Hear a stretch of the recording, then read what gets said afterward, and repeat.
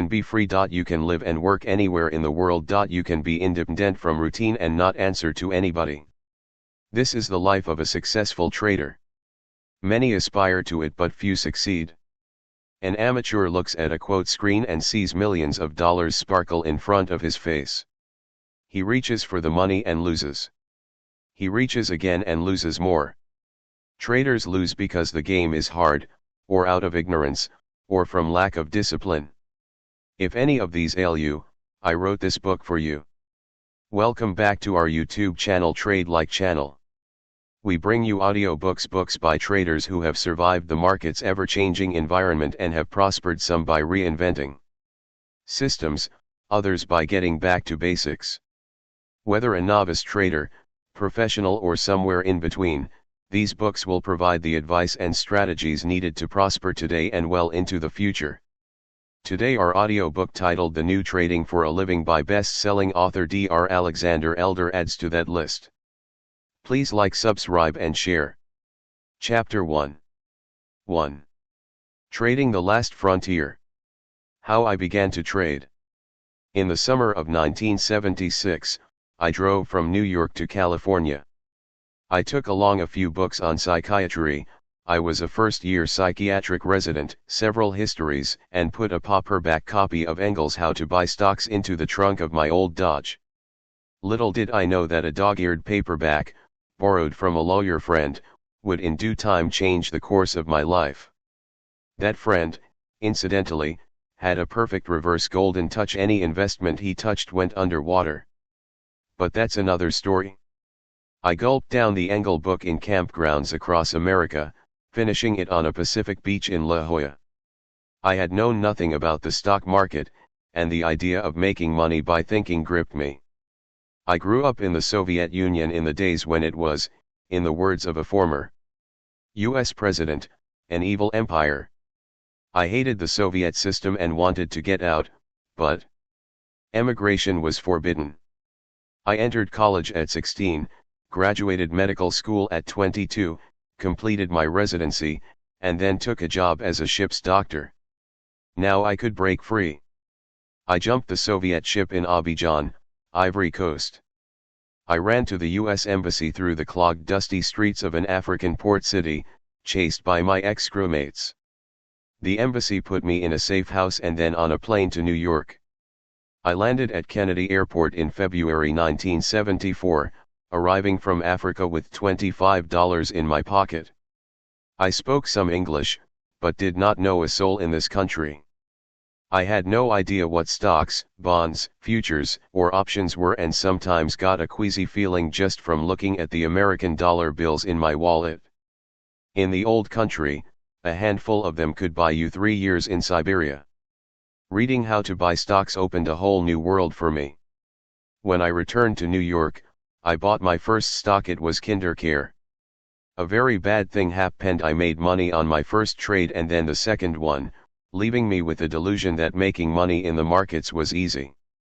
It took me a couple of years to get rid of that notion. My professional career proceeded on a separate track. I completed a residency in psychiatry at a major university hospital, studied at the New York Psychoanalytic Institute, and served as book editor for the largest psychiatric newspaper in the United States.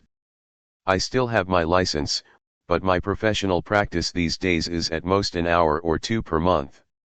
I am busy trading, love traveling, and do some teaching. Learning to trade has been a long journey with soaring highs and aching lows. In moving forward or in circles, I repeatedly knocked my head against the wall and ran my trading account into the ground. Each time I returned to a hospital job, put a stake together, read, thought, did more testing, and then started trading again. My trading slowly improved, but the breakthrough came when I realized that the key to winning was inside my head and not inside a computer. Psychiatry gave me the insight into trading that I will share with you. Do you really want to succeed? For many years I had a friend whose wife was fat. She was an elegant dresser, and she had been on a diet for as long as I had known her. She said she wanted to lose weight and she didn't eat cake or potatoes in front of people, but when I came into her kitchen, I'd see her go at it with a big fork. She said she wanted to be slim, but remained fat. The short-term pleasure of eating was stronger for her than the delayed pleasure and health benefits of weight loss. My friend's wife reminded me of a great many traders who say they want to be successful but keep making impulsive trades going for the short-term thrills of gambling in the markets. People deceive and play games with themselves. Lying to others is bad, but lying to yourself is hopeless. Bookstores are full of good books on dieting, but the world is still full of overweight people. This book will teach you how to analyze and trade the markets, control risks, and deal with your own mind. I can give you the knowledge. Only you can supply the motivation. And remember this, an athlete who wants to enjoy risky sports must follow safety rules. When you reduce risks, you gain an added sense of accomplishment and control. The same goes for trading. You can succeed in trading only if you handle it as a serious intellectual pursuit. Emotional trading is lethal. To help ensure success, practice defensive money management. A good trader watches his capital as carefully as a professional scuba diver watches his air supply. 2. Psychology is the key. Remember how you felt the last time you placed an order? Were you anxious to jump in or afraid of losing? Did you procrastinate before entering your order? When you closed out a trade, did you feel elated or humiliated? The feelings of thousands of traders merge into huge psychological tides that move the markets. Getting off the roller coaster. The majority of traders spend most of their time looking for good trades. Once they enter a trade, they don't manage it but either squirm from pain or grin from pleasure. They ride an emotional roller coaster and miss the essential element of winning, the management of their emotions. Their inability to manage themselves leads to poor risk management and losses. If your mind is not in gear with the markets, or if you ignore changes in mass psychology of crowds, you have no chance of making money trading. All winning professionals know the enormous importance of psychology. Most losing amateurs ignore it. Friends and students who know that I am a psychiatrist often ask whether this helps me as a trader. Good psychiatry and good trading have one important principle in common. Both focus on reality, on seeing the world the way it is. To live a healthy life, you have to live with your eyes open. To be a good trader, you need to trade with your eyes open, recognize real trends and turns, and not waste time or energy on fantasies, regrets, and wishful thinking. A man's game? Brokerage house records indicate that most traders are male. The files of my firm, Elder.com, confirm that approximately 85 to 90% of traders are male. The percentage of women traders among my clients, however, has more than doubled since the original edition of Trading for a Living was written 20 years ago. The English language being what it is, he flows better than he or she, or jumping between the two pronouns. To make reading easier, I'll use the masculine pronoun throughout this book. Of course, no disrespect is intended to the many women traders. As a matter of fact, I find that the percentage of successful traders is higher among women. As a group, they tend to be more disciplined and less arrogant than men. How this book is organized. The three pillars of successful trading are psychology, market analysis, and risk management. Good record keeping ties them together. This book will help you learn the essentials of all these areas. Part 1 of this book will show you how to manage emotions in trading. I discovered this method while practicing psychiatry. It greatly improved my trading, and it can help you too. Part 2 will focus on crowd psychology of the markets. Mass behavior is more primitive than that of individuals. If you understand how crowds behave, you'll be able to profit from their mood swings instead of being swept up in their emotional tides. Part 3 will show how chart patterns reflect crowd behavior. Classical technical analysis is applied social psychology, like poll taking. Support, resistance, breakouts, and other patterns reflect crowd behavior. Part 4 will teach you modern methods of computerized technical analysis. Indicators provide a better insight into mass psychology than classical chart patterns. Trend following indicators help identify market trends, while oscillators show when those trends are ready to reverse. Volume and open interest also reflect crowd behavior. Part 5 will focus on them as well as on the passage of time in the markets.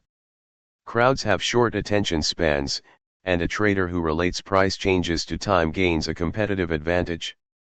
Part 6 will focus on the best tools for analyzing the stock market as a whole. They can be especially helpful for stock index futures and options traders. Part 7 will present several trading systems. We'll begin with the triple screen, which has become widely accepted, and then review the impulse and channel trading systems. Part 8 will discuss several classes of trading vehicles. It will outline pluses and minuses of equities, futures, options, and forex, while blowing away the promotional fog that clouds some of these markets. Part 9 will lead you into the all-important topic of money management. This essential aspect of successful trading is neglected by most amateurs. You can have a brilliant trading system, but if your risk management is poor, then a short string of losses will destroy your account.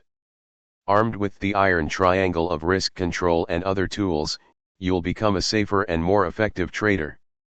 Part 10 will delve into the nitty-gritty of trading, setting stops, profit targets, and scanning. These practical details will help you implement any system you like. Part 11 will guide you through the principles and templates of good record keeping.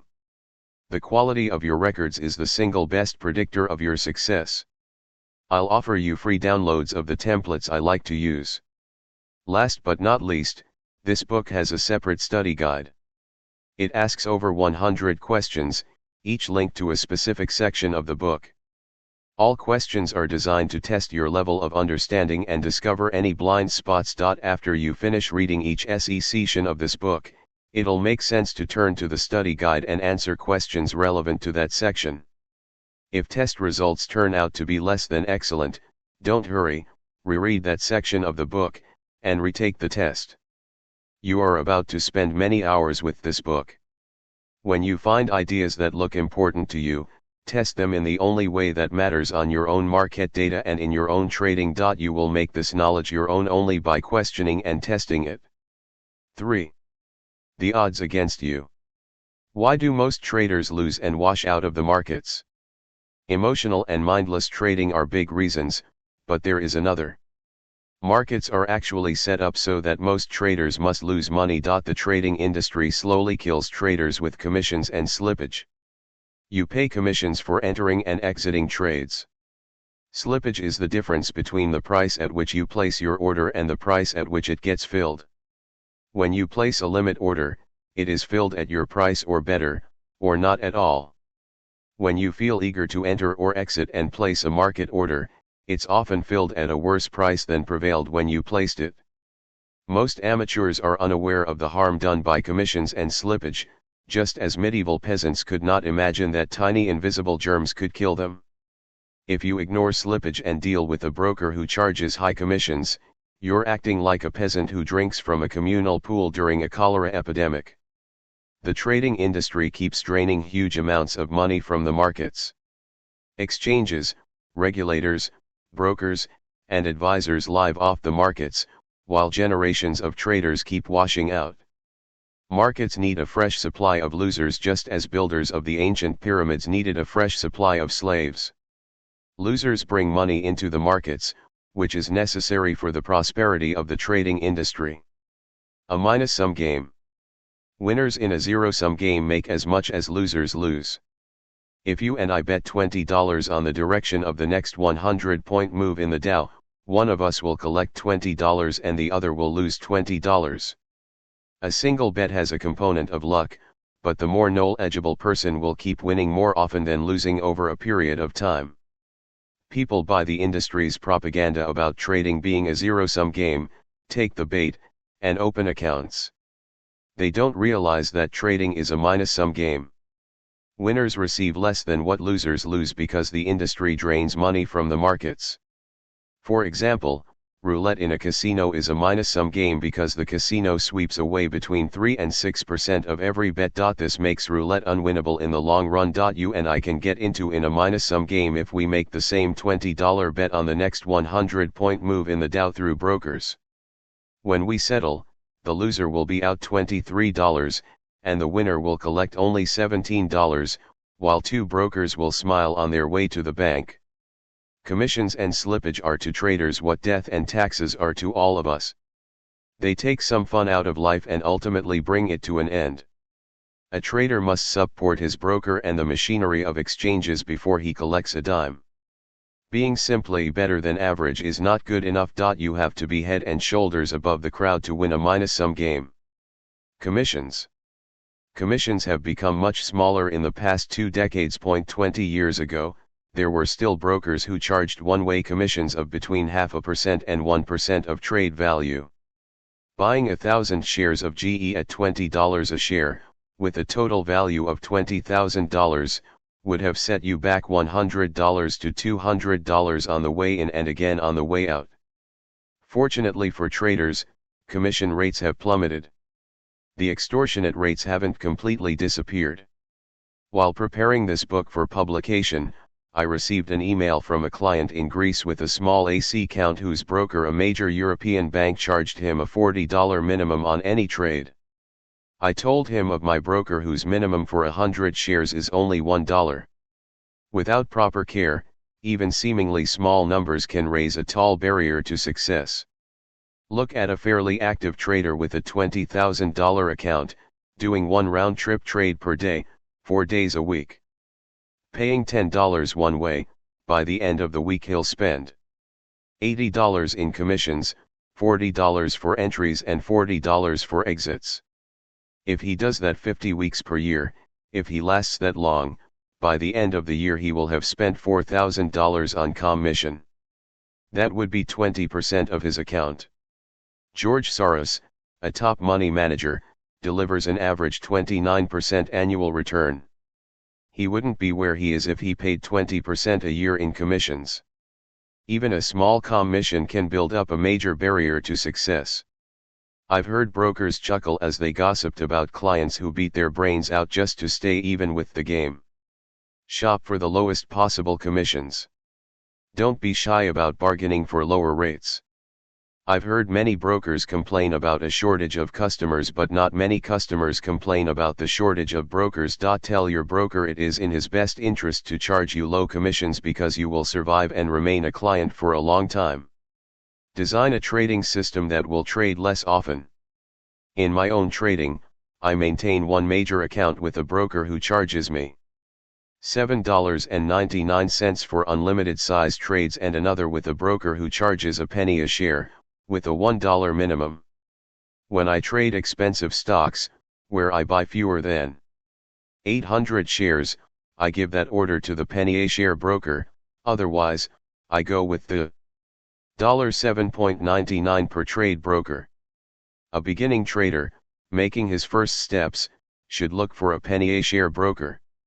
Then you can trade your 100 shares for $1. A futures trader can expect to pay just a couple of dollars for a round-trip trade. Slippage. Slippage means having your orders filled at a different price than what you saw on the screen when you placed your order. It is like paying 50 cents for an apple in a grocery store even though the posted price is 49 cents. A penny is nothing, but if you're buying 1,000 apples or 1,000 shares with a penny slippage, it'll come to $10 per order, probably greater than your commission. There are two main types of orders, market and limit. Your slippage depends on which of these types you use. A limit order says give me that apple at 49 cents. It guarantees the price, but doesn't guarantee a fill. You'll pay no more than 49 cents, but you may end up without the apple that you wanted. A market order says give me that apple. It guarantees a fill, but doesn't guarantee the price. If prices of apples are rising when you place your order, you may well pay more than you saw on the screen when you pushed the buy button. You may get hit by slippage. Slippage on market orders rises with market volatility. When the market begins to run, slippage goes through the roof. Do you have any idea how much slippage costs you? There is only one way to find out: write down the price at the time you placed a market order, compare it with your fill, and multiply the difference by the number of shares or contracts. Needless to say, you need a good record-keeping system, such as a spreadsheet with columns for each of the above numbers. We offer such a spreadsheet to traders as a public service at www.elder.com. You'll be reading record this and record that throughout this book. Remember that good record keeping is essential for your success. You have to keep an eye on your wins and an even sharper eye on your losses because you can learn much more from them. Here's a shocking number, which you can confirm by keeping good records. An average trader spends 3 times more on slippage than on commissions. Earlier we talked about commissions raising a barrier to success. The barrier from slippage is 3 times higher. This is why, no matter how tempting a trade, you need to avoid buying at the market. You want to be in control and trade only at prices that suit you. There are thousands of stocks and dozens of futures contracts. If you miss a trade due to a limit order, there'll be countless other opportunities. Do not overpay. I almost always use limit orders and resort to market orders only when placing stops. When a stop level gets hit, it becomes a market order. When a trade is flaming out, it's not the time to economize. Get in slow but get out fast. To reduce slippage, trade liquid, high-volume markets and avoid thinly traded stocks, where slippage tends to be higher. Go long or short when the market is quiet, and use limit orders to buy or sell at specified prices. Keep a record of prices at the time you placed your order. Demand your broker fight the floor for a better fill when necessary. Bid-ask spreads. Whenever the market is open, there are always 2 prices for any trading vehicle: a bid and an ask. A bid is what people are offering to pay for that security at that moment, an ask is what sellers are demanding in order to sell it. A bid is always lower, an ask higher, and the spread between them keeps changing. Bid-ask spreads vary between different markets and even in the same market at different times. Bid-ask spreads are higher in thinly traded vehicles, as the pros who dominate such markets demand high fees from those who want to join their party. The bid-ask spreads are likely to be razor-thin, perhaps only 1 tick on a quiet day in an actively traded stock, future, or option. They grow wider as prices accelerate on the way up or down and may become huge dozens of ticks after a severe drop or a very sharp rally. Market orders get filled at the bad side of bid-ask spreads. A market order buys at the ask, high, and sells at the bid, low. Little wonder that many professional traders make a good living from filling market orders. Don't feed the wolves, use limit orders whenever possible. The barriers to success. Slippage and commissions make trading similar to swimming in a piranha-infested river. Other expenses also drain traders' money. The cost of computers and data, fees for advisory services and books including the one you are reading now all come out of your trading funds. Look for a broker with the cheapest commissions and watch him like a hawk. Design a trading system that gives signals relatively infrequently and allows you to enter markets during quiet times. Use limit orders almost exclusively except when placing stops. Be careful on what tools you spend money, there are no magic solutions. Success cannot be bought, only earned. Individual psychology. 4. Why trade? Trading appears deceptively easy. A beginner may cautiously enter the market, win a few times, and start feeling brilliant and invincible. That's when he starts taking wild risks and ends up with bad losses. People trade for many reasons, some rational and many irrational. Trading offers an opportunity to make a lot of money in a hurry. Money symbolizes freedom to many people, even though they often don't know what to do with it. If you know how to trade, you can make your own hours, live and work anywhere you please, and never answer to a boss. Trading is a fascinating game, chess, poker, and a video game rolled into one. Trading attracts people who love challenges. It attracts risk takers and repels those who avoid risk. An average person gets up in the morning, goes to work, has a lunch break, returns home, has a beer and dinner, watches TV, and goes to sleep. If he makes a few extra dollars, he puts them into a savings account. A trader keeps odd hours and puts his capital at risk. Many traders are loners who abandon the certainties of the routine and take a leap into the unknown. Self-fulfillment. Many people have an innate drive to achieve their personal best, to develop their abilities to the fullest. This drive, along with the pleasure of the game and the lure of money, propels traders to challenge the markets. Good traders tend to be hardworking and shrewd people, open to new ideas. The goal of a good trader, paradoxically, is not to make money. His goal is to trade well. 9. If he trades right, money follows almost as an afterthought.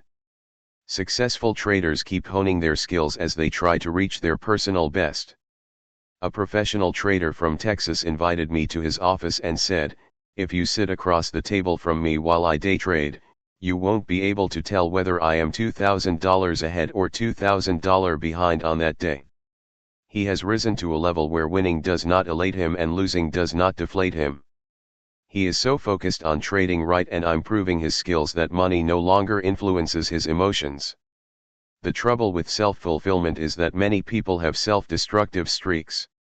Accident-prone drivers keep destroying their cars, and self-destructive traders keep destroying their accounts.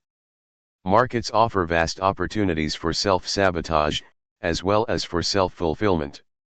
Acting out your internal conflicts in the marketplace is a very expensive proposition. Traders who are not at peace with themselves often try to fulfill their contradictory wishes in the markets. If you don't know where you are going, you'll wind up somewhere you never wanted to be. 5. Reality versus fantasy. If a friend with little farming experience told you that he planned to feed himself with food grown on a quarter-acre, 1,000 square meters, plot, you'd expect him to go hungry. One can squeeze only so much from a small piece of land. There is, however, a field in which grown ups let their fantasies fly in trading.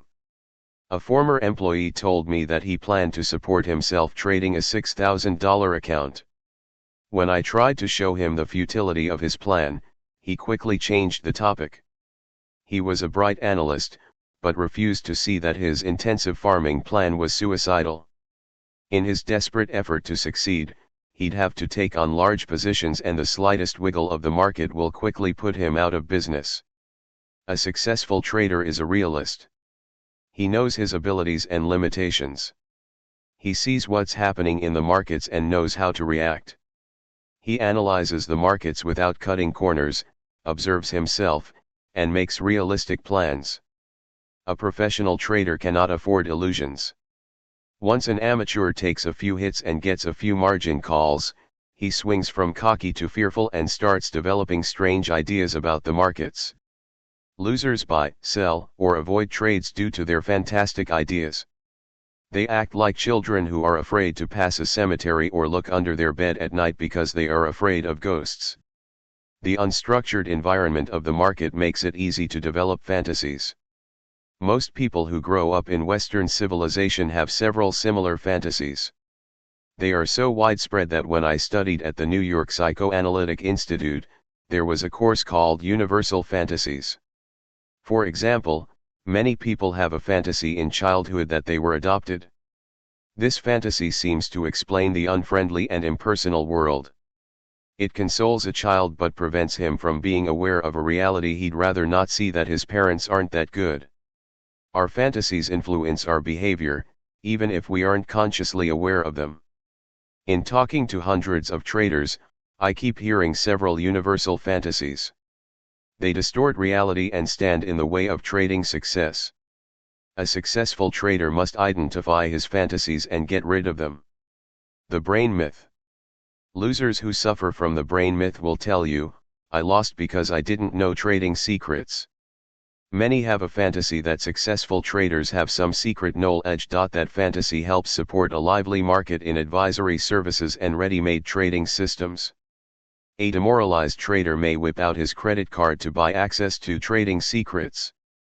He may send money to a charlatan for a $3,000 can't-miss, back-tested, computerized trading system. When that system self-destructs, he'll pull out his almost maxed out credit card again for a scientific manual that explains how he can stop losing and begin winning by contemplating the moon, the stars, or even Uranus. At an investment club we used to have in New York, I often ran into a famous financial astrologer. He often asked for free admission because he couldn't afford to pay a modest fee for the meeting and a meal. His main source of income remains collecting money for astrological trading predictions from hopeful amateurs. Losers don't realize that trading is intellectually fairly simple. It is nowhere near as demanding as taking out an appendix, building a bridge, or trying a case in court. Good traders are shrewd, but few are intellectuals. Many have never been to college, and some have dropped out of high school.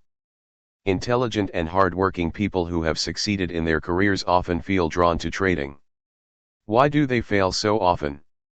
What separates winners from losers isn't intelligence or secrets, and certainly not education. The undercapitalization myth. Many losers think that they would trade successfully if they had a bigger account. People destroy their accounts either by a string of losses or a single abysmally bad trade. Often, after the loser is sold out, unable to meet a margin call, the market reverses and moves in the direction he expected. He starts fuming. Had he survived another week, he would have made a fortune instead of losing. Such people look at market reversals that come too late and think that those turns confirm their methods. They may go back to work and earn, save, or borrow enough money to open another small account. History repeats itself. The loser gets wiped out, the market reverses and proves him right, but only too late he's been sold out again. That's when the fantasy is born: if only I had a bigger account, I could have stayed in the market longer and won. Some losers raise money from relatives and friends by showing them a paper track record. It seems to prove that they would have won big, if only they had had more money to work with. But even if they raise more money, they lose that, too, as if the market were laughing at them. A loser is not undercapitalized, his mind is underdeveloped. A loser can destroy a big account almost as quickly as a small one. An acquaintance of mine once blew out over $200 million in a day. His broker sold him out and then the market turned. He sued the broker and said to me, "If only I had a bigger account." Apparently an account with $200 million wasn't big enough. A loser's true problem is not account size but overtrading and sloppy money management. He takes risks that are too big for his account size, however small or big. No matter how good his system may be, a streak of bad trades is sure to put him out of business. Amateurs neither expect to lose nor are prepared to manage losing trades. Calling themselves undercapitalized is a cop-out that helps them avoid two painful truths: their lack of a realistic money management plan and lack of discipline. A trader who wants to survive and prosper must control losses. You do that by risking only a tiny fraction of your equity on any single trade. See Section 9, Risk Management. Learn from cheap mistakes in a small account. The one advantage of a large trading account is that the price of equipment and services represents a smaller percentage of your money. The owner of $1 million fund who spends $5,000 on classes is only 0.5% behind the game. The same expenditure would represent a deadly 25% of equity for a trader with a $20,000 account. The autopilot myth. Traders who believe in the autopilot myth think that the pursuit of wealth can be automated. Some people try to develop an automatic trading system, while others buy systems from vendors. Men who have spent years honing their skills as lawyers, doctors, or businessmen plunk down thousands of dollars for canned competence. Most are driven by greed, laziness, and mathematical illiteracy. Systems used to be written on sheets of paper, but now they get downloaded on a computer. Some are primitive, others are elaborate, with built-in optimization and even money management rules. Many traders spend thousands of dollars searching for magic that will turn a few pages of computer code into an endless stream of money. People who pay for automatic trading systems are like medieval knights who paid alchemists for the secret of turning base metals into gold. Complex human activities do not lend themselves to automation. Computerized learning systems have not replaced teachers, and programs for doing taxes haven't created unemployment among accountants. Most human activities call for an exercise of judgment. Machines and systems can help but not replace humans. Had there been a successful automatic trading system, its purchaser could move to Tahiti and spend the rest of his life at leisure, supported by a stream of checks from his broker. So far, the only people who've made money from trading systems are their sellers. They form a small but colorful cottage industry. If their systems worked, why would they sell them? They could move to Tahiti themselves and cash checks from their brokers. Meanwhile, every system seller has a line. Some say they like programming better than trading. Others claim that they sell their systems only to raise capital or even out of love for humanity. Markets are always changing and defeating automatic trading systems. Yesterday's rigid rules will work less well today and will probably stop working tomorrow. A competent trader can adjust his methods when he detects trouble. An automatic system is less adaptable and self-destructs. Airlines pay high salaries to pilots despite having autopilots. They do it because humans can handle unforeseen events. When a roof blows off an airliner over the Pacific, or when a passenger jet loses both engines to a flock of geese over Manhattan, only a human can handle such crises. These emergencies have been reported in the press, and in each of them, experienced pilots manage to land their airliners by improvising solutions. No autopilot can do that. Betting your money on an automatic system is like betting your life on an autopilot. The first unexpected event will make your account crash and burn. There are good trading systems out there, but they have to be monitored and adjust using individual judgment. You have to stay on the ball. You cannot abdicate responsibility for your success to a mechanical system. Traders with autopilot fantasies try to repeat what they felt as infants. Their mothers used to fulfill their needs for food, warmth, and comfort. Now they try to recreate the experience of passively lying on their backs and having profits flow to them like an endless stream of free, warm milk. The market is not your mother. It consists of tough men and women who look for ways to take money from you rather than pouring warm milk into your mouth. The cult of personality. Most people pay lip service to their wish for freedom and independence, but when they come under pressure, they change their tune and start looking for a strong lead airship. Traders in distress often seek directions from assorted gurus. When I was growing up in the former Soviet Union, children were taught that Stalin was our great leader. Later we found out what a monster he was, but while he was alive, most people enjoyed following the leader. He freed them from the need to think for themselves. Little Stalins were installed in every area of society, in economics, biology, architecture, and so on. When I came to the United States and began to trade, I was amazed to see how many traders were looking for a guru, their own little Stalin. The fantasy that someone else can make you rich is always with us. There are three types of gurus in the financial markets: market cycle gurus, magic method gurus, and dead gurus. Cycle gurus call important market turns. Method gurus promote new highways to riches. Still others have escaped criticism and invite cult following through the simple mechanism of departing this world. Market cycle gurus. For many decades, the U.S. stock market has generally followed a 4-year cycle. The broad stock market has normally spent 2.5 or 3 years going up and 1 or 1.5 years going down. A new market cycle guru emerges in almost every major stock cycle, once every 4 years.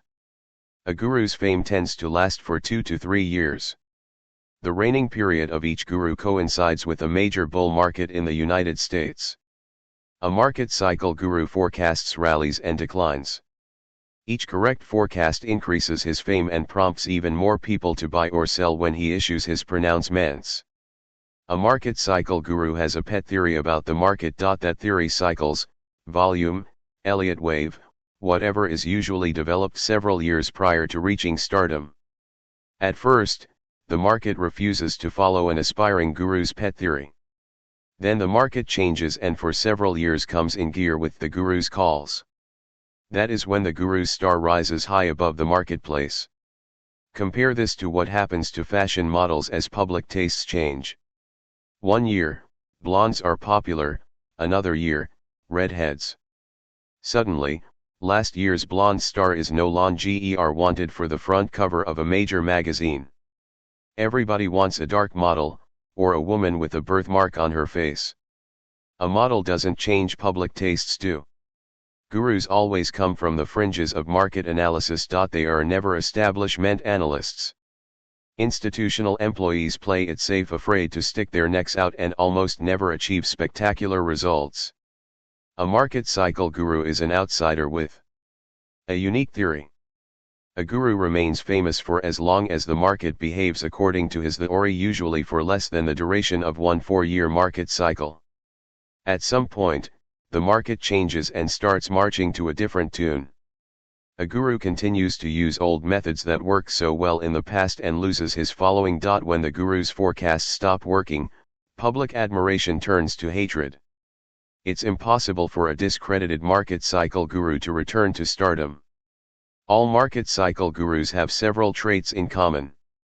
They become active in the forecasting business several years prior to reaching stardom. Each has a unique theory, a few followers, and some credibility, conferred by sheer survival in the advisory business. The fact that each guru's theory did not work for a number of years is ignored by his followers. When the theory becomes correct, the mass media take notice. When a theory stops working, mass adulation turns to hatred. When you recognize that a successful new guru is emerging, it may be profitable to jump on his bandwagon. It's even more important to recognize when a guru has reached his peak. All gurus crash, and by definition, they crash from the height of their fame.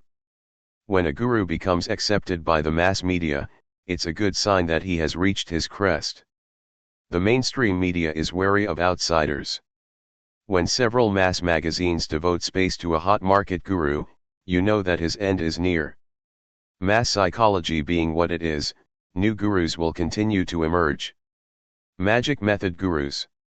While cycle gurus are creatures of the stock market, method gurus are more prominent in the derivatives markets.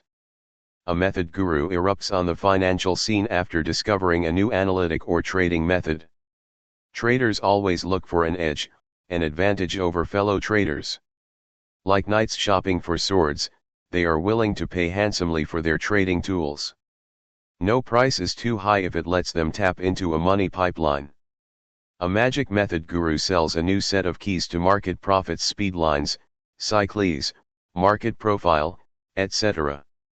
It may have an edge in the beginning, but as soon as enough people become familiar with a new method and test it in the markets, it inevitably deteriorates and starts losing popularity. Markets are forever grinding down each method's edge, and what worked yesterday is less likely to work today and highly unlikely a year from now.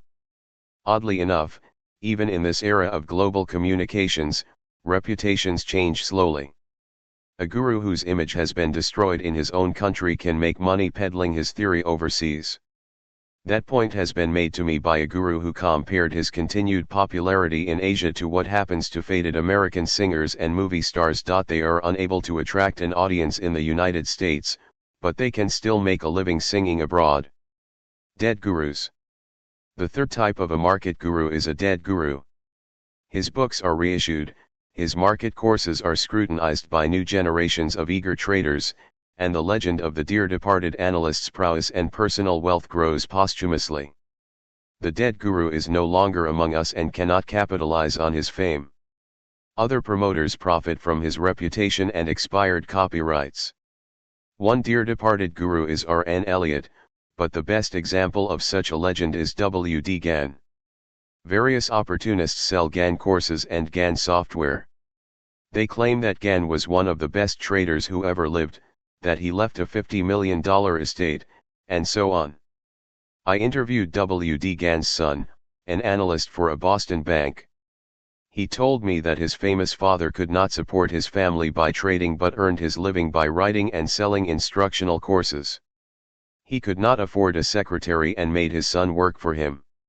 When W.D. Gann died in the 1950s, his estate, including his house, was valued at slightly over $100,000. The legend of W.D. Gann, the giant of trading, is perpetuated by those who sell courses and other paraphernalia to gullible customers. The followers of gurus. A guru has to produce original research for several years, then get lucky when the market turns his way. While some gurus are dead, those who are alive range from serious academic types to great showmen. To read about scandals surrounding many gurus, try Winner Takes All by William R. Gallagher. When we pay a guru, we expect to get back more than we spend. We act like a man who bets a few dollars against a 3-card Monte dealer on a street corner. He hopes to win more than he put down on an overturned crate. Only the ignorant or greedy take the bait. Some people turn to gurus in search of a strong leader. They look for a parent-like omniscient provider. As a friend once said, they walk with their umbilical cords in hand, looking for a place to plug them in. A smart promoter provides such a receptacle, for a fee. The public wants gurus, and new gurus will come. As an intelligent trader, you must realize that in the long run, no guru is going to make you rich. You have to work on that yourself. Occasionally, when I give a talk or appear on TV, someone introduces me as a famous guru. I shudder at those words and interrupt such introductions. A guru is someone claiming to lead the crowds across the desert for a donation. No such pitches here. I always begin by explaining that there are no magic methods, that the field of trading is as huge and diverse as that of medicine, where one needs to choose one specialty and work hard to become good at it. I chose my path a long time ago, and what I do in front of a class is simply think out loud, sharing my modes of research and decision making. Trade with your eyes open. Wishful thinking is stronger than dollars. Recent research has proven that people have a prodigious ability to lie to themselves and avoid seeing the truth. Duke University professor Dan Ariely describes a clever experiment. A group of people are given an intelligence test, but half of them are accidentally shown a response sheet, allowing them to look up correct answers before recording their own. Needless to say, they score above the rest. Next, everybody is asked to predict their grades on the next IQ test, in which there will be absolutely no cheat sheets, and those who predict correctly will get paid. Surprisingly, the half of the group that scored higher with cheat sheets predicted higher results for the next test. The cheaters wanted to believe they were very smart, even though their incorrect predictions of success would cost them money. A successful trader cannot afford wishful thinking. He must be a realist. There are no cheat sheets in the markets. You can see the truth in your trade diaries and equity curves. To win in the markets, we need to master 3 essential components of trading: sound psychology, a logical trading system, and an effective risk management plan. These are like 3 legs of a stool. Remove one and the stool will fall. It is a typical beginner mistake to focus exclusively on indicators and trading systems. You have to analyze your feelings as you trade to make sure that your decisions are sound. Your trades must be based on clearly defined rules. You have to structure your money management so that no string of losses can kick you out of the game. 6. Self-destructiveness. Trading is a very hard game. A trader who wants to win and remain successful in the long run has to be extremely serious about his craft. He cannot afford to be naive or to trade because of some hidden psychological agenda. Unfortunately, trading often appeals to impulsive people, gamblers, and those who feel that the world owes them a living. If you trade for the excitement, you'll inevitably take trades with bad odds and accept needless risks. The markets are unforgiving, and emotional trading always results in losses. Gambling. Gambling means betting on games of chance or skill. It exists in all societies, and most people have gambled at some point in their lives. Freud believed that gambling was universally attractive because it was a substitute for masturbation. The repetitive and exciting activity of the hands, the irresistible urge, the resolutions to stop, the intoxicating quality of pleasure, and the feelings of guilt link gambling and masturbation. Dr. Ralph Greenson, a prominent California psychoanalyst, has divided gamblers into 3 groups: the normal person who gambles for diversion and who can stop when he wishes, the professional gambler, who selects gambling as his means of earning a livelihood, and the neurotic gambler, who gambles because he is driven by unconscious needs and is unable to stop. A neurotic gambler either feels lucky or wants to test his luck. Winning gives him a sense of power. He feels pleased, like a baby feeding at a breast.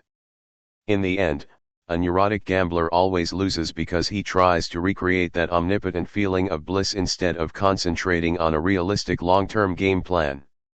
Dr. Sheila Bloom, director of the compulsive gambling program at South Oaks Hospital in New York, called gambling an addiction without a drug.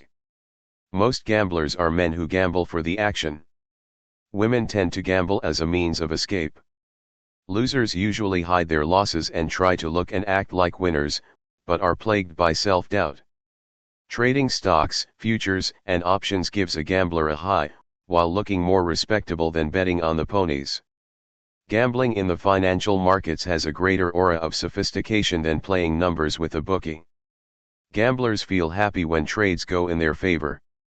They feel terribly low when they lose. They differ from successful professionals who focus on long-term plans and don't get particularly upset or excited over any single trade. The key sign of gambling is the inability to resist the urge to bet. If you feel that you are trading too much and the results are poor, stop trading for a month. This will give you a chance to reevaluate your trading. If the urge to trade is so strong that you cannot stay away from the action for a month, then it is time to visit your local chapter of Gamblers Anonymous or start using the principles of Alcoholics Anonymous, outlined later in this chapter. Self-sabotage. After practicing psychiatry for decades, I became convinced that most failures in life are due to self-sabotage. We fail in our professional, personal, and business affairs not because of bad luck or incompetence, but to fulfill an unconscious wish to fail. A brilliant friend of mine had a lifelong history of demolishing his success.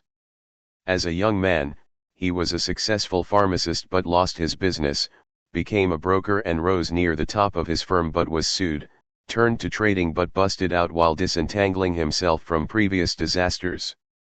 He blamed all his failures on envious bosses, incompetent regulators, and an unsupportive wife. Finally, he hit bottom. He had no job and no money. He borrowed a quote terminal from another busted-out trader and raised capital from a few people who had heard that he had traded well in the past. He started making money for his pool, and as the word spread, more people invested. My friend was on a roll. At that point, he went on a speaking tour of Asia but continued to trade from the road. He took a side trip into a country famous for its brothels, leaving a very large open position in bond futures, with no protective stop. By the time he returned to civilization, the market had staged a major move and his pool was wiped out. Did he try to figure out his problem? To learn? No, he blamed his broker. Afterwards I helped him get an attractive job at a major data company, but there he began to bite the hands that fed him and was fired. In the end, this brilliant man was going door to door, selling aluminum siding while others made money using his techniques. When traders get in trouble, they tend to blame others, bad luck, or anything else. It hurts to look within yourself for the cause of your failure. A prominent trader came to me for a consultation. His equity was being demolished by a rally in the US dollar, in which he was heavily short. He had grown up fighting an abusive and arrogant father. He had made a name for himself by betting large positions on reversals of established trends. This trader kept adding to his short position because he could not admit that the market, which represented his father, was bigger and stronger than he was. These are just two examples of how people act out their self-destructive tendencies. We sabotage ourselves by acting like impulsive children rather than intelligent adults. We cling to our self-defeating patterns. They can be treated. Failure is a curable disease. The mental baggage from childhood can prevent you from succeeding in the markets. You have to identify your weaknesses and work to change. Keep a trading diary. Write down your reasons for entering and exiting every trade. Look for repetitive patterns of success and failure. The demolition derby. All society members make small allowances to protect one another from the consequences of their mistakes. When you drive, you try to avoid hitting other cars, and they try to avoid hitting you. If someone cuts in front of you on a highway, you may curse, but you will slow down. If someone swings open the door of a parked car, you swerve. You avoid collisions because they are costly for both parties. Almost all professions provide safety nets for their members. Your bosses, colleagues, and clients will warn you when you behave badly or self-destructively. There is no such safety net in trading, which makes it more dangerous than most human endeavors. The markets offer endless opportunities to self-destruct. Buying at the high point of the day is like swinging your car door open into the traffic. When your order to buy reaches the floor, traders rush to sell to you to tear off your door along with your arm. Other traders want you to fail because when you lose they get your money. Markets operate without normal human helpfulness. Every trader gets hit by others. Every trader tries to hit others. The trading highway is littered with wrecks. Trading is the most dangerous human endeavor, short of war. Controlling self-destructiveness. Most people go through life making the same mistakes decade after decade. Some structure their lives to succeed in one area, while acting out their internal conflicts in another. You need to be aware of your tendency to sabotage yourself. Stop blaming your losses on bad luck or on others, and take responsibility for your results. Start keeping a diary, a record of all your trades, with reasons for entering and exiting them. Look for repetitive patterns of success and failure. Those who don't learn from the past are condemned to repeat it. A trader needs a psychological safety net the way a mountain climber needs his survival gear. I found the principles of Alcoholics Anonymous, outlined below, to be of great help at an early stage of trader development. Strict money management rules also provide a safety net, while the diary helps you learn from your mistakes as well as successes. 7. Trading psychology. Your success or failure as a trader depends on your emotions. You may have a brilliant trading system, but if you feel arrogant, frightened, or upset, your account is sure to suffer. If you become aware of fear, greed, or a gambler's high, close your trades. In trading, you compete against the sharpest minds in the world. Commissions and slippage slant the field against you. Now, on top of that, if you allow your emotions to interfere with your trading, the battle is lost. My friend and partner in SpickyTrade.com, Carrie Lovorn, is fond of repeating, "It is hard enough to know what the market is going to do. If you don't know what you are going to do, the game is lost." Having a good trading system is not enough. Many traders with good systems wash out because psychologically they are not prepared to win. Bending the rules. Markets offer enormous temptations, like walking through a gold vault or through a harem. They provoke great surges of greed and even greater waves of fear of losing what we've got. Those feelings cloud our perceptions of market reality. Most amateurs feel like geniuses after a short winning streak. It is exciting to believe that you are so good that all your trades are sure to be winners. That's when traders start deviating from their rules and damage their accounts. Traders gain some knowledge, win, their emotions kick in, and they self-destruct. Most traders promptly give their killings back to the markets, which are full of rags to riches stories. The hallmark of a successful trader is the ability to accumulate equity. You need to make trading as objective as possible. Be sure to follow money management rules. Keep a spreadsheet listing all your trades, including commissions and slippage. Keep a diary of all your trades with before and after charts. At the early stages of your trading career, you may have to devote as much energy to analyzing yourself as analyzing the markets. When I was learning to trade, I read every book on trading psychology I could find. Many writers offered sensible advice. Some stressed discipline: you cannot let the markets sway you. Don't make decisions during trading hours. Plan a trade, and trade a plan. Others stressed flexibility: don't enter the market with any preconceived notions. Change your plans when markets change. Some experts suggested isolation: no business news, no Wall Street Journal, no listening to other traders, just you and the market. Others advised being open-minded, keeping in touch with other traders, and soaking up fresh ideas. Each piece of advice seemed to make sense, but they contradicted one another. I kept reading, trading, and focusing on system development. I also continued to practice psychiatry. I never thought the two fields were connected until I had a sudden insight. The idea that changed how I trade came from psychiatry. The insight that changed my trading. Like most psychiatrists, I always had some patients with alcohol problems. I also served as a consultant to a major drug rehabilitation program. It didn't take me long to realize that alcoholics and addicts were more likely to recover in self-help groups than in classical psychiatric settings. Psychotherapy, medications, and expensive hospitals and clinics can sober up a drunk but seldom succeed in helping him remain sober. Most addicts quickly relapse. They have a much better chance to recover if they become active in Alcoholics Anonymous, AA, and similar self-help groups. Once I realized that AA members were more likely to stay sober and rebuild their lives, I became a big fan of Alcoholics Anonymous. I began sending patients with drinking problems to AA and related groups, such as ACOA, Adult Children of Alcoholics. If an alcoholic came to me for treatment, I insisted that he also go to AA because otherwise he'd be wasting both our time and his money. One night I stopped by a friend's office on the way to a party.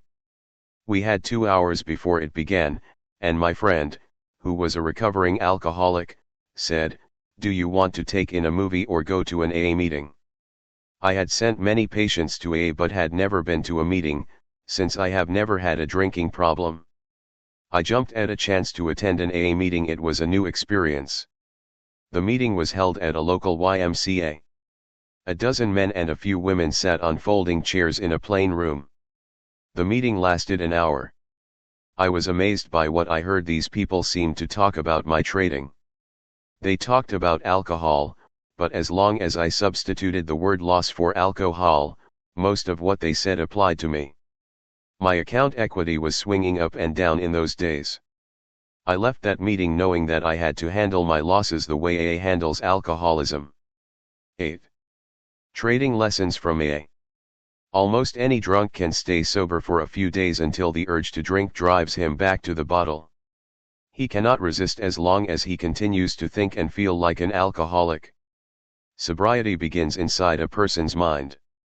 Alcoholics Anonymous, AA, has a system for changing the way people think and feel about drinking. AA members use a 12-step program for changing their minds. These 12 steps, described in the book 12 Steps and 12 Traditions, refer to 12 stages of personal growth. Recovering alcoholics attend meetings where they share their experiences with other recovering alcoholics, supporting each other in their sobriety. Any member can get a sponsor, another AA member whom he can call for support when he feels the urge to drink. AA was founded in the 1930s by two alcoholics, a doctor and a traveling salesman, who began meeting to help each other stay sober. They developed a system that worked so well, others began to join them. AA has only one goal: to help its members stay sober. It doesn't ask for money, takes no political positions, and runs no promotional campaigns. AA keeps growing thanks only to word of mouth and owes its success only to its effectiveness. The 12-step program of AA is so effective that people with other problems now use it. There are 12-step groups for children of alcoholics, gamblers, and others. I've become convinced that traders can stop losing money if they apply the key principles of Alcoholics Anonymous to their trading. Denial. A social drinker enjoys a cocktail, a glass of wine, or a beer, but stops when he feels he's had enough. An alcoholic's chemistry is different. Once an alcoholic takes a drink, he feels an urge to continue until he passes out or his money runs out. A drunk may say that he needs to cut down on drinking, but can't admit that it's out of control. Try telling an alcoholic relative, friend, or employee that his drinking is out of control and damaging his life, and you'll run into a wall of denial. An alcoholic may say, My boss fired me cause I was hung over and came in late. My wife took the kids and left cause she had no sense to begin with. My landlord is trying to kick me out of the apartment cause I'm a little behind on the rent. I'm gonna have to cut down on my drinking, and everything will be alright. This man has lost his family and his job. He is about to lose the roof over his head. His life is spinning out of control, but he keeps saying that he can cut down on his drinking. This is denial. Alcoholics deny their problems while their lives are falling apart. As long as an alcoholic believes that he can control his drinking, he is headed downhill. Nothing will ever change, even if he gets a new job, a new wife, and a new landlord. Alcoholics deny that alcohol controls their lives. When they talk of reducing drinking, they talk about managing the unmanageable. They are like a driver whose car spins out of control on a mountain road. When the car careens down a cliff, it is too late to promise to drive carefully. An alcoholic's life careens out of control, while he denies he's an alcoholic. There is a stark parallel between an alcoholic and a trader whose account is being demolished by losses. As he keeps changing his trading tactics, he acts like an alcoholic who tries to solve his problem by switching from hard liquor to beer. A loser denies that he's lost control over his trading life. Rock bottom.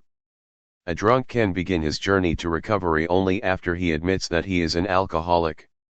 He must see that alcohol controls his life and not the other way around. Most drunks cannot accept this painful truth. They can face it only after they hit rock bottom. Some alcoholics hit rock bottom when they develop a life-threatening illness. Others hit it after being rejected by their family or losing a job. An alcoholic needs to sink to a point so low, so deep down in the gutter, so unbearably painful that it finally penetrates his denial. The pain of hitting rock bottom makes an alcoholic see how deep he has sunk. He sees a simple stark choice: either turn his life around or die. Only then is an alcoholic ready to begin his journey to recovery. Prophets give traders an emotional high and a feeling of power. They try to get high again, put on reckless trades, and give back their profits. Most traders cannot stand the pain of severe losses. They die as traders after hitting rock bottom and wash out of the markets. The few survivors realize that the main trouble is not with their methods, it is with their thinking. They can change and become successful traders. The first step. An alcoholic who wants to recover has to go through 12 steps, 12 stages of personal growth. He needs to change how he thinks and feels, how he relates to himself and others. The first step of AA is the hardest, to admit that one is powerless over alcohol. An alcoholic must recognize that his life has become unmanageable, that alcohol is stronger than he is. Most cannot take that step, drop out, and go on to destroy their lives. If alcohol is stronger than you, then you can never touch it again, not even a sip, for as long as you live. You have to give up drinking forever. Most drunks do not want to give up that pleasure. They destroy their lives rather than take the first step of AA. Only the pain of hitting rock bottom can motivate them to take that first step. One day at a time. You may have seen bumper stickers that say, "One day at a time" or "Easy does it." Those are AA slogans, and people who drive those cars are probably recovering alcoholics. Planning for life without alcohol can seem overwhelming. That's why AA encourages its members to live sober one day at a time. The goal of every AA member is to stay sober today and go to bed sober tonight. Gradually, days become weeks, then months, then years. AA meetings and other activities help each recovering alcoholic stay sober, one day at a time. Recovering alcoholics receive and give others invaluable support and fellowship at these meetings. They are held at all hours, all over the world. Traders have much to learn from those meetings. An AA meeting. One of the best things that a trader can do is go to an AA meeting. I especially recommend it to any trader on a losing streak. Call Alcoholics Anonymous and ask about the next open meeting or beginners meeting in your area. A meeting lasts about an hour. You can sit in the back of the room and listen carefully. There is no pressure to speak, and nobody asks for your last name. Each meeting begins with a long-term member getting up and speaking about his or her personal struggle for recovery from alcoholism. Several other members share their experiences. There is a collection to cover expenses. Give $1 if you like. All you have to do is listen carefully, and every time you hear the word alcohol, substitute the word loss for it. You will feel as if the people in the meeting are talking about your trading. 9. Losers Anonymous. A social drinker enjoys an occasional drink, but an alcoholic craves alcohol. He denies that alcohol controls and destroys his life until he reaches a personal crisis. It may be a life-threatening illness, unemployment, abandonment by the family, or another unbearably painful event. AA calls it hitting rock bottom. The pain of hitting rock bottom punctures an alcoholic's denial. He sees a stark choice to drown or to come up for air. His first step to recovery is to admit that he is powerless over alcohol. A recovering alcoholic can never drink again. Loss is to a loser what alcohol is to an alcoholic. A small loss is like a single drink. A big loss is like a bender. A series of losses is like an alcoholic binge. A loser keeps switching between different markets, gurus, and trading systems. His equity shrinks while he is trying to recreate the pleasurable sensation of winning. Losing traders think and act like alcoholics, except that their speech is not slurred. The two groups are so similar that you can predict what a loser will do by using alcoholics as a model. Alcoholism is a curable disease and so is losing. Losers can change by using the principles of Alcoholics Anonymous. The urge to trade. Successful traders treat drawdowns the way social drinkers treat alcohol. They have a little and stop. If they take several losses in a row, they take that as a signal that something isn't working, perhaps their system isn't in gear with the current market environment. It's time for a break and a fresh look at the markets. Losers, on the other hand, cannot stop. They keep trading because they are addicted to the excitement of the game and keep hoping for a big win. A prominent trading advisor who has since busted out wrote that to him the pleasure of trading was higher than that of sex or flying jet aircraft. Just as alcoholics proceed from social drinking to drunkenness, losers take bigger and bigger risks. They cross the hugely important line, the one between taking a business risk and gambling. Many losers don't even know that line exists. Losers feel the urge to trade, just as alcoholics feel the urge to drink. They make impulsive trades, go on trading binges, and try to trade their way out of a hole. Losers bleed money from their accounts. Most of them bust out, but some turn to managing other people's money after losing their own. Still others sell advisory services, like burned out drunks who wash glasses in a bar. Most losers hide their losses from themselves and from everyone else. They keep no records and throw away brokerage statements.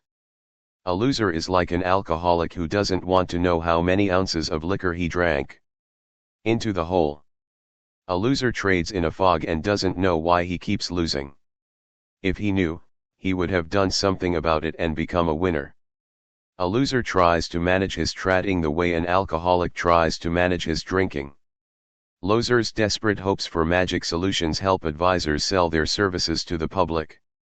They switch to new trading systems, buy more software, and look for tips from new gurus. As losses mount and equity shrinks, a loser grows desperate and converts outright positions into spreads, doubles up on losing positions, reverses and trades in the opposite direction, and so on. All of that does him no more good than switching from hard liquor to wine can help an alcoholic. A losing trader careens out of control, trying to manage the unmanageable. Alcoholics die prematurely, and most traders bust out of the markets and never come back. New trading methods, hot tips, and improved software will not help a person who cannot handle himself. A loser keeps getting high from trading while his equity shrinks. Trying to tell him that he is a loser is like trying to take a bottle away from a drunk. A loser has to hit rock bottom before he can begin to recover. You have to change how you think in order to stop losing and begin your recovery as a trader. Traders rock bottom. Hitting rock bottom feels horrible. It is painful and humiliating. You hit it when you lose money you cannot afford to lose. You hit it when you gamble away your savings. You hit it after you tell your friends how smart you are and later have to ask them for a loan. You hit rock bottom when the market comes roaring at you and yells, "You fool." Some people hit rock bottom after only a few weeks of trading. Others keep adding money to their accounts to postpone the day of reckoning. It hurts to see a loser in the mirror. We spend our lifetime building up self-esteem. Most of us have a high opinion of ourselves. Your first impulse may be to hide, but remember, you are not alone. Almost every trader has been there. Many traders who hit rock bottom slink away from the market and never look back. Many who trade today will be gone in a year, if not sooner. They'll hit rock bottom, crumble, and leave. They'll try to forget trading like a bad dream. Some will lick their wounds and wait until the pain fades away and then return, having learned little. They'll be fearful, and their fear will further impair their trading.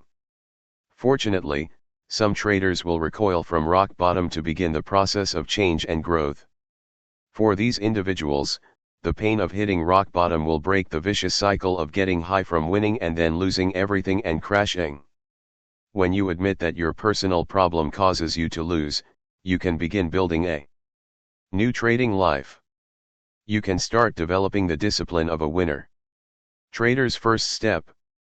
Just as an alcoholic needs to admit that he can't control his drinking, a trader needs to admit that he cannot control his losses. The first step of an AA member is to say, "I am an alcoholic, I am powerless over alcohol." As a trader, you have to take your first step and say, "I am a loser, I am powerless over losses." Recovering alcoholics struggle to stay sober, one day at a time. A trader can recover, using the principles of AA.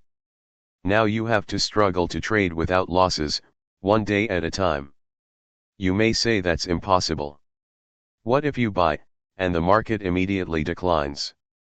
What if you sell short, and it turns out to be the bottom tick, and the market immediately rallies? Even the best traders lose money on some trades. The answer is to draw a line between a businessman's risk and a loss. As traders, we always take businessman's risks, but we may never take a loss greater than this predetermined risk. For example, a storekeeper takes a risk every time he stocks new merchandise. If it doesn't sell, he'll lose money. An intelligent businessman takes only risks that will not put him out of business, even if he makes several mistakes in a row. Stocking 2 crates of merchandise may be a sensible business risk, but stocking a full trailer is probably a gamble. As a trader, you are in the business of trading. You need to define your businessman's risk, the maximum amount of money you'll risk on any single trade. There is no standard dollar amount, just as there is no standard business. An acceptable businessman's risk depends, first of all, on the size of your trading account. It also depends on your trading method and pain tolerance. The concept of a businessman's risk will change the way you manage your money. See Section 9, Risk Management. The absolute maximum a trader may risk on any trade is 2% of his account equity. For example, if you have $30,000 in your account, you may not risk more than $600 per trade, and if you have $10,000, you may not risk more than $200. If your account is small, limit yourself to trading fewer shares, less expensive futures, or mini contracts. If you see an attractive trade, but a logical stop would have to be placed where more than 2% of equity would be at risk, pass on that trade. You may risk less, but you may never risk more. You must avoid risking more than 2% on a trade the way a recovering alcoholic avoids bars. A trader who blames high commissions on a broker and slippage on a floor trader gives up control of his trading life. Try to reduce both, but take responsibility for them. If you lose even $1 more than your businessman's risk, including commissions and slippage, you are a loser. Do you keep good trading records? Poor record keeping is a sure sign of a gambler. Good businessmen keep good records. Your trading records must show the date and price of every entry and exit, slippage, commissions, stops, all adjustments of stops, reasons for entering, objectives for exiting, maximum paper profit, maximum paper loss after a stop was hit, and any other data necessary to review and fully understand your trade later in the future. If you bail out of a trade within your businessman's risk, it is normal business. There is no bargaining, no waiting for another tick, no hoping for a change. Losing $1 more than your established businessman's risk is like getting drunk, getting into a brawl, getting sick to your stomach on your way home, and waking up in a gutter. You would never want that to happen. A meeting for one. When you go to an AA meeting, you'll see people who have not had a drink in years stand up and say, "Hello, my name is so and so, and I am an alcoholic." Why do they call themselves alcoholics after years of sobriety? Because if they think they have beaten alcoholism, they will start drinking again. If a person stops thinking he is an alcoholic, he is free to take a drink, then another, and will probably end up in the gutter again. A person who wants to stay sober must remember that he is an alcoholic for the rest of his life. Traders would benefit from our own self-help organization. I'd call it Losers Anonymous. Why not Traders Anonymous? Because a harsh name helps focus attention on our self-destructive tendencies. After all, Alcoholics Anonymous doesn't call itself Drinkers Anonymous. As long as you call yourself a loser, you'll focus on avoiding losses. Several traders have argued against what they thought was the negative thinking of Losers Anonymous. A retired woman from Texas, a highly successful trader, described her approach. She is very religious, prays every morning, and then drives to an office where she actively trades. Whenever the market starts moving against her, she cuts her losses very fast because it would not please the Lord for her to lose His money. I thought that our methods were similar. The goal is to cut losses due to some objective, external rule. Trading within a businessman's risk is like living without alcohol. A trader has to admit that he is a loser, just as a drunk has to admit that he is an alcoholic. Then he can begin his journey to recovery. This is why every morning before trading I suggest saying, "Good morning, my name is so and so, and I am a loser.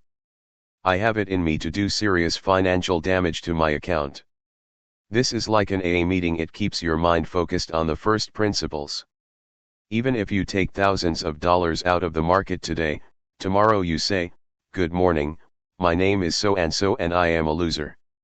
A friend of mine joked, "When I sit in front of my quote screen in the morning, I say, 'My name is John, and I'm gonna rip your throat out.'" His thinking generates tension.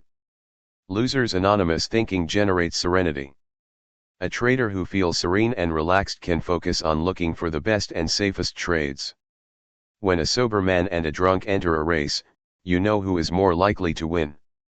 A drunk may win once in a while, but the sober man is the one to bet on. You want to be the sober man in that race. 10. Winners and losers. We come to trading from different walks of life and bring along our mental baggage. Many of us find that when we act in the market the way we do in our everyday life, we lose money. Most of all, your success or failure depends on your ability to use intellect rather than act emotionally. A trader who feels overjoyed when he wins and depressed when he loses is at the mercy of market moves and cannot accumulate equity. To be a winner in the market you must act coolly and responsibly. The pain of losing drives people to look for magic methods. At the same time, they discard much of what is useful in their professional or business backgrounds. Like an ocean. The market is like an ocean. It moves up and down regardless of what you wish.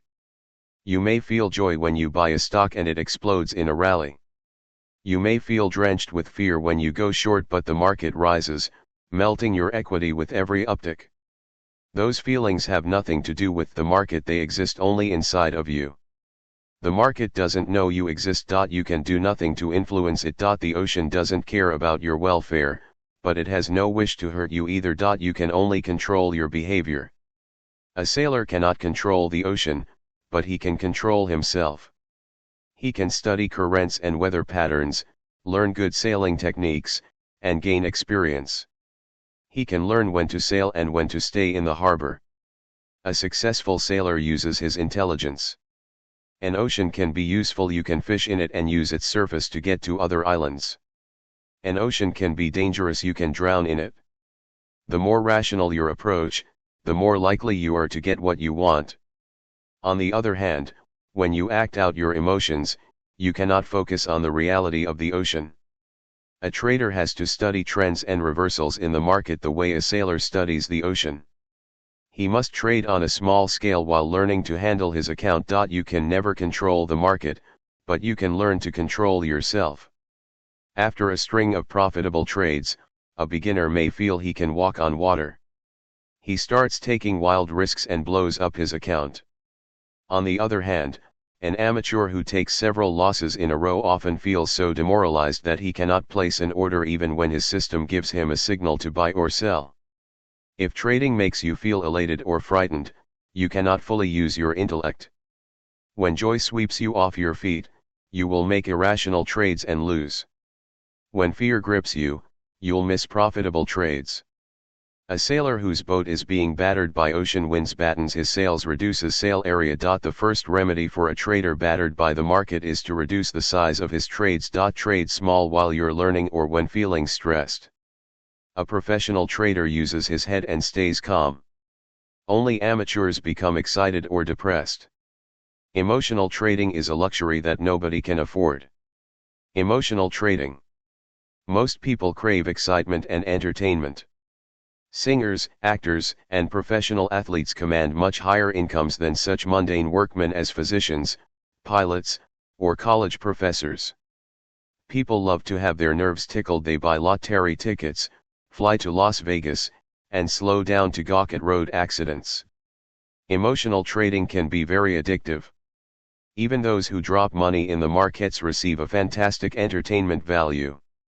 The market is a spectator sport and a participant sport rolled into one. Imagine going to a major league ball game in which you are not confined to the bleachers. Pay a few $100s and be allowed to run onto the field and join the game. If you hit the ball right, you'll get paid like a professional. You would probably think twice before running onto the field the first few times. This cautious attitude is responsible for the well-known beginner's luck. Once a beginner hits the ball right a few times and collects his pay, he is likely to get the idea that he is as good as the pros or even better and could make a good living from the game. Greedy amateurs start running onto the field too often, even when there are no good playing opportunities. Before they know what hit them, a short string of losses destroys their accounts. The market is among the most entertaining places on the face of the earth, but emotional decisions are lethal. If you ever go to a racetrack, turn around, and watch the humans instead of horses. Gamblers stomp their feet, jump up and down, and yell at horses and jockeys. Thousands of people act out their emotions. Winners embrace, and losers tear up their tickets in disgust. The joy, the pain, and the intensity of wishful thinking are caricatures of what happens in the markets. A cool handicapper who makes his living at the track does not get excited, yell, or bet the bulk of his roll on a single race, or even in a single day. 1. Casinos love drunks. They pour gamblers free drinks to make them more emotional and gamble more. Casinos also throw out calm and intelligent card counters. There is less free liquor on Wall Street than in a casino, but at least here, they do not throw you out for being a good trader.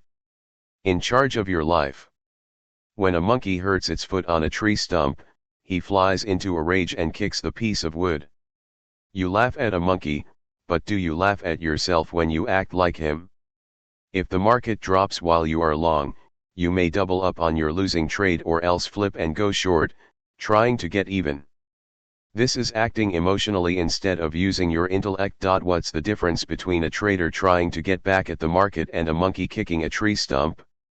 Acting out of anger, fear, or elation destroys the chance of success. You have to analyze your behavior instead of acting out your feelings. We get angry at the market, we become afraid of it and develop silly superstitions. All the while, the market keeps cycling through its rallies and declines like an ocean going through its storms and calm periods. Mark Douglas writes in The Disciplined Trader that in the market, there is no beginning, middle, or end, only what you create in your own mind. Rarely do any of us grow up learning to operate in an arena that allows for complete freedom of creative expression, with no external structure to restrict it in any way. We try to cajole or manipulate the market, acting like the ancient Emperor Xerxes, who ordered his soldiers to horsewhip the sea for sinking his fleet. Most of us aren't aware of how manipulative we are, how we bargain and act out our feelings. Most of us consider ourselves the center of the universe and expect every person or group to be either good or bad to us. This does not work in the market, which is completely impersonal. Leston Havens, a Harvard University psychiatrist, wrote, "Cannibalism and slavery are probably the oldest manifestations of human predation and submission. Although both are now discouraged, their continued existence in psychological forms demonstrates that civilization has achieved great success in moving from the concrete and physical to the abstract and psychological, while persisting in the same purposes. Parents threaten their children, bullies hit them, and teachers try to bend their will in school. Little wonder that most of us grow up either hiding in a shell or learning how to manipulate others in self-defense. Acting independently doesn't feel natural to us, but that is the only way to succeed in the market. 1. I carry in my wallet a free lifetime pass to New York's Belmont racetrack that belonged to my late great friend Lou Taylor. It looks like an employee card, but on the position line it says winner. He won many handicapping championships and continued to take money from the racetrack until a few months before he died. Douglas warns, if the market's behavior seems mysterious to you, it's because your own behavior is mysterious and unmanageable. You can't really determine what the market is likely to do next when you don't even know what you'll do next.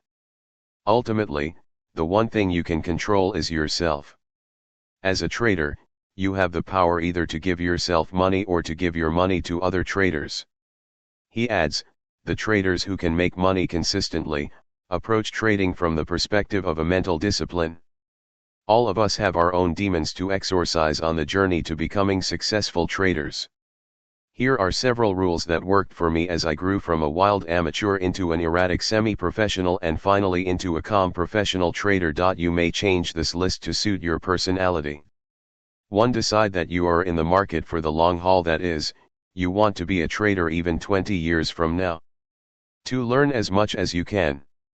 Read and listen to experts, but keep a degree of healthy skepticism about everything. Ask questions, and do not accept experts at their word. 3. Do not get greedy and rush to trade. Take your time to learn. The markets will be there, offering more good opportunities in the months and years ahead. 4. Develop a method for analyzing the market, that is, if A happens, then B is likely to happen. Markets have many dimensions. Use several analytic methods to confirm trades. Test everything on historical data and then in the markets, using real money. Markets keep changing. You need different tools for trading bull and bear markets and transitional periods, as well as a method for telling the difference. See the sections on technical analysis. 5. Develop a money management plan. Your first goal must be long-term survival, your second goal, a steady growth of capital, and your third goal, making high profits. Most traders put the third goal first and are unaware that goals 1 and 2 exist. See section 9, Risk Management. 6. Be aware that a trader is the weakest link in any trading system. Go to a meeting of Alcoholics Anonymous to learn how to avoid losses or develop your own method for cutting out impulsive trades. 7. Winners think, feel, and act differently than losers. You must look within yourself, strip away your illusions, and change your old ways of being, thinking, and acting. Change is hard, but if you want to be a professional trader, you have to work on changing and developing your personality. In order to succeed, you need drive, knowledge, and discipline. Money is important, but less so than any of those qualities. If you have enough drive to work through this book, you'll acquire much knowledge, and then we'll close the circle by returning to the topic of discipline in the final chapters. Mass psychology. All Street is named after a wall that kept farm animals from wandering away from the settlement at the southern tip of Manhattan. The farming legacy. Lives on in the language of traders. 4 animals are mentioned especially often on Wall Street: bulls and bears, hogs and sheep. Traders say, bulls make money, bears make money, but hogs get slaughtered. A bull fights by striking up with his horns. A bull is a buyer, a person who bets on a rally and profits from a rise in prices. A bear fights by striking down with his paws. A bear is a seller, a person who bets on a decline and profits from a fall in prices. 1 Hogs are greedy. Some of them buy or sell positions that are too large for their accounts and get slaughtered by a small adverse move. Other hogs overstay their positions, they keep waiting for profits even after the trend reverses. Sheep are passive and fearful followers of trends, tips, and gurus. They sometimes put on a bull's horns or a bearskin and try to swagger. You can recognize them by their pitiful bleating. When the market becomes volatile. Whenever the market is open, bulls are buying, bears are selling, hogs and sheep get trampled underfoot, and the undecided traders wait on the sidelines. Quote screens around the world show a steady stream of the latest prices for any trading vehicle. Thousands of eyes are focused on each price as people make trading decisions. 1 There is plenty of room in the market for both, and occasionally even at the same time. It always amuses me in spiky trade when 2 elite traders pick the same stock, one long and the other short. Often by the end of the week both are profitable, proving that how you manage your trade is more important than what stock and direction you pick. 11. What is price? Traders can be divided into 3 groups: buyers, sellers, and undecided. Buyers want to pay as little as possible, and sellers want to charge as much as possible. Their permanent conflict is reflected in bid-ask spreads, discussed in the introduction. Ask is what a seller asks for his merchandise. Bid is what a buyer offers for that merchandise. A buyer has a choice, to wait until prices come down or pay what the sellers demand. A seller has a similar choice, wait until prices rise or accept a lower offer for his merchandise. A trade occurs when there is a momentary meeting of 2 minds: an eager bull agrees to a seller's terms and pays up, or an eager bear agrees to a buyer's terms and sells a little cheaper. The presence of undecided traders puts pressure on bulls and bears. Buyers and sellers move fast because they know that they're surrounded by a crowd of undecided traders who may step in and snatch away their deal at any moment. The buyer knows that if he thinks too long, another trader can step in and buy ahead of him. A seller knows that if he tries to hold out for a higher price, another trader may step in and sell at a lower price. The crowd of undecided traders makes buyers and sellers more willing to deal with their opponents. A trade occurs when there is a meeting of 2 minds. A consensus of value. Each tick on your quote screen represents a deal between a buyer and a seller. Buyers are buying because they expect prices to rise. Sellers are selling because they expect prices to fall. Buyers and sellers are surrounded by crowds of undecided traders who put pressure on them because they may become buyers or sellers themselves. Buying by bulls pushes markets up, selling by bears pushes them down, and undecided traders make everything happen faster by creating a sense of urgency among buyers and sellers. Traders come to the markets from all over the world, in person, via computers, or through their brokers. Everybody has a chance to buy and to sell. Each price is a momentary consensus of value of all market participants, expressed in action. Prices are created by masses of traders, buyers, sellers, and undecided people. The patterns of prices and volume reflect mass psychology of the markets. Behavior patterns. Huge crowds trade on stock, commodity, and option exchanges. Big money and little money, smart money and dumb money, institutional money and private money, long-term investors and short-term traders, all meet at the exchange. Each price represents a momentary consensus of value between buyers, sellers, and undecided traders at the moment of transaction. There is a crowd of traders behind every pattern on the screen. Crowd consensus changes from moment to moment. Sometimes it gets established in a very low-key environment, and at other times the environment turns wild. Prices move in small increments during quiet times. When a crowd becomes either spooked or elated, prices begin to jump. Imagine bidding for a life preserver aboard a sinking ship. That's how prices leap when masses of traders become emotional about a trend. An astute trader aims to enter the market during quiet times and take profits during wild times. That, of course, is the total opposite of how amateurs act. They jump in or out when prices begin to run, but grow bored and not interested when prices are sleeping. Chart patterns reflect swings of mass psychology in the financial markets.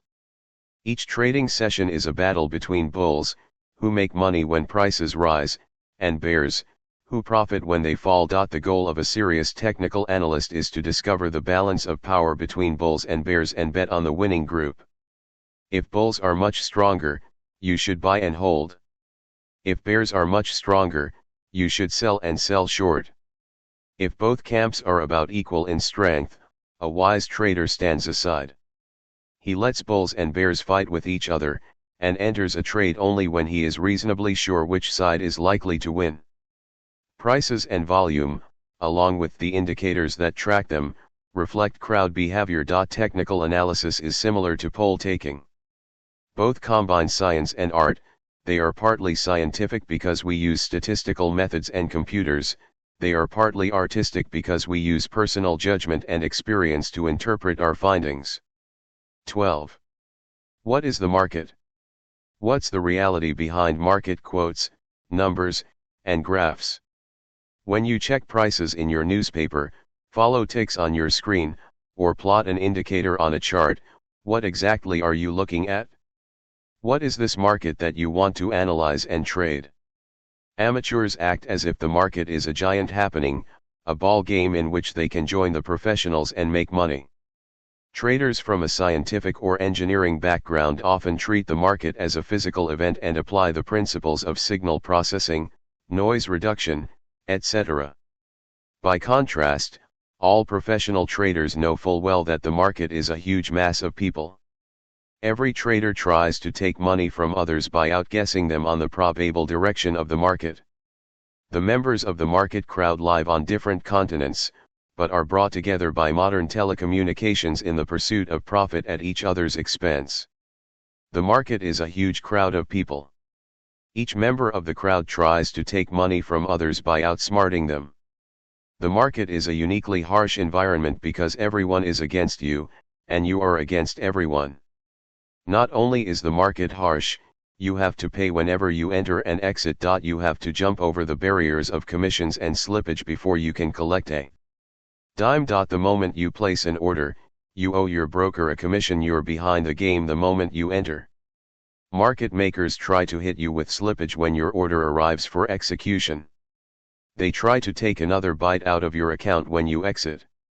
In trading, you compete against some of the brightest minds in the world, while fending off the piranhas of commissions and slippage. Worldwide crowds. In the old days, markets were small, and many participants knew one another. The New York Stock Exchange was formed in 1792 as a club of 24 brokers. On sunny days, they used to gather under a cottonwood tree, and on rainy days, they moved to Frunze's Tavern. As soon as those brokers organized the New York Stock Exchange, they stuck the public with fixed commissions, which lasted for the next 180 years. These days, the few remaining floor traders are on the way out. Most of us are linked to the market electronically. Still, as we watch the same quotes on our screens and read the same articles in the financial media, we become members of the market crowd even if we live thousands of miles away from one another. Thanks to modern telecommunications, the world is becoming smaller, while the markets are growing. The euphoria of London flows to New York, and the gloom of Tokyo infects Frankfurt. When you analyze the market, you are looking at crowd behavior. Crowds behave alike in different cultures on different continents. Social psychologists have uncovered several laws that govern crowd behavior, and a trader needs to understand them in order to see how the market crowd influences him. Groups, not individuals. Most people feel a strong urge to join the crowd and act like everybody else. This primitive urge clouds your judgment when you put on a trade. A successful trader must think independently. He needs to be strong enough to analyze the market alone and carry out his trading decisions. Crowds are powerful enough to create trends. The crowd may not be too bright, but it is stronger than any of us. Never buck a trend. If a trend is up, you should only buy or stand aside. Never sell short just because the prices are too high. Never argue with the crowd. You do not have to run with the crowd, but you shouldn't run against it. Respect the strength of the crowd but don't fear it. Crowds are powerful, but primitive, their behavior simple and repetitive. A trader who thinks for himself can take money from crowd members. The source of money. Do you ever stop to wonder where your expected profits will come from? Is there money in the markets because of higher company earnings, or lower interest rates? Or a good soybean crop? The only reason there is money in the markets is that other traders put it there. The money you want to make belongs to other people who have no intention of giving it to you. Trading means trying to take money from other people, while they are trying to take yours. That's why it is such a hard business. Winning is especially difficult because brokers and floor traders take money from winners and losers alike. Tim Slater compared trading to a medieval battle. A man used to go on a battlefield with his sword and try to kill his opponent, who was trying to kill him. The winner took the loser's weapons, his chattels, and his wife, and sold his children into slavery. Now we go to the exchanges instead of an open field. When you take money away from a man, it is not that different from drawing his blood. He may lose his house, his chattels, and his wife, and his children will suffer. An optimistic friend of mine once snickered that there are plenty of poorly prepared people on the battlefield. 90 to 95% of the brokers don't know the first thing about research. They don't know what they're doing. We have the knowledge, and some poor people who do not have it are just giving their money away to charity. This theory sounds good, but he soon found out that it was wrong. There is no easy money in the market. Sure enough, there are plenty of dumb sheep waiting to be fleeced or slaughtered. The sheep are easy, but if you want a piece of their meat, you've got to fight some very dangerous competitors. There are mean professionals, American gunslingers, English knights, German landsknechts, Japanese samurai, and other warriors, all going after the same hapless sheep. Trading means battling crowds of hostile people, while paying for the privilege of entering the battle and leaving it, whether alive, wounded, or dead. Inside information. There is at least one group of people who get information before us. Records show that corporate insiders as a group consistently make profits in the stock market. And those are legitimate trades, reported by insiders to the Securities and Exchange Commission. They represent the tip of the iceberg, but there is a great deal of illegitimate insider trading. People who trade on inside information are stealing our money. The insider trials have landed some of the more notorious insiders in prison. Convictions for insider trading continue at a steady pace, especially after bull markets collapse. After the 2008 debacle, a group of executives from the Galleon Fund, led by its CEO, have been sentenced to lengthy jail terms, while a former board member of several leading U.S. corporations got 2 years behind bars, and recently a money manager from SAC Capital was convicted. People convicted during the insider trials were caught because they became greedy and careless. The tip of the iceberg has been shaved down, but its bulk continues to float, ready to hit any account that comes in contact with it. Trying to reduce insider trading is like trying to get rid of rats on a farm. Pesticides keep them under control, but do not root them out.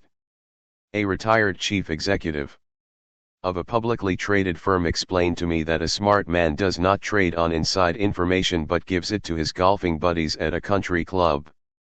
Later they give him inside information on their companies, and both profit without being detected.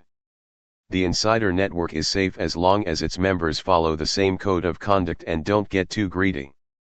Insider trading is legal in the futures markets, and until recently it was legal for congressmen, senators, and their staff. Charts reflect all trades by all market participants including insiders. They leave their footprints on the charts just like everyone else, and it is our job as technical analysts to follow them to the bank. Technical analysis can help you detect insider buying and selling. 13. The trading scene. Humans have traded since the dawn of history. It was safer to trade with your neighbors than raid them. As society developed, money became the medium of exchange. Stock and commodity markets are among the hallmarks of an advanced society. One of the key economic developments in Eastern Europe following the collapse of communism was the establishment of stock and commodity exchanges. Today, stock, futures, and options markets span the globe. It took Marco Polo, a medieval Italian merchant, 15 years to get from Italy to China and back. Now, when a European trader wants to buy gold in Hong Kong, he can get his order filled in seconds. There are hundreds of stock and futures exchanges around the world. All exchanges must meet three criteria: first, developed in the agoras of ancient Greece and the medieval fairs of Western Europe, an established location, rules for grading merchandise, and defined contract terms. Individual traders. Private traders usually come to the market after a successful career in business or in the professions. An average private futures trader in the United States is a 50-year-old, married, college-educated man. The two largest occupational groups among futures traders are farmers and engineers. Most people trade for partly rational and partly irrational reasons. Rational reasons include the desire to earn a large return on capital. Irrational reasons include gambling and a search for excitement. Most traders are not aware of their irrational motives. Learning to trade takes time, money, and work. Few individuals rise to the level of professionals who can support themselves by trading. Professionals are extremely serious about what they do. They satisfy their irrational goals outside the markets, while amateurs act them out in the marketplace. The major economic role of a trader is to support his broker to help him pay his mortgage bills and keep his children in private schools. In addition, the role of a speculator is to help companies raise capital in the stock market and to assume price risk in the commodities markets, allowing producers to focus on production. These lofty economic goals are far from a speculator's mind when he places his orders to buy or sell. Institutional traders. Institutions are responsible for a huge volume of trading, and their deep pockets give them several advantages. They pay low institutional commissions. They can afford to hire the best researchers and traders. A friend of mine who headed a trading desk at a bank based some of his decisions on a service provided by a group of former CIA officers. He got some of his best ideas from their reports, while the substantial annual fee was small potatoes for his firm compared to its huge trading volume. Most private traders do not have such opportunities. Some large firms have intelligence networks that enable them to act before the public. One day, when oil futures rallied in response to a fire on a platform in the North Sea, I called a friend at an oil firm. The market was frantic, but he was happy, having bought oil futures half an hour before they exploded. He got a telex from an agent in the area of the fire before the reports appeared on the newswire. Timely information is priceless, but only a large company can afford an intelligence network. An acquaintance who traded successfully for a Wall Street investment bank felt lost when he quit to trade for himself. He discovered that a real-time quote system in his Park Avenue apartment didn't give him news as fast as the squawk box on the trading floor of his old firm. Brokers from around the country used to call him with the latest ideas because they wanted his orders. When you trade from your house, you are never the first to hear the news, he says. The firms that deal in both futures and cash markets have two advantages. They have true inside information, and they are exempt from speculative position limits that exist in many futures markets. I went to visit an acquaintance at a multinational oil company. After passing through security barriers tighter than at an airport, I walked down a glass corridor that overlooked rooms where clusters of men huddled around monitors trading oil products. When I asked my host whether his traders were hedging or speculating, he looked me straight in the eye and said, "Yes. I asked again and received the same answer. Companies crisscross the thin line between hedging and speculating, using inside information. In addition to the informational advantage, employees of trading firms have a psychological one: they can be more relaxed because their own money isn't at risk. When young people tell me of their interest in trading, I tell them to get a job with a trading firm and learn on someone else's dime. Firms almost never hire traders past their mid-20s. How can an individual coming later to the game compete against institutions and win? The Achilles heel of most institutions is that they have to trade, while an individual trader is free to trade or stay out of the market when he wants. Banks have to be active in the bond market, and grain producers have to be active in the grain market at almost any price. An individual trader is free to wait for the best opportunities. Most private traders fritter away this fantastic advantage by overtrading. An individual who wants to succeed against the giants must develop patience and eliminate greed. Remember, your goal is to trade well, not to trade often. Successful institutional traders receive raises and bonuses. Even a high bonus can feel puny to someone who earns millions of dollars for his firm. Successful institutional traders often talk of quitting and going to trade for themselves. Very few of them manage to make this transition. Most traders who leave institutions get caught up in the emotions of fear, greed, elation, and panic when they start risking their own money. They seldom do well trading for their own accounts, another sign that psychology is at the root of trading success or failure. Few institutional traders realize to what a large extent they owe their success to their trading managers, who control their risk levels. Going out on your own means becoming your own manager. We'll return to this in a later chapter, when we focus on how to organize your trading. The sword makers. Just as medieval knights shopped for the sharpest swords, modern traders shop for the best trading tools. The growing access to good software and declining commission rates are creating a more level playing field. A computer allows you to speed up your research and follow more leads. It helps you analyze more markets in greater depth. We'll return to computers and software in Chapter 21, Computers in Trading, but here it is in brief. There are three types of trading software: toolboxes, black boxes, and gray boxes. A toolbox allows you to display data, draw charts, plot indicators, change their parameters, and test your trading systems. Toolboxes for options traders include option valuation models. Adapting a good toolbox to your needs can be as easy as adjusting the seat of your car. In 1977, I bought the first ever toolbox for computerized technical analysis. It cost $1,900 plus monthly data fees. Today, inexpensive, and even free, software plug ES powerful tools at everyone's fingertips. I illustrated most of the concepts in this book using stockcharts.com because I wanted my new book to be useful to as many traders as possible. Stockcharts.com evens out the playing field for traders. It is clear, intuitive, and rich in features. Its basic version is free, although I used its inexpensive members version for higher quality charting. I still remember how hard it was in the beginning and want to show you how much analytic power you can have for free or at a very minimal cost.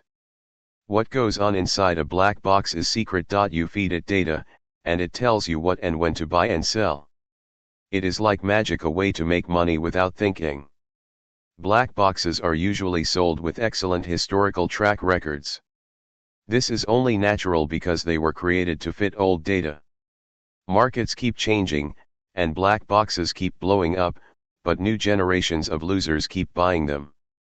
If you're in the market for a black box, remember that there is a guy in Brooklyn who has a bridge for sale. Gray boxes straddle the fence between toolboxes and black boxes. These packages are usually put out by prominent market personalities. They disclose the general logic of their system and allow you to adjust some of their parameters. Advisors. Some newsletters provide useful ideas and point readers in the direction of trading opportunities. A few offer educational value. Most sell an illusion of being an insider. Newsletters are good entertainment. Your subscription rents you a pen pal who sends often amusing and interesting letters and never asks you to write back, except for a check at renewal time. Freedom of the press in the United States allows even a convicted felon to go online and start sending out a financial advisory letter. Quite a few of them do. The track records of various newsletters are largely an exercise in futility because hardly anybody takes every trade suggested by a newsletter. Services that rate newsletters are for-profit affairs run by small businessmen whose well-being depends on the well-being of the advisory industry. Rating services may occasionally tut-tut an advisor, but they dedicate most of their energy to loud cheerleading. I used to write an advisory newsletter decades ago, worked hard, delivered straight talk, and received good ratings. I saw from the inside a tremendous potential for fudging results. This is a well-kept secret of the advisory industry. After looking at my letters, a prominent advisor told me that I should spend less time on research and more on marketing. The first principle of letter writing is, if you have to make forecasts, make a lot of them. Whenever a forecast turns out right, double the volume of promotional mail. 14. The market crowd and you. Markets are loosely organized crowds whose members bet that prices will rise or fall. Since each price represents crowd consensus at the moment of transaction, traders are betting on the future opinion and mood of the crowd. The crowd keeps swinging from hope to fear and from indifference to optimism or pessimism. Most people don't follow their own trading plans because they get swept up in the crowd's feelings and actions. As bulls and bears battle in the market, the value of your open position soars or sinks, depending on the actions of total strangers. You can't control the markets. You can only set your position size and decide whether and when to enter or exit your trades.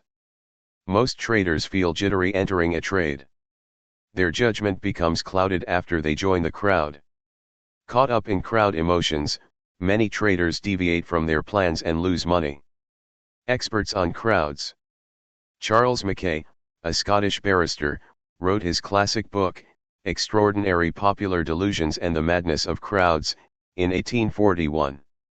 He described several mass manias, including the tulip mania in Holland in 1634 and the South Seas investment bubble in England in 1720. The tulip craze began as a bull market in tulip bulbs. The long bull market convinced the prosperous Dutch that tulips would continue to appreciate. Many abandoned their businesses to grow tulips, trade them, or become tulip brokers. Banks accepted tulips as collateral and speculators profited. Finally, that mania collapsed in waves of panic selling, leaving people destitute and the nation shocked. Mackay sighed, men go mad in crowds, and they come back to their senses slowly and one by one. In 1897, Gustave Le Bon, a French philosopher and politician, wrote The Crowd. A trader who reads it today can see his reflection in a century-old mirror. Le Bon wrote that when people gather in a crowd, whoever be the individuals that compose it, however like or unlike be their mode of life, their occupations, their character, or their intelligence, the fact that they have been transformed into a crowd puts them in possession of a sort of collective mind which makes them feel, think, and act in a manner quite different from that in which each individual of them would feel, think, and act were he in a state of isolation. People change when they join crowds. They become more credulous and impulsive, anxiously search for a leader, and react to emotions instead of using their intellect. An individual who becomes involved in a group becomes less capable of thinking for himself. Group members may catch a few trends, but they get killed when trends reverse. Successful traders are independent thinkers. Why join? People have been joining crowds for safety since the dawn of time. If a Stone Age hunter encountered a saber-toothed tiger, he had a very slim chance of coming out alive, but if hunters went as a group, most were likely to survive. Loners got killed and left fewer offspring. Since group members were more likely to survive, the tendency to join groups appears to have been bred into our genes. Our society glorifies free will, but we carry many primitive impulses beneath the thin veneer of civilization. We want to join groups for safety and be led by strong leaders. The greater the uncertainty, the stronger our wish to join and to follow. No saber-toothed tigers roam the canyons of Wall Street, but your financial survival is at risk. The value of your position rises and falls because of buying and selling by total strangers. Your fear swells up because you can't control prices. This uncertainty makes most traders look for a leader who will tell them what to do. You may have rationally decided to go long or short, but the moment you put on a trade, the crowd starts sucking you in. You start losing your independence when you watch prices like a hawk and become elated when they go your way or depressed if they go against you. You are in trouble when you impulsively add to losing positions. Or reverse them. You lose your independence when you start trusting gurus more than yourself and don't follow your own trading plan. When you notice this happening, try to come back to your senses. If you can't regain your composure, exit your trades and go flat. Crowd mentality.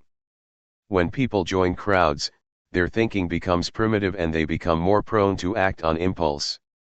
Crowds swing from fear to glee, from panic to euphoria. A scientist can be cool and rational in his lab but make harebrained trades after being swept up in the mass hysteria of the market.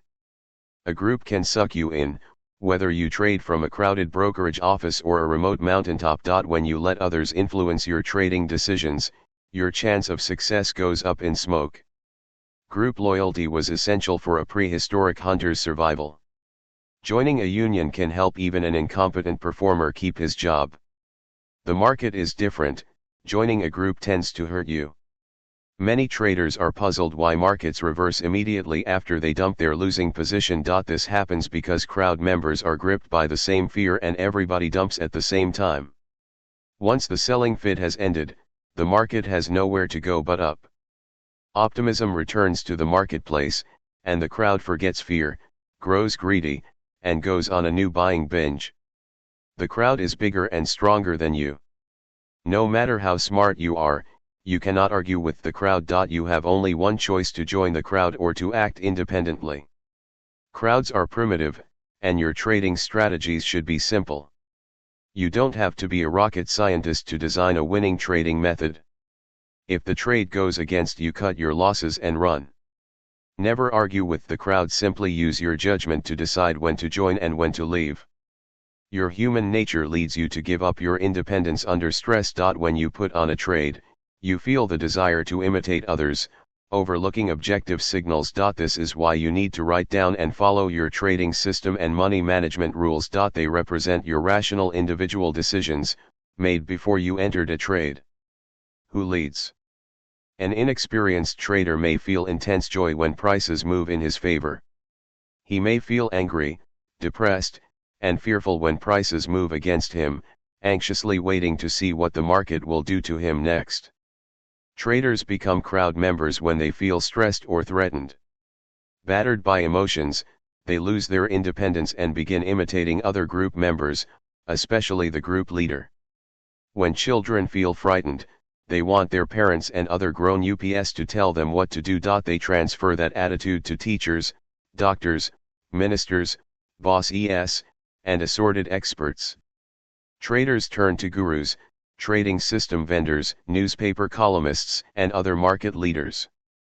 But, as Tony Plummer brilliantly pointed out in his book, Forecasting Financial Markets, the main leader of the market is price. Price is the leader of the market crowd. Traders all over the world follow the upticks and downticks.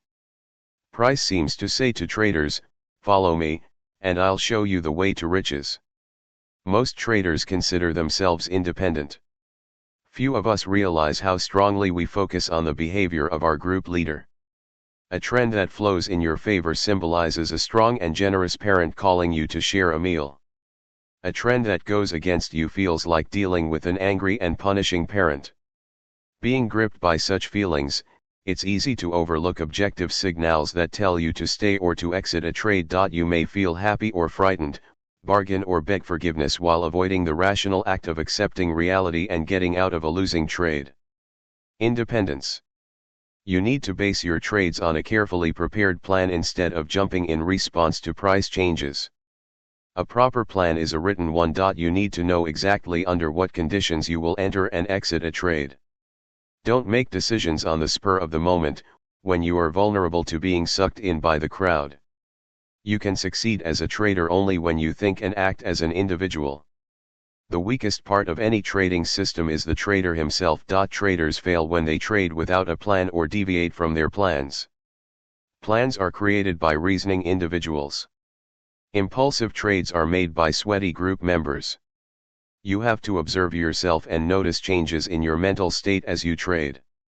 Write down your reasons for entering a trade and the rules for getting out of it, including money management rules. You may not change your plan while you have an open position. Sirens were sea creatures of Greek myths who sang so beautifully that sailors jumped overboard and swam to them, only to be killed. When Odysseus wanted to hear the sirens' songs, he ordered his men to seal their ears with beeswax but to tie him to the mast.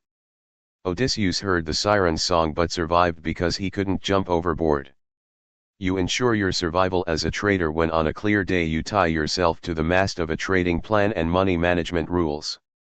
A positive group. You don't have to be a hermit steering clear of the crowd's impulsivity. Doesn't mean you have to trade in total solitude. While some of us prefer doing it that way, intelligent and productive groups can exist. Their key feature has to be independent decision-making. This concept is clearly explained in a book, The Wisdom of Crowds, by a financial journalist James Surowiecki. He acknowledges that members of most groups constantly influence one another, creating waves of shared feelings and actions. A smart group is different. All members make independent decisions without knowing what others are doing. Instead of impacting each other and creating emotional waves, members of an intelligent group benefit from combining their knowledge and expertise. The function of a group leader is to maintain this structure and to bring individual decisions up for a vote. In 2004, a year prior to reading The Wisdom of Crowds, I organized a group of traders along those lines. I continue to manage it with my friend Carrie Lovorn, the SPIC E-Trade Group. We run a trading competition, with each round lasting 1 week. After the market closes on Friday, the stock picks section of the website becomes closed to viewing by members until 3 p.m. on Sunday. During that time, any group member may submit one favorite pick for the week ahead without knowing what other group members are doing. The picks section of the website reopens on Sunday afternoon, allowing all members to see all picks. The race begins on Monday and ends on Friday, with prizes to winners. Throughout the week, members exchange comments and answer questions. The site is built to encourage communication except for weekends, when everyone must work independently. The results of leading group members, posted on the site, have been spectacular. The key point is that all decisions about stock selection and direction must be made in solitude, without seeing what the leaders or other members are doing. The sharing begins after all votes are in. This combination of independent decision-making with sharing brings forth the wisdom of crowds, tapping the collective wisdom of the group and its leaders. 15. Psychology of trends. Each price represents a momentary consensus of value among market participants.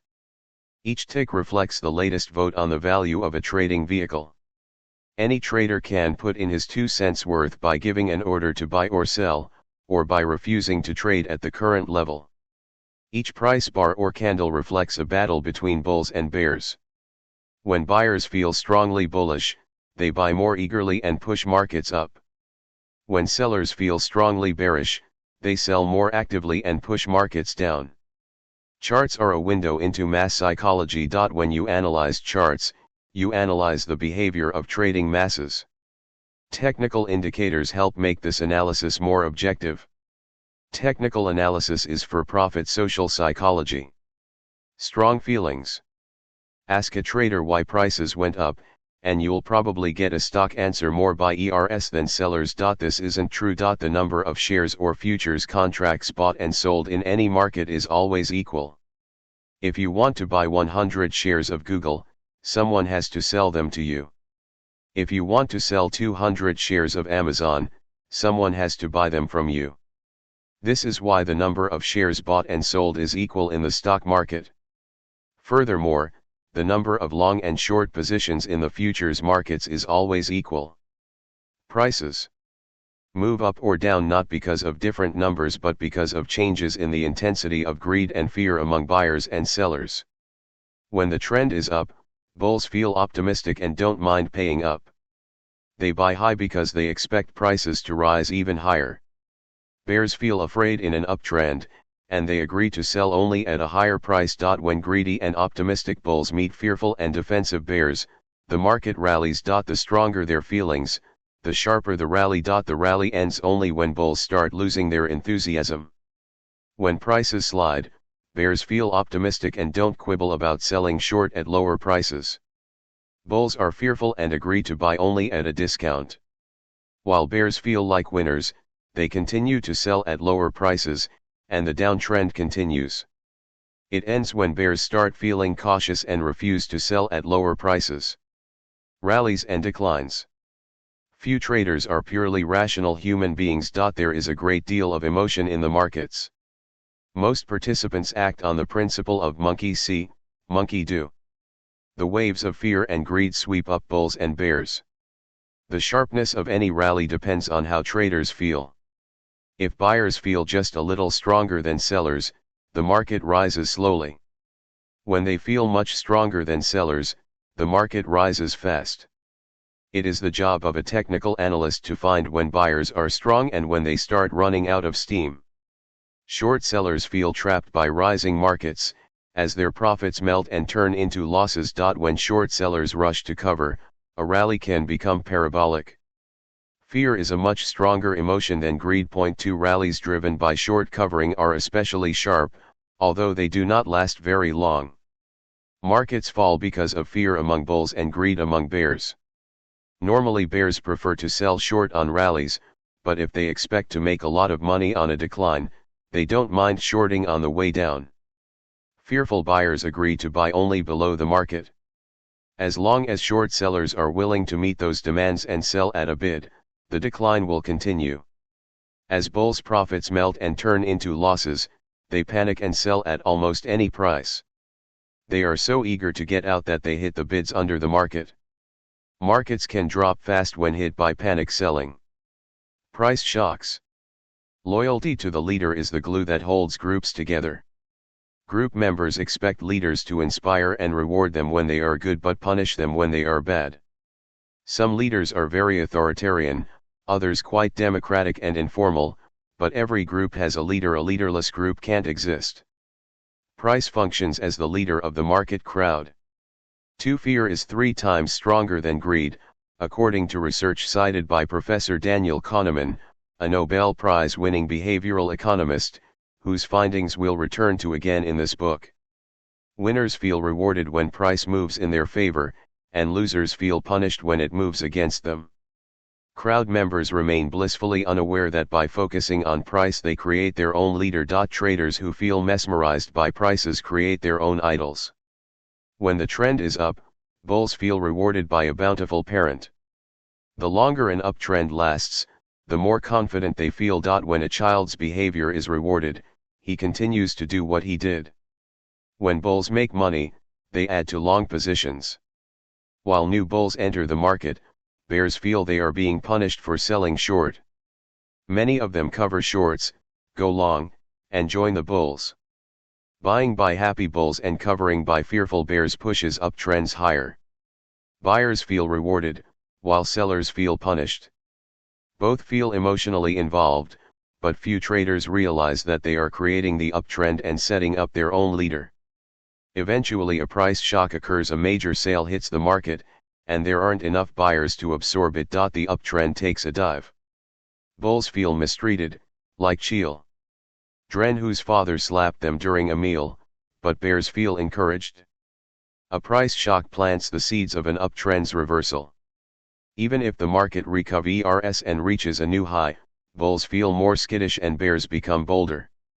This lack of cohesion in the dominant group and growing optimism among its opponents makes the uptrend ready to reverse. Several technical indicators identify tops by tracing a pattern called bearish divergence, see section 4.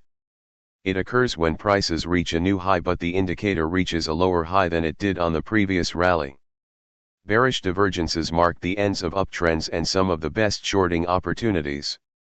When the trend is down, bears feel like good children, praised and rewarded for being smart. They feel increasingly confident, add to short positions, and the downtrend continues. New bears come into the market. People admire winners, and the financial media keeps interviewing bears during bear markets.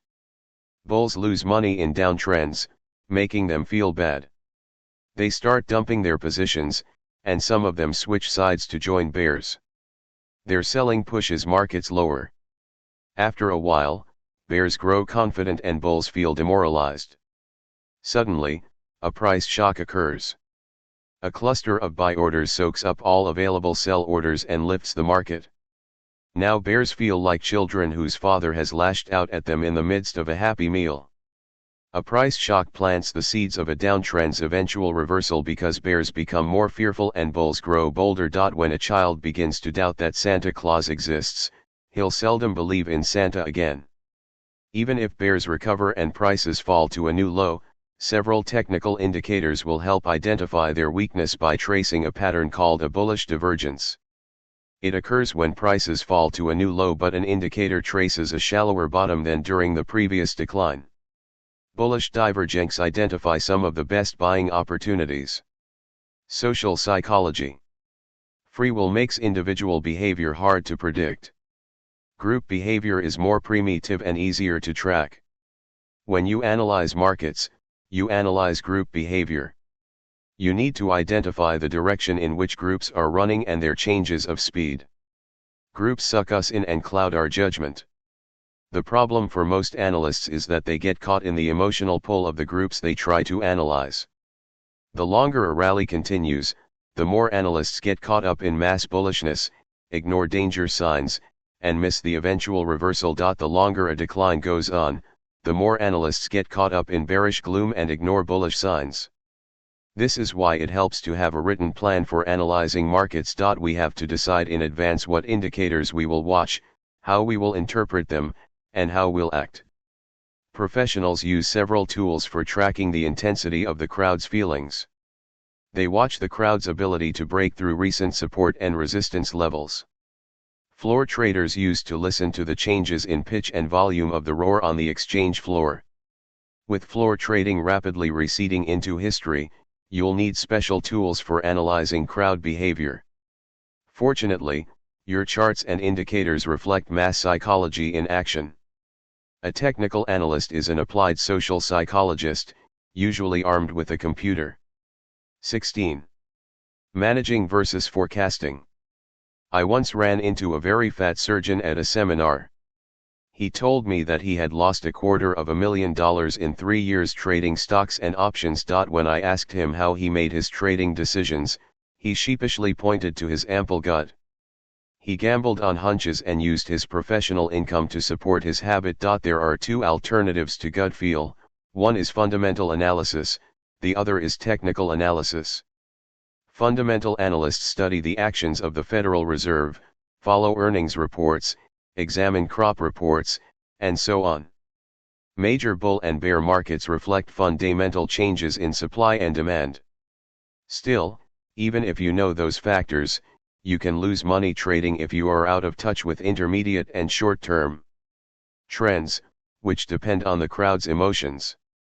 Technical analysts believe that prices reflect everything known about the market, including fundamental factors.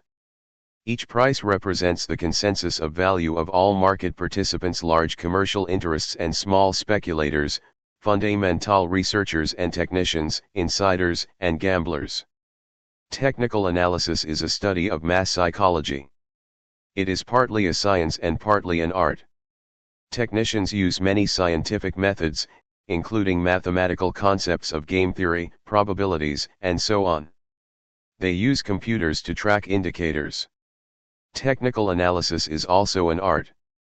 The bars or candles on our charts coalesce into patterns and formations. The movement of prices and indicators produces a sense of flow and rhythm, a feeling of tension and beauty that helps us sense what is happening and how to trade. Individual behavior is complex, diverse, and difficult to predict. Group behavior is primitive.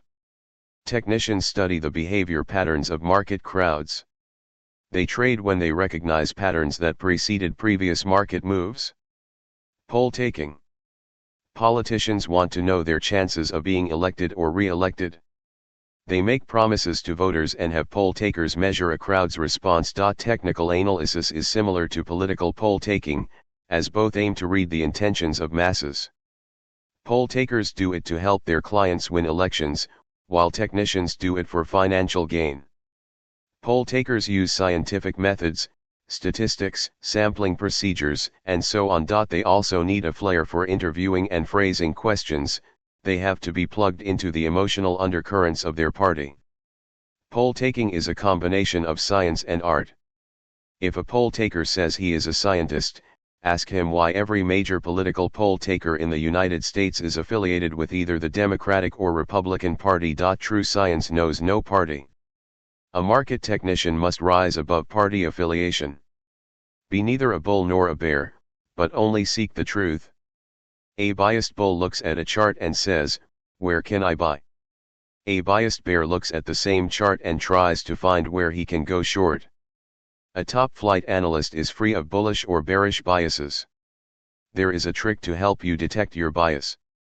If you want to buy, turn your chart upside down and see whether it looks like a sell. If it still looks like a buy after you flip it, then you have to work on getting a bullish bias out of your system.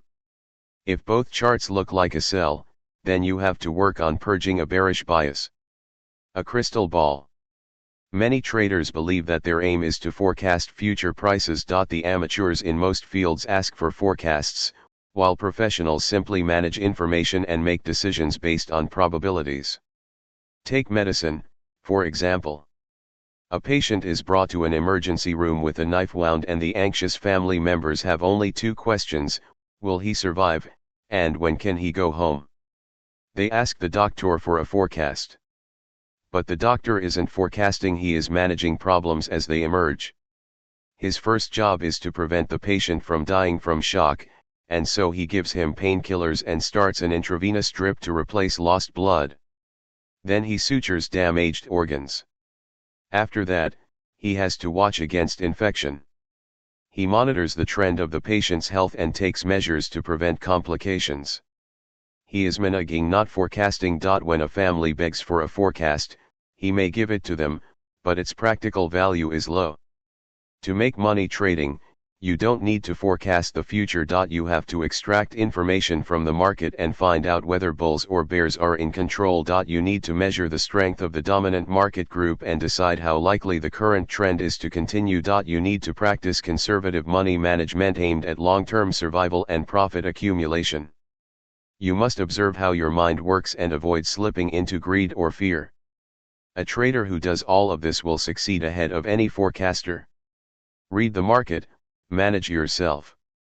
A tremendous volume of information pours out of the markets during trading hours. Changing prices reflect the battles of bulls and bears. Your job is to analyze this information and bet on the dominant market group. Whenever I hear a dramatic forecast, my first thought is a marketing gimmick. Advisors issue them to attract attention in order to raise money or sell services. Good calls attract paying customers, while bad calls are quickly forgotten. My phone rang while I was writing the first draft of this chapter. A famous guru, down on his luck, told me that he had identified a once-in-a-lifetime buying opportunity in corn. He asked me to raise money for him and promised to multiply it 100-fold in 6 months. I do not know how many fools he hooked, but dramatic forecasts have always been good for fleecing the public. Most people do not change.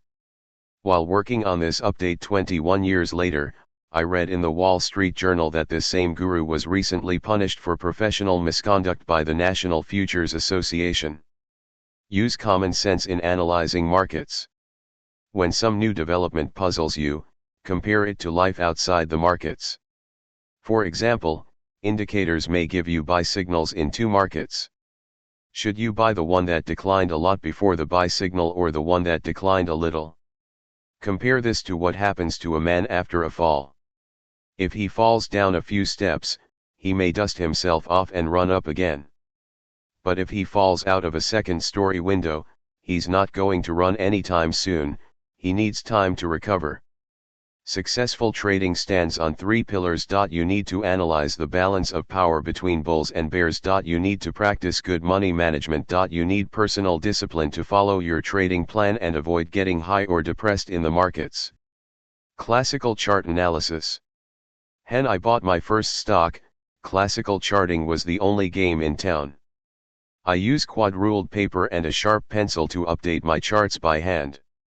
A few years later, pocket calculators became available, and I added simple moving averages.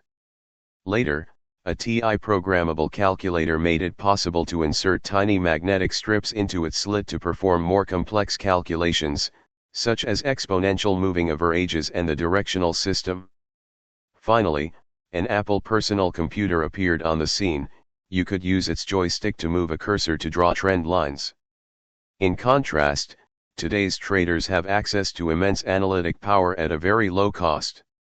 While the key concepts of classical charting remain valid, many of its tools have been eclipsed by much more powerful computerized methods. The best quality of computerized technical analysis is its objectivity. A moving average or any other indicator is either rising or falling, and there can be no argument about its direction. You may puzzle over how to interpret its signals, but the signals themselves are clear as day. Classical charting, on the other hand, is quite subjective, and invites wishful thinking and self-deception. You can draw a trend line across the extreme prices or across the edges of congestion zones, which will change its angle as well as its message. If you're in a mood to buy, you can draw your trend line a little steeper. If you feel like shorting and squint at a chart, you'll recognize a head and shoulders top. None of those patterns are objective. Because of their subjectivity, I've grown increasingly skeptical of claims regarding classical formations, such as pennants, head and shoulders, etc. 49. After having looked at hundreds of thousands of charts, I've concluded that the market doesn't know diagonals. It remembers price levels, which is why horizontal support and resistance lines make sense, but diagonal trend lines are subjective and open to self-deception. In my own trading, I use only a small number of chart patterns that are objective enough to trust. I pay attention to support and resistance zones, based on horizontal price levels. The relationship between the opening and closing prices and between the high and the low points of a price bar or a candle are also objective. I recognize fingers, also called kangaroo tails, very long bars that protrude from a tight weave of prices. We'll explore these and a few other patterns in this section. 17. Charting. Chartists study market data to identify price patterns and profit from them. Most chartists work with bar or candlestick graphs that show open, high, low, and closing prices and volume. Futures traders also watch open interest. Point and figure chartists track only price changes and ignore time, volume, and open interest. Classical charting requires only a pencil and paper. It appeals to visually oriented people. Those who plot data by hand can develop a physical feel for prices. One of the costs of switching to computerized charting is losing some of that feel. The biggest problem with classical charting is wishful thinking. Traders seem to identify bullish or bearish patterns, depending on whether they're in a mood to buy or sell. Early in the 20th century, Hermann Rorschach, a Swiss psychiatrist, designed a test for exploring a person's mind. He dropped ink on 10 sheets of paper and folded each in half, creating symmetrical ink blots. Most people who peer at these sheets describe what they see, parts of the anatomy, animals, buildings, and so on. In reality, there are only ink blots. Each person sees what's on his mind. Most traders use charts as a giant Rorschach test. They project their hopes, fears, and fantasies onto the charts. Brief history. The first chartists in the United States appeared at the turn of the 20th century. They included Charles Dow, 1851 to 1902, the author of a famous stock market theory, and William Hamilton, who succeeded Dow as the editor of the Wall Street Journal. Dow's famous maxim was "the averages discount everything," by which he meant that the industrial and rail averages reflected all knowledge about the economy. Dow never wrote a book, only his Wall Street Journal editorials. Hamilton took over the job after Dow died and laid out the principles of Dow theory in his book, The Stock Market Barometer. He wrote a famous "The Turn of the Tide" editorial following the 1929 crash. Robert Rea, a newsletter publisher, brought the theory to its pinnacle in his 1932 book, The Dow Theory. The decade of the 1930s was the golden age of charting. Many innovators found themselves with time on their hands after the crash of 1929. Schumacher, Rea, Elliott, Wyckoff, Gann, and others published their books during that decade. They went in two distinct directions. Some, such as Wyckoff and Schumacher, saw charts as a graphic record of supply and demand. Others, such as Elliott and Gann, searched for a perfect order in the markets, a fascinating but ultimately futile undertaking. See Chapter 5. In 1948, Edwards, a son-in-law of Schumacher, and McGee published Technical Analysis of Stock Trends, in which they popularized such concepts as triangles, rectangles, head and shoulders, and other chart formations, as well as support, resistance, and trend lines. Other chartists applied these concepts to commodities. Markets have changed a great deal since the days of Edwards and McGee.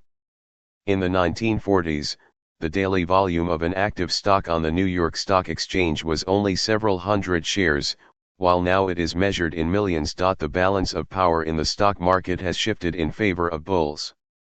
Early chartists wrote that stock market tops were sharp and fast, while bottoms took a long time to develop. That was true in their deflationary era, but the opposite has been true since the 1950s.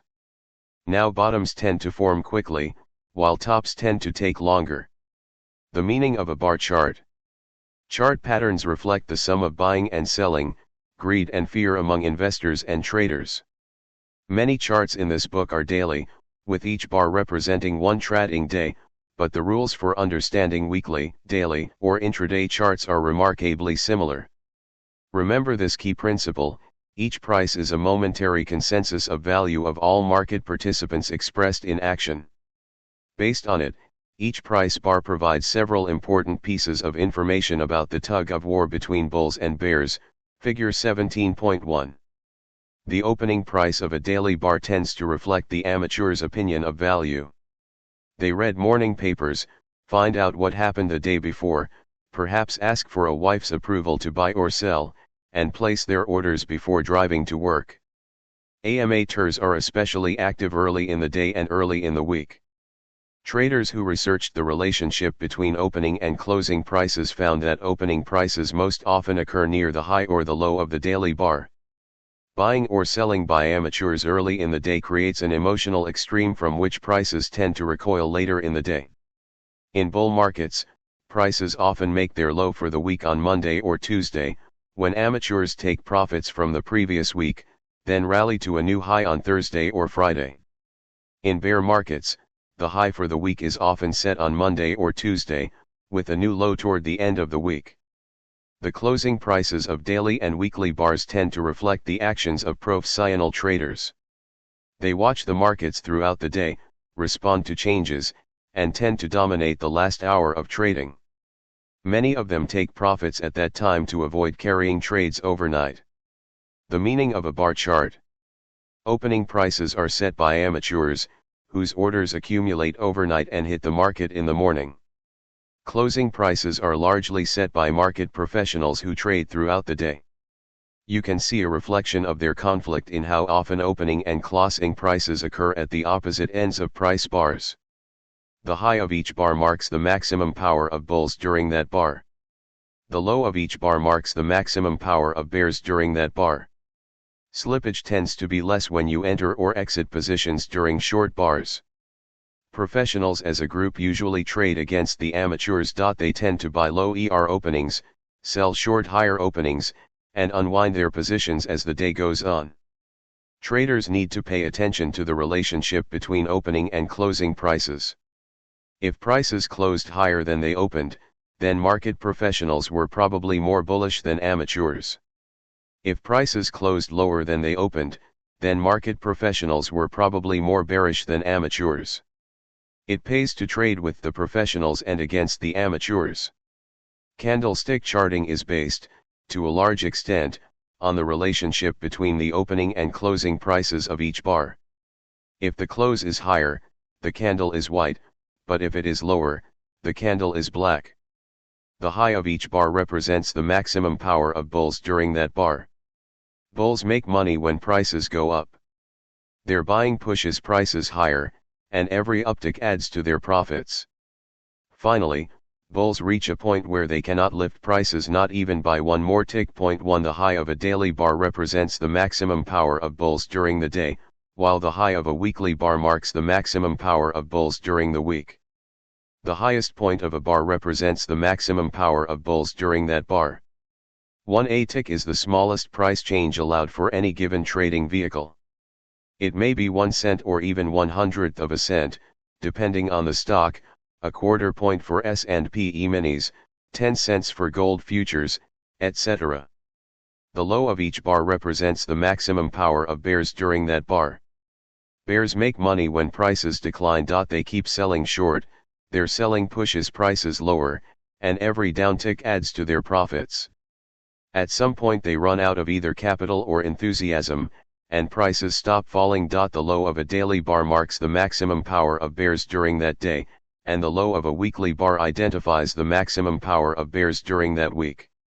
The low of each bar shows the maximum power of bears during that bar. The closing price of each bar reveals the outcome of the battle between bulls and bears during that bar. If prices close near the high of the daily bar, it shows that bulls won the day's battle. If prices close near the low of the day, it shows that bears won the day. Closing prices on the daily charts of futures are especially important because your account equity is marked to market each night. The distance between the high and the low of any bar reflects the intensity of conflict between bulls and bears. An average bar marks a relatively cool market. A bar that's only half as tall as average reveals a sleepy, disinterested market. A bar that's 2 times taller than average shows a boiling market where bulls and bears battle all over the field. Slippage, see the introduction, tends to be less in quiet markets. It pays to enter trades during short or normal bars. Tall bars are good for taking profits. Trying to enter a position when the market is running is like jumping onto a moving train. It would be safer to wait for the next one. Japanese candlesticks. Japanese rice traders began using candlestick charts some 2 centuries before the first chartists appeared in America. Instead of bars, their charts had rows of candles with wicks at both ends.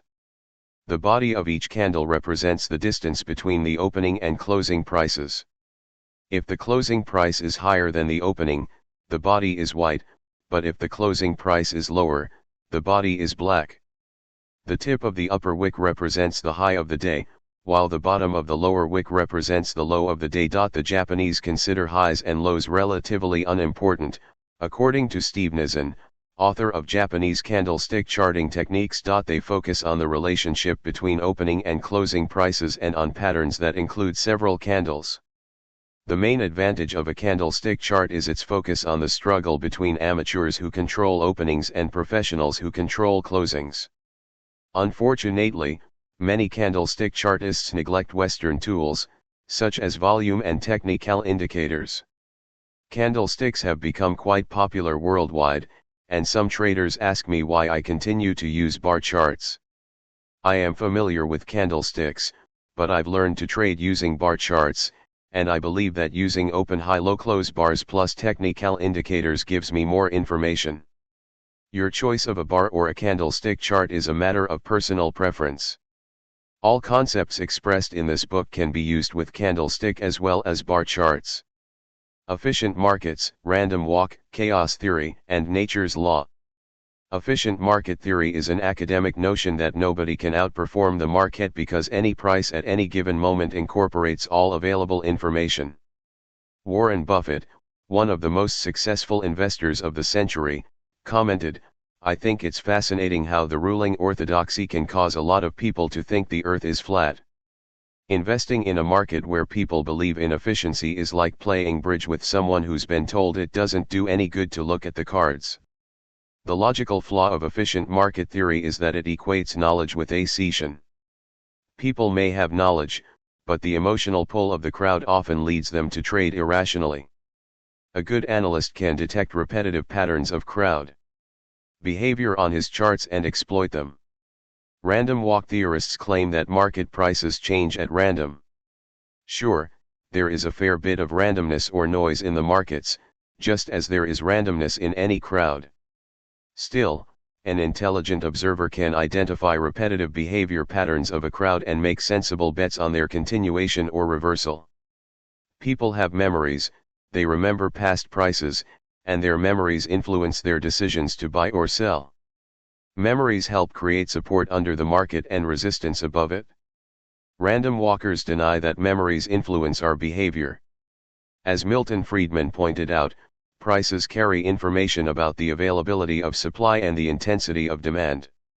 Market participants use that information when deciding to buy or sell. For example, consumers buy more merchandise when it is on sale and less when prices are high. Financial traders are just as capable of logical behavior as homemakers. When prices are low, bargain hunters step in. A shortage can lead to a buying panic, but high prices choke off demand. Chaos theory has achieved prominence in the recent decades. Markets are largely chaotic, and the only time you can have an edge is during orderly periods.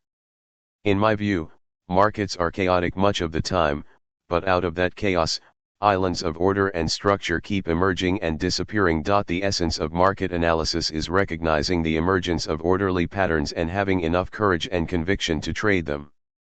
If you trade during chaotic periods, the only ones to benefit will be your broker, who'll collect his commission, and a professional day trader, who'll scalp you.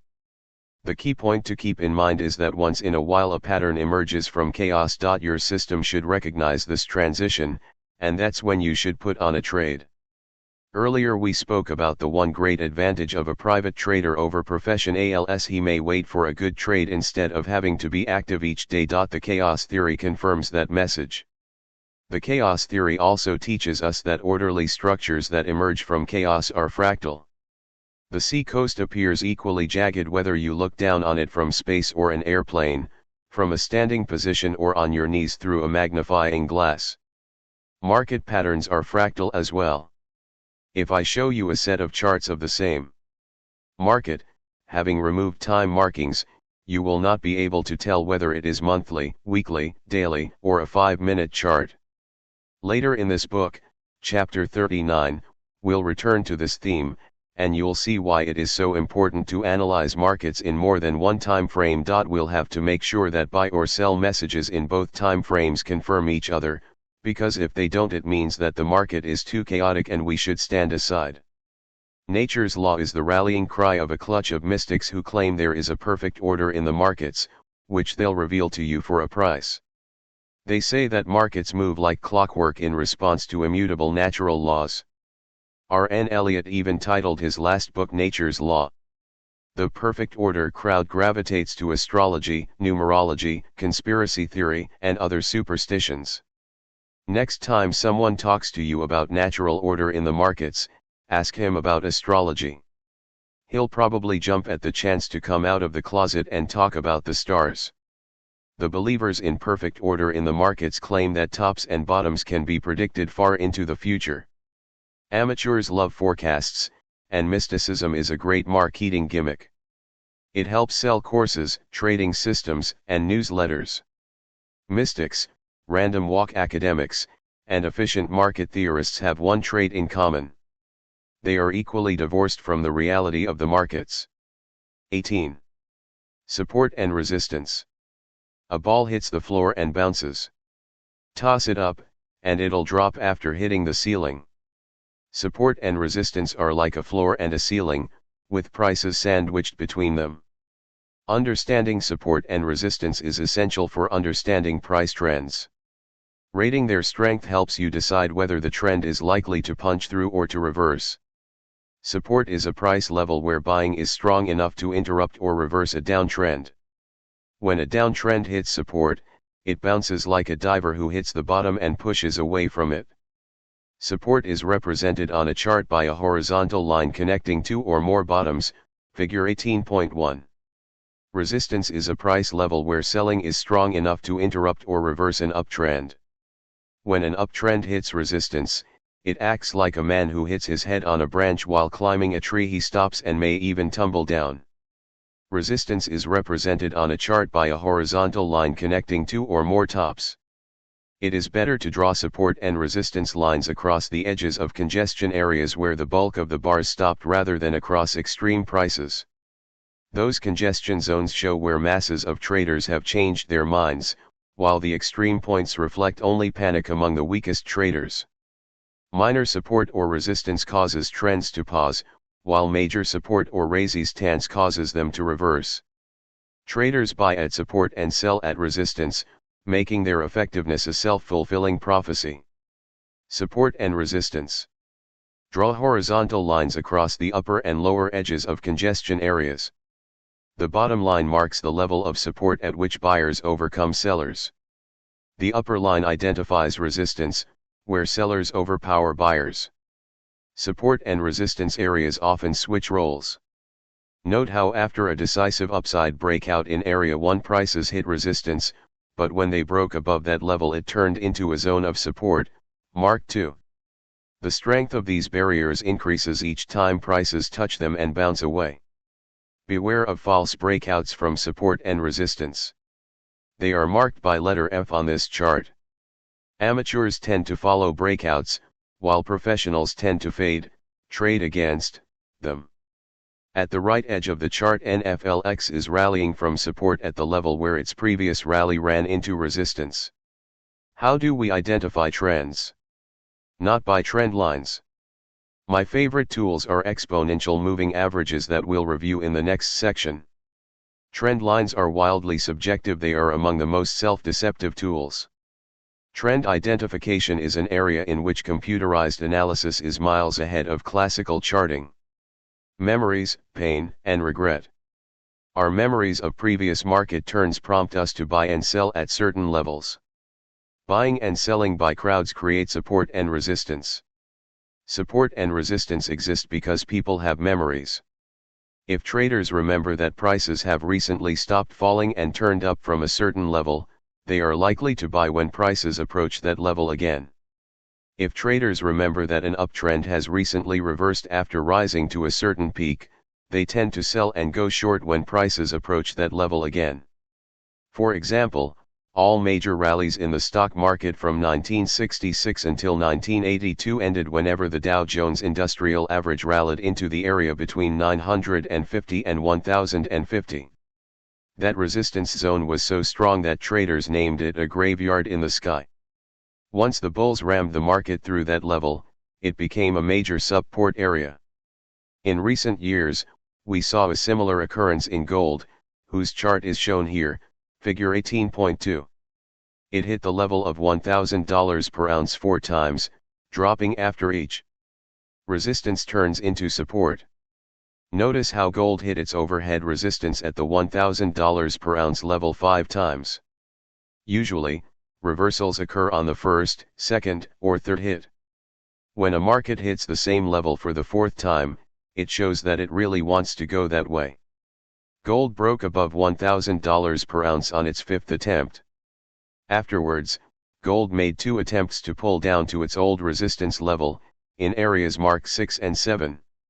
Its inability to decline to that level showed that bears were weak, marking the start of a major bull market in gold. Attempt. After the price of gold broke above that level on its 5th attempt, the level of $1,000 per ounce turned into a massive support level. Support and resistance exist because masses of traders feel pain and regret. Traders who hold losing positions feel intense pain. Losers are determined to get out as soon as the market gives them another chance. Traders who missed an opportunity to buy or sell short feel regret and also wait for the market to give them a second chance. Feelings of pain and regret are mild in trading ranges when swings are relatively small and losers do not get hurt too badly. Breakouts from those ranges create much more intense pain and regret. When the market stays flat for a while, traders get used to buying near the lower edge of its range and selling or even shorting near the upper edge. When an uptrend begins, bears who sold short feel a great deal of pain. At the same time, bulls feel an intense regret that they didn't buy more.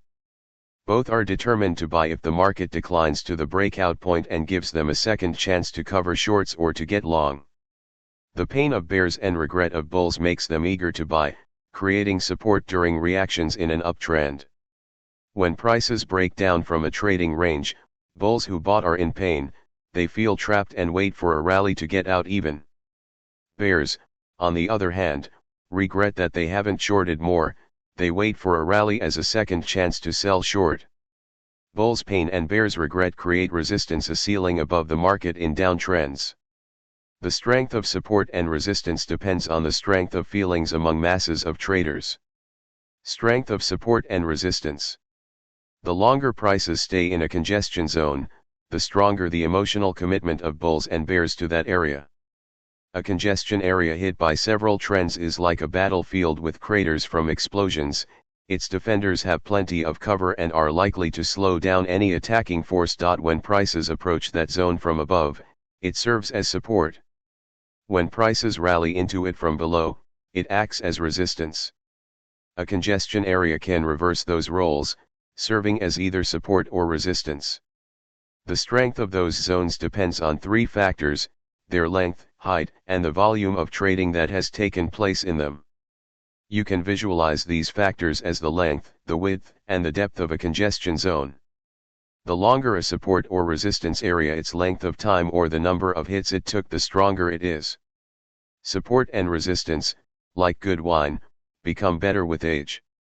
A 2-week trading range provides only minimal support or resistance. A 2-month range gives people time to become used to it and creates intermediate support or resistance, while a 2-year range becomes accepted as a standard of value and offers major support or resistance. As support and resistance levels grow very old, they gradually become weaker. Losers keep washing out of the markets, replaced by newcomers who don't have the same emotional commitment to very old price levels. People who lost money only recently remember full well what happened to them. They are probably still in the market, feeling pain and regret, trying to get even. People who made bad decisions several years ago may well be out of that market, and their memories matter less. The strength of support and resistance increases each time that area is hit. When traders see that prices have reversed at a certain level, they tend to bet on a reversal the next time prices reach that level. The taller the support and resistance zone, the stronger it is. A tall congestion zone is like a tall fence around a property. If a congestion zone's height equals 1% of current market value, it provides only minor support or resistance. If it's 3% tall, it provides intermediate support or resistance, and a congestion zone that's 7% tall or higher can grind down a major trend. The greater the volume of trading in a support and resistance zone, the stronger it is. High volume shows active involvement by traders, a sign of strong emotional commitment. Low volume shows that traders have little interest in transacting at that level, a sign of weak support or resistance. You can measure the strength of support and resistance in dollars if you multiply the number of days a stock spent in its congestion zone by its average daily volume and price. Of course, when making such comparisons, we should measure support and resistance zones for the same stock. You can't compare apples with oranges or AAPL with some $10 stock that trades a million shares on a good day. Trading rules. 1. Whenever the trend you're riding approaches support or resistance, tighten your protective stop. A protective stop is an order to sell below the market when you are long or to cover shorts above the market when you are short. A stop protects you from getting badly hurt by a reversal. A trend reveals its health by how it acts when it hits support or resistance. If it's strong enough to penetrate that zone, your tight stop will not be triggered. If a trend bounces away from support or resistance, it reveals its weakness. In that case, Your tight stop will salvage a good chunk of profits. 2. Support and resistance are more important on long-term charts than on short-term charts. A good trader monitors his market using several time frames, but assigns more weight to the longer ones. Weekly charts are more important than dailies. If the weekly trend is strong, it is less alarming that the daily trend is hitting resistance. When a weekly trend approaches major support or resistance, you should be more inclined to exit. 3. Support and resistance levels point to trading opportunities. The bottom of a congestion area identifies the bottom line of support. As prices decline towards it, be alert to buying opportunities. One of the best patterns in technical analysis is a false breakout. If prices dip below support and then rally back into the support zone, they show that bears have lost their chance. A price bar closing within a congestion zone after a false downside breakout marks a buying opportunity.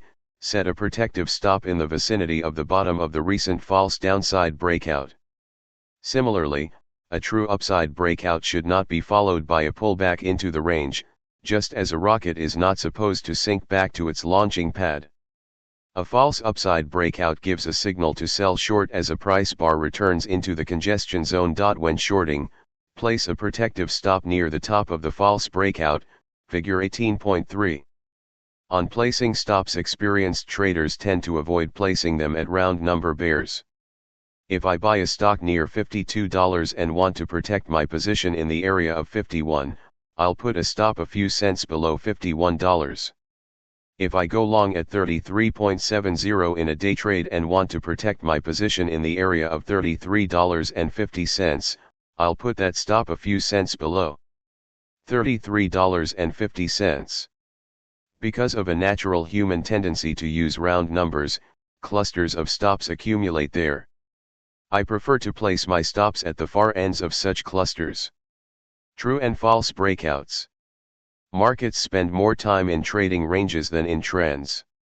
Most breakouts from trading ranges are false breakouts. They suck in trend followers just before prices return into their ranges.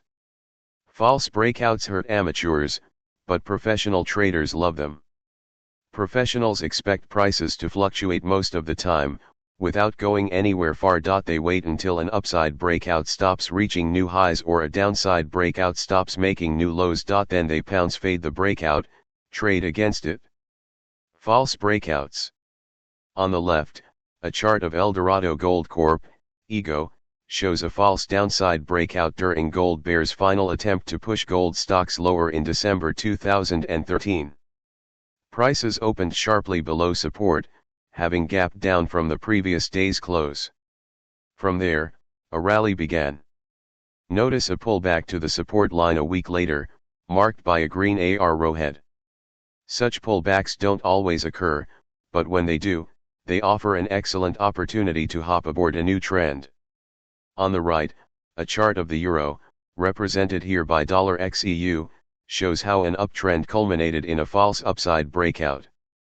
Prices gapped above the line of resistance, triggering stops and shaking out weak shorts, and that's when the downtrend began. There was no second chance pullback in this market. And place a protective stop near the latest extreme point. It's a tight stop, and their monetary risk is low, with a big profit potential from prices returning towards the middle of the congestion zone.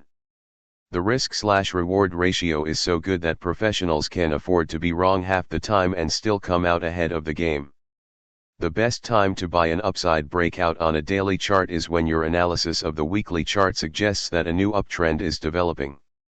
True breakouts are confirmed by heavy volume, while false breakouts tend to have light volume. True breakouts are confirmed when technical indicators reach new extremes in the direction of the new trend, while false breakouts are often marked by divergences between prices and indicators, which we'll discuss later in the book. 19. Trends and trading ranges. A trend exists when prices keep rising or falling over a period of time. In a perfect uptrend, each rally reaches a higher high than the preceding rally, while each decline stops at a higher level than the preceding decline. In a perfect downtrend, each decline falls to a lower low than the preceding decline and each rally tops out. at a lower level than the preceding rally.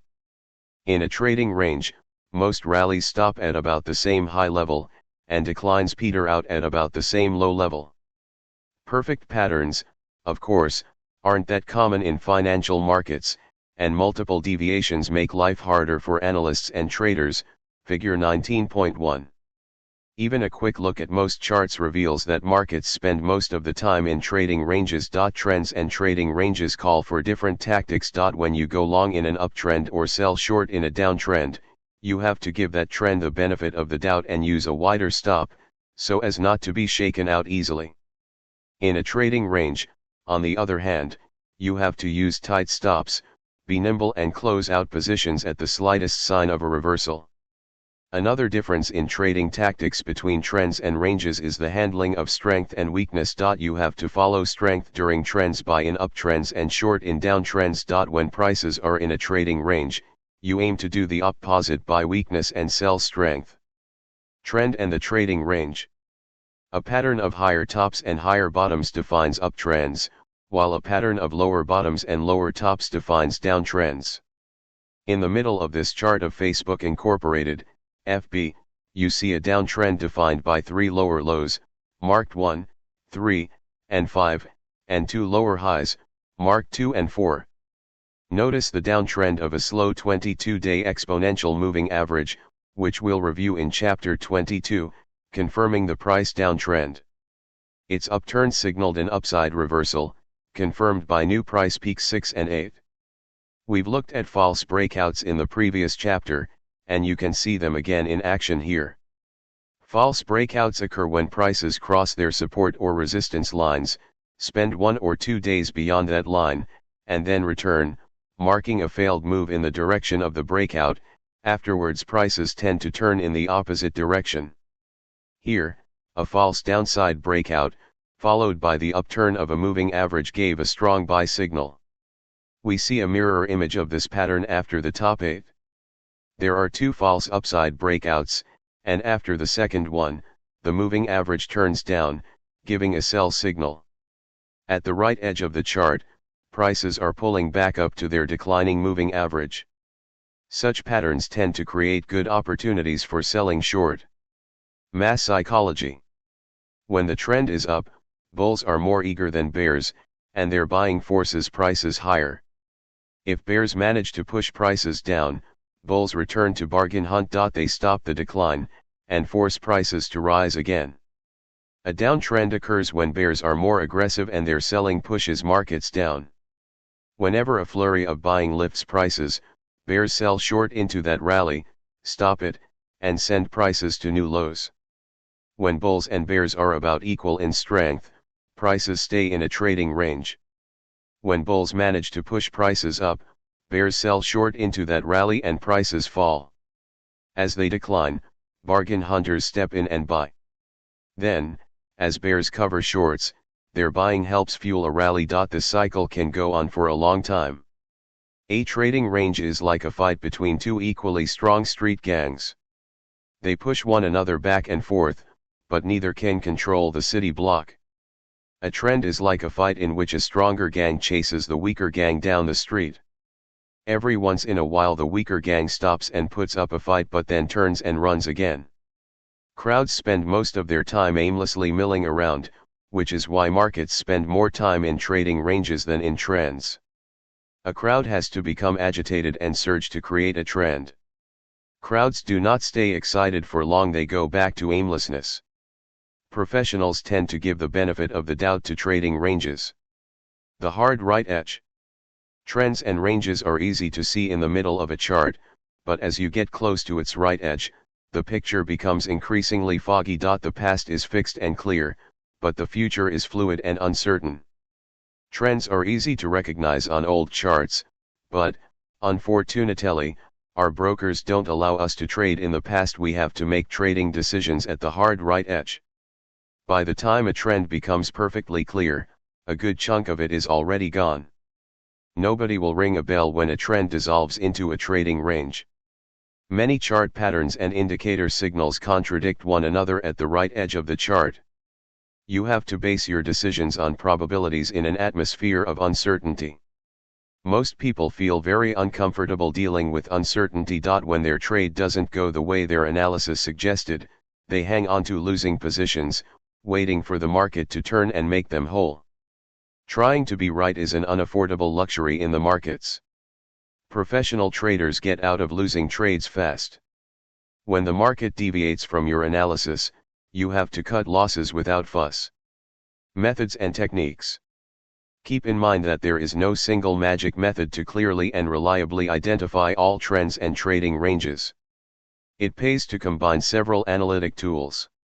None of them is perfect, but when they confirm each another, a correct message is much more likely. When they contradict one another, it's better to pass up a trade. Trend identification.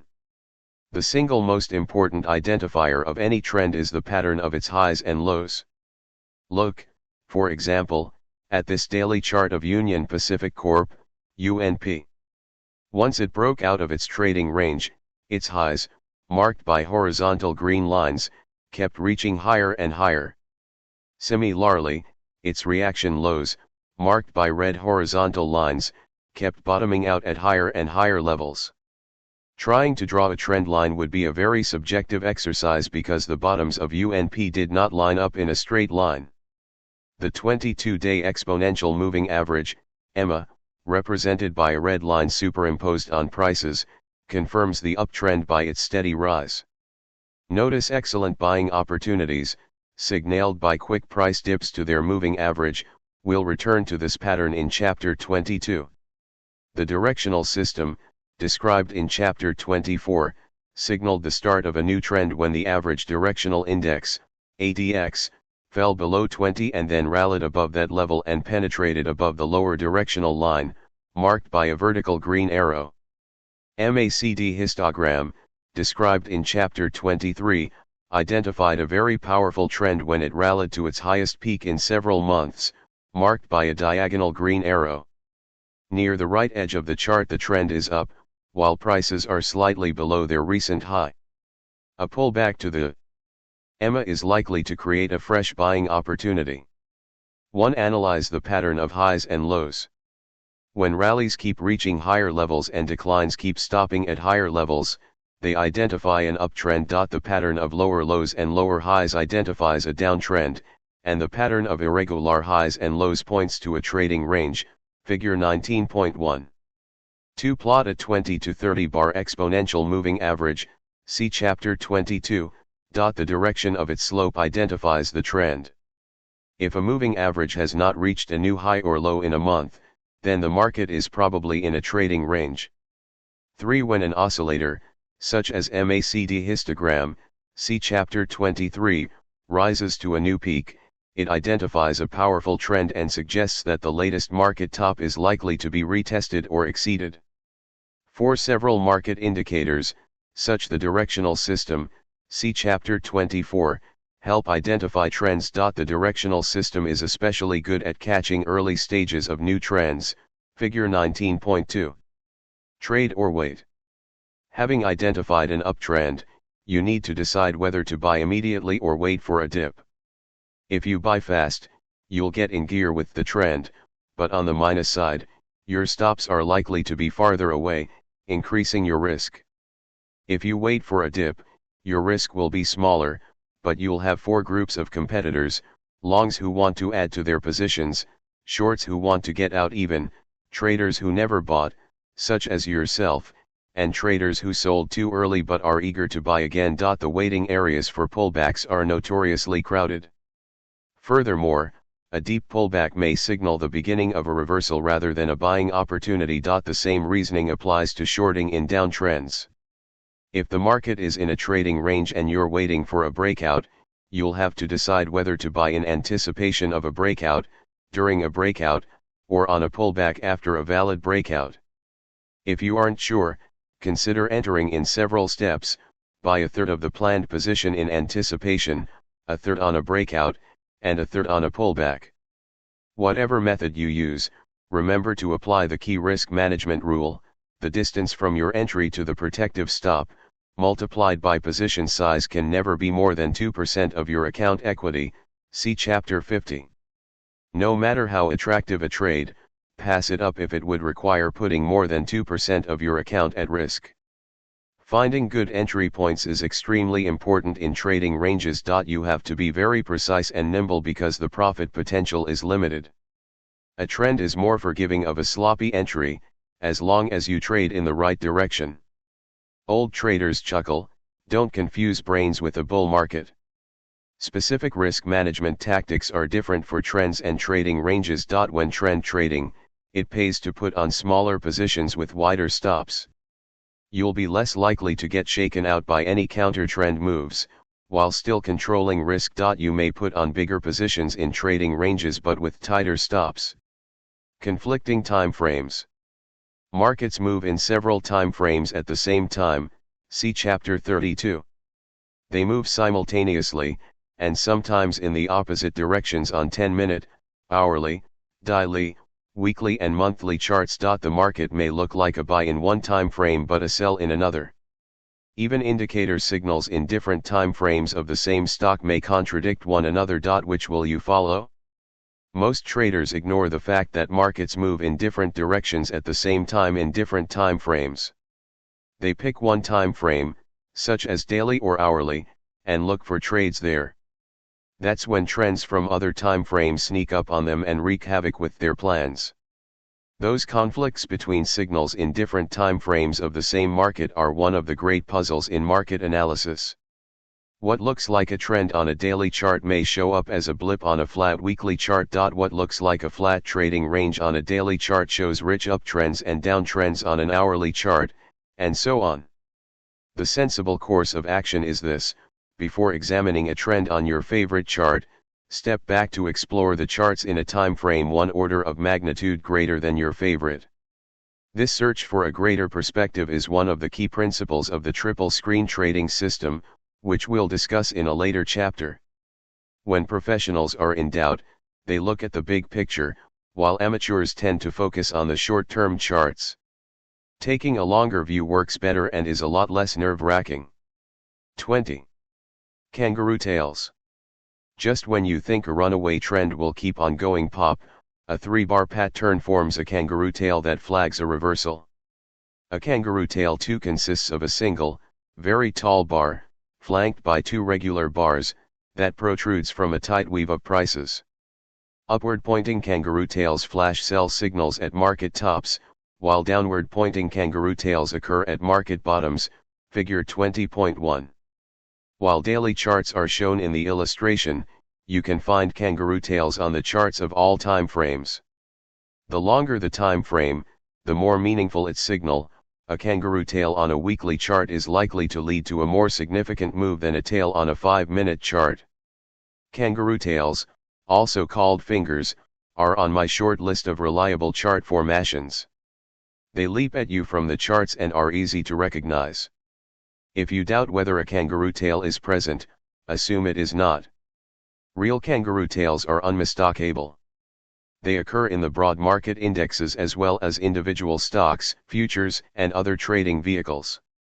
Markets constantly fluctuate, seeking levels that generate the highest volume of trade. If a rally attracts no orders, the market will reverse and look for orders at lower levels. If volume dries up during a decline, the market is likely to rally, seeking orders at higher prices. Kangaroo tails reflect failed bull or bear raids. A kangaroo tail pointing up reflects a failed attempt by the bulls to lift the market. They're like a group of soldiers that take a hill from the enemy, only to discover that the main force has failed to follow. Now they escape and run downhill for their lives. Having failed to hold the hill, the army is likely to move away from it. 2. I am grateful to Margarita Fokova, my translator in Moscow, who came up with this name for the pattern. Kangaroo tails. Biogen Idec, Inc., BIIB, was rising in a steady uptrend when it developed an upward kangaroo tail. The stock opened slightly below its previous close but then traced a very tall bar, triple the average height. It reached a record new high but then slid, closing near its opening price. The next day's bar was of average height. It completed the kangaroo pattern and the trend reversed down. The stock of Family Dollar Stores Incorporated, FDO, was falling when it's declined sharply AC seal rated, producing a downward pointing bar several times the average bar height for this stock. Notice that both opening and closing prices for that bar were well within the previous day's range. That downward stab marked the end of the downtrend. The next bar was of average height, and after that the trend reversed up. A kangaroo tail that points down reflects a failed bear raid. Bears aggressively sold the market, pushing it lower, but low prices did not attract volume and bears retreated back into the range. What do you think the market is likely to do next, after it failed to continue moving down? Since it found no orders below, it's likely to turn up and rally. When markets recoil from kangaroo tails, they offer trading opportunities. It was J. Peter Stiedelmeyer who pointed out years ago that a bar that looks like a finger sticking out of a tight chart pattern provides a valuable reference point for short-term traders. A kangaroo tail shows that a certain price has been rejected by the market. It usually leads to a swing in the opposite direction. As soon as you recognize a tail, trade against it. Figure 20.2. An experienced trader can recognize a kangaroo tail during its third bar, before it closes. For example, you may see a range that held for several days on a daily chart, but then on Monday the stock explodes in a very tall bar. If on Tuesday it opens near the base of the Monday's bar base and refuses to rally, consider selling short before the market closes on Tuesday. If the market has been in a trading range for a week and then traces a tall bar down on Wednesday, get ready on Thursday. If prices trade in a narrow range near the top of the Wednesday bar, go long before the market closes on Thursday. Trading kangaroo tails. Kangaroo tails mark the final splash of bullishness or bearishness, depending on their direction. Here the kangaroo tail, marked with a red arrow, helped identify the end of an uptrend in the stock of International Game Technology, IGT. Notice the bar is more than double the usual height and is bracketed by shorter bars. If entering a short trade during the third bar, place your stop about halfway up the tail. Putting a stop at the tip of the tail would mean accepting too much risk. Notice a tail pointing down, marked by a green arrow. It stopped the downtrend and augured in a week-long rally. Remember that trading against the tails is a short-term tactic. On the daily charts, these signals fizzle out after a few days. Evaluate kangaroo tails against the background of the current market. For example, when running a long-term bullish campaign in a stock, be alert to kangaroo tails. A tail pointing up may well suggest profit-taking on existing positions, while a tail pointing down identifies a good spot to add to long positions. Using stops is essential for survival and success in the markets. Putting a stop at the end of a tail would make your stop too wide, risking too much capital. When trading against the tail, place your protective stop about halfway through the tail. If the market starts chewing its tail, it is time to get out. Computerized technical analysis. Computers were a novelty at the time I wrote trading for a living. My first computer for technical analysis was an Apple IIe desktop with a boxy modem and 2 floppy drives. Each held a 300 KB diskette, one for the analytic program, CompuTrack, the first program for technical analysis, and the other for market data. When the first hard drives came out, I had a choice of buying a 2-5 or 10 megabytes, not gigabyte, drive. 10 megabytes seemed too huge for anyone to ever need, so I sprang for a 5 megabytes hard drive. How technology has changed. A trader without a computer is like a man traveling on a bicycle. His legs grow strong and he sees a lot of scenery, but his progress is slow. When you travel on busyness and want to get to the point fast, you get a car. Today, very few people trade without computers. Our machines help track and analyze more markets in greater depth. They liberate us from the routine updating of charts, freeing up time for thinking. Computers allow us to use more complex indicators and spot more opportunities. Trading is an information game. A computer helps you process more information. On the minus side, with computers we lose a physical feel for price moves that comes from pencil and paper charting. 21. Computers in trading. Computerized technical analysis is more objective than classical charting. You can argue whether support or resistance is present, but there can be no argument about an indicator's direction. Of course, you still need to decide what to do after you identify an indicator's message. 69. Toolboxes. When working with wood or metal, you can go to a hardware store and buy a set of tools that can help you work smartly and efficiently. A technical analysis toolbox provides a set of electronic tools for processing market data. When you decide to get into computerized technical analysis, begin by drawing a list of tasks you want your computer to perform. This will take some serious thinking, but it's much better than getting a package first and scratching your head later, trying to figure out what it might do for you. Decide what markets you want to track, what types of charts to view, and what indicators to use. A toolbox draws weekly, daily, and intraday charts. It splits the screen into several window panes for plotting prices and indicators. A good toolbox includes many popular indicators, such as moving averages, channels, MACD, stochastic, relative strength index, along with dozens if not hundreds of others. It allows you to modify all indicators and even construct your own. A good toolbox allows you to compare any two markets and analyze their spreads. If you trade options, your toolbox must include an options valuation model. Advanced packages allow you to backtest trading systems. Another feature of a good toolbox is its ability to scan stocks. For example, you may want to find all stocks among the Nasdaq 100 whose exponential moving averages are rising, but whose prices are no more than 1% above their EMAs. Can your software scan for that? Can it add fundamental parameters to your search, such as rising earnings? Think what you want to find and then ask software vendors whether their products can do it for you. There are good toolboxes at all price levels. A beginner making his first steps may sign up with an online service that offers a basic set of computerized tools for free. You can upgrade to a paid level later. Most charts in this book are drawn using just such a service, stockcharts.com, because I want you to see how much you can do while spending very little.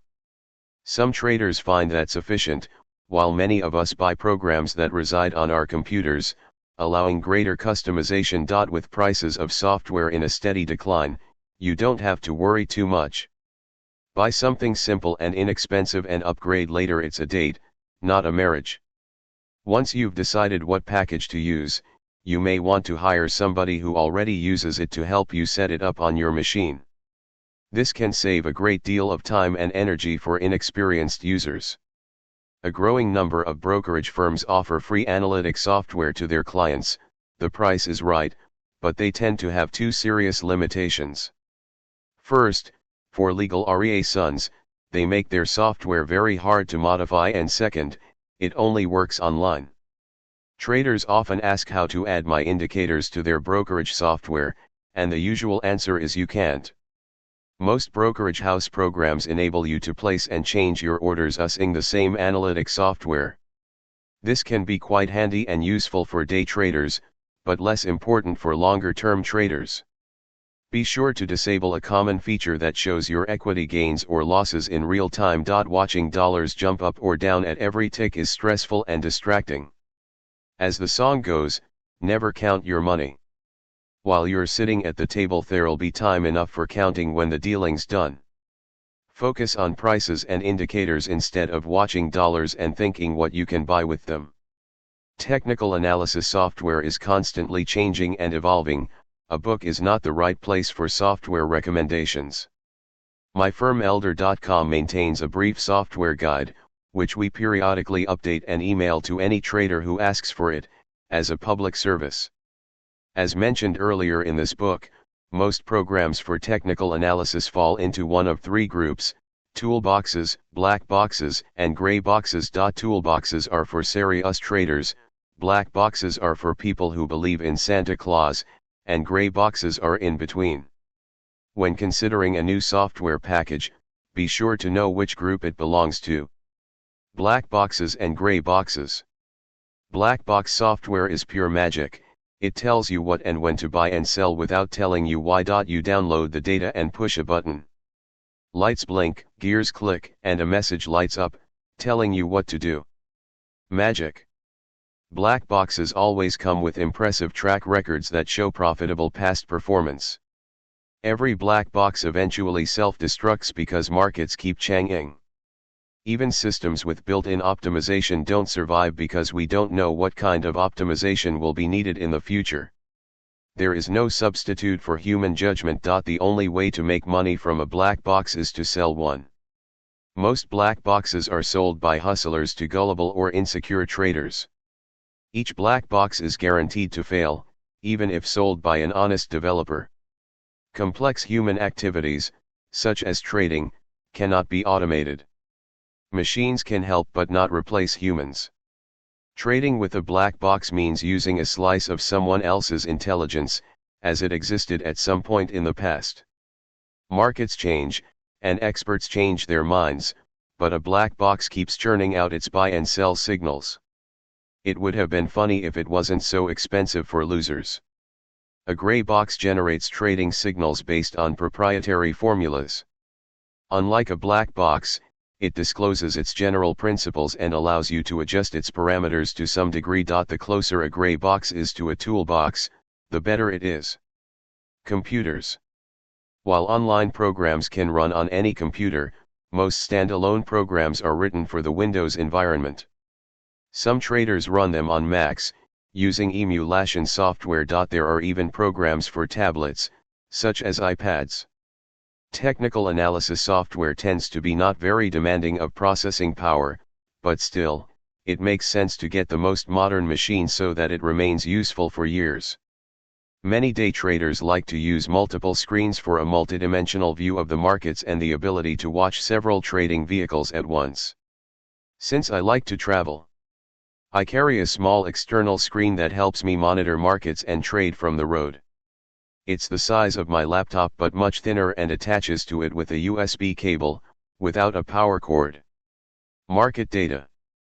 Swing and position traders enter and exit trades within days or weeks, while day traders enter and exit within a few hours if not minutes. End-of-day data is sufficient for position traders, but day traders need real-time data. When you download the daily data for research, it pays to cover 2 bull and bear market cycles, or about 10 years. Whenever I approach a stock, I like to look back at 12 years of trading history to see whether it is cheap or expensive relative to its 12-year range. Whenever you approach a trade, you must know your edge. What will help you make money? The ability to recognize patterns is a part of my edge, but if a stock's history is too short, there are no reliable patterns to identify. That's why I avoid trading very young stocks, those with less than a year's history. When collecting and analyzing data, don't chase too many markets at once. Focus on quality and depth rather than quantity. Begin by following the key market indexes, such as the Dow, the Nasdaq, and the S&P. Many professional traders focus on a relatively small number of stocks. They get to know them well and become familiar with their behavior patterns. You could start out by focusing on a dozen stocks. Many professionals limit themselves to fewer than 100 stocks, which they review every weekend and mark their opinions in a fresh column of their spreadsheet. They may select fewer than 10 stocks from that pool that look promising for the week ahead and focus on them. Build your watch list gradually from the popular stocks of the year, add a few stocks from the most promising industries and some stocks you've traded before. Building a watch list is like gardening. You can't get a beautiful garden in a single season, but you can get there over several seasons. Try to stick to the data in your own time zone. When I teach overseas, traders often ask whether I trade in their country. I remind them that whenever you put on a trade, you're trying to take money out of some other trader's pocket, while others are trying to pick yours. This game is hard enough when you're awake, but it is risky to trade in a different time zone, allowing locals to pick your pockets while you sleep. This is why I largely limit my trading to the US markets. Many overseas traders complain that they find their domestic markets too thin and ask whether it would make sense for them to trade in the huge and liquid US market. The answer depends on how different their time zone is from the US market's time zone. For example, the US markets are easy to trade from Europe, where they open at 3:30 p.m. local time and close at 10 p.m. It is much harder to do from Asia or Australia, but it can work if you take a longer view and aim to catch longer-term trends. Beginning traders should steer clear of day trading. It demands instant decision-making, and if you stop to think, you're dead. Learn to trade in a slower environment. Become a competent position or swing trader before you consider day trading. If you compare swing trading and day trading, it is like playing the same video game at level 1 or level 9. You run the same mazes and dodge the same monsters, but the pace of the game is so fast at level 9 that your reactions must be automatic. Learn to analyze markets at level 1. Become a swing trader before attempting to day trade. We'll return to this topic in Chapter 33, Trading Time Frames. A good place to get started is swing trading, i.e., holding positions for several days. Select popular stocks that have good swings on a good volume. Start out by following just a handful.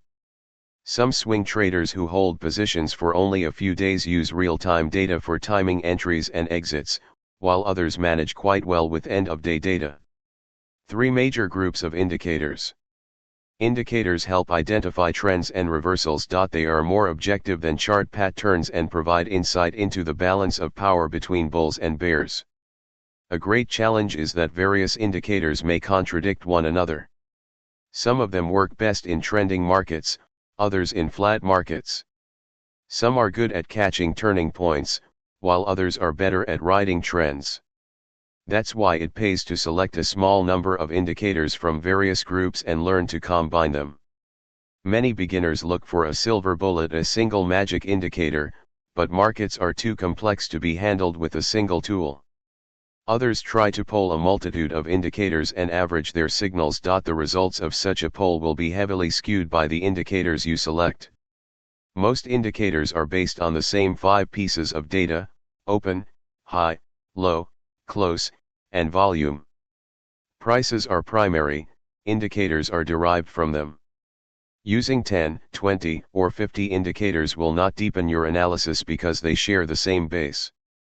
We can divide indicators into 3 groups: trend-following indicators, oscillators, and miscellaneous. Trend-following indicators work best when markets are moving, but the quality of their signals sharply deteriorates when the markets go flat. Oscillators catch turning points in flat markets but give premature and dangerous signals when the markets begin to trend. Miscellaneous indicators provide insights into mass psychology. Before using any indicator, be sure to understand what it may assures and how it works. Only then can you have confidence in its signals. Trend-following indicators include moving averages, MACD lines, moving average convergence-divergence, the directional system, on-balance volume, accumulation/distribution, and others. Trend-following indicators are coincident or lagging indicators. They turn after trends reverse. Oscillators help identify turning points.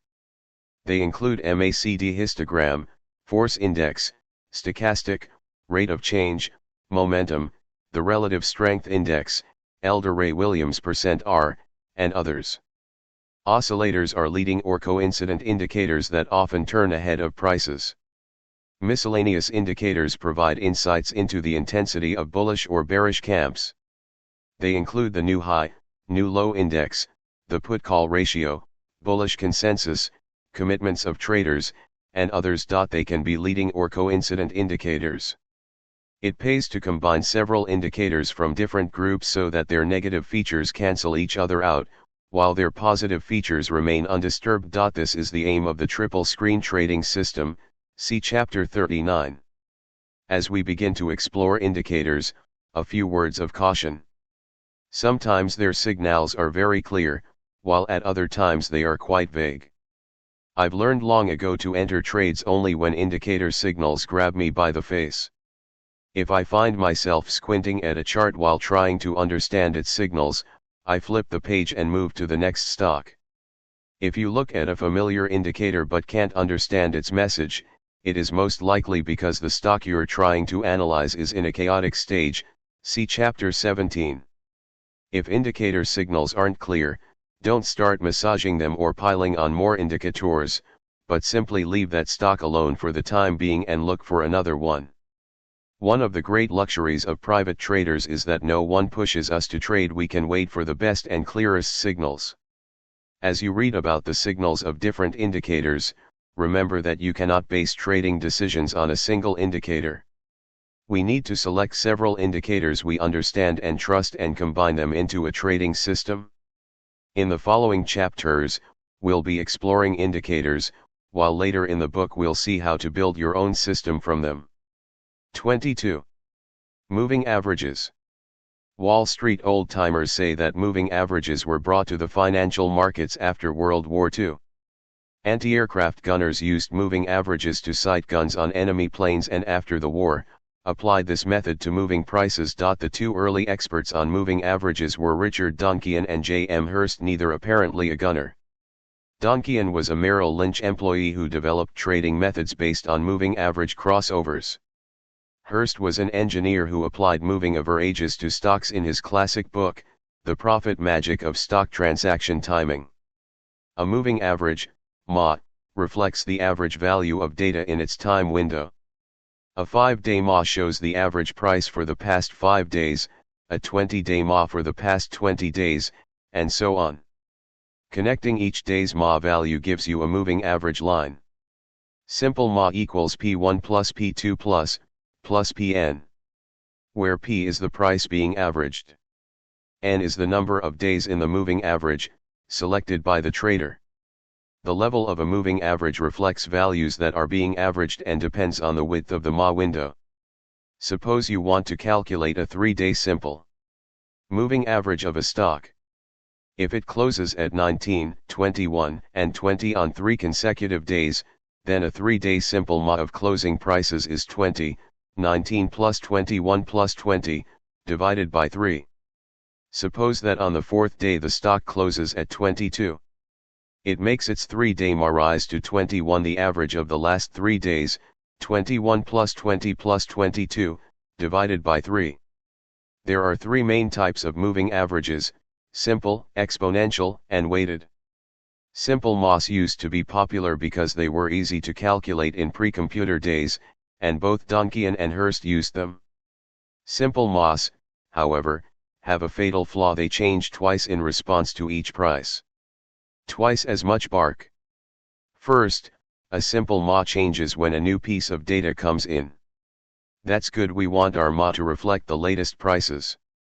The bad thing is that MA changes again when an old price is dropped off at the end of its window.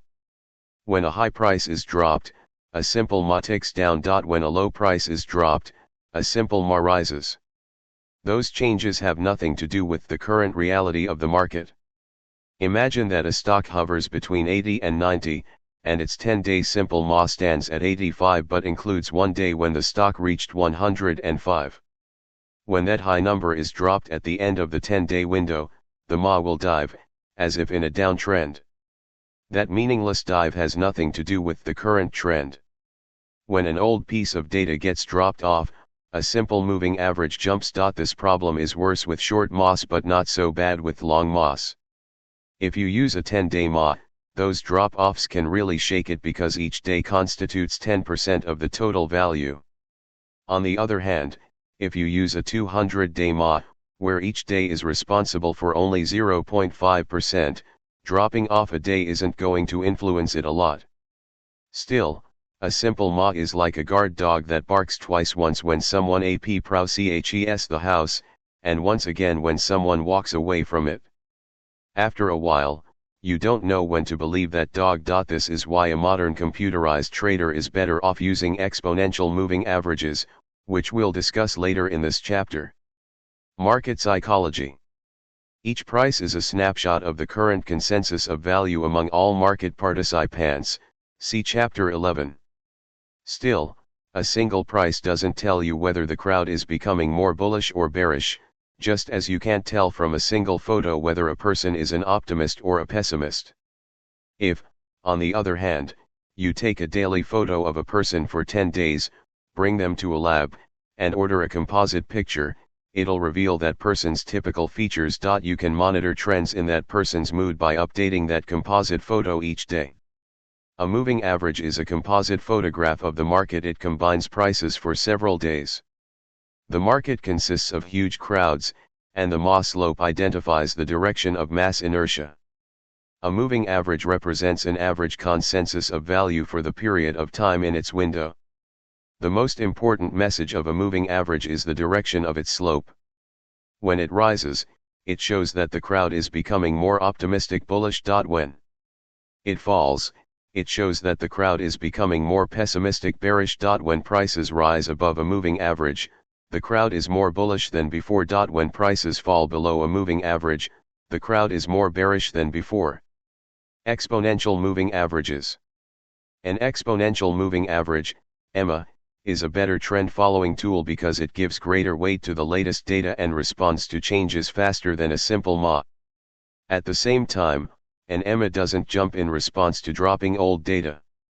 This guard dog has better ears, and it barks only when someone approaches the house. EMA equals Todd K plus EMAist, 1K. Where 2. N plus 1. N equals the number of days in the EMA, chosen by the trader. Todd equals today's price. EMAist equals the EMA of yesterday. Technical analysis software allows you to select EMA length. An EMA has two major advantages over a simple MA. First, it assigns greater weight to the last trading day. The latest mood of the crowd is more important.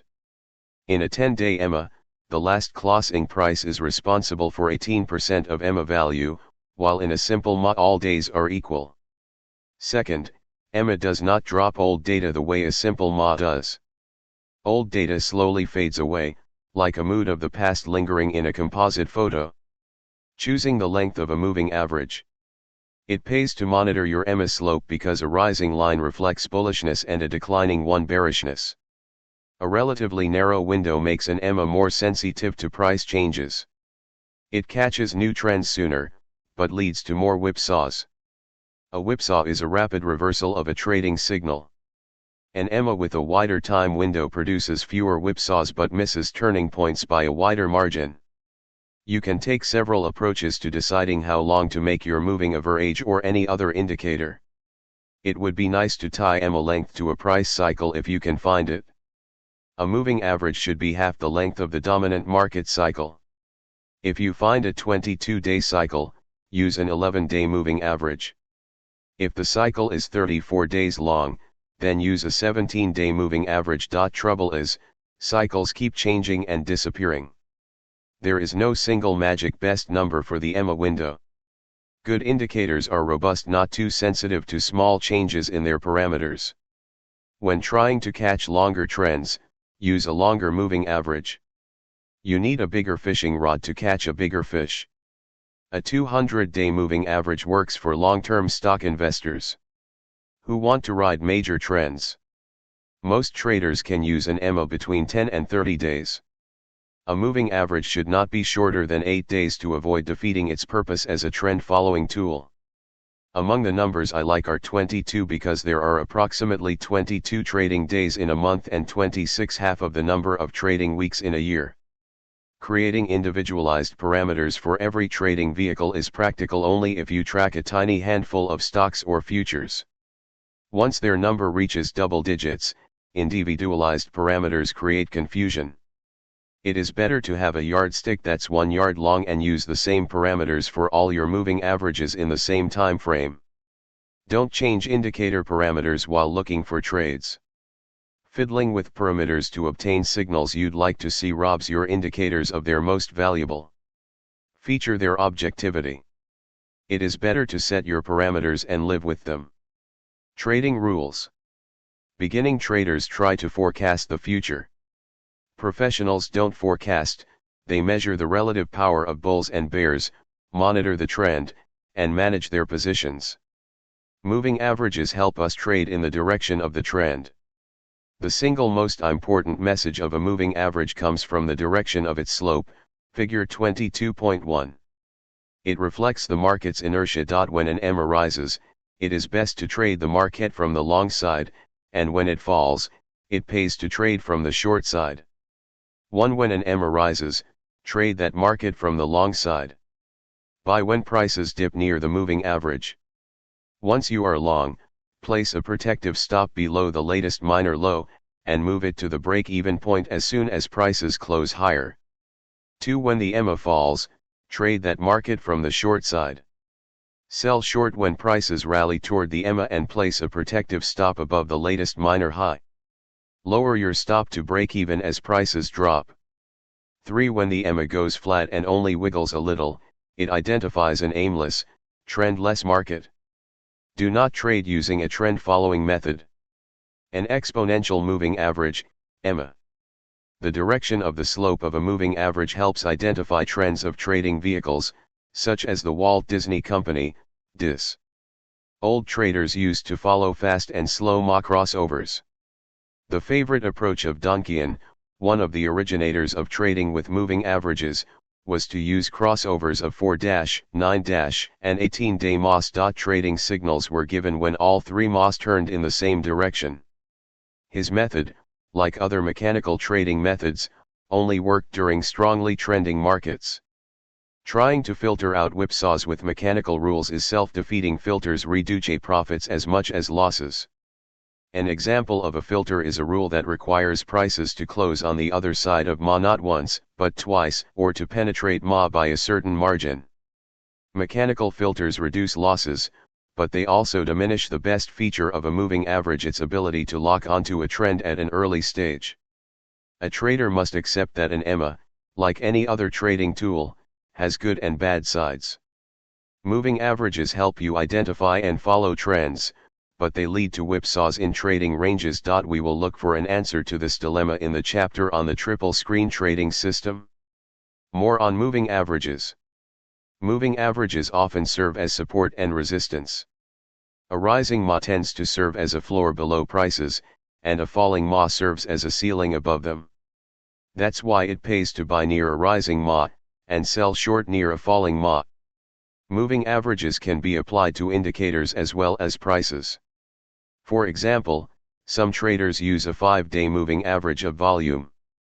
When volume falls below its 5-day Ma, it shows reduced public interest in the minor trend and indicates that it is likely to reverse. When volume overshoots its Ma, it shows strong public interest and confirms the price trend. We'll be using moving averages of an indicator when we work with Force Index, Chapter 30. The proper way to plot a simple moving average is to lag it behind prices by half its length. For example, a 10-day simple Ma properly belongs in the middle of a 10-day period and it should be plotted underneath the 5th or 6th day. An exponential moving average is more heavily weighted toward the latest data, and a 10-day EMA should be lagged by 2 or 3 days. Most software packages allow you to lag a moving average. Moving averages can be based not only on closing prices but also on the mean between the high and the low, which can be useful for day traders. An exponential moving average assigns greater weight to the latest day of trading, but a weighted moving average, WMA, allows you to assign any weight to any day, depending on what you deem important. WMAs are so complicated that traders are better off using EMAs. Dual EMAs. Whenever I analyze charts, I like to use not one but two exponential moving averages. The longer EMA shows a longer term consensus of value. The shorter term EMA shows a shorter term consensus of value. I keep the ratio between them at approximately 2:1. For example, I may use a 26-week and a 13-week EMA on a weekly chart, or a 22-day and an 11-day EMA on a daily chart. Please understand there is no magic set of numbers. You should feel free to play with these values, selecting a set that will be unique to you. Just keep in mind to keep the difference between the two EMAs near 2:1. It might be simpler and more efficient to use the same set of values, for example 26/13 or 22/11, in all time frames, weekly, daily, and even intraday. Since the shorter EMA represents the short-term consensus of value and the longer-term EMA the long-term consensus, I believe that value lies between these two lines. I call the space between the two EMAs the value zone. Moving averages and channels. A channel consists of two lines drawn parallel to a moving average. Oddly enough, the distance between the upper and the lower channel lines is sometimes described as height and at other times as width of the channel, even though both refer to the same measurement. A well-drawn channel should contain approximately 95% of all prices that occurred during the past 100 bars. Longer-term markets have wider channels because prices can cover greater distances in 100 weeks than in 100 days. Volatile markets have wider, or taller, channels than quiet, sleepy markets. Channels are very useful for trading and performance tracking.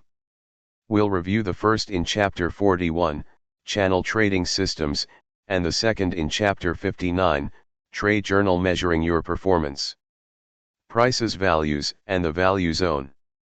One of the key concepts in market analysis, the concept that all of us intuitively understand but almost never spell out, is that prices are different from values. We buy stocks when we feel that their current prices are below their true value and expect prices to rise. We sell and sell short when we think that stocks are priced above their real value and are likely to come down. We buy undervalued stocks and sell overvalued shares. But how to define value? Fundamental analysts do it by studying balance sheets and annual reports, but those sources aren't nearly as objective as they seem. Companies often massage their financial data. Fundamental analysts don't have a monopoly on the concept of value. Technical analysts can define values by tracking the spread between a fast and a slow EMA.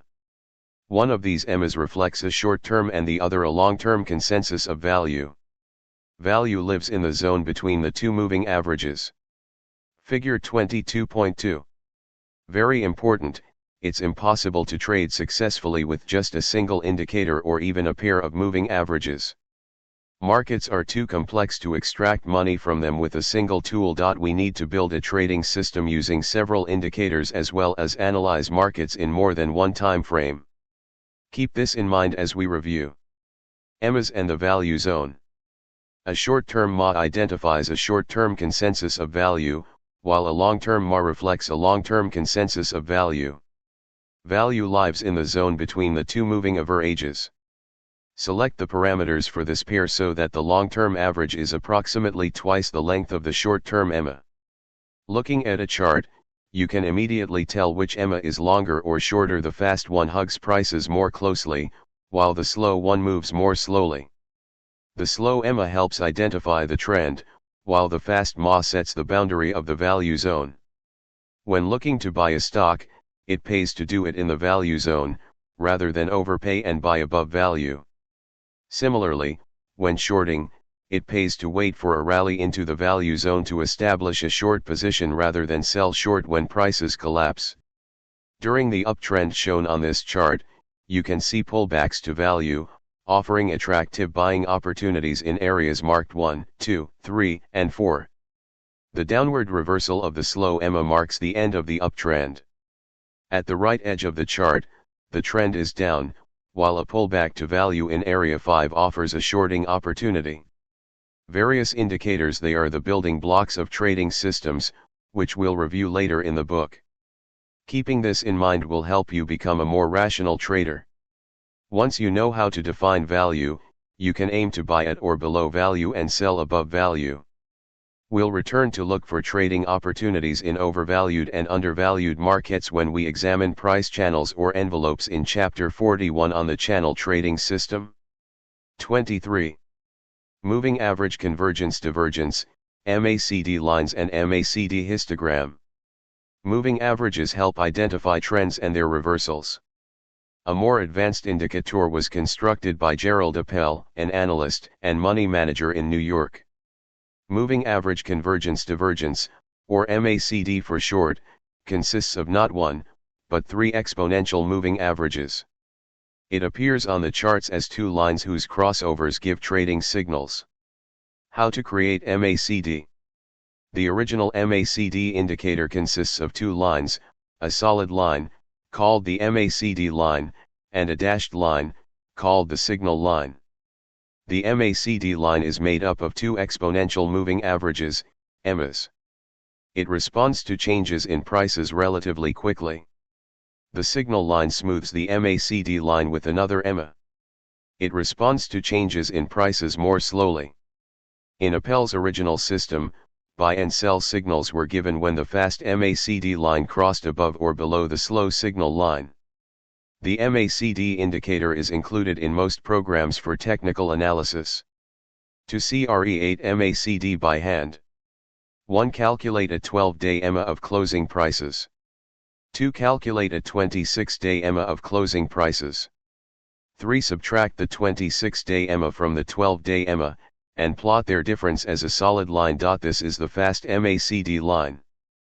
4. Calculate a 9-day EMA of the fast line, and plot the result as a dashed line. This is the slow signal line. Market psychology. Each price reflects the consensus of value among the mass of market participants at the moment of the trade.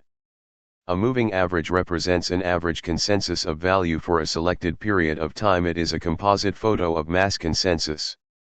A longer moving average tracks longer-term consensus, and a shorter moving average tracks shorter-term consensus.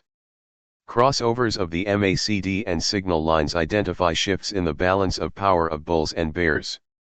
The fast MACD line reflects mass consensus over a shorter time period.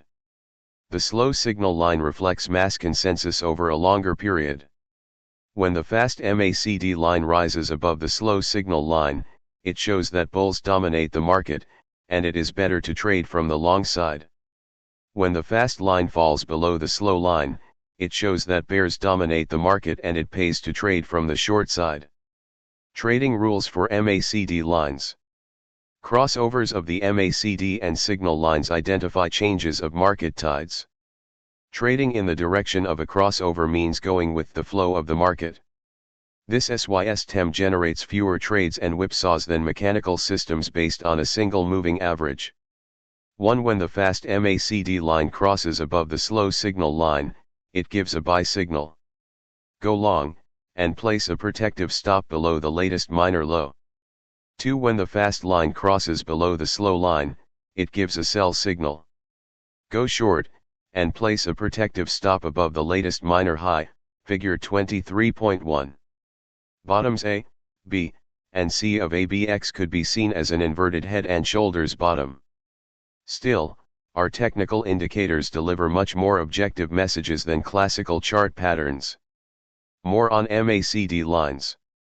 Sophisticated traders tend to personalize their MACD lines by using other moving averages than the standard 12-, 26-, and 9-bar EMAs. Beware of optimizing MACD too often. If you fiddle with MACD long enough, you can make it give you any signal you'd like. MACD lines.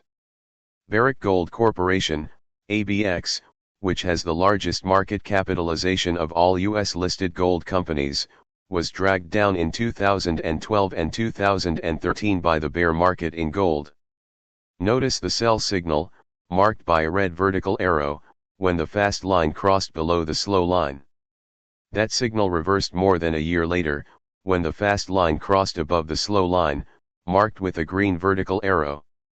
Notice several additional patterns on this chart. When ABX fell to a record low, marked B, MACD lines refused to confirm, they didn't fall to a new low but traced out a double bottom. That new low B turned out to be a false downside breakout, a bullish sign. Bear's last attempt to drive ABX lower, in area C, wasn't confirmed by MACD lines, which maintained a steady uptrend. At the right edge of the chart, MACD lines have reached a new high for the up move, indicating strength. Both EMAs are rising, confirming the bullish trend. A quick and dirty way to plot MACD can be used by traders whose software doesn't include this indicator. Some packages allow you to draw only two EMAs. In that case, you can use crossovers between two EMAs, such as 12-day and 26-day EMAs as a proxy for MACD and signal lines. MACD histogram. MACD histogram offers a deeper insight into the balance of power between bulls and bears than the original MACD lines. It shows not only whether bulls or bears are in control but also whether they are growing stronger or weaker. It is one of the best tools available to market technicians. MACD histogram equals MACD line signal line. MACD histogram measures the difference between the MACD line and the SIG-NAL line. It plots that difference as a histogram, a series of vertical bars. That distance may appear puny, but a computer rescales it to fill the screen. MACD histogram. When MACD lines cross over, MACD histogram, which is derived from them, crosses above or below its zero line. You can see buy and sell signals of MACD lines, marked by green and red arrows. These signals are often delayed, but MACD histogram gives its own fine signals. We'll return to them later in this chapter, but at this point let's look at just one. Compare the Dow bottoms D and F.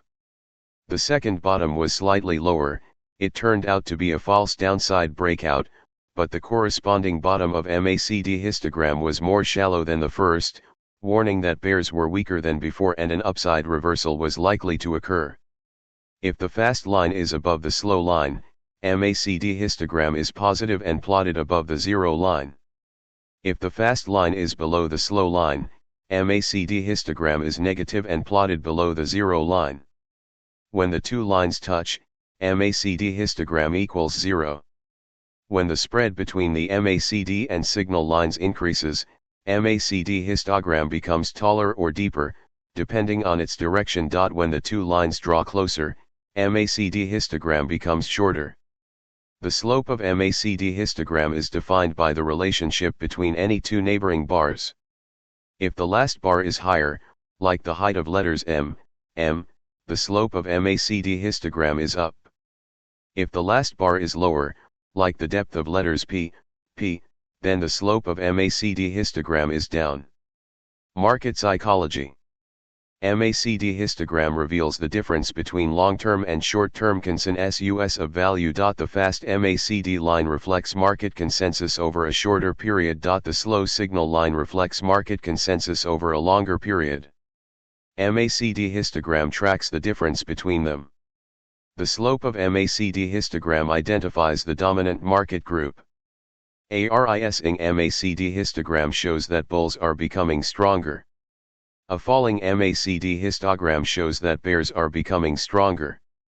When the fast MACD line rallies ahead of the slow signal line, MACD histogram rises. It shows that bulls are becoming stronger than they have been. It is a good time to trade from the long side. When the fast MACD line drops faster than the slow line, MACD histogram falls.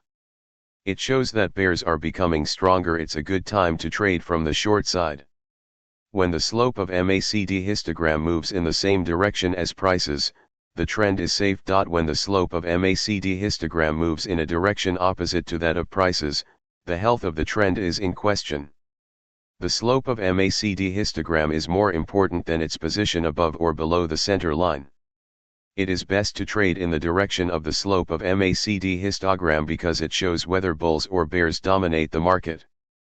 The best buy signals occur when MACD histogram is below its center line but its slope turns up, showing that bears have become exhausted. The best sell signals are given when MACD histogram is above its center line but its slope turns down, showing that bulls have become exhausted. Trading rules. MACD histogram gives two types of trading signals. One is common, occurring at every price bar. The other is rare but extremely strong. It may occur only a few times a year on the daily chart of a stock. It's even more rare on the weekly charts, but more frequent on the intraday charts. The common signal is given by the slope of MACD histogram. When the current bar is higher than the preceding bar, the slope is up. It shows that bulls are in control. And it's time to buy. When the current bar is lower than the preceding bar, the slope is down. It shows that bears are in control and it's time to be short. When prices go one way but MACD histogram moves the other way, it shows that the dominant crowd is losing its enthusiasm and the trend is weaker than it appears.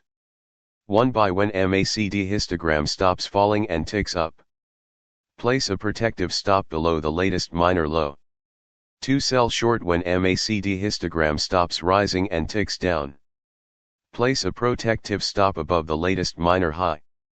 MACD histogram ticks up and down on the daily chart so often that it's not practical to buy and sell every time it turns.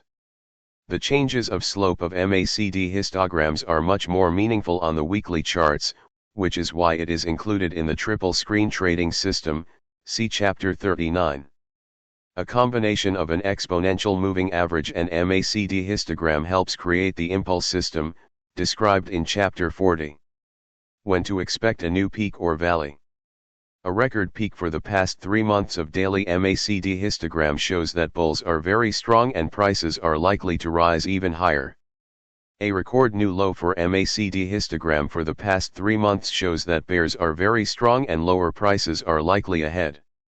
When MACD histogram reaches a new high during a rally, the uptrend is healthy and you can expect the next rally to retest or exceed its previous peak.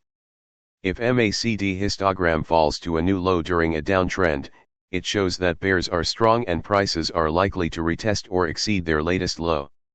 MACD histogram works like headlights on a car, it gives you a glimpse of the road ahead. Not all the way home, mind you, but enough to drive safely at a reasonable speed. More on MACD histogram. MACD histogram works in all time frames, weekly, daily, and intraday. Signals in longer time frames lead to greater price moves. For example, the signals of weekly MACD histogram lead to greater price changes than the daily or intraday MACD. This principle applies to all technical indicators. When you use MACD lines and MACD histogram on the weekly charts, you don't have to wait until Friday to find your signals. A trend can turn in the middle of the week. The market does not watch the calendar. It makes sense to perform weekly studies each day. I set my software to plot weekly charts in the traditional manner, from Monday through Friday, but with a twist. The latest weekly bar reflects trading for the current week, starting on Monday. After the market closes on Monday, my latest weekly bar is identical to Monday's daily bar. The weekly bar on Tuesday reflects 2 trading days, and so on. Because of this, on Monday I take the new weekly bar at a heavy discount, but by Thursday I start trusting it a great deal more. Divergences. Divergences are among the most powerful signals in technical analysis. In this subchapter, we'll focus on MACD histogram, but this concept applies to most indicators.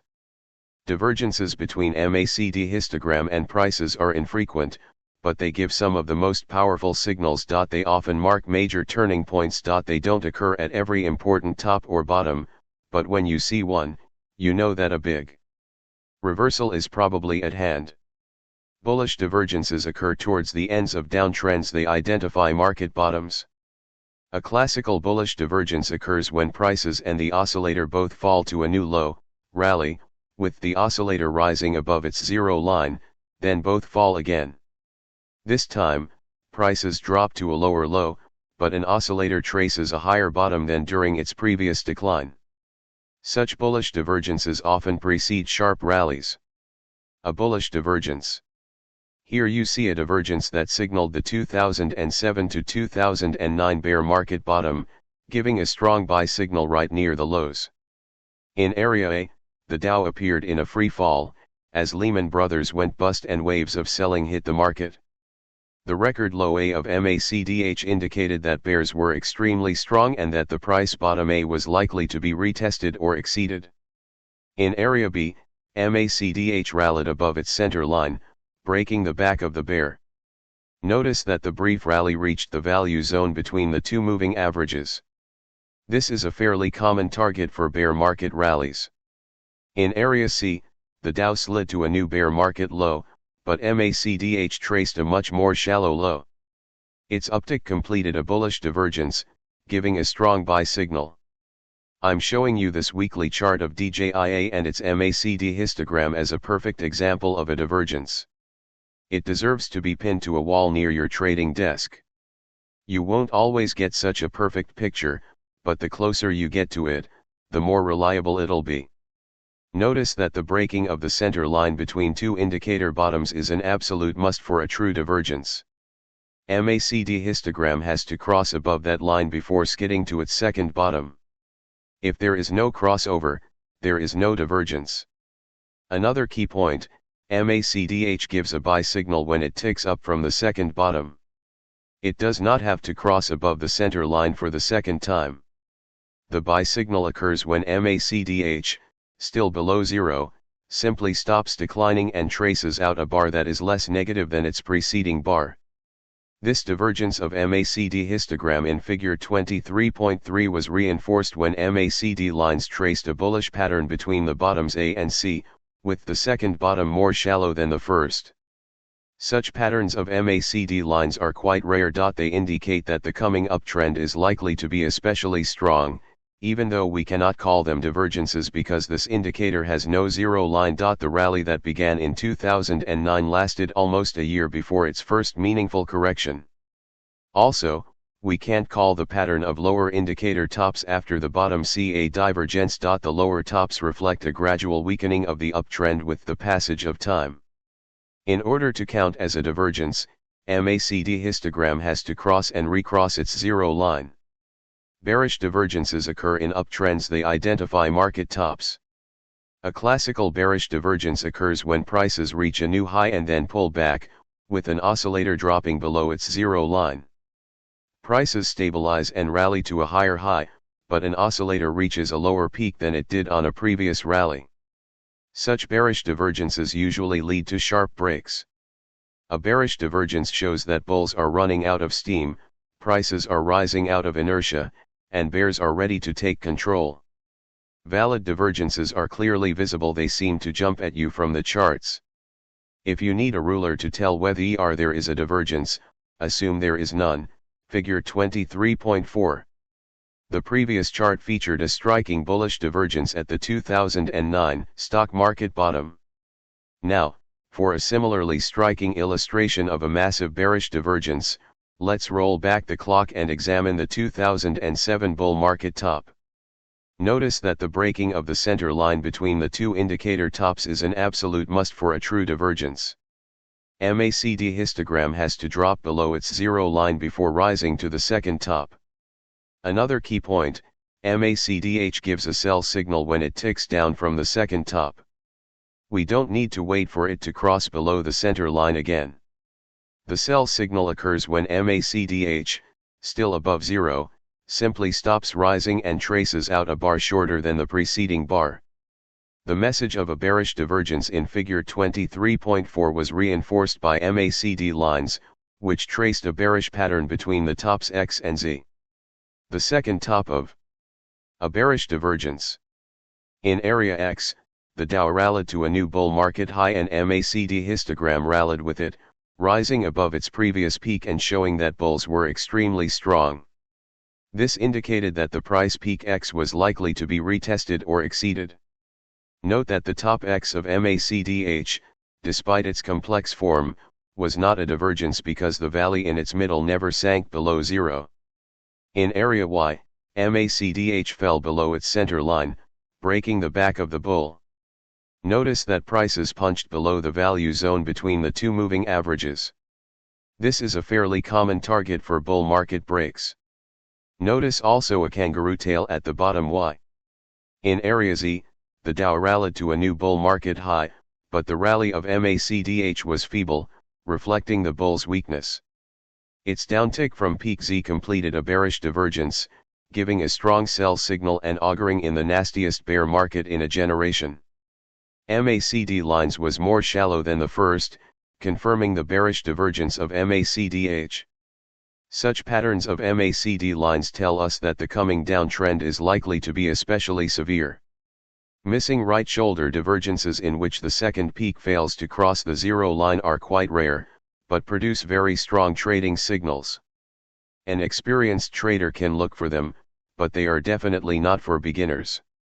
They are described and illustrated in the ebook Two Roads Diverge Trading Divergences. Carrie Lovorn performed extensive research to find that the most tradable divergences occur when the distance between the two peaks or the two bottoms of MACDH is between 20 and 40 bars, and the closer to 20, the better. In other words, The two tops or two bottoms cannot be too far apart. 20 bars translate into 20 weeks on a weekly chart, 20 days on a daily chart, and so on. Carey also found that the best signals come from divergences in which the second top or bottom is no more than half the height or the depth of the first. Triple bullish or bearish divergences consist of 3 price bottoms and 3 oscillator bottoms, or 3 price tops and 3 oscillator tops. They are even stronger than regular divergences. In order for a triple divergence to occur, a regular bullish or bearish divergence first has to abort. That's another good reason to practice tight money management. If you lose only a little on a whipsaw, you will preserve both the money and psychological strength to re-enter a trade. The third top or bottom has to be more shallow than the first, but not necessarily the second. The hound of the Baskervilles. This signal occurs when a reliable chart or indicator pattern doesn't lead to the action you expected and prices move in the opposite direction. A divergence may indicate that an uptrend is over, but if prices continue to rise, they give the hound of the Baskervilles signal. This signal is named after the story by Sir Arthur Conan Doyle in which Sherlock Holmes was called to investigate a murder at a country estate. He found the essential clue when he realized that the family dog didn't bark while the murder was being committed. That meant the dog knew the criminal and the murder was an inside job. The signal was given by the lack of expected action, by the lack of barking. When the market refuses to bark in response to a perfectly good signal, it gives you the hound of the Baskervilles signal. This shows that something is fundamentally changing below the surface. Then it is time to get in gear with the new powerful trend. I am not a fan of stop and reverse orders, but make an exception for the hound of the Baskervilles. On those rare occasions when a bearish divergence aborts, I may go long. In the rare instances when a bullish divergence aborts, I look to go short. 24. The directional system. The directional system is a trend-following method developed by J. Wells Wilder, Jr., in the mid-1970s and modified by several analysts.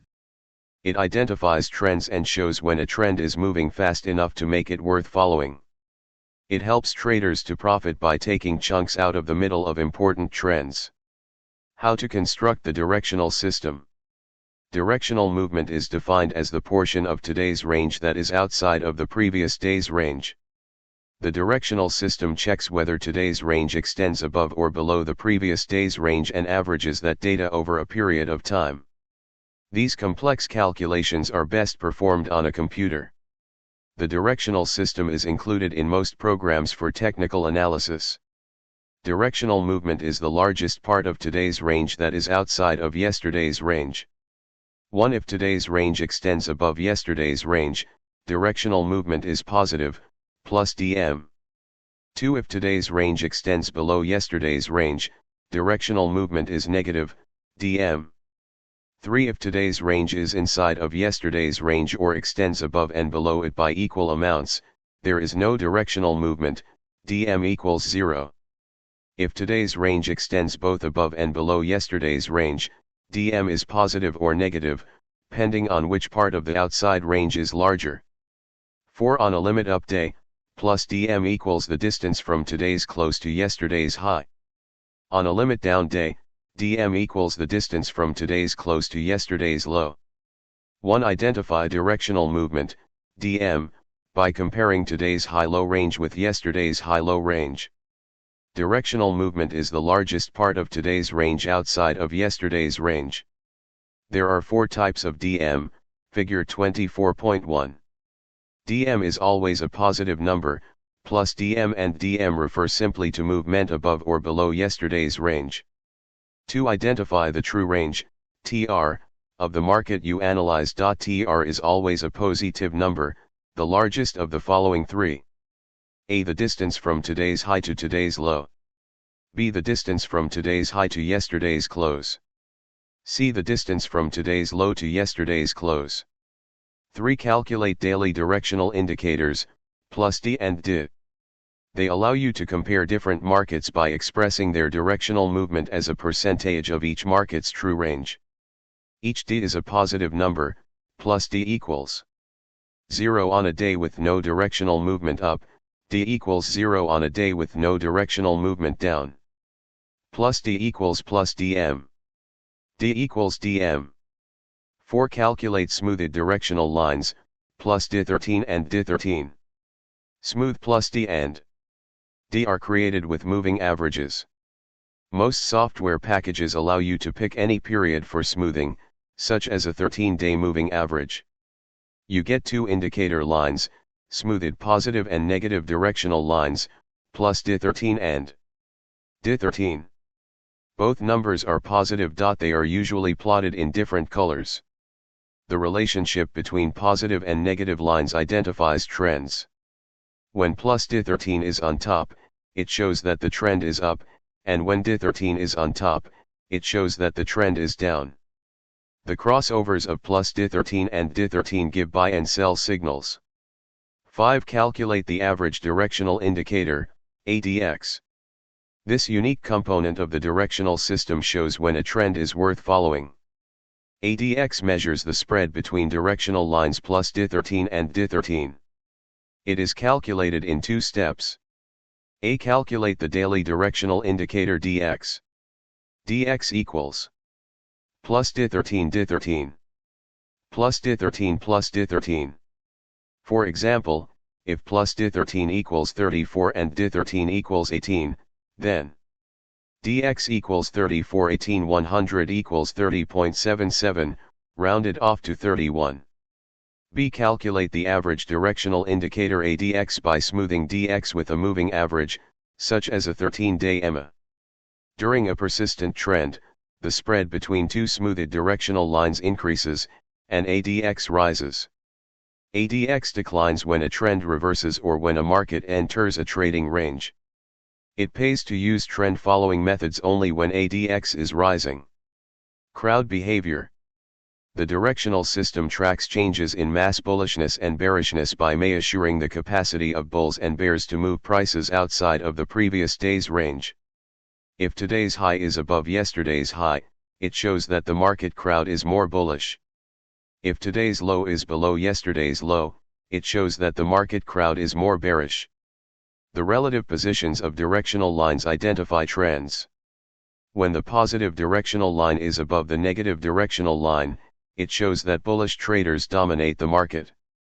When the negative directional line rises above the positive directional line, it shows that bearish traders are stronger. It pays to trade with the upper directional line. The average directional indicator, ADX, rises when the spread between directional lines increases. This shows that market leaders, for example bulls in a rising market, are becoming stronger, the losers weaker, and the trend is likely to continue. ADX declines when the spread between directional lines narrows down. This shows that the dominant market group is losing its strength, while the underdogs are gaining.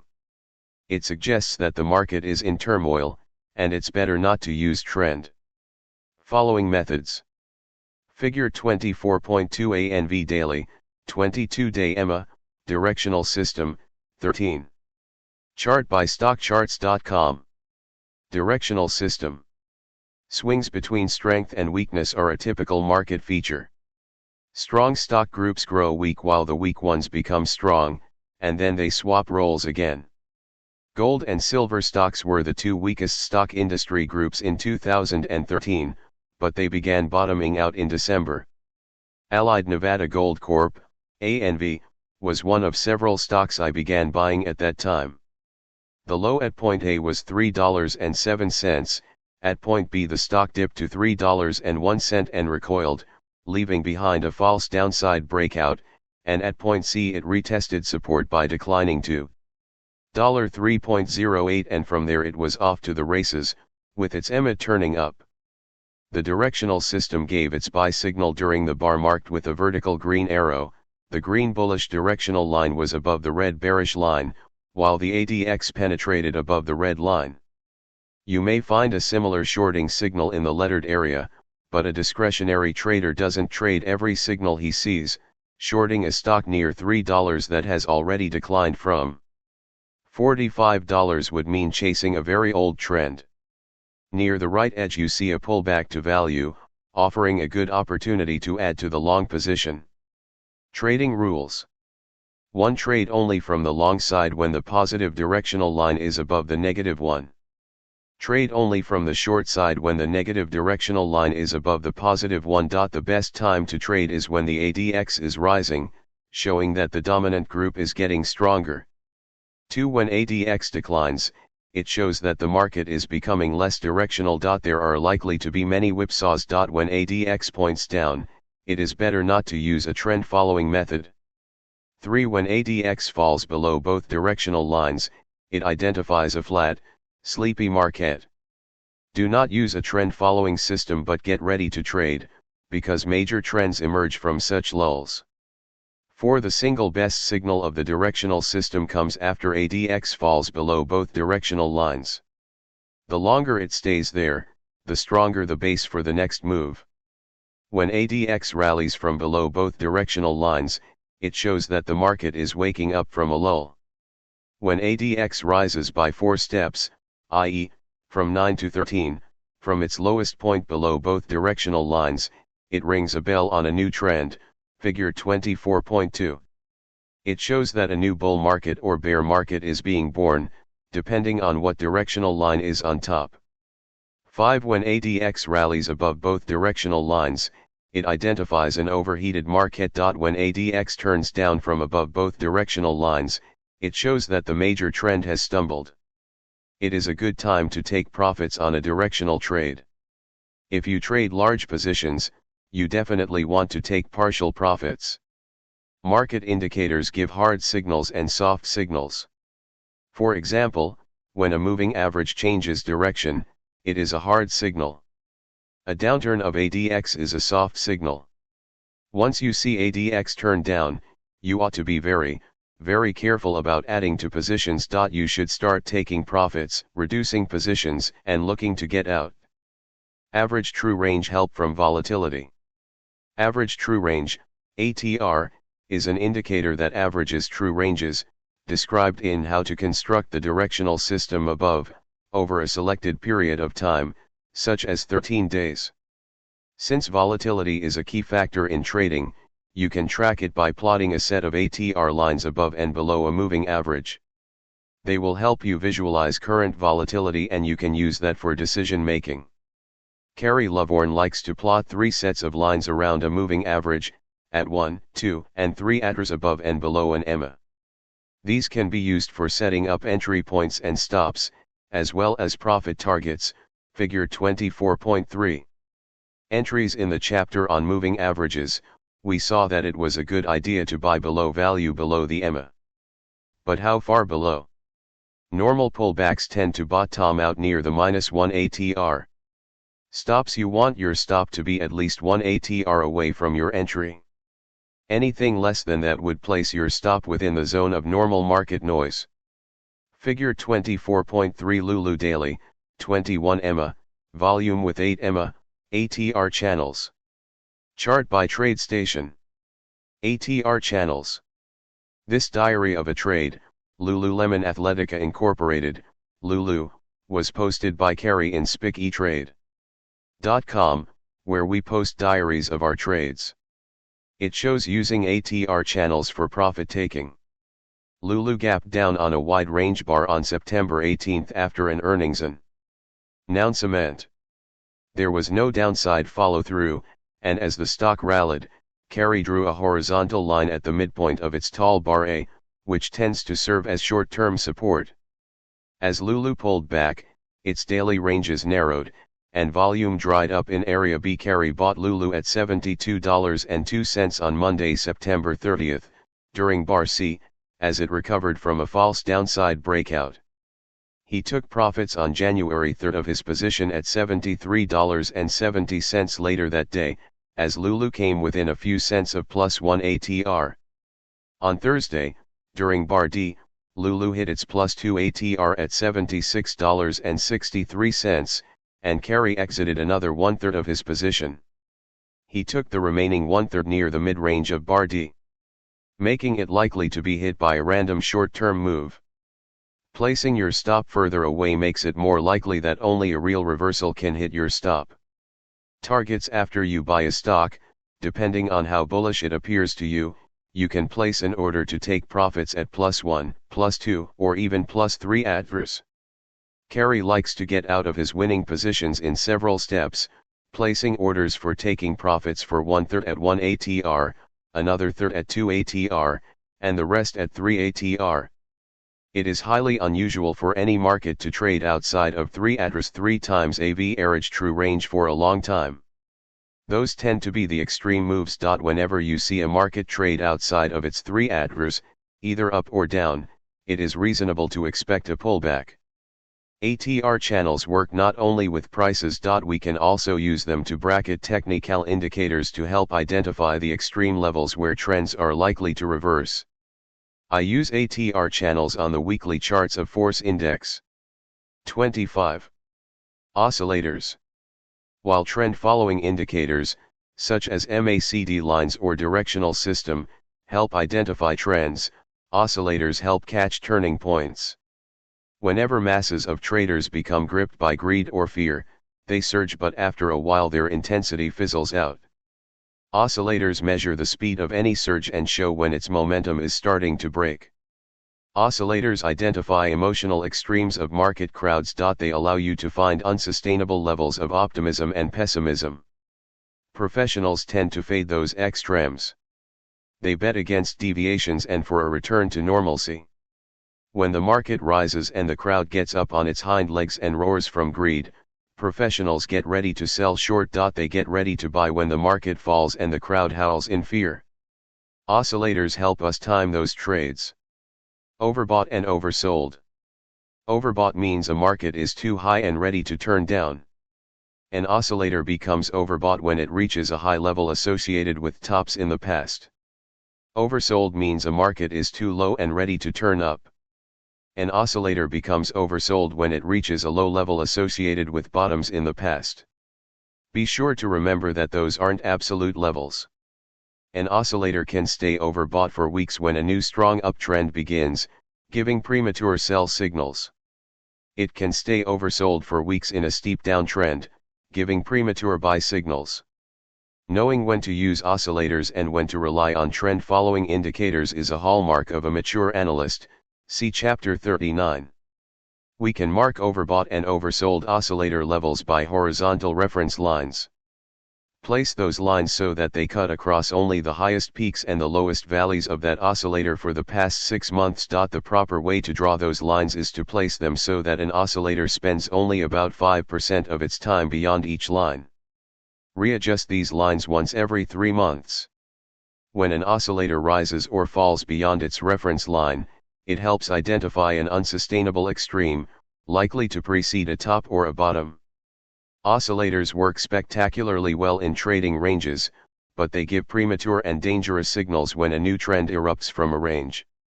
We've already reviewed one important oscillator MACD histogram. We looked at it ahead of schedule because it's derived from a trend-following indicator, MACD lines. We'll now explore very popular oscillators, Stochastic and Relative Strength Index, RSI. 26. Stochastic. Stochastic is an oscillator popularized by the late George Lane. It's now included in many software programs and widely used by computerized traders. Stochastic tracks the relationship of each closing price to the recent high-low range. It consists of 2 lines, a fast line called %K and a slow line called %D. The first step in calculating stochastic is to obtain raw stochastic or %K. %K equals TOD ln 100. NN. Where TOD equals today's close. ln equals the lowest point for the selected number of days. HN equals the highest point for the selected number of days. N equals the number of days for stochastic, selected by the trader. The standard width of stochastic's time window is 5 days, although some traders use higher values. A narrow window helps catch more turning points, but a wider window helps identify more important turning points. The second step is to obtain %D. It is done by smoothing %K usually over a 3-day period. It can be done in several ways, such as %d equals 3-day sum of, TOD ln, 103-day sum of, HN ln. There are two ways to plot stochastic fast and slow. Fast stochastic consists of two lines %k and %d plotted on the same chart. It's very sensitive but leads to many whipsaws. Many traders prefer to use slow stochastic, adding an extra layer of smoothing. The %d of fast stochastic becomes the %k of slow stochastic and is smoothed by repeating step 2 to obtain %d of slow stochastic. Slow stochastic does a better job of filtering out market noise and leads to fewer whipsaws, figure 26.1. Stochastic is designed to fluctuate between 0 and 100. Reference lines are usually drawn at 20% and 80% levels to mark overbought and oversold areas. Crowd psychology. Each price is the consensus of value of all market participants at the moment of transaction. Daily closing prices are important because the settlement of trading accounts depends on them. The high of any period marks the maximum power of bulls during that time. The low of that period shows the maximum power of bears during that time. Stochastic measures the capacity of bulls or bears to close the market near the upper or lower edge of the recent range. When prices rally, markets tend to close near the high. If bulls can lift prices during the day but can't close them near the top, stochastic turns down. It shows that bulls are weaker than they appear and gives a sell signal. Daily closes tend to occur near the lows in downtrends. When a bar closes near its high, it shows that bears can only push prices down during the day but cannot hold them down.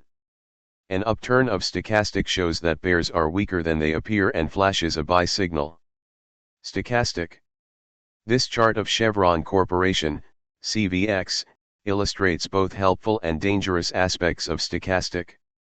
As long as the stock stays in a sideways trading range, which is where it was for most of the time covered by this chart, stochastic keeps nailing down short-term tops and bottoms.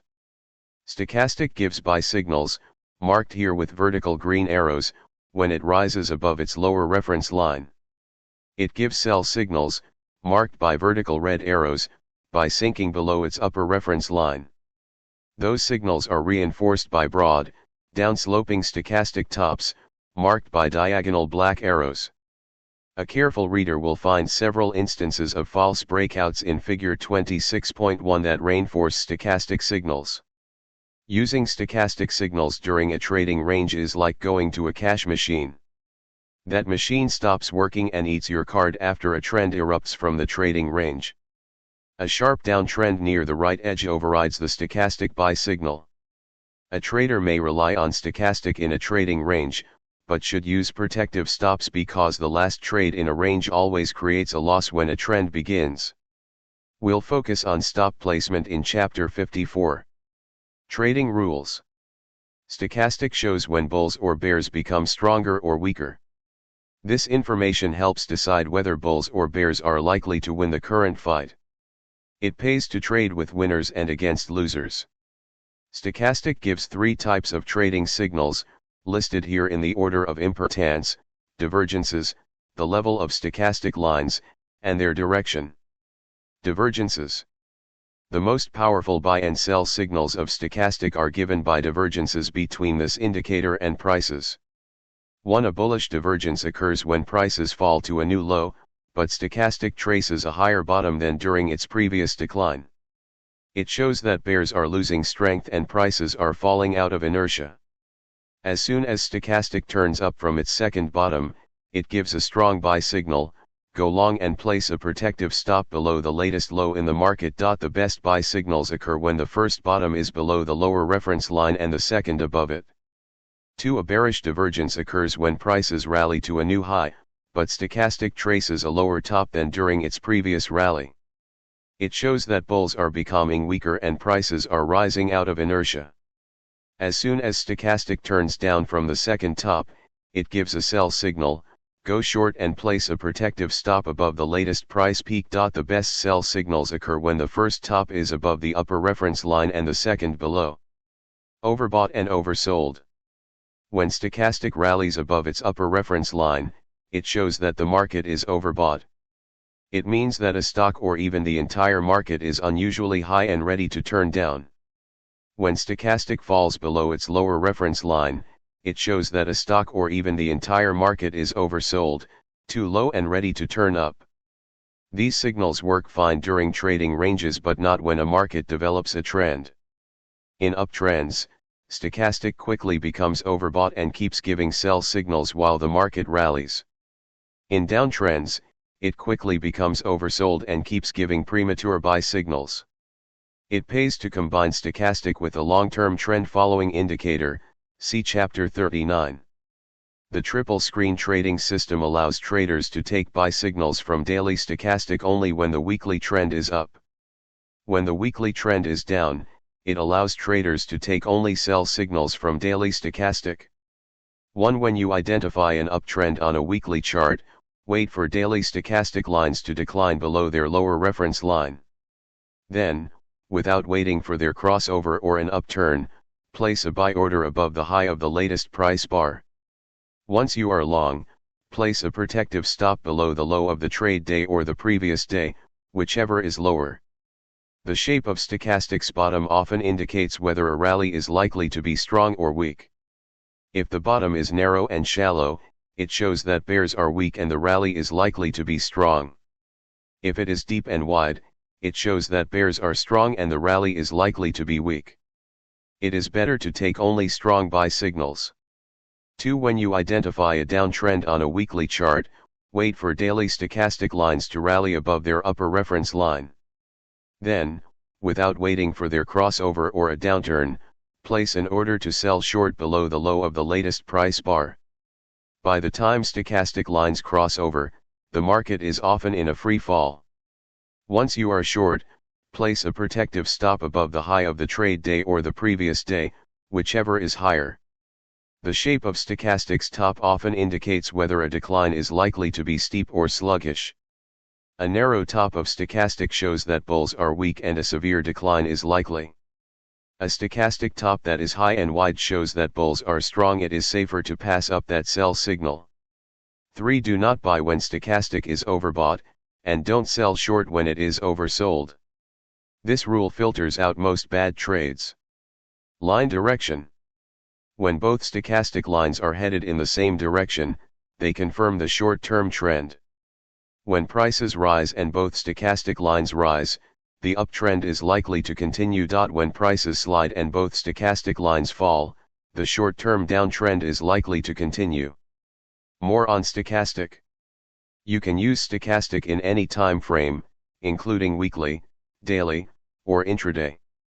Weekly stochastic usually changes its direction 1 week prior to weekly MACD histogram. If weekly stochastic turns, it warns you that MACD histogram is likely to turn the next week. Time to tighten stops on existing positions or start taking profits. Choosing the width of the stochastic window is important.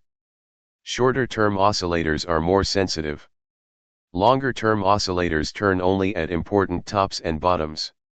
If you use stochastic as a standalone oscillator, a longer stochastic is preferable. If you use stochastic as part of a trading system, combined with trend-following indicators, then a shorter stochastic is preferable. 27. Relative Strength Index. Relative Strength Index, RSI, is an oscillator developed by J. Wells Wilder, Jr. It measures any trading vehicle's strength by monitoring changes in its closing prices. It's a leading or a coincident indicator, never a laggard. RSI equals 100 1100. RS equals average of net up closing changes for selected period of days, average of net down closing changes for the same number of days. RSI fluctuates between 0 and 100. When it reaches a peak and turns down, it identifies a top. When it falls and then turns up, it identifies a bottom. The pattern of RSI peaks and valleys doesn't change in response to the width of its time window. Trading signals become more visible with shorter RSI, such as 7 or 9 days. Figure 27.1, overbought and oversold RSI levels vary from market to market and even from year to year in the same market. There are no magical levels for all tops and Figure 27.1 CVX daily, 13-day RSI. Chart by StockCharts.com. Relative Strength Index, RSI. Here we apply a 13-day RSI to the chart of Chevron Corporation, CVX, that we already examined in Figure 26.1, in the chapter on stochastic. Both RSI and stochastic work well in trading ranges, but give premature and dangerous signals when prices begin to trend. RSI, based exclusively on closing prices, is less noisy than stochastic. It calls for rallies when it rises above its lower reference line, marked here by vertical green arrows. It signals declines by sinking below its upper reference line, marked here by vertical red arrows. Comparing both charts, you see that the RSI signals emerge earlier.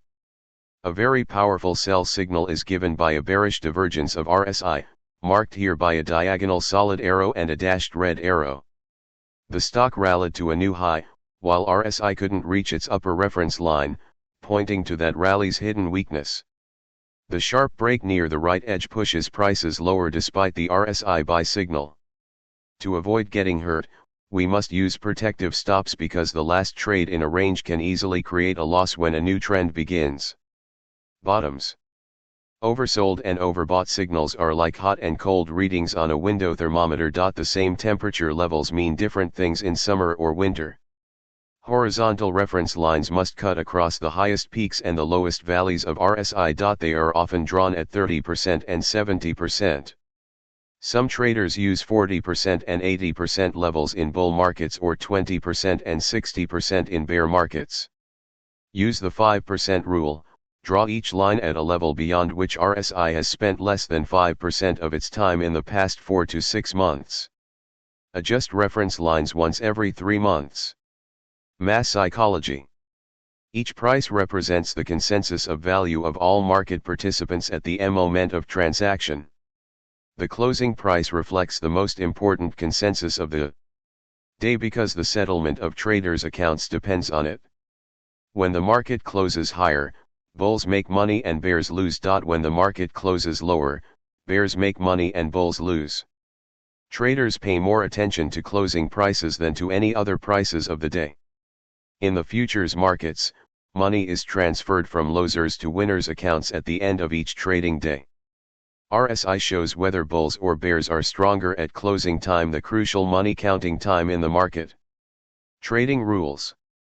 RSI gives 3 types of trading signals. They are, in order of importance, divergence, chart patterns, and the level of RSI. Bullish and bearish divergences. Divergences between RSI and prices tend to occur at important tops and bottoms.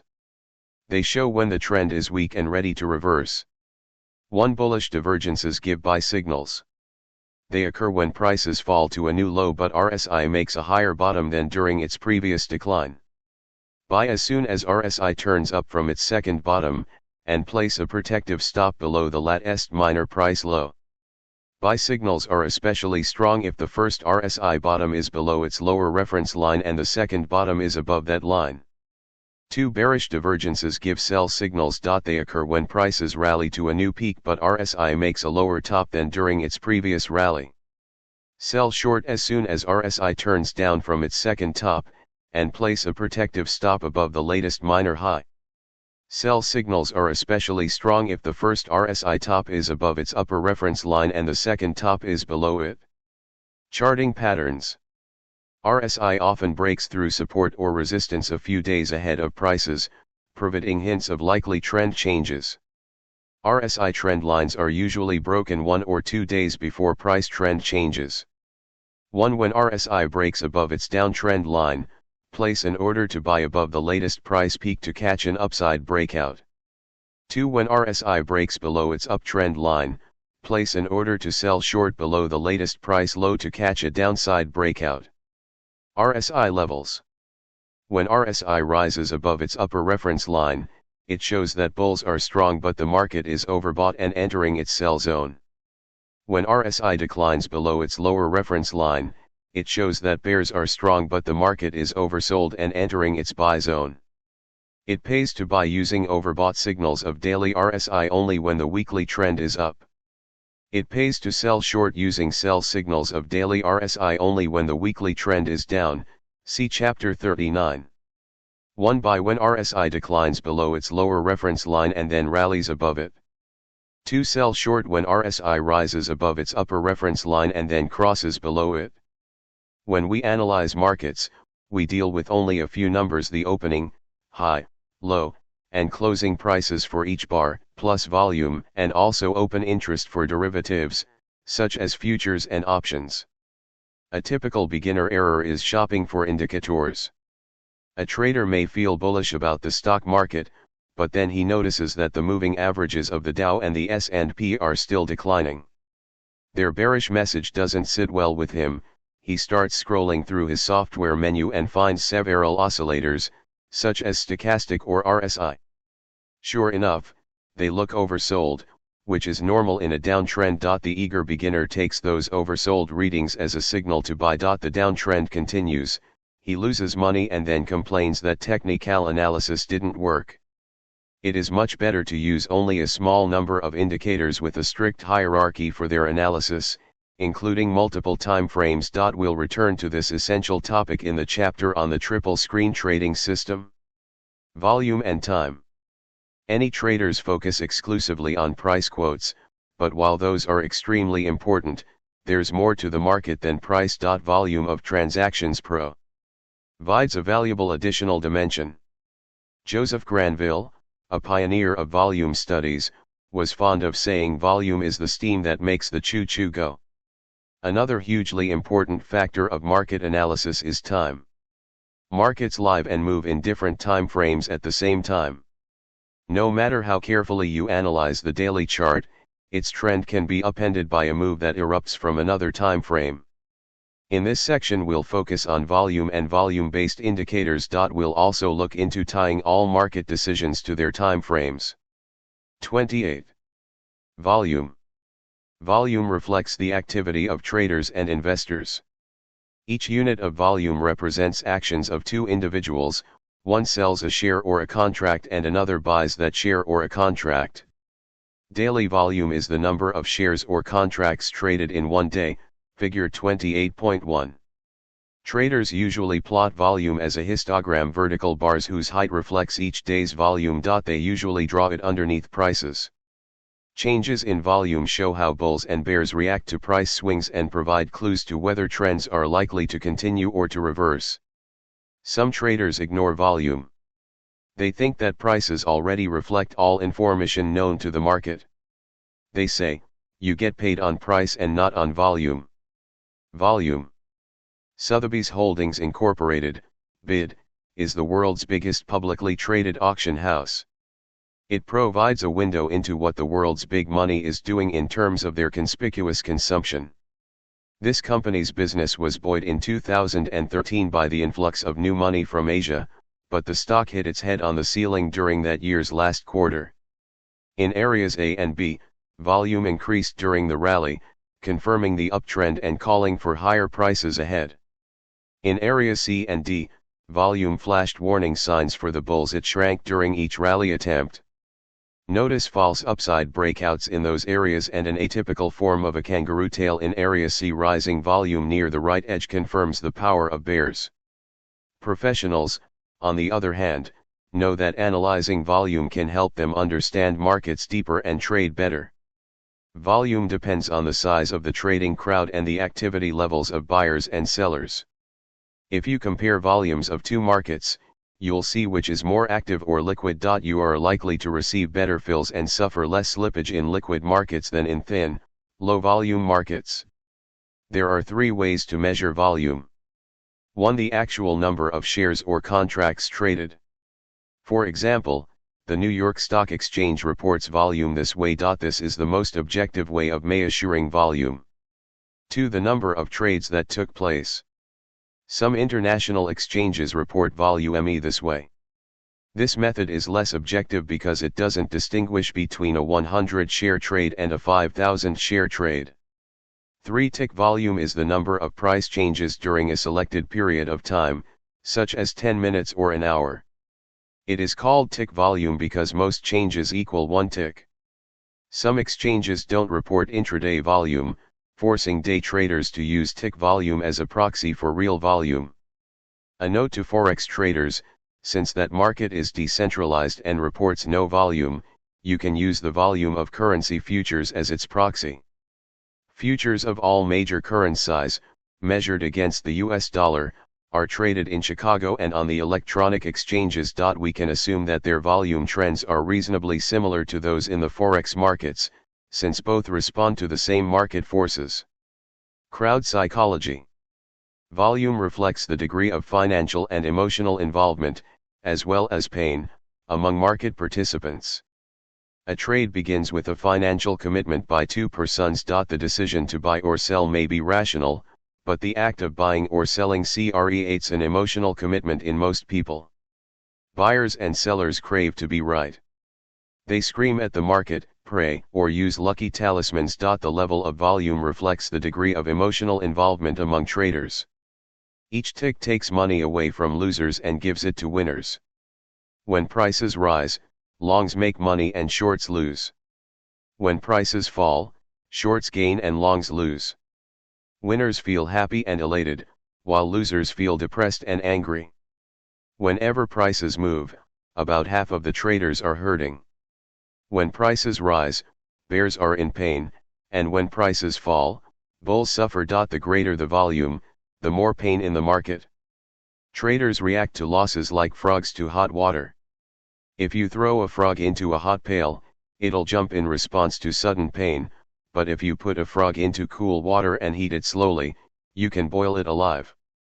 If a sudden price change hits traders, they jump from pain and liquidate losing positions. On the other hand, losers can be very patient if their losses increase gradually. You can lose a great deal of money in a sleepy stock or a future, such as corn, where a 1-cent move costs only $50 per contract. If corn goes against you just a few cents a day, that pain is easy to tolerate. If you hang on, those pennies can add up to thousands of dollars in losses. Sharp moves, on the other hand, make losing traders cut their losses in a panic. Once weak hands get shaken out, leaving behind a volume spike, the market is ready to reverse. Trends can persist for a long time on moderate volume but can expire after a burst of volume. Who buys from a trader who is selling his losing long position?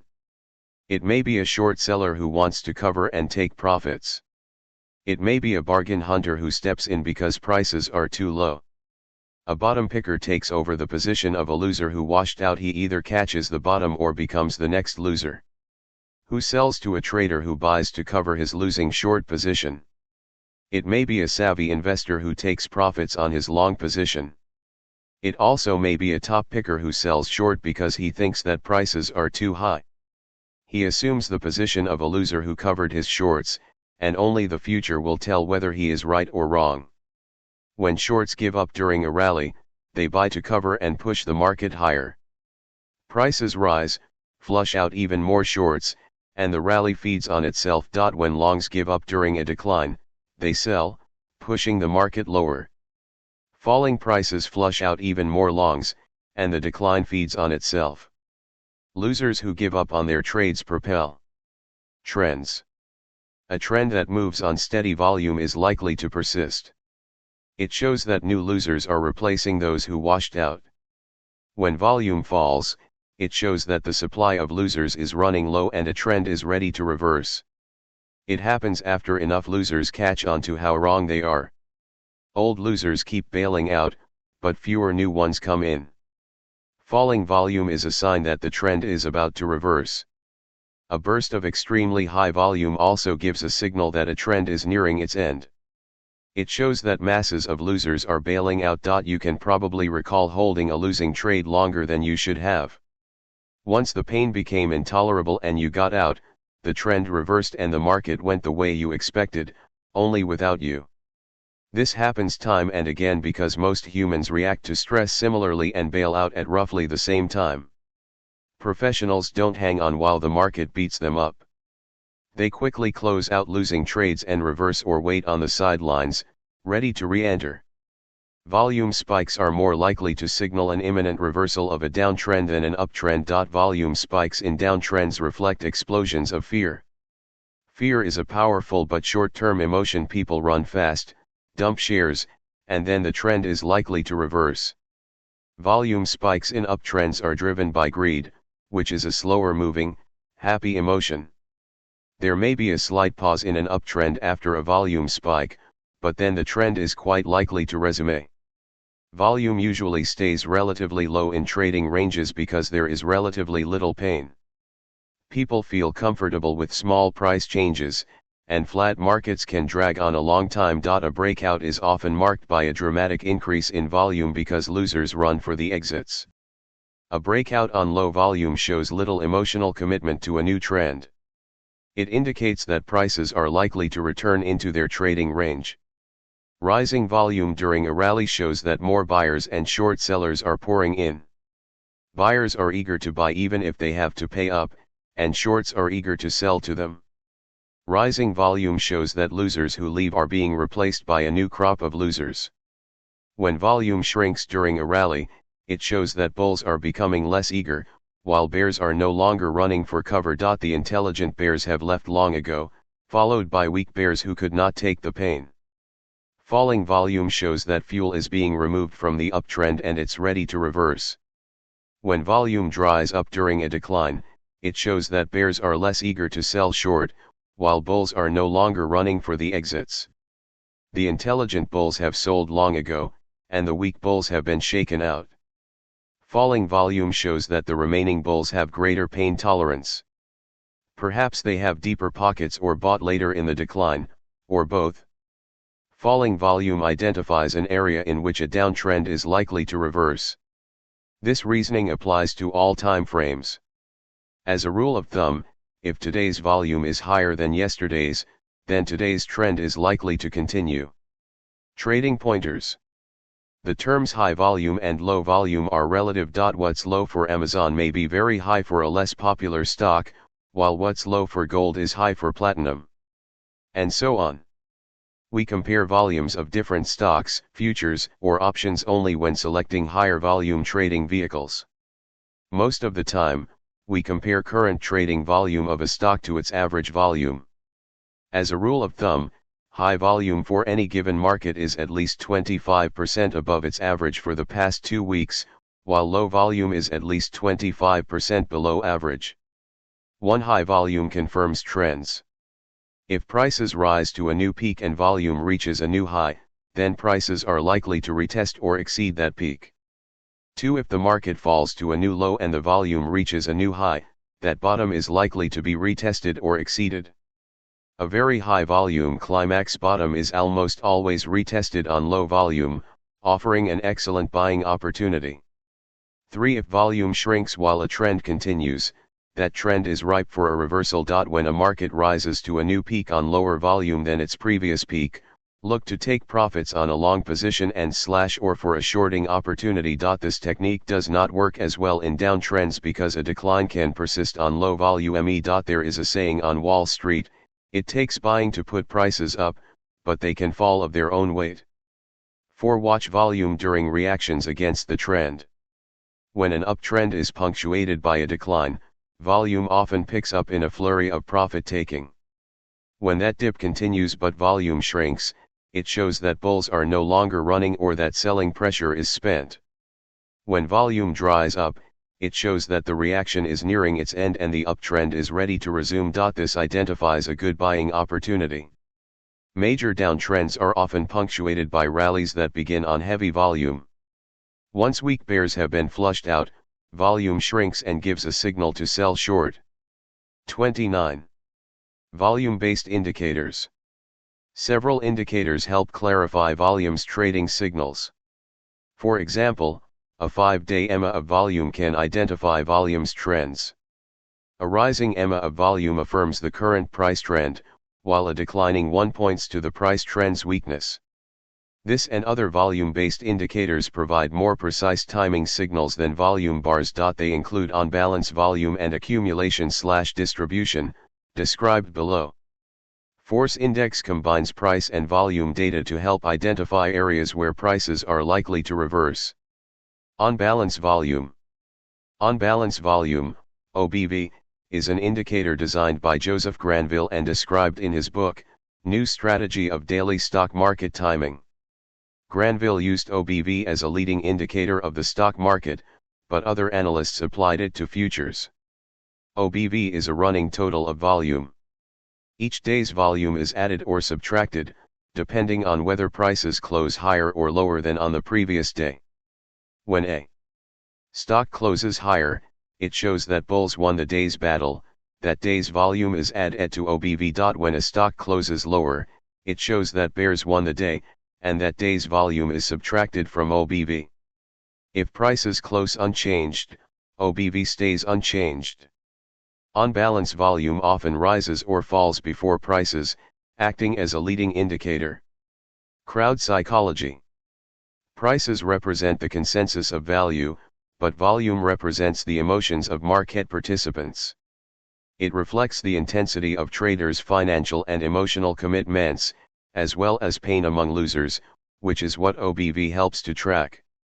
A new high of OBV shows that bulls are powerful, bears are hurting, and prices are likely to rise. A new low of OBV shows that bears are powerful, bulls are hurting, and prices are likely to fall. When the pattern of OBV deviates from the pattern of prices, it shows that mass emotions aren't in gear with mass consensus. A crowd is more likely to follow its gut than its mind, and that's why changes in volume often precede price changes. Trading signals. The patterns of OBV tops and bottoms are much more important than the absolute levels, which depend on the starting date of your calculations. It is safer to trade in the direction of a trend that is confirmed by OBV, figure 29.1. 1. When OBV reaches a new high, it confirms the power of bulls, indicates that prices are likely to continue to rise, and gives a buy signal. When OBV falls below its previous low, it confirms the power of bears, calls for lower prices ahead, and gives a signal to sell short. 2. OBV gives its strongest buy and sell signals when it diverges from prices. If prices rally, sell off, and then rise to a new high, but OBV rallies to a lower high, it creates a bearish divergence and gives a sell signal. If prices decline, rebound, and then fall to a new low, but OBV falls to a more shallow bottom, it traces a bullish divergence and gives a buy signal. Long-term divergences are more important than the short-term ones. Divergences that develop over the course of several weeks give stronger signals than those created over a few days. 3. When prices are in a trading range and OBV breaks out to a new high, it gives a buy signal. When prices are in a trading range and OBV breaks down and falls to a new low, it gives a signal to sell short. More on OBV. One of the reasons for Granville's success in stock market timing was that he combined OBV with two other indicators, the net field trend indicator and the climax indicator. Granville calculated OBV for each stock in the Dow Jones Industrial Average and rated its OBV pattern as rising, falling, or neutral. He called on balance volume. McDonald's Corp., MCD, is a stable, slow-moving stock. You can see a fairly tight trading range, marked with dashed lines, two lines at the lows, one tight and the other loose. Notice the tendency of MCD towards false breakouts, bottoms A and C and tops B and D. Notice a kangaroo tail in area A. At the right edge of the chart, the stock market is in a free fall, but while MCD trades near its recent lows, its OBV indicator is trading near the highs. It points to strength and suggests buying rather than selling. That a net field trend of a stock, it could be +1, 1, or 0 climax indicator, was a sum of the net field trends of all 30 Dow stocks. When the stock market rallied and the climax indicator reached a new high, it confirmed strength and gave a buy signal. If the stock market rallied but the climax indicator made a lower top, it gave a sell signal. You can look at the Dow Jones Industrial Average as a team of 30 horses pulling the market wagon. The climax indicator shows how many horses are pulling uphill, downhill, or standing still. If 24 out of 30 horses pull up, 1 down and 5 are resting, then the market wagon is likely to move up. If 9 horses pull up, 7 pull down, and 14 are resting, that wagon may soon roll downhill.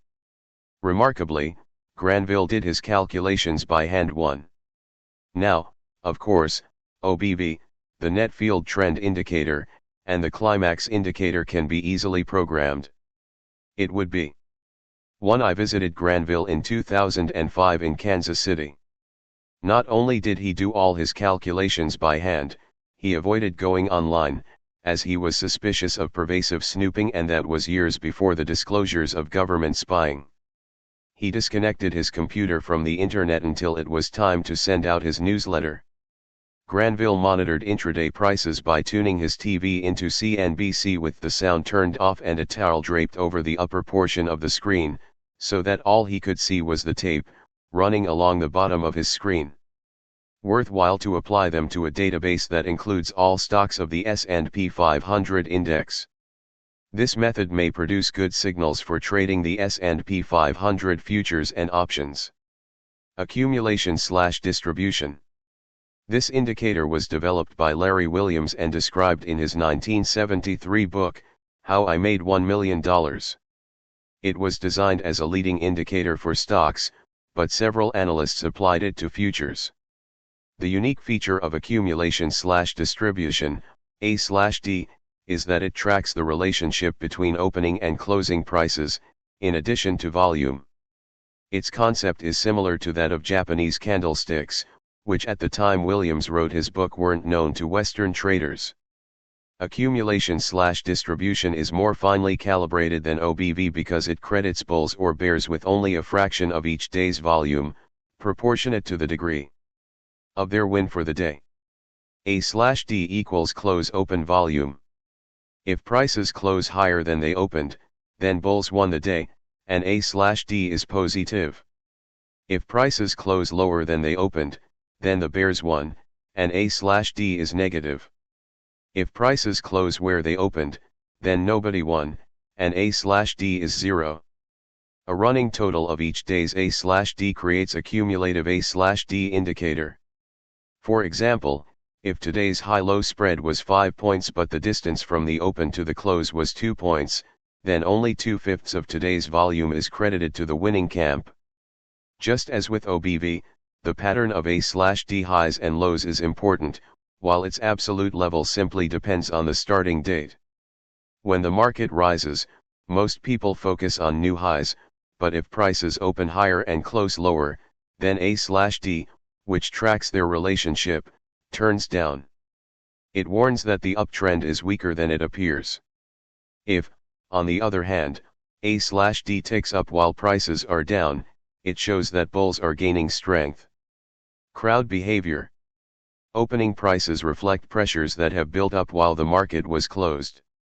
Openings tend to be dominated by amateurs who read their news in the evening and trade in the morning. Professional traders are active throughout the day. They often trade against the amateurs.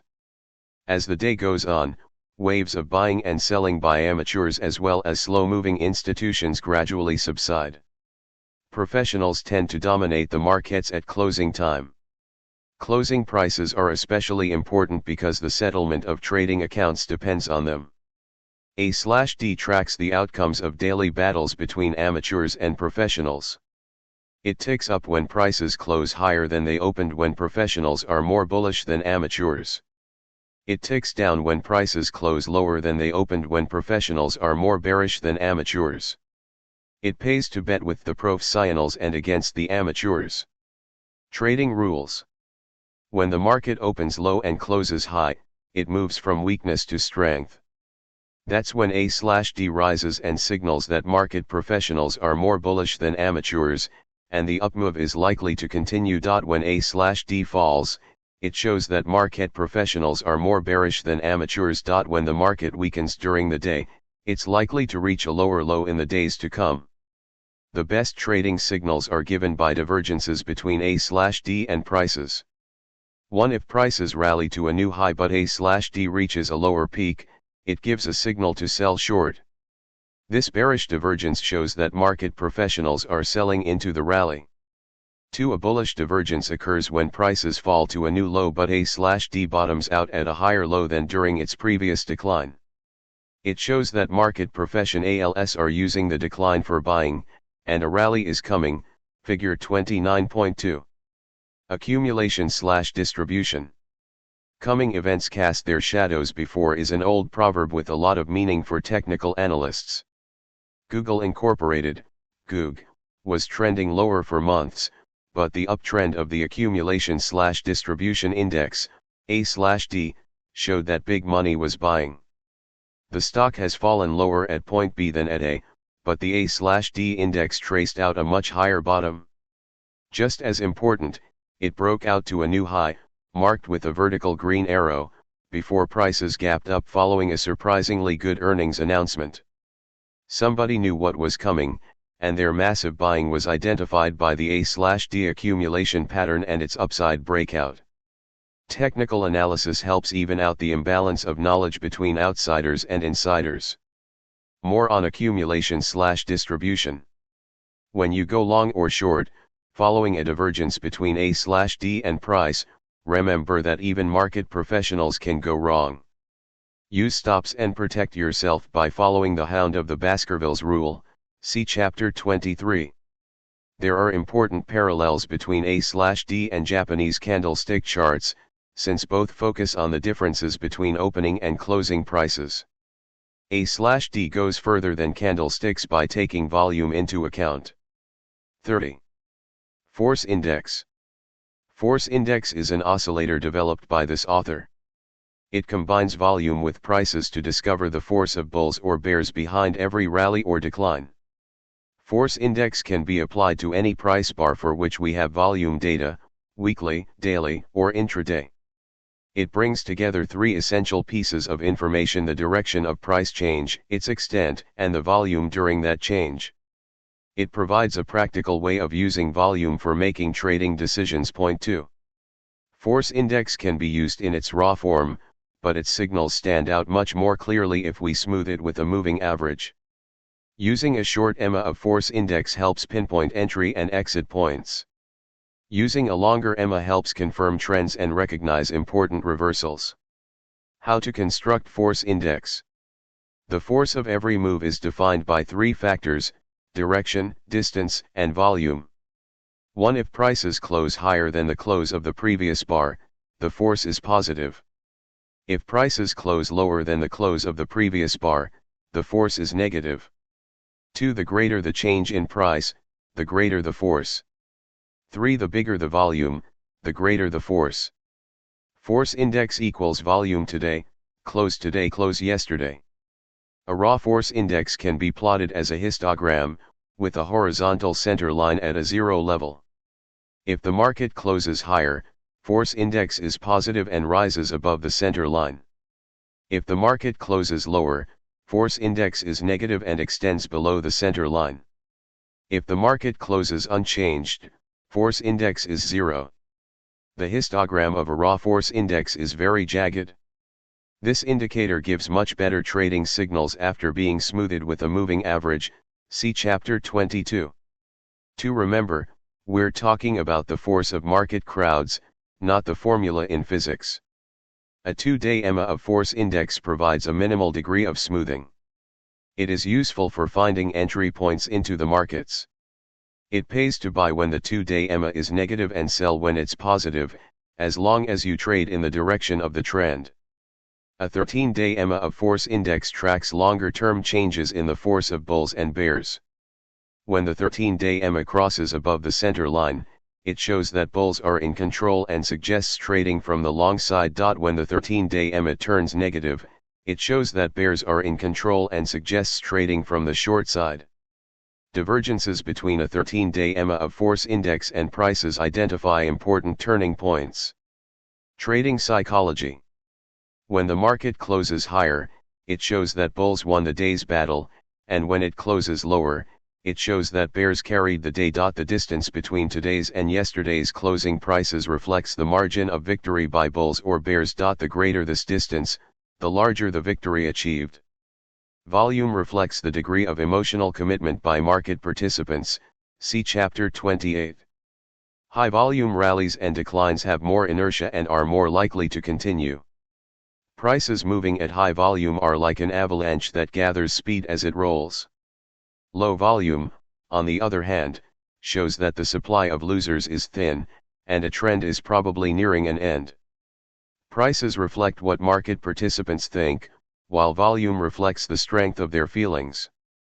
Force index combines price and volume. It shows whether the head and the heart of the market are in gear with each other. When force index rallies to a new high, it shows that the force of bulls is high and the uptrend is likely to continue. When force index falls to a new low, it shows that the force of bears is intense and the downtrend is likely to persist. If the change in prices is not confirmed by volume, force index flattens and warns that a trend is about to reverse. It also flattens and warns of a nearing reversal if high volume generates only a small price move. Trading rules. Short-term force index. A 2-day EMA of force index is a highly sensitive indicator of the short-term force of bulls and bears. When it swings above its center line, it shows that bulls are stronger, and when it falls below the center line, it shows that bears are stronger. Since the 2-day EMA of force index is a sensitive tool, we can use it to fine-tune signals of other indicators. When a trend-following indicator identifies an uptrend, the declines of the 2-day EMA of force index below zero pinpoint the best buying points. Buying pullbacks during a long-term rally, figure 30.1. When a trend-following tool identifies a downtrend, rallies of a 2-day EMA of force index mark the best shorting areas. 1 buy when a 2-day EMA of force index turns negative during uptrends. Even a fast and furious uptrend has occasional pullbacks. If you delay buying until the 2-day EMA of force index turns negative, you'll buy closer to a short-term bottom. Most people chase rallies and then get hit by drawdowns they find hard to tolerate. Force index helps find buying opportunities with lower risks. When a 2-day EMA of force index turns negative during an uptrend, place a buy order above the high price of that day. When the uptrend resumes and prices rally, you'll be stopped in on the long side. If prices continue to decline, your short-term force index. Later in this book we'll return to the all-important topic of using multiple time frames to make trading decisions. For example, you may make your strategic decision to be a bull or a bear on a weekly chart and then make your tactical decisions on where to buy or sell short using a daily chart. In the case of Adobe Systems Incorporated, ADBE, there is a steady uptrend on the weekly chart, confirmed by its rising EMA, not shown. When the weekly trend is up, a 2-day force index on the daily chart provides an ongoing series of signals that identify buy points. Instead of chasing strength and buying high, it's better to buy during short-term pullbacks, when a wave goes against the tide.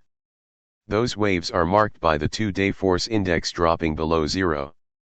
Once the 2-day force index goes negative, it makes sense to start placing buy orders above the latest bar's high.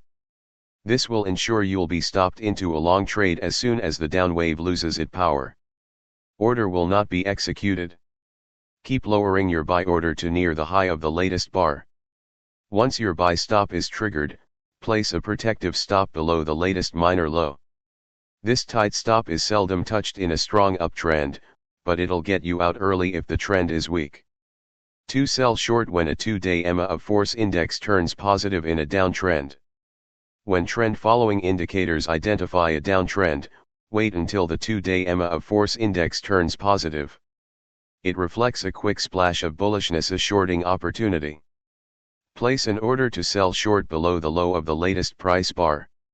If the 2-day EMA of force index continues to rally after you place your sell order, raise your order the next day to near the previous bar's low. Once prices slide and you enter a short trade, place a protective stop above the latest minor peak. Move your stop down to a break-even level as early as possible. Additionally, a 2-day EMA of force index helps decide when to pyramid positions. You can add to longs in uptrends each time force index turns negative. You can add to shorts in downtrends whenever force index turns positive. Force index even provides a glimpse into the future. When a 2-day EMA of force index falls to its lowest low in a month, it shows that bears are strong and prices are likely to fall even lower. When a 2-day EMA of force index rallies to its highest level in a month, it shows that bulls are strong and prices are likely to rise even higher. A 2-day EMA of force index helps decide when to close out a position. It does it by identifying short-term splashes of mass bullishness or bearishness. A short-term trader who bought when this indicator was negative can sell when it turns positive. A short-term trader who went short when this indicator was positive can cover when it turns negative. A longer-term trader should get out of his position only if a trend changes, as identified by the slope of a 13-day EMA of price, or if there is a divergence between the 2-day EMA of force index and the trend. 3 bullish divergences between the 2-day EMA of force index and price give strong buy signals. A bullish divergence occurs when prices fall to a new low while force index makes a more shallow low. 4 bearish divergences between the 2-day EMA of force index and price give strong sell signals. A bearish divergence occurs when prices rally to a new high while force index traces a lower second top. 5 Whenever the 2-day EMA of force index spikes down to 5 times or more its usual depth and then recoils from that low, expect prices to rally in the coming days. Markets fluctuate between overbought and oversold, and when they recoil from a down spike, we can expect a rally. Note that this signal doesn't work well in uptrends. Markets recoil from down spikes but not from up spikes. Spikes that point down reflect intense fear, which doesn't persist for very long. Spikes that point up reflect excessive enthusiasm and greed, which can persist for quite a long time. A 2-day EMA of force index fits well into the triple screen trading system, see Chapter 39. Its ability to find short-term buying and selling points is especially useful when you combine force index with a longer-term trend following indicator. Intermediate-term force index. A 13-day EMA of force index identifies longer-term changes in the balance of power between bulls and bears. When it rises above zero, the bulls are stronger, and when long-term force index. Stratasys Incorporated, SSYS, is one of the 2 leading companies in the rapidly emerging additive manufacturing, AM, market. In the 2 years since I wrote the world's first popular ebook on investing in this technology, AM stocks have become investors' favorites. A technical pattern has emerged, with rallies driven by amateurs piling in and sharp declines as they panic and bail out. The 13-day force index does a good job of catching those waves. When the 13-day force index crosses above its zero line, marked by vertical green arrows, it shows that buying volume is coming in. That's where a longer-term trader buys and holds. When the 13-day force declines below its zero line and stays there, it shows that bears predominate. Near the right edge of the screen, we see a record low of force index, but then bears begin to weaken, as force index starts inching towards zero. Keep your powder dry as you wait for an accumulation pattern to emerge and be confirmed by force index crossing above zero. This seesaw movement of stocks passing from strong hands into weak ones near the tops and back again near the lows goes on forever. Force index can help you position yourself with the right group. It falls below zero, the bears are in charge. Its divergences from prices identify intermediate and even major turning points, figure 30.2. Its spikes, especially near the bottoms, mark approaching trend reversals. The raw force index identifies the winning team in the battle between bulls and bears in any price bar, be it weekly, daily, or intraday. We get much clearer signals by smoothing the raw force index with a moving average. 1. When a 13-day EMA of force index is above the center line, bulls are in control of the market. When it is below the center line, bears are in charge. When a rally begins, prices often jump on heavy volume. When a 13-day EMA of force index reaches a new high, it confirms the uptrend. As an uptrend grows older, prices tend to rise more slowly, and volume becomes thinner. That's when a 13-day EMA of force index starts tracing lower tops. When it drops below its zero line, It signals that the back of the bull has been broken. 2. A new peak of the 13-day EMA of Force Index shows that bulls are very strong and a rally is likely to continue. A bearish divergence between a 13-day EMA of Force Index and price gives a strong signal to sell short. If prices reach a new high but this indicator traces a lower peak, it warns that bulls are losing power and bears are ready to take control. Note that for a divergence to be legitimate, this indicator must make a new peak, then fall below its zero line, and then rise above that line again, but tracing a lower peak, which creates a divergence. If there is no crossover, then there is no legitimate divergence. 3. A new low in the 13-day EMA of Force Index shows that a downtrend is likely to continue. If prices fall to a new low but this indicator rallies above zero and then falls again, but to a more shallow low, it completes a bullish divergence. It reveals that bears are losing power and gives a buy signal. When a downtrend begins, prices usually drop on heavy volume. When a 13-day EMA of Force Index falls to a new low, it confirms the decline. As the downtrend grows old, prices fall more slowly or volume dries up. That's when a reversal is in the cards. Adding an envelope to the chart of Force Index can help you detect its extreme deviations from the norm, which tend to lead to price trend reversals. This method for catching deviations and potential reversals works well with weekly charts, but not with the daily and intraday charts. This is truly a longer-term tool. 31. Open interest. Open interest is the number of contracts held by buyers or owed by short sellers in any derivative market, such as futures or options. If you are unfamiliar with futures or options, skip this chapter and return to it after you have read chapters 44 on options and 46 on futures. Stock market shares are traded for as long as the company that listed them stays in business as an independent unit. Most shares are held as long positions, with only a small percentage of shorts. In futures and options, on the other hand, the total size of long and short positions is always identical, due to the fact that they are contracts for future delivery. When someone wants to buy a contract, someone else has to sell it to them, i.e., go short. If you want to buy a call option for 100 shares of Google, another trader has to sell you that option. In order for you to be long, someone else has to be short. Open interest equals the total long or the total short positions. Futures and options contracts are designed to last for only a set period of time. A futures or options buyer who wants to accept delivery and a seller who wants to deliver have to wait until the first delivery day. This waiting period ensures that the numbers of contracts held long and short are always equal. In any case, very few futures and options traders plan to deliver or accept delivery. Most traders close out their positions early, settling in cash long before the first notice day. We'll return to the topic of futures and options in part 8 of this book on trading vehicles. Open interest rises when new positions are being created and falls when positions are being closed.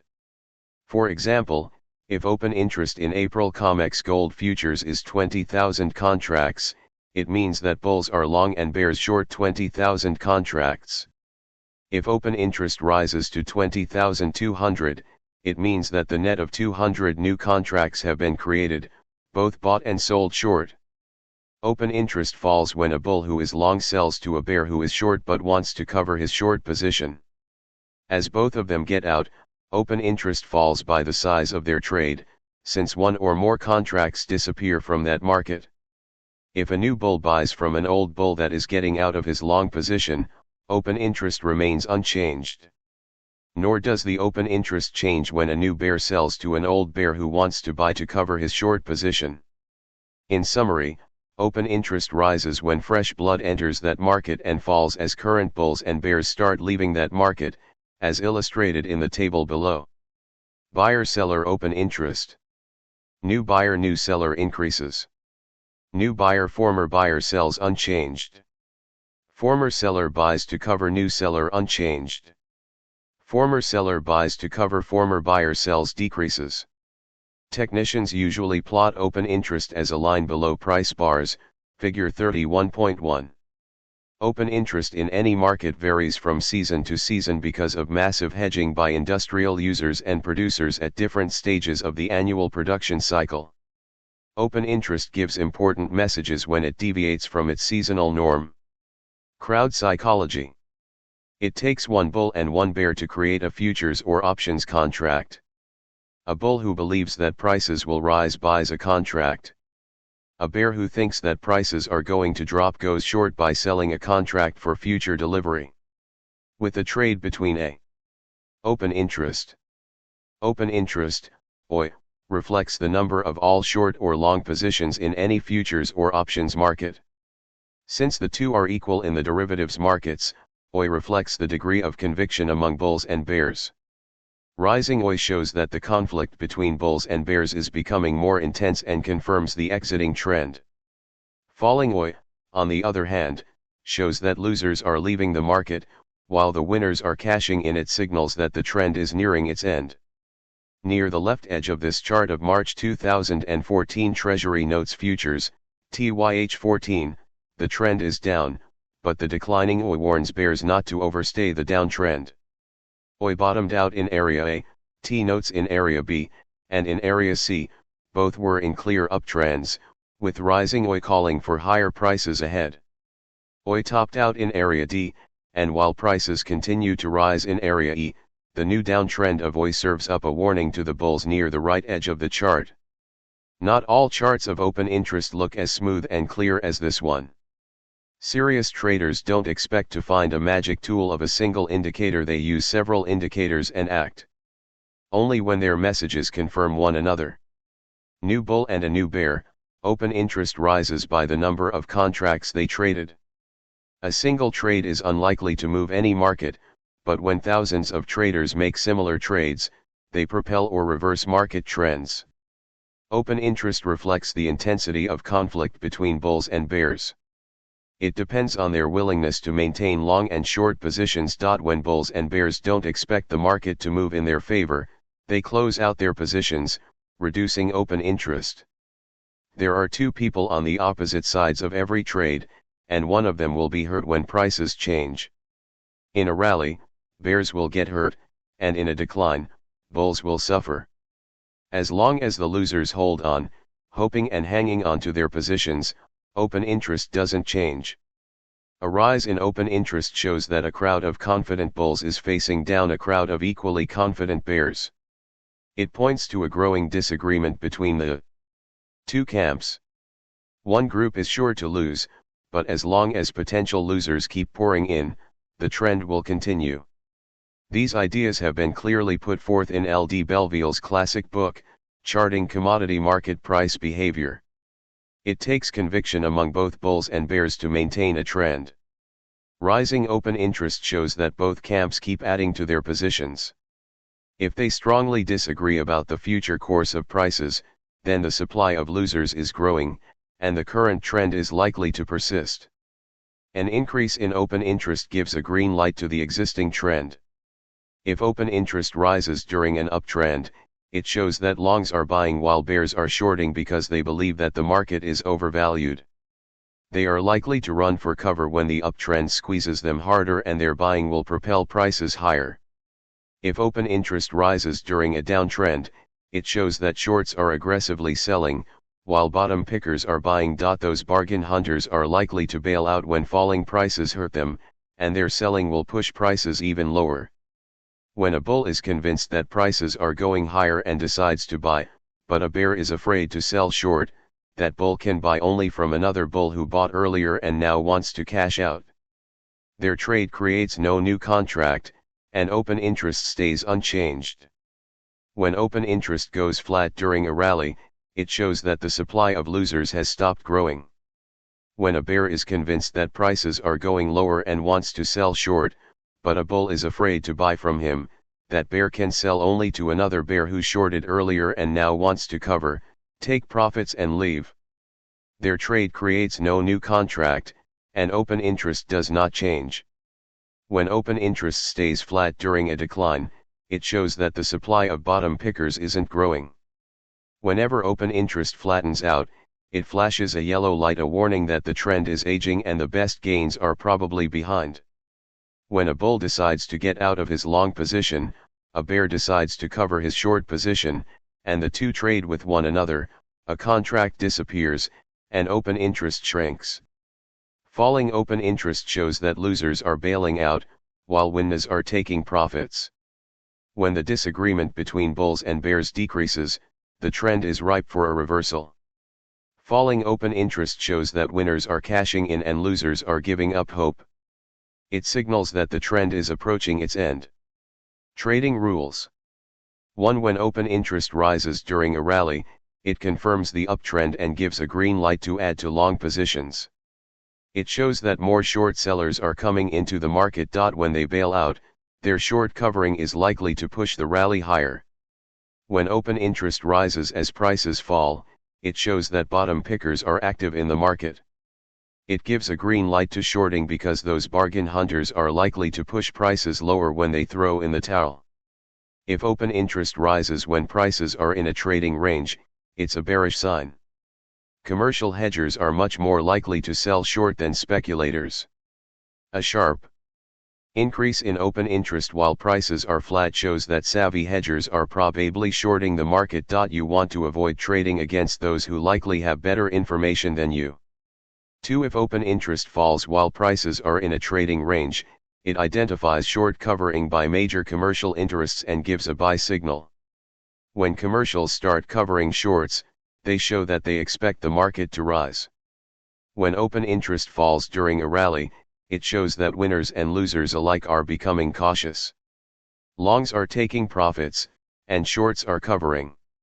Markets discount the future, and a trend that is accepted by the majority is ready to reverse. If open interest falls during a rally, consider selling and getting out. When open interest falls during a decline, it shows that shorts are covering and buyers are taking losses and bailing out.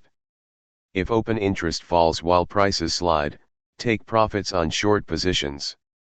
3. When open interest goes flat during a rally, it shows that the uptrend is getting old and the best gains have already been made. This gives you a signal to tighten stops on long positions and avoid new buying. When open interest goes flat during a decline, it warns you that the downtrend is mature and it is best to tighten stops on short positions. Flat open interest in a trading range does not contribute any new information. More on open interest.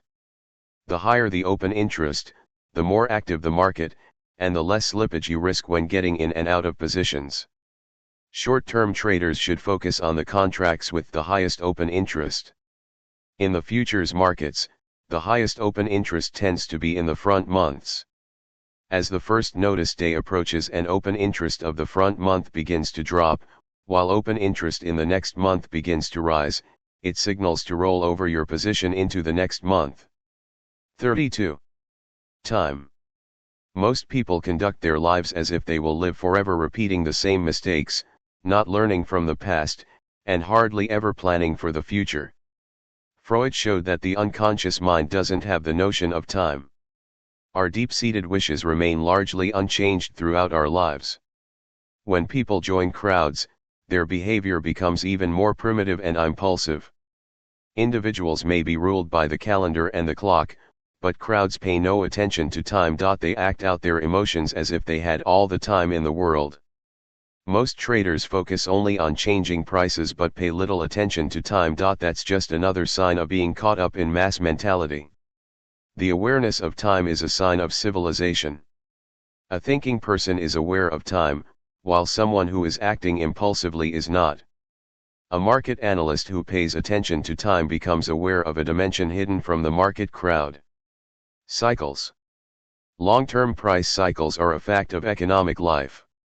For example, the U.S. stock market tends to run in approximately 4-year cycles. They exist because the ruling party inflates the economy going into the presidential election every 4 years. The party that wins the election deflates the economy when voters can't take revenge at the polls. Flooding the economy with liquidity lifts the stock market, while draining liquidity pushes it down. 3.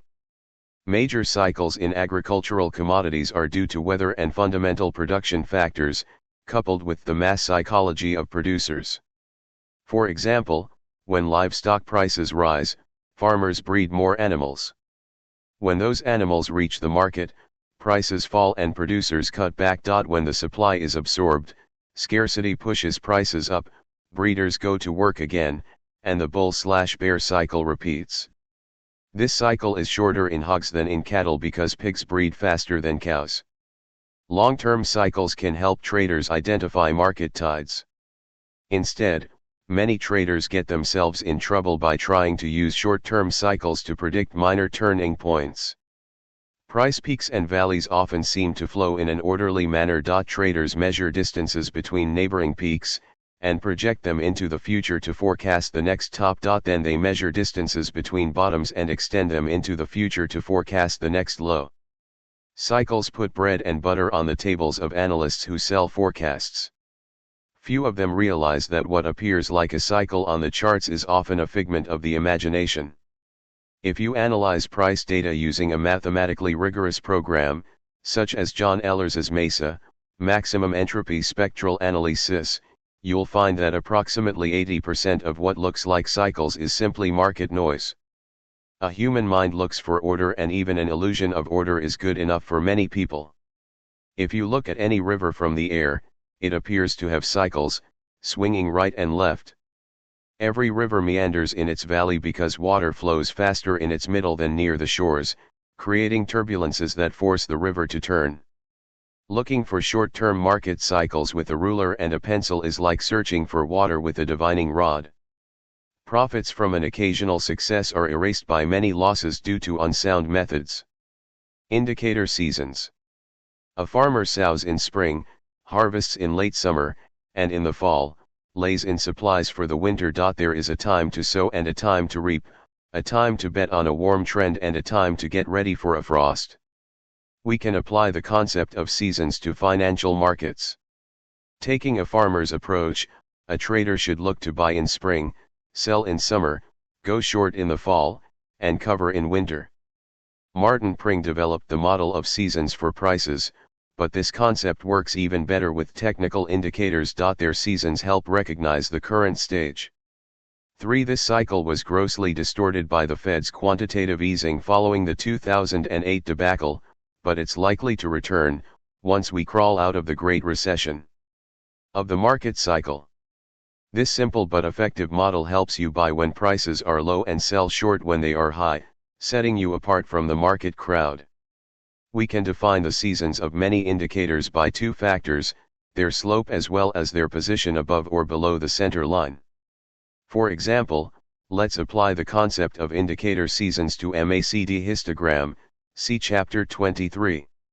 We define the slope of MACD histogram as the relationship between two neighboring bars. When MACD histogram rises below its center line, it is spring; when it rises above its center line, it is summer; when it falls above its center line, it is autumn; and when it falls below its center line, it is winter.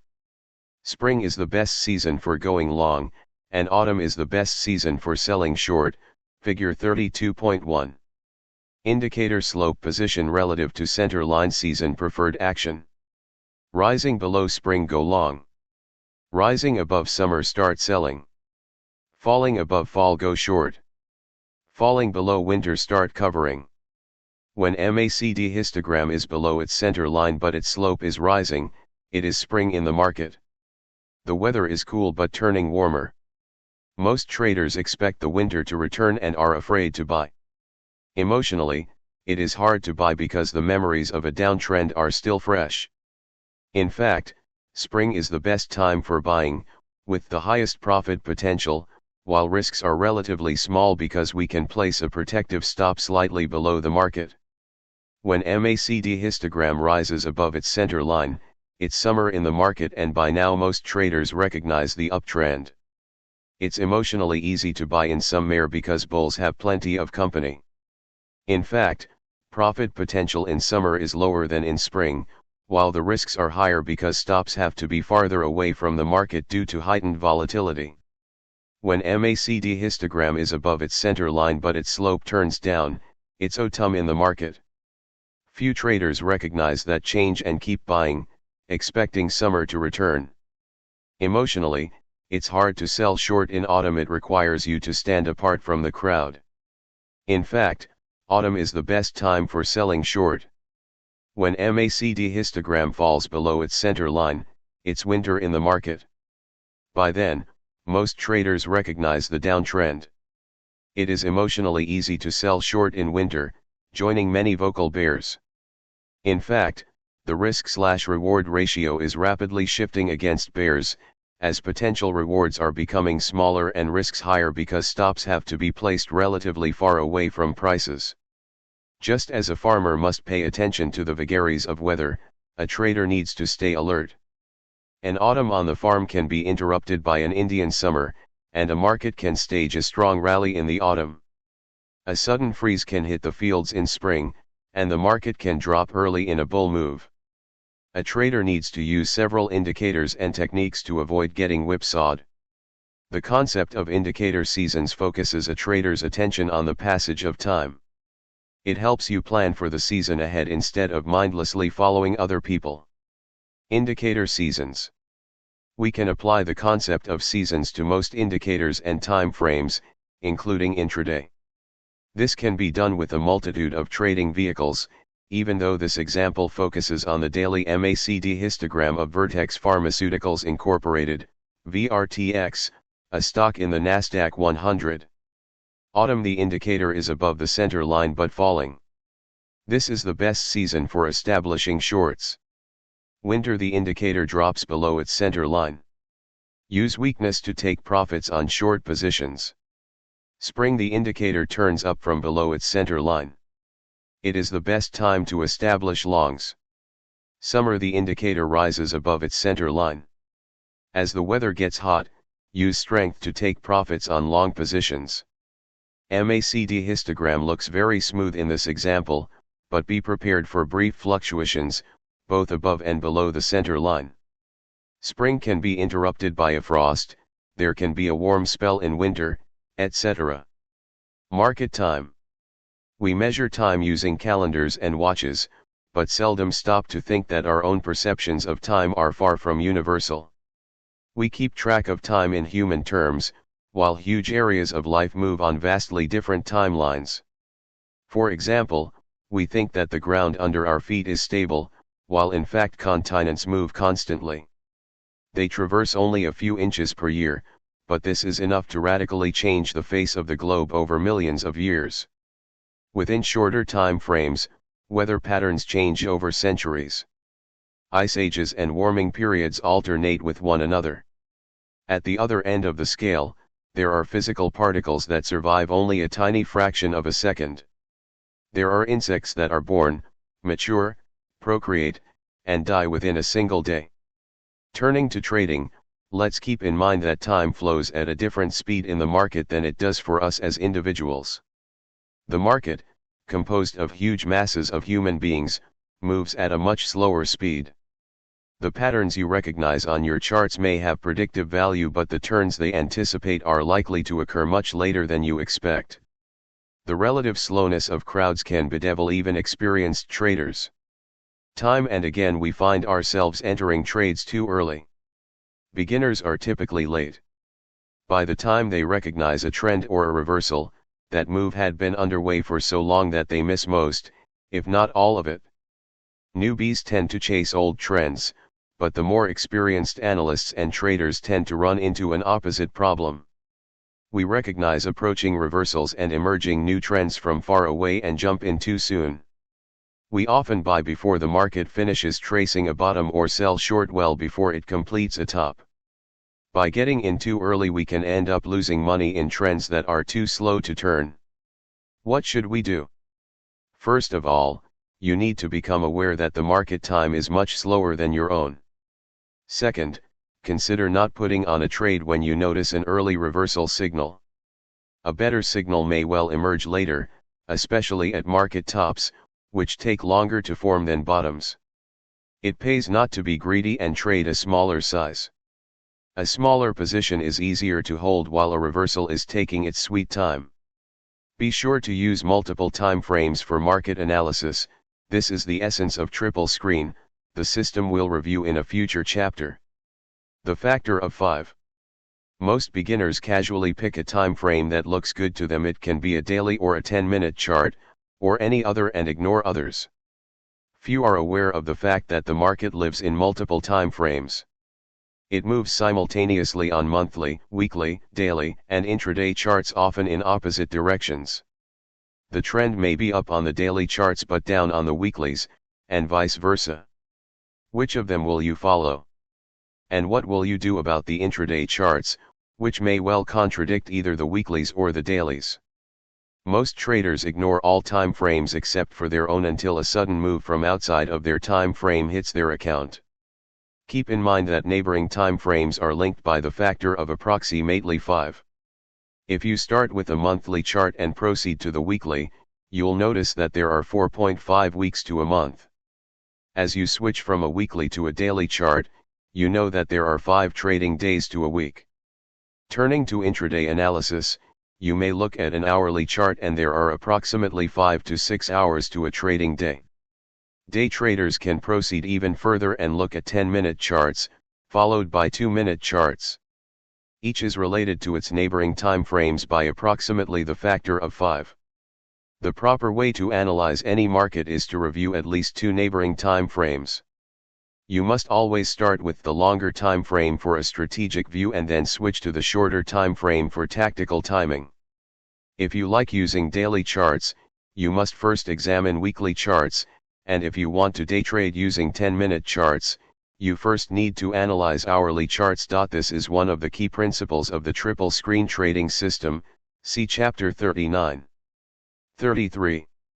Trading time frames. How long do you plan to hold your next trade? Do you think it'll be a year, a week, or an hour? A serious trader plans the expected duration of every trade. Various time frames offer different opportunities and carry different risks. We can roughly divide all trades into 3 groups. 1. Long-term trading or investing. The expected duration of a position is measured in months, sometimes years. Advantages: requires little day-to-day attention and may lead to spectacular gains. Disadvantage: drawdowns can be intolerably severe. 2. Swing trading. The expected duration of a trade is measured in days, sometimes weeks. Advantages: a wealth of trading opportunities, fairly tight risk control. Disadvantage: will miss major trends. 3. Day trading. The expected duration of a trade is measured in minutes, rarely hours. Advantages: great many opportunities, no overnight risk. Disadvantages: demands instant reflexes, transaction costs become a factor. If you decide to operate in more than one time frame, consider making those trades in different accounts. This will allow you to evaluate your performance in each time frame rather than lump together apples and oranges. Investing. The decision to invest or trade for the long term is almost always based on some fundamental idea. You may recognize a new technological trend or an exciting product that can greatly increase the value of a company. Investing demands a firm conviction and a great supply of patience if you are to hold that position through the inevitable pullbacks and periods of flat prices. These tough challenges make successful investing extremely hard. Major trends that are easily seen on long-term charts appear uncertain and foggy in real time, especially when a stock enters a drawdown. When your investment drops 50% or more, wiping out the bulk of paper profits, a common development for long-term positions, few of us have enough conviction and fortitude to continue to hold. Let me illustrate this using an example of Apple Incorporated, AAPL, a darling of several bull markets, figure 33.1. AAPL survived its near-death experience in 2003, when its battered stock was rumored to be a takeover candidate, and grew to become the highest capitalized, publicly traded company in the world, before collapsing from that top in 2012. Its uptrend looks grand in retrospect, but ask yourself, honestly, would you have been able to hold through multiple drawdowns, some of them exceeding 50%? Remember that such drawdowns often mark the ends of uptrends.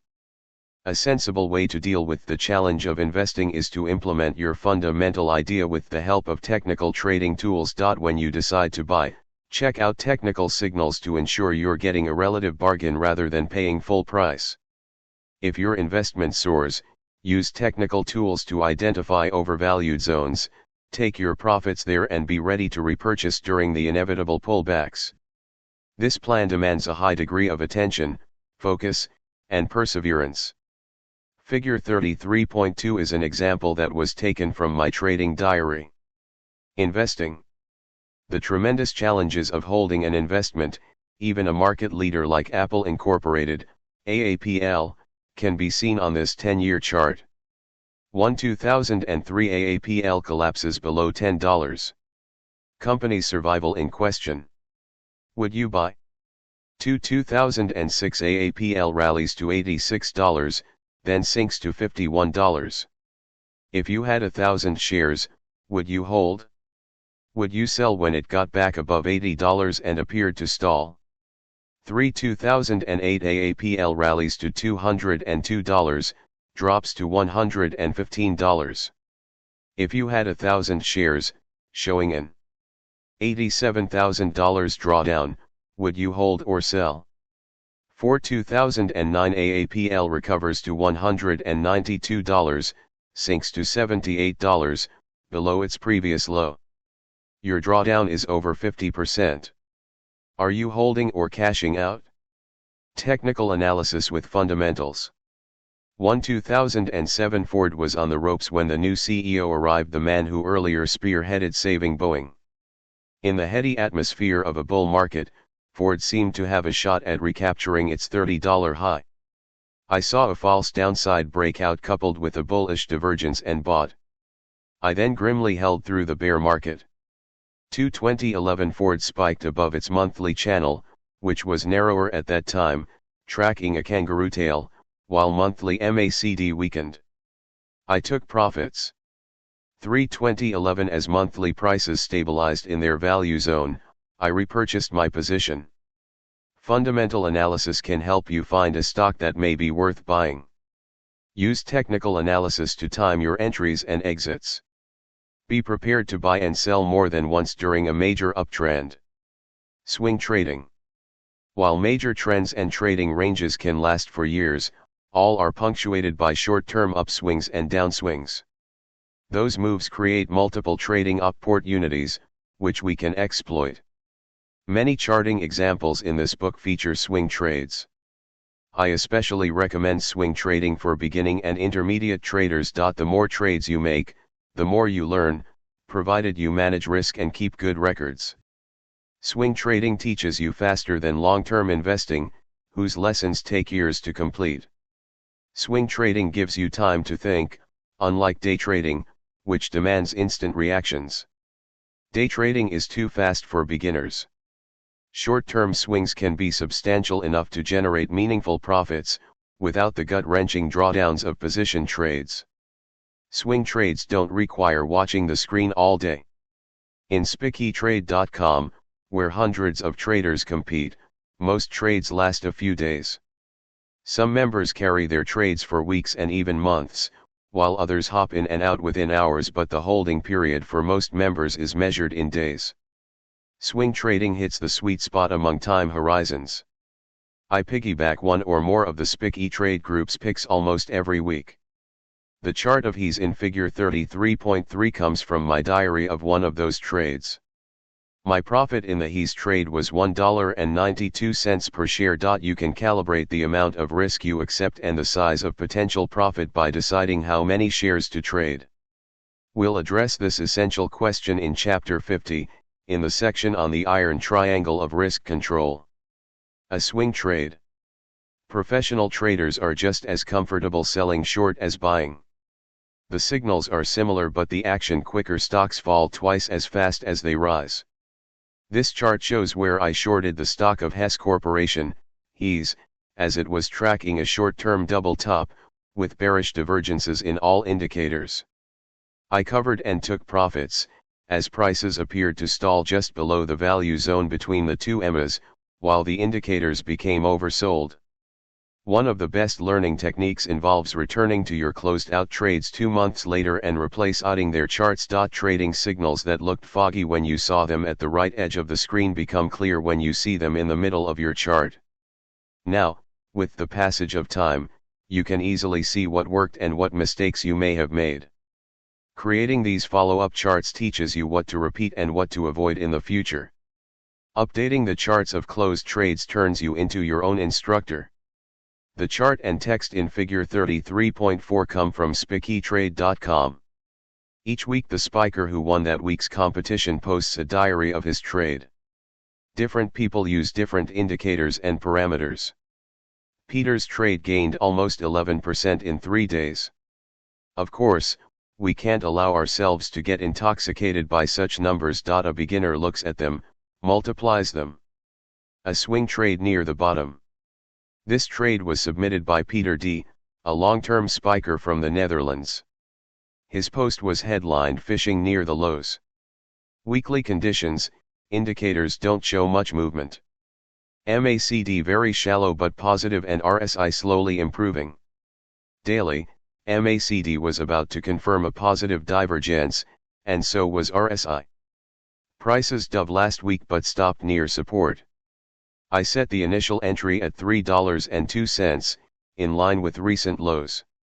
It was hit on Monday morning, which turned out to be 1 cent above the low for the day and the week. Price closed near the high of the day and continued surging on Tuesday and Wednesday. My target was hit on Wednesday, on the way up. The rest of the day saw some pulling back, but price kept in range to close the week on a relatively high note. By the number of weeks in a year, and goes crazy throwing his money at the markets. Such spectacular gains are inevitably interspersed with losses. A professional trader carefully manages his money, quickly cuts losing trades and protects his capital to allow his equity to grow. If investing is like hunting the big game, swing trading is like rabbit hunting. If your livelihood depends on hunting, shooting rabbits is a much more reliable way of putting meals on the table. Carefully entering and exiting swing trades, while cautiously managing money, is a realistic way of surviving and prospering in the markets. Day trading. Day trading means entering and exiting trades within a single market session. Rapid buying and selling in front of a flashing screen demands the highest levels of concentration and discipline. Paradoxically, it attracts the most impulsive and gambling-prone people. Day trading appears deceptively easy. Brokerage firms hide customer statistics from the public, but in 2000, state regulators in Massachusetts subpoenaed brokerage house records, which showed that after 6 months only 16% of day traders made money. Whatever gaps you may have in your knowledge or discipline, day trading will find them fast and hit you hard in your weak spots. In swing trading, you have the luxury of being able to stop and think, but not in day trading. The person who is learning to trade is much better off using end-of-day charts. After you grow into a consistently profitable swing trader, you may wish to explore day trading. You'll use your already developed skills and will only need to adjust to a faster game. A market newbie who stumbles into day trading is a gift to the pros. Make sure to write down your action plan for day trading, what will prompt you to enter or exit, to hold or cut.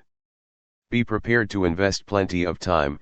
Day trading chews up long hours in front of multiple screens. Another difficulty of day trading is that you shoot at much smaller targets. This is reflected in the height of price channels. Elsewhere in this book, you'll read that a good measure of a trader's performance is the percentage of the channel or an envelope he captures in a trade. Taking 30% or more of a channel's height earns you an A grade, while capturing 10% of that channel earns you a C. See Chapter 55. Let's apply these ratings to several stocks that are popular with day traders. A swing trader who uses daily charts can do very well in these active stocks.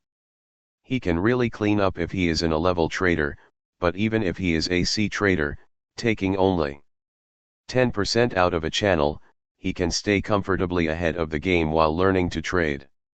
On the other hand, a person who day trades the very same stocks must be a straight A trader in order to survive. Anything less and his account will be ground up by slippage, commissions, and expenses. If, after developing a successful track record as a swing trader, you decide to day trade, you'll be able to use most of the tools and techniques you've already learned. You'll find an example of using triple screen in day trading in Chapter 39. When a friend who is an Olympic rowing coach taught me to row, he focused on developing the correct stroke. A competent rower always moves his oars exactly the same way, whether it's a leisurely weekend row or the final stretch of a race. What changes are power and speed. The same with day trading, the technique is the same, but the speed is different. If you learn to swing trade, you can apply your technique to day trading. And then you can go in reverse, and apply day trading techniques to swing trade entries and exits. Day trading can be a profitable pursuit, but keep in mind that it's a highly demanding professional game and most definitely not a casual activity for beginners. General market indicators.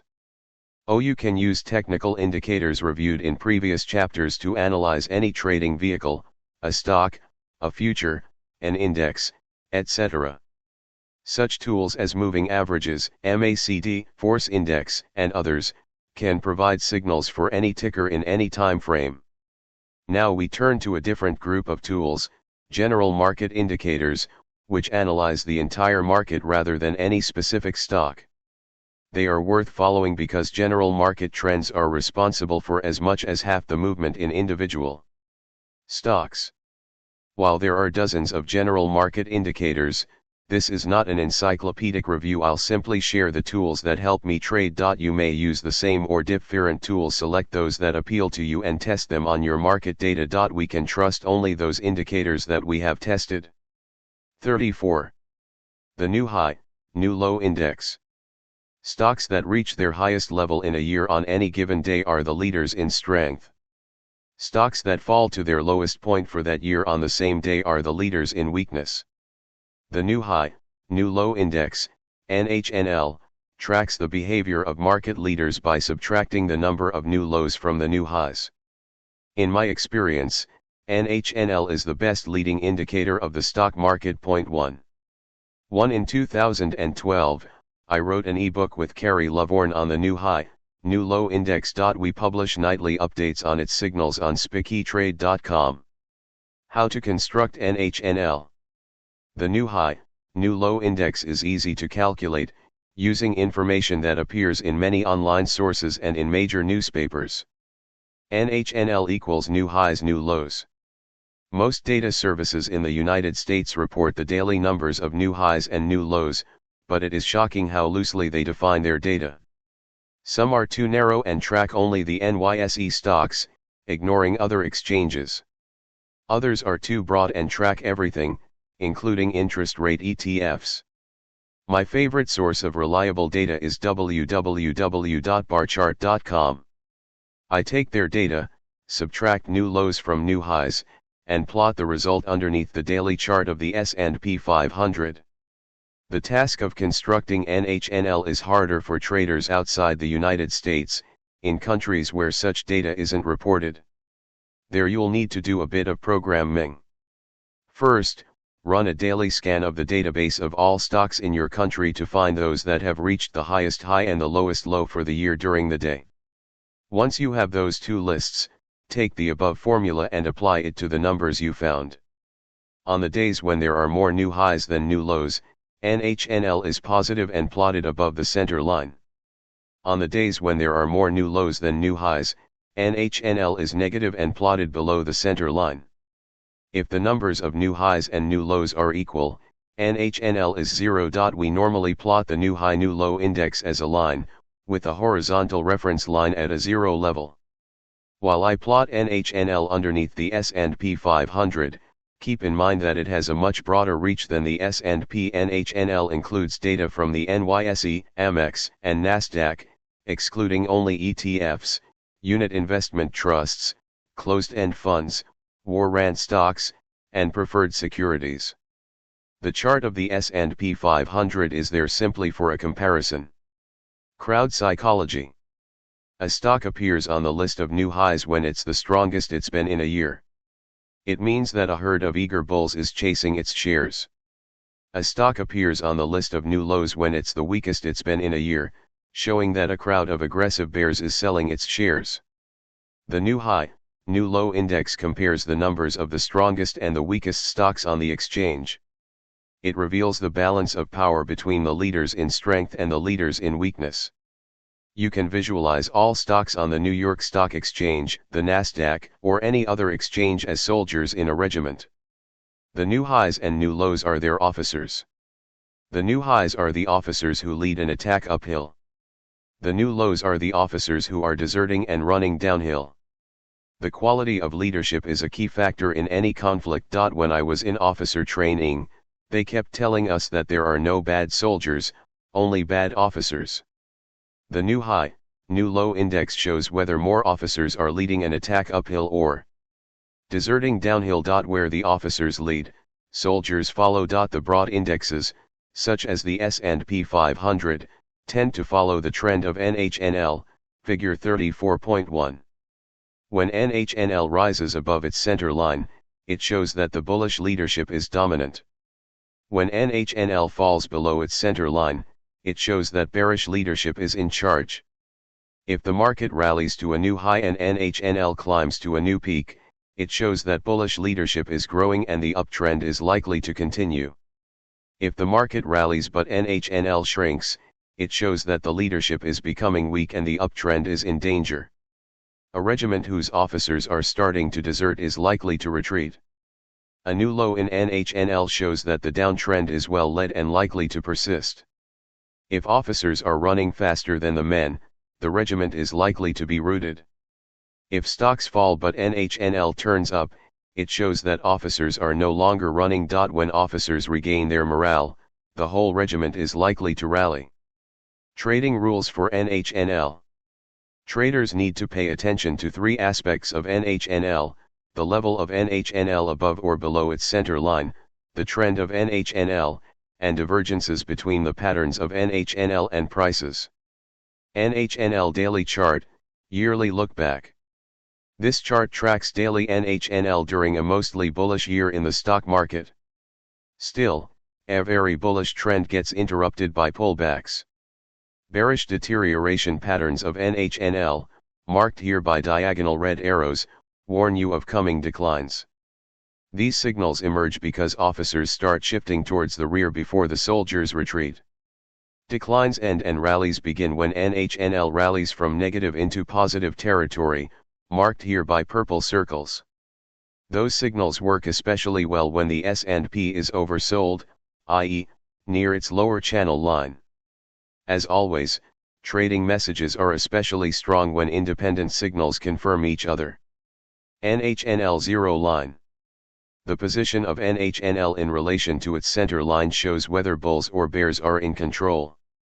When NHNL is above its center line, it shows that more market leaders are bullish than bearish and it is better to trade from the long side. When NHNL is below its center line, it shows that bearish leadership is stronger, and it's better to trade from the short side. NHNL can stay above its center line for months at a time in bull markets and below its center line for months in bear markets. If NHNL stays negative for several months but then rallies above its center line, it signals that a bull move is likely to begin.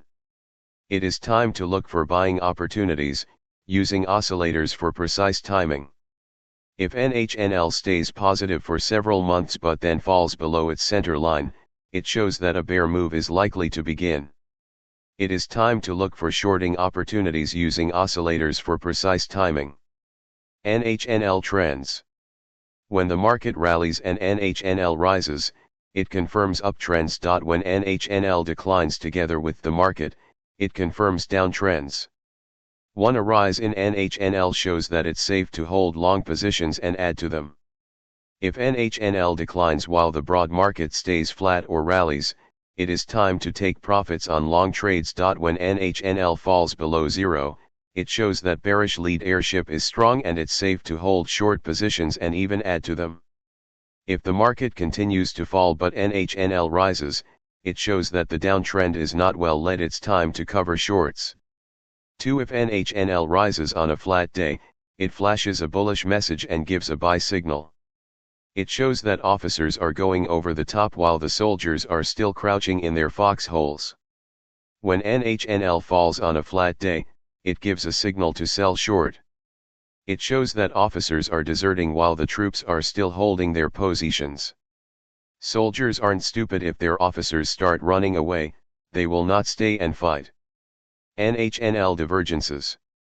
If the latest market peak is confirmed by a new high of NHNL, that rally is likely to continue, even if punctuated by a decline. When a new market low is accompanied by a new low in NHNL, it shows that bears are well led and the downtrend is likely to persist. On the other hand, divergences between the patterns of NHNL and broad market indexes show that leaders are deserting and the trends are likely to reverse. 1. If NHNL traces a lower peak while the market rallies to a new high, it creates a bearish divergence. It shows that bullish leadership is weakening even though the broad market is higher. Bearish divergences often mark the ends of uptrends, but pay attention to the height of the second peak. If it is only slightly above zero, in the low hundreds, then a big reversal is probably at hand and it's time to go short. If, on other hand, the latest peak is in the high hundreds, it shows that the upside leadership is strong enough to prevent the market from collapsing. 2. If the market declines to a new low, but NHNL traces a shallower bottom than its previous decline, it creates a bullish divergence. It shows that bearish leadership is shrinking. If the latest low of NHNL is shallow, in the low hundreds, it shows that the bearish leadership is exhausted and a major upside reversal is near. If the latest low sinks deep, then bears still have some strength, and the downtrend may pause but not reverse. Keep in mind that bullish divergences at stock market bottoms tend to develop faster than bearish divergences at market tops. Buy fast and sell slowly.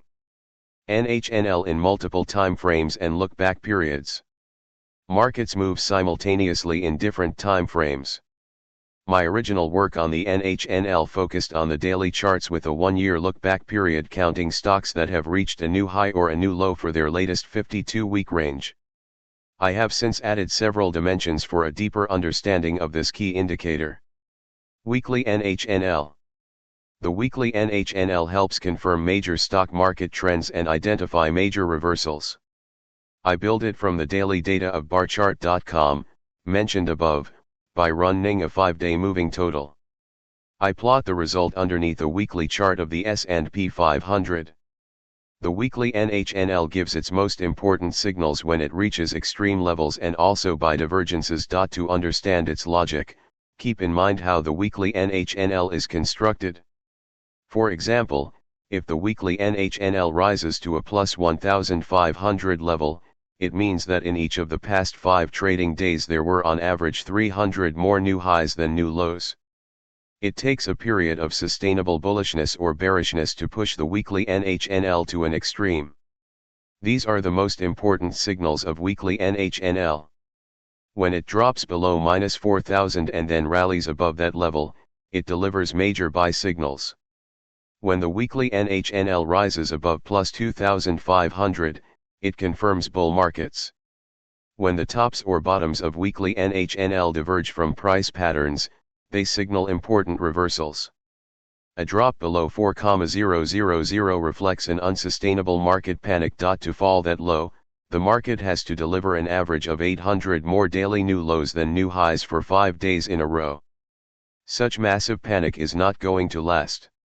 When the weekly NHNL rises above 4,000, it flashes a buy signal I call a spike. It's so powerful and effective in both bull and bear markets that I named our SPIC trade group after it. The signal misfired only once in several decades, as you'll see on the chart in figure 34.2. NHNL weekly chart. When the weekly NHNL falls below 4,000 and then rises above that level, it nails important bottoms, marked here with vertical green arrows. This chart covers 11 years. The signal works in bull and bear markets. There was only one exception in October and November 2008, during the worst bear market of a century, marked by a purple oval. Let this serve as a reminder that no market signal works 100% of the time, Making risk management essential for survival and success. Red diagonal arrows mark major bearish divergences. Weekly NHNL touching the plus 2,500 level confirms bull markets and calls for higher prices ahead, even if interrupted by a correction.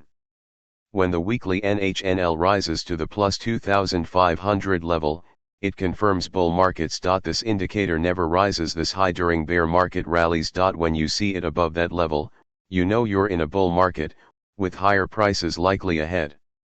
The 65-day and 20-day NHNL. One of the great innovations in the new high, new low analysis in recent years was the addition of two new look-back windows, a 20-day and a 65-day. While the regular daily NHNL compares each day's high and low to the high-low range for the preceding year, a 20-day NHNL compares it only to the preceding month and a 65-day NHNL to the preceding quarter. These shorter-term views of the NHNL are useful for short-term timing.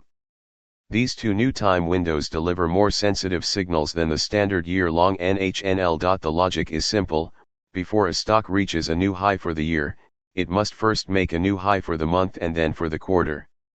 If a stock has been in a downtrend, it may take a long time to recover and reach a new yearly high, but it can reach monthly and quarterly highs much sooner.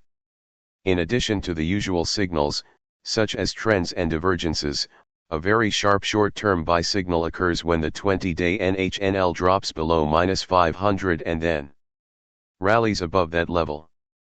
It shows that the market has touched and rejected a short-term bearish extreme, and afterwards it usually launches a short-term rally. We call this a spike bounce signal, see Chapter 54.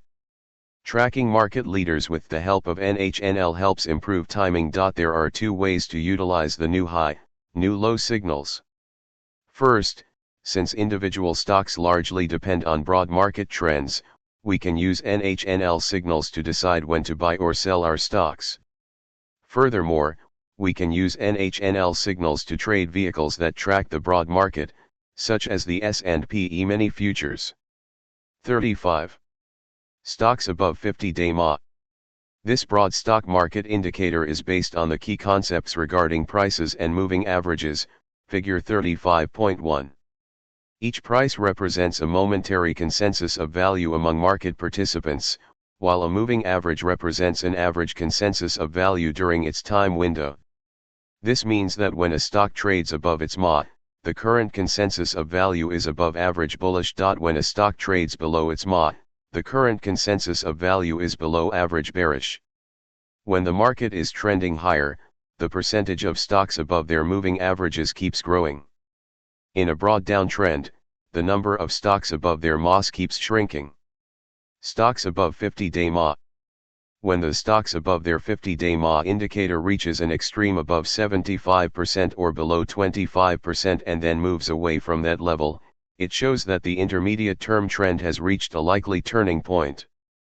A reversal of this indicator flashes a signal for the entire market: buy when it turns up and sell when it turns down.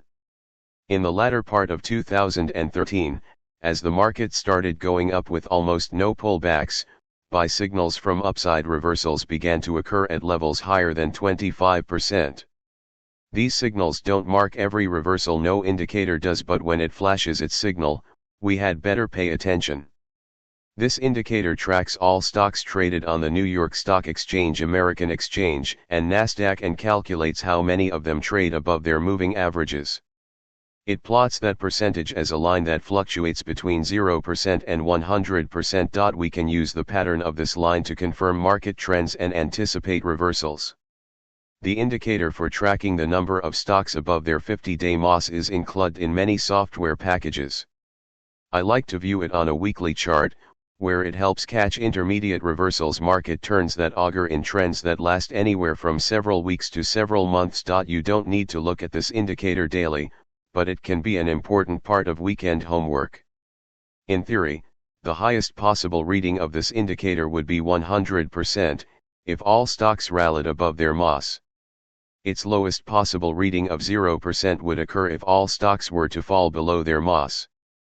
In practice, only exceptional market moves swing it near the 90% or 10% extremes. Normally, This indicator tends to top out near 75% and bottom out near 25%. I draw two reference lines on its chart at 75% and 25% and start looking for the market turn as this indicator approaches those levels. The percentage of stocks above their 50-day MA gives its trading signals not by reaching any certain levels but rather by reversing near those levels. It signals the completion of a top by rising to or above the upper reference line and then sinking below that line. It signals that a bottom has been formed when it falls below or even near the lower reference line and then turns up. Notice that the tops of this indicator tend to be broad, while its bottoms are sharper. Tops are formed by greed, which is a happier, longer-lasting emotion. Bottoms are formed by fear, a more intense and shorter-lived emotion. While some of this indicator's signals are right on time in catching reversals, others mark only temporary pauses in major trends. Let this serve as a reminder never to rely on a single indicator for trading decisions. Use multiple tools. When they confirm each other's signals, they reinforce one another. 36. Other stock market indicators. Only a handful of general market indicators have stood the harsh test of time. Many that used to be popular in previous decades have been swept away by the flood of new trading vehicles. The new high, new low index and stocks above 50-day MA, reviewed above, continue to work because of their clear logic. Several other indicators are listed below. Whatever tools you choose, be sure to understand how they work and what exactly they measure. Select a few and track them on a regular basis, until you come to trust their signals. Advance/decline. The advance/decline line, the A/D line, tracks the degree of mass participation in rallies and declines. Each day it adds up the number of stocks that closed higher and subtracts the number of stocks that closed lower.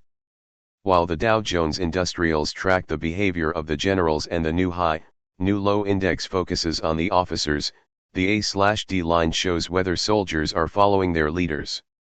A rally is more likely to persist when the A/D line rises to a new high, while a decline is likely to deepen if A/D falls to a new low in step with the Dow. The A/D line is based on the day's closing prices for each stock at any exchange. Take the number of advancing stocks, subtract the number of declining stocks, and ignore unchanged stocks. The result will be positive or negative, depending on whether more stocks advanced or declined during the day.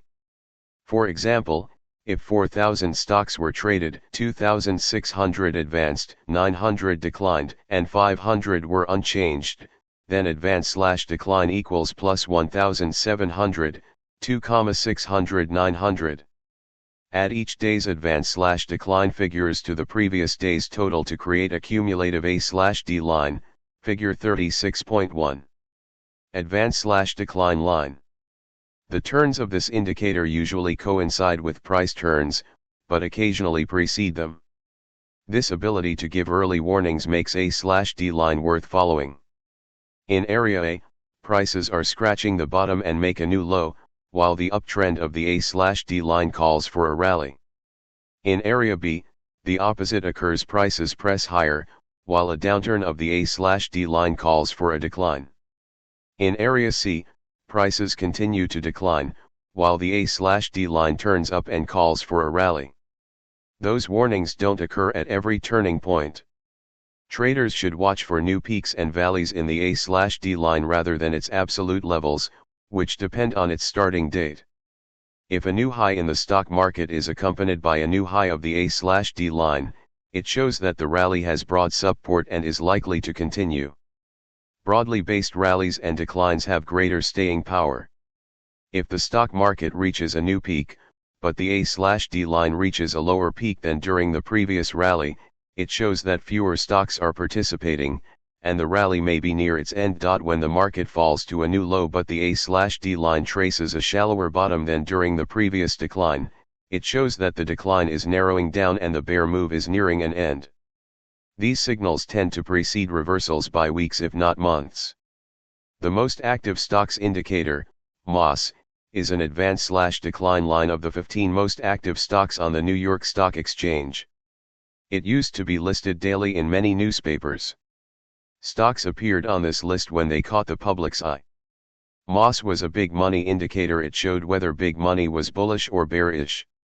When the trend of MOS diverged from the price trends, the market was especially likely to reverse.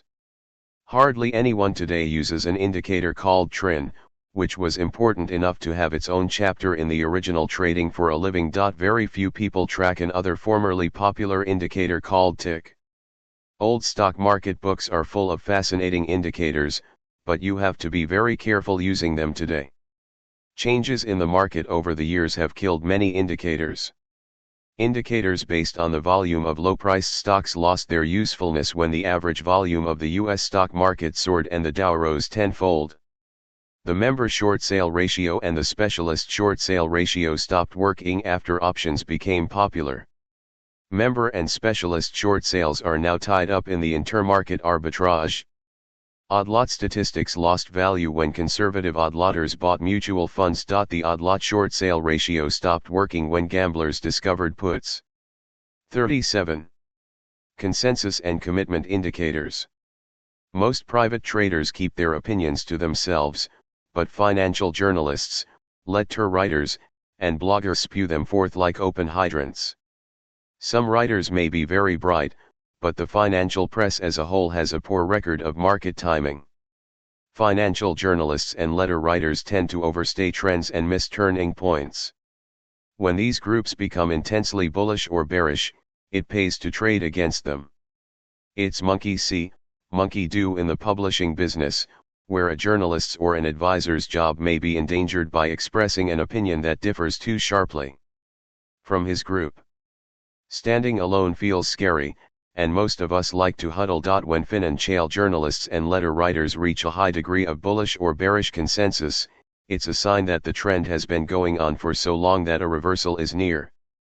Consensus indicators, also called contrary opinion indicators, are not suitable for precision timing, but they draw attention to the fact that a trend is near its exhaustion level. When you see that message, switch to technical indicators for more precise timing of a trend reversal. A trend can continue as long as bulls and bears remain in conflict. A high degree of consensus precedes reversals. When the crowd becomes highly bullish, get ready to sell, and when it becomes strongly bearish, get ready to buy. This is the contrary opinion theory, whose foundations were laid by Charles Mackay, a Scottish barrister.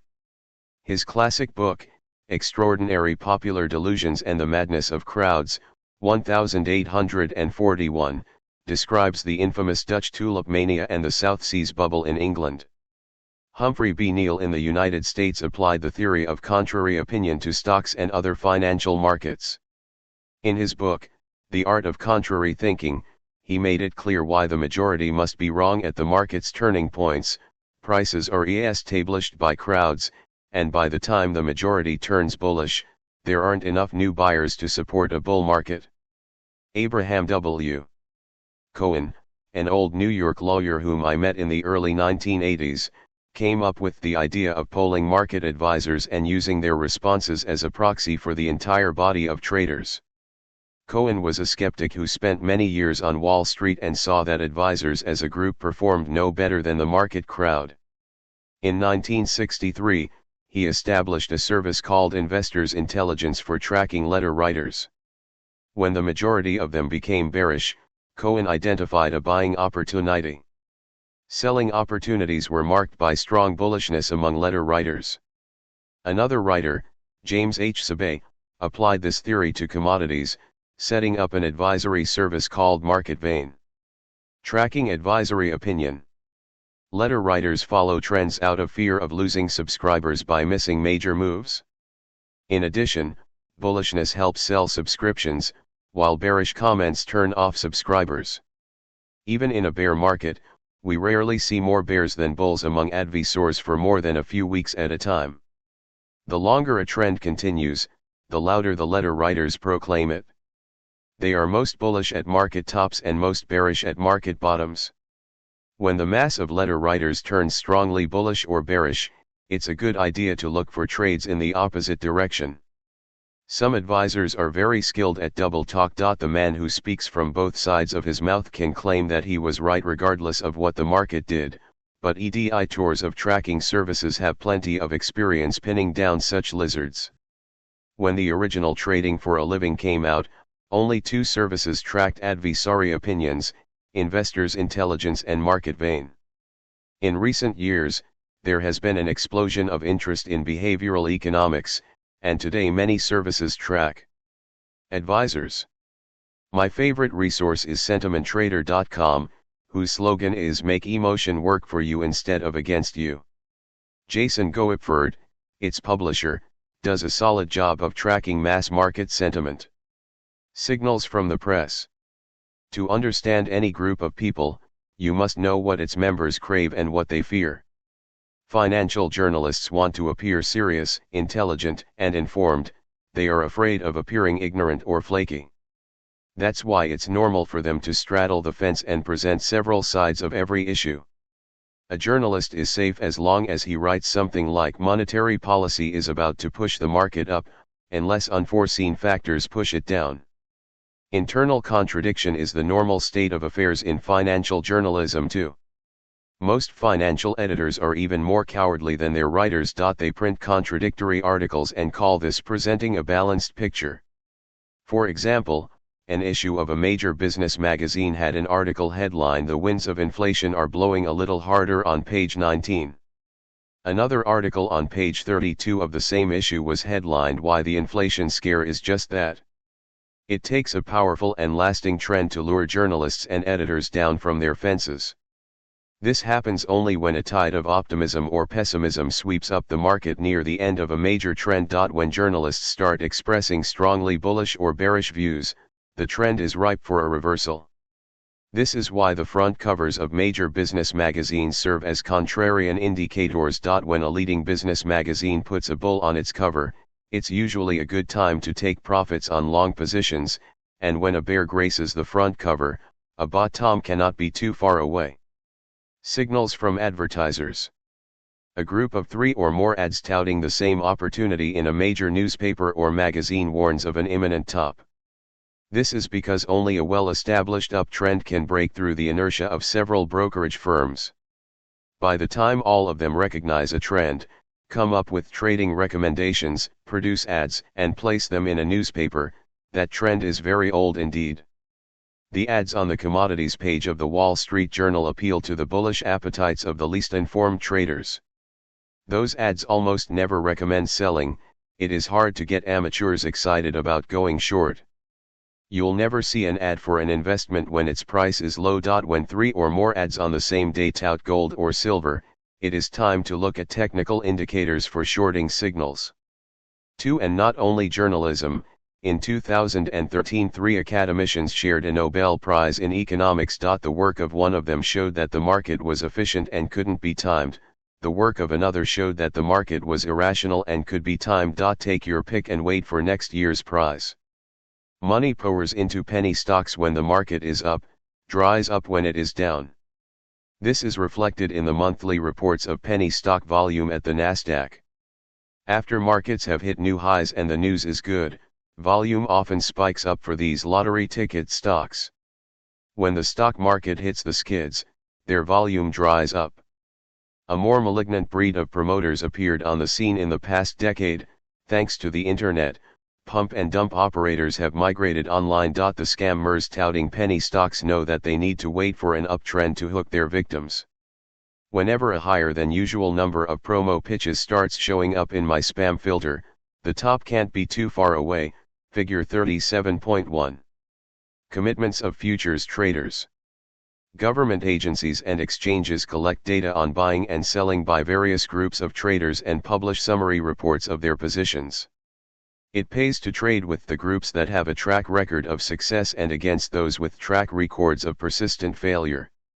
For example, the Commodity Futures Trading Commission, CFTC, reports long and short positions of hedgers and big speculators. Hedgers, the commercial producers and consumers of commodities, are the most successful market participants.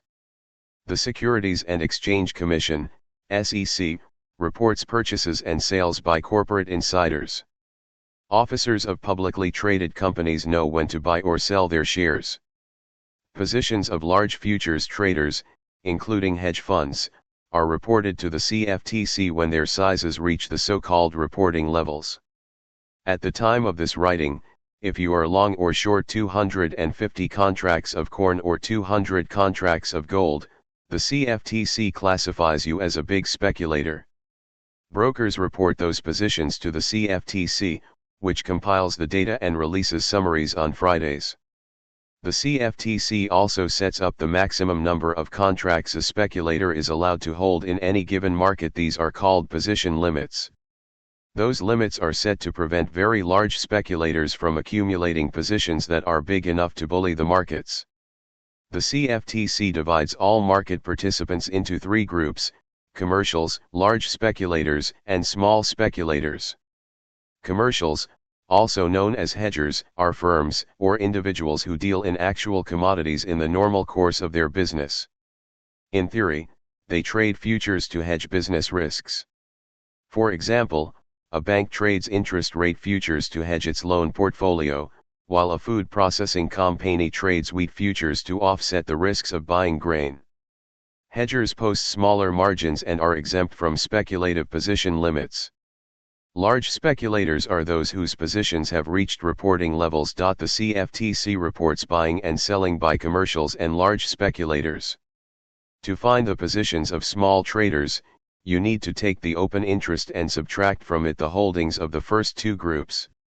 The divisions between hedgers, big speculators, and small speculators are somewhat artificial. Smart small traders grow into big traders, dumb big traders become small traders, and many hedgers speculate. Some market participants play games that distort the CFTC reports. For example, an acquaintance who owns a brokerage firm sometimes registers his wealthy speculator clients as hedgers, claiming they trade stock index and bond futures to hedge their stock and bond portfolios. The commercials can legally speculate in the futures markets using inside information. Some of them are big enough to play futures markets against cash markets. For example, an oil firm may buy crude oil futures, divert several tankers, and hold them offshore in order to tighten supplies and push up futures prices. They can take profits on long positions, go short, and then deliver several tankers at once to refin ERS in order to push crude futures down a bit and cover shorts. Such manipulation is illegal, and most firms hotly deny that it takes place. As a group, commercials have the best track record in the futures markets. They have inside information and are well capitalized. It pays to follow them because they are successful in the long run. Big speculators used to be successful wealthy individuals who took careful risks with their own money. That has changed, and today most big traders are commodity funds. These trend-following behemoths do poorly as a group. The masses of small traders are the proverbial wrong-way Corrigans of the markets. It is not enough to know whether a certain group is short or long. Commercials often short futures because many of them own physical commodities. Small traders are usually long, reflecting their perennial optimism. To draw valid conclusions from the CFTC reports, you need to compare current positions to their historical norms. Legal insider trading.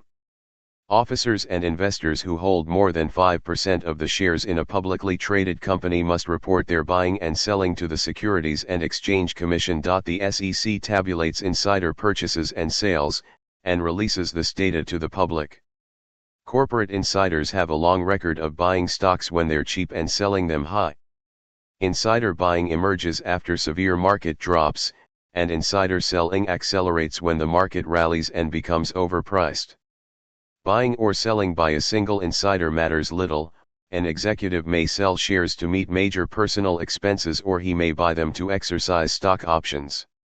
Analysts who researched legal insider trading found that insider buying or selling was meaningful only if more than 3 executives or large stockholders bought or sold within a month. These actions reveal that something very positive or negative is about to happen. A stock is likely to rise if 3 insiders buy in 1 month and to fall if 3 insiders sell within a month.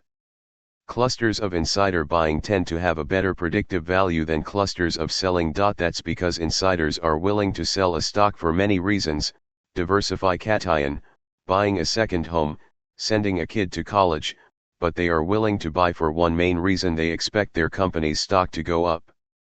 Short interest. While the numbers of futures and options contracts held long and short is equal by definition, in the stock market there is always a huge disparity between the two camps. Most people, including professional fund managers, buy stocks, but very few sell them short. Among the data reported by exchanges is the number of shares being held short for any stock. Since the absolute numbers vary a great deal, it pays to put them into a perspective by comparing the number of shares held short to that stock's float, the total number of publicly owned shares available for trading. This number, short percent of float, tends to run about 1 or 2%. Another useful way to look at short interest is by comparing it to the average daily volume. By doing this, we ask a hypothetical question: if all shorts decided to cover, while all other buyers stood aside and daily volume remained unchanged, how many days would it take for them to cover and bring short interest down to zero? This days to cover number normally oscillates between 1 and 2 days. When planning to buy or short a stock, it pays to check its short percent of float and days to cover. If those are high, they show that the bearish side is overcrowded. Short interest and days to cover. Compare short interest data for two popular stocks on the day I'm editing this chapter. Short percent of float is 1.86% for Apple Incorporated, AAPL, but nearly 26% for Green Mountain Coffee Roasters Incorporated, GMCR. Days to cover are 0.9 for AAPL but over 15 for GMCR. These numbers reflect much more aggressive shorting of GMCR. Not to forget, each and every one of those shorts at some point will need to buy in order to cover his short position. Perhaps savvy shorts know something very bad about GMCR, but what if its stock rallies even a little? Many bears will run for cover, and as they scramble to cover shorts, the stock may soar. Whatever its long-term prospects, it could be sent flying in the near term. A rally may scare those bears into panicky covering, and send the stock sharply higher. That would be good for bulls but bad for bears. Fear is a stronger emotion than greed. Bulls may look for bargains but try not to overpay, while squeezed bears, facing unlimited losses, will pay any price to cover. That's why short covering rallies tend to be especially sharp. Whenever you look for a stock to buy, check its short percent of float and days to cover. The usual, normal readings don't provide any great information, but the deviations from the norm often deliver useful insights. Figure 37.2. High shorting numbers mark any stock as a dangerous short. By extension, if your indicators suggest buying a stock, its high short interest becomes an additional positive factor. There is more fuel for a rally. It makes sense for swing traders to include the data on shorting when selecting which of several stocks to buy or sell short. I always review these numbers when working up a potential trade. Trading systems. System is a set of rules for finding, entering, and exiting trades. Every serious trader has one or more systems. Compare this to a surgeon who has systems for performing operations. He doesn't waste time and energy deciding whether to order anesthesia, where to make the cut, or how to find the sick organ. He follows a well-established routine, which leaves him free to think about strategic issues, finesse his technique, or deal with any complications. Some people use strictly defined systems that leave very little room for personal judgment. We call them mechanical traders. Others use systems that leave plenty of room for personal decisions. We call them discretionary traders. There is a very thoughtful discussion on matching one's personality type to various trading styles in Richard Weissman's book Mechanical Trading Systems. Whatever approach you take, the key advantage of any system is that you design it when the markets are closed and you feel calm. A system becomes your anchor of rational behavior amidst the turbulence of the market. It goes without saying that a proper system is written down. This needs to be done because it's easy to forget some essential steps when stressed by live markets. Dr. Atul Gawande in his remarkable book The Checklist Manifesto makes a convincing case for using checklists to raise performance levels in a large variety of demanding endeavors, from surgery and construction to trading. A mechanical trader develops a set of rules, backtests them on historical data, and then puts his system on autopilot. Going forward, his software starts flashing orders for entries, target, and stops, and a mechanical trader is supposed to 149. Place them exactly as shown. Whether he'll stick to his plan or attempt to tweak or override those signals is another story, but that's how the system is supposed to work. An amateur feels relieved that a mechanical system, either his own or purchased from a vendor, will relieve him from the stress of decision making. Unfortunately, market conditions keep changing, and mechanical systems eventually get out of gear and start losing money. The market is not a mechanical entity that follows the laws of physics. It is a huge crowd of people acting in accordance with imperfect laws of mass psychology. Mechanical methods can help, but trading decisions must take psychology into account. A professional trader with a mechanical system continues to monitor its performance like a hawk. He knows the difference between a normal drawdown and a period when a system goes out of gear and has to be shelved. A professional trader can afford to use a mechanical system precisely because he is capable of discretionary trading. A mechanical system is an action plan, but some degree of judgment is always required, even with the best and most reliable plans. A discretionary trader approaches each day in the markets afresh. He tends to examine more factors than a mechanical trader, weigh them differently at different times, and be more attuned to changes in current market behavior. A good discretionary system, while giving you plenty of freedom, includes several inviolate rules, especially in the area of risk management. Both approaches have pluses and minuses. On the plus side, mechanical trading can be less emotionally tense. You build your system, turn it on, and go about your life without watching every tick. On the minus side, these living and breathing markets have a sneaky way of changing their tunes and behaving differently from how they did when you built your system. The main plus of discretionary trading is the openness to fresh opportunities. Its biggest minus is that people's judgment tends to slip under stress, when they become excited by greed or frightened by sharp moves. In my experience, mechanical traders tend to deliver more steady results, but the most successful traders use discretionary methods. Your choice is likely to depend on your temperament. That's how we make some of our most important decisions in life: where to live, what career to pursue, whom to marry. Our key choices stem from the innermost core of our personalities rather than rational thought. In trading, cooler and more obsessional people tend to gravitate toward mechanical trading, while the more swashbuckling types turn to discretionary trading. Paradoxically, at the high end of performance, these two approaches begin to converge. Advanced traders combine mechanical and discretionary methods.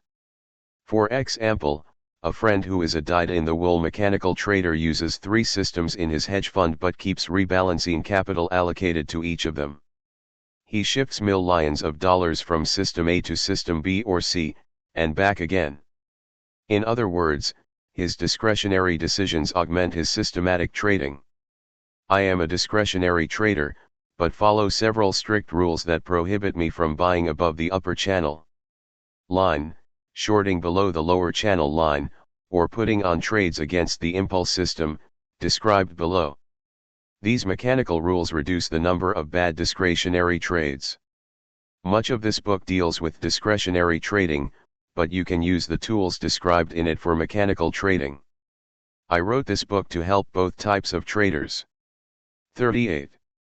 System testing, paper trading, and the 3 key demands for every trade. Before trading real money with a system, you need to test it, whether you developed it yourself or bought it from a vendor. This can be done in one of 2 ways. One is backtesting. Apply your system's rules to a stretch of historical data, usually several years' worth. The other is forward testing. Trade small positions with real money. Serious traders begin with backtesting, and if its results look good, switch to forward testing. If that works well, they gradually increase position size. Looking at printouts of historical results is a nice start, but don't let good number bears lull you into a false sense of security. The profit-loss ratio, the longest winning and losing streaks, the maximum drawdown, and other parameters may appear objective, but past results don't guarantee the system will hold up in the real world of trading. You may see a very nice printout, but what if, once you begin to trade real money, that system delivers 5 losses in a row? Nothing in your paper testing will have prepared you for that, but it happens all the time. You grit your teeth and put on another trade. Another loss. Your drawdown is deepening, and then the system flashes a new signal. Will you put on the next trade? Suddenly, an impressive printout looks like a very thin reed on which to hang the future of your account. There is a cottage industry of programmers who backtest systems for a fee. Some traders, too suspicious to disclose their surefire methods, spend months learning to use testing software. In the end, only one kind of backtesting prepares you to trade: manual testing. It is slow, time-consuming, and cannot be automated, but it's the only method that comes close to modeling real decision-making. It consists of going through historical data one day at a time, scrupulously writing down your trading signals for the day ahead, and then clicking one bar forward and recording new signals and trades for the next day. Begin by downloading daily price and volume data for your trading vehicle for a minimum of 2 years. For futures you may use continuous contracts. Open a chart and, without looking, swing immediately to its very beginning. Open your spreadsheet, write down your system's rules at the top of the page, and create columns for dates, prices, and signals. Open 2 windows in your analytic program, one for your weekly chart and its indicators, the other for the daily chart. The 2 most important keyboard keys for testing are and because they let you switch between windows and programs. As you click forward, one day at a time, trends and trading ranges will slowly unfold and challenge you. At that point, you'll be doing much more than testing a set of rules. Moving ahead one day at a time will test and improve your decision-making skills. This one bar at a time testing is vastly superior to what you can get from backtesting software. How will you deal with gap openings, when the market leaps above your buy level or drops below your stop at the opening bell? What about limit moves in futures? Clicking forward one day at a time and writing down your signals and decisions will get you as close to real trading as you can without risking cash. It'll keep you focused on the raw right edge of the market. You'll never get that from a neat printout of a system test. Manual testing will improve your ability not only to understand the markets but to make decisions. If one bar at a time testing shows positive results, start trading small positions with real money. These days, with brokerage commissions as low as $1 for buying or selling 100 shares, you can test your indicators and systems while risking tiny amounts. Be sure to keep good records, and if your real money results continue positive, start increasing the size of your trades. Do it in steps, all the way up to your normal trade size. Paper trading. Paper trading means recording your buy and sell decisions and tracking them like real trades, but with no money at risk. Beginners may start out paper trading, but most people turn to it after getting beat up by the markets. Some even alternate between real and paper trades and can't understand why they seem to make money on paper but lose whenever they put on a real trade. There are 3 reasons. First, people are less emotional with paper trades, and good decisions are easier to make with no money at risk. Second, in paper trades, you always get perfect fills, unlike real trading. Third and most important, good trades often look murky when you consider them. The easy-looking ones are more likely to lead to problems. A nervous beginner jumps into obvious-looking trades and loses money, but paper trades the more challenging ones. It goes without saying that hopping between real and paper trades is sheer nonsense. You either do the one or the other. Psychology plays a huge role in how your trades turn out, and that's where paper trading fails to deliver. Pretend trading with no money at risk is like sailing on a pond. It does little to prepare you for real sailing on a stormy sea. There is only one good reason to paper trade: to test your discipline as well as your system. If you can download your data at the end of each day, do your homework, write down your orders for the day ahead, watch the opening and record your entries, then track your market each day, adjusting your profit targets and stops. If you can do all of this for several months in a row, recording your actions, without skipping a day, then you have the discipline to trade real money. An impulsive person who trades for entertainment will not be able to paper trade that way because it requires real work. You may open an account with one of several websites set up for paper trading. Enter your orders, check whether they have been triggered, and write down those fills. Enter all paper trades in your spreadsheet and your trading diary. If you have the willpower to repeat this process daily for several months, then you have the discipline for successful real trading. Still, there is no substitute for trading real money because even small amounts rev up emotions more than any paper trade. You'll learn much more from even small real trades than from months of paper trading. In recent years, I've had a front row seat watching traders progress from paper trading to profitable real money trading.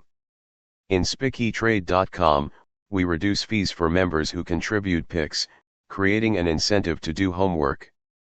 The discipline of submitting a weekly trade plan with entry, target, and stop gets people into the habit of being organized and focused. As their picks improve, they start earning performance bonuses in our weekly competition. At that point, I may receive an email saying that while they're doing well in the competition, their private trading lags behind. I tell them they're on the right track and to continue what they're doing. Sure enough, several months later their new skills migrate into real trading. Now they may write that their private trading is better than their performance in the competition. Sure, I reply, it's because you pay more attention to real money trades. Speaking of trade setups, it's essential to write down all relevant numbers before you enter a trade. You're more objective before you put any money at risk. Once in a trade, you'll be tempted to give it more room to run. That's how losers turn small drawdowns into disasters. I once consulted a man who refused to take a $200 loss until it ran into a $98,000 wipeout. We'll focus on risk and money management in a later chapter when I discuss the concept of the iron triangle of risk control. At this point, I only want to make clear that risk management is the essential part of serious trading. Forget the days when you would look at the ceiling and say, I'll trade 500 shares, I'll trade 1,000 shares, or any other arbitrary number. Later in this book, you'll learn a simple formula for sizing your trades, based on your account and risk tolerance. At the time of this writing, I have 3 strategies that I trade. My favorite is a false breakout with a divergence. My second choice is a pullback to value during a powerful trend. That's the strategy of the trade shown on the screen, figure 38.1. Last, I occasionally fade an extreme bet on a reversal of an overstretched trend. Each of these strategies has its rules, but the key point is this: I'll only take a trade that fits one of them. No chasing of random cars for this old dog. 3 key demands for every trade. There are 3 essential angles that must be considered for every planned trade. We'll briefly review them here and then elaborate in the chapters on specific trading. This is a screenshot of a trade plan I drew several days prior to writing this chapter. You can see how I implemented it in chapter 55. Notice several essential features that belong in every trade plan. A trade setup: write down the 3 key numbers for every trade, your entry, target, and stop. Before entering the market, you need to decide how much you'll pay, how much you'll risk, and how much you expect to gain. The ratio of potential reward to risk should normally be better than 2 to 1. The only time to deviate from this rule is when technical signals are especially strong. Of course, don't fudge your target to turn a borderline trade into an acceptable one. Your target needs to be realistic. Be risk management: decide in advance how many dollars you're prepared to risk on this trade. Divide that amount by your risk per share, the distance from your entry to your stop. This will give you the number of shares you may trade. See, last but not least, every single trade must be based on a specific system or strategy. It looks good to me isn't a system. It's easy to become excited after hearing a stock tip or seeing a runaway trend, but the days of chasing stocks like a pup chases cars are over. If you want to trade for a living, you need to define your trade plans, straight geese, or systems, call them what you like, and enter only those trades that fit their criteria. Systems and risk management. The discipline of these three demands is essential for anyone serious about trading. 39. Triple Screen Trading System. I developed this system and first presented it to the public in an April 1986 article in Futures magazine. I've been using it for trading since 1985, and it stood the test of time. I continue to tweak it, adding or changing minor features, but its basic principle remains unchanged, making trading decisions using a sequence of time frames and indicators. Triple Screen applies 3 tests or screens to every trade.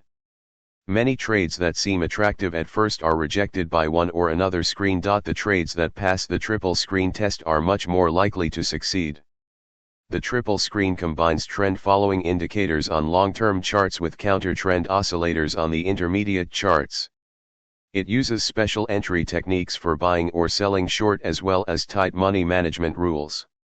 The triple screen is more than a trading system, it is a method, a style of trading. Trend-following indicators and oscillators. Beginners often look for a magic bullet, a single indicator for making money. If they get lucky for a while, they feel as if they discovered the royal road to riches. When the magic dies, amateurs give back their profits with interest and look for another magic tool. The markets are too complex to be analyzed with a single indicator.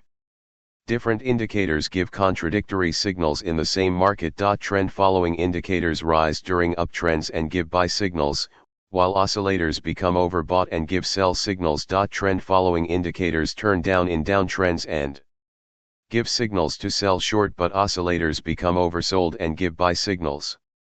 Trend-following indicators are profitable when markets are moving but lead to whipsaws in trading ranges.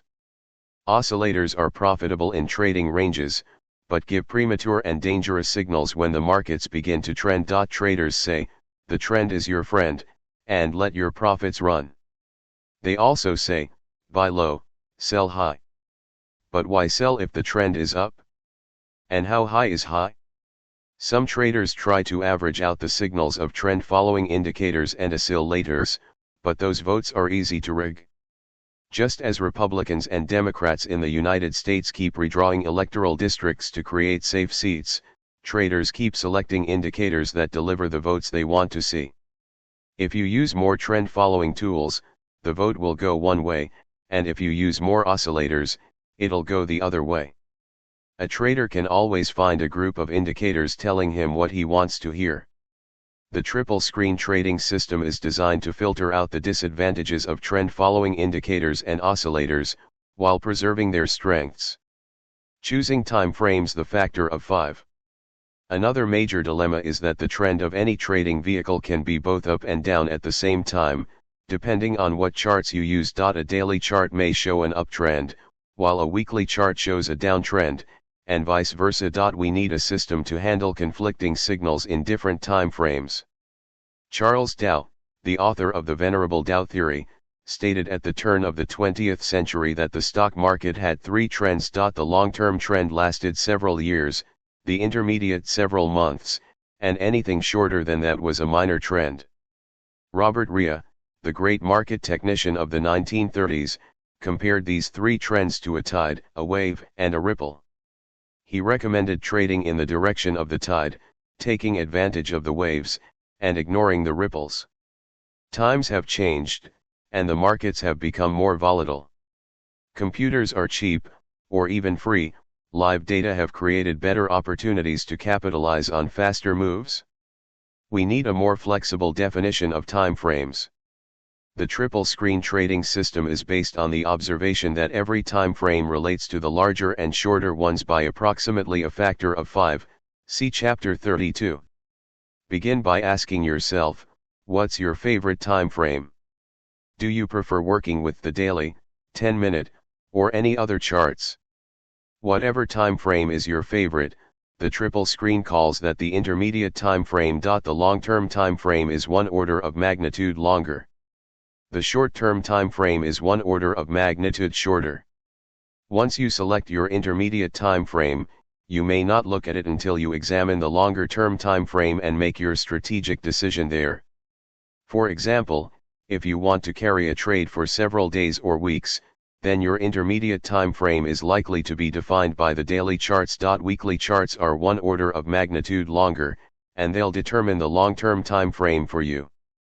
Hourly charts are one order of magnitude shorter, and they'll determine the short-term time frame. Day traders who hold their positions for less than an hour can use the same principle. For them, a 5-minute chart may define the intermediate time frame, a 25-minute chart the long-term time frame, and a 2-minute chart the short-term time frame. Triple screen demands that you examine the long-term chart first. It allows you to trade only in the direction of the tide, the trend on the long-term chart. It uses the waves that go against the tide for entering positions. For example, when the weekly trend is up, daily declines create buying opportunities. When the weekly trend is down, daily rallies provide shorting opportunities. First screen market tide. Triple screen begins by analyzing the long-term chart, one order of magnitude greater than the one you plan to trade. Most traders pay attention only to the daily charts, with everybody watching the same few months of data. If you begin by analyzing weekly charts, your perspective will be 5 times greater than that of your competitors. Begin by selecting your favorite time frame and call it intermediate. Do not even glance at your intermediate chart because it'll prejudice you. Go immediately to the time frame one order of magnitude longer, your long-term chart. That's where you'll make your strategic decision to be a bull or a bear. After that, return to the intermediate time frame and start making tactical decisions, such as where to enter and where to place a stop. If you make the mistake of looking at the daily chart first, you'll be prejudiced by its patterns. First, make an unbiased decision on a long-term weekly chart before even glancing at the daily.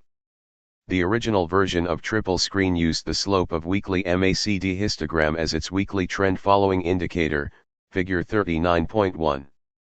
It was very sensitive and gave many buy and sell signals. Later I switched to using the slope of a weekly exponential moving average as my main trend following tool on long-term charts.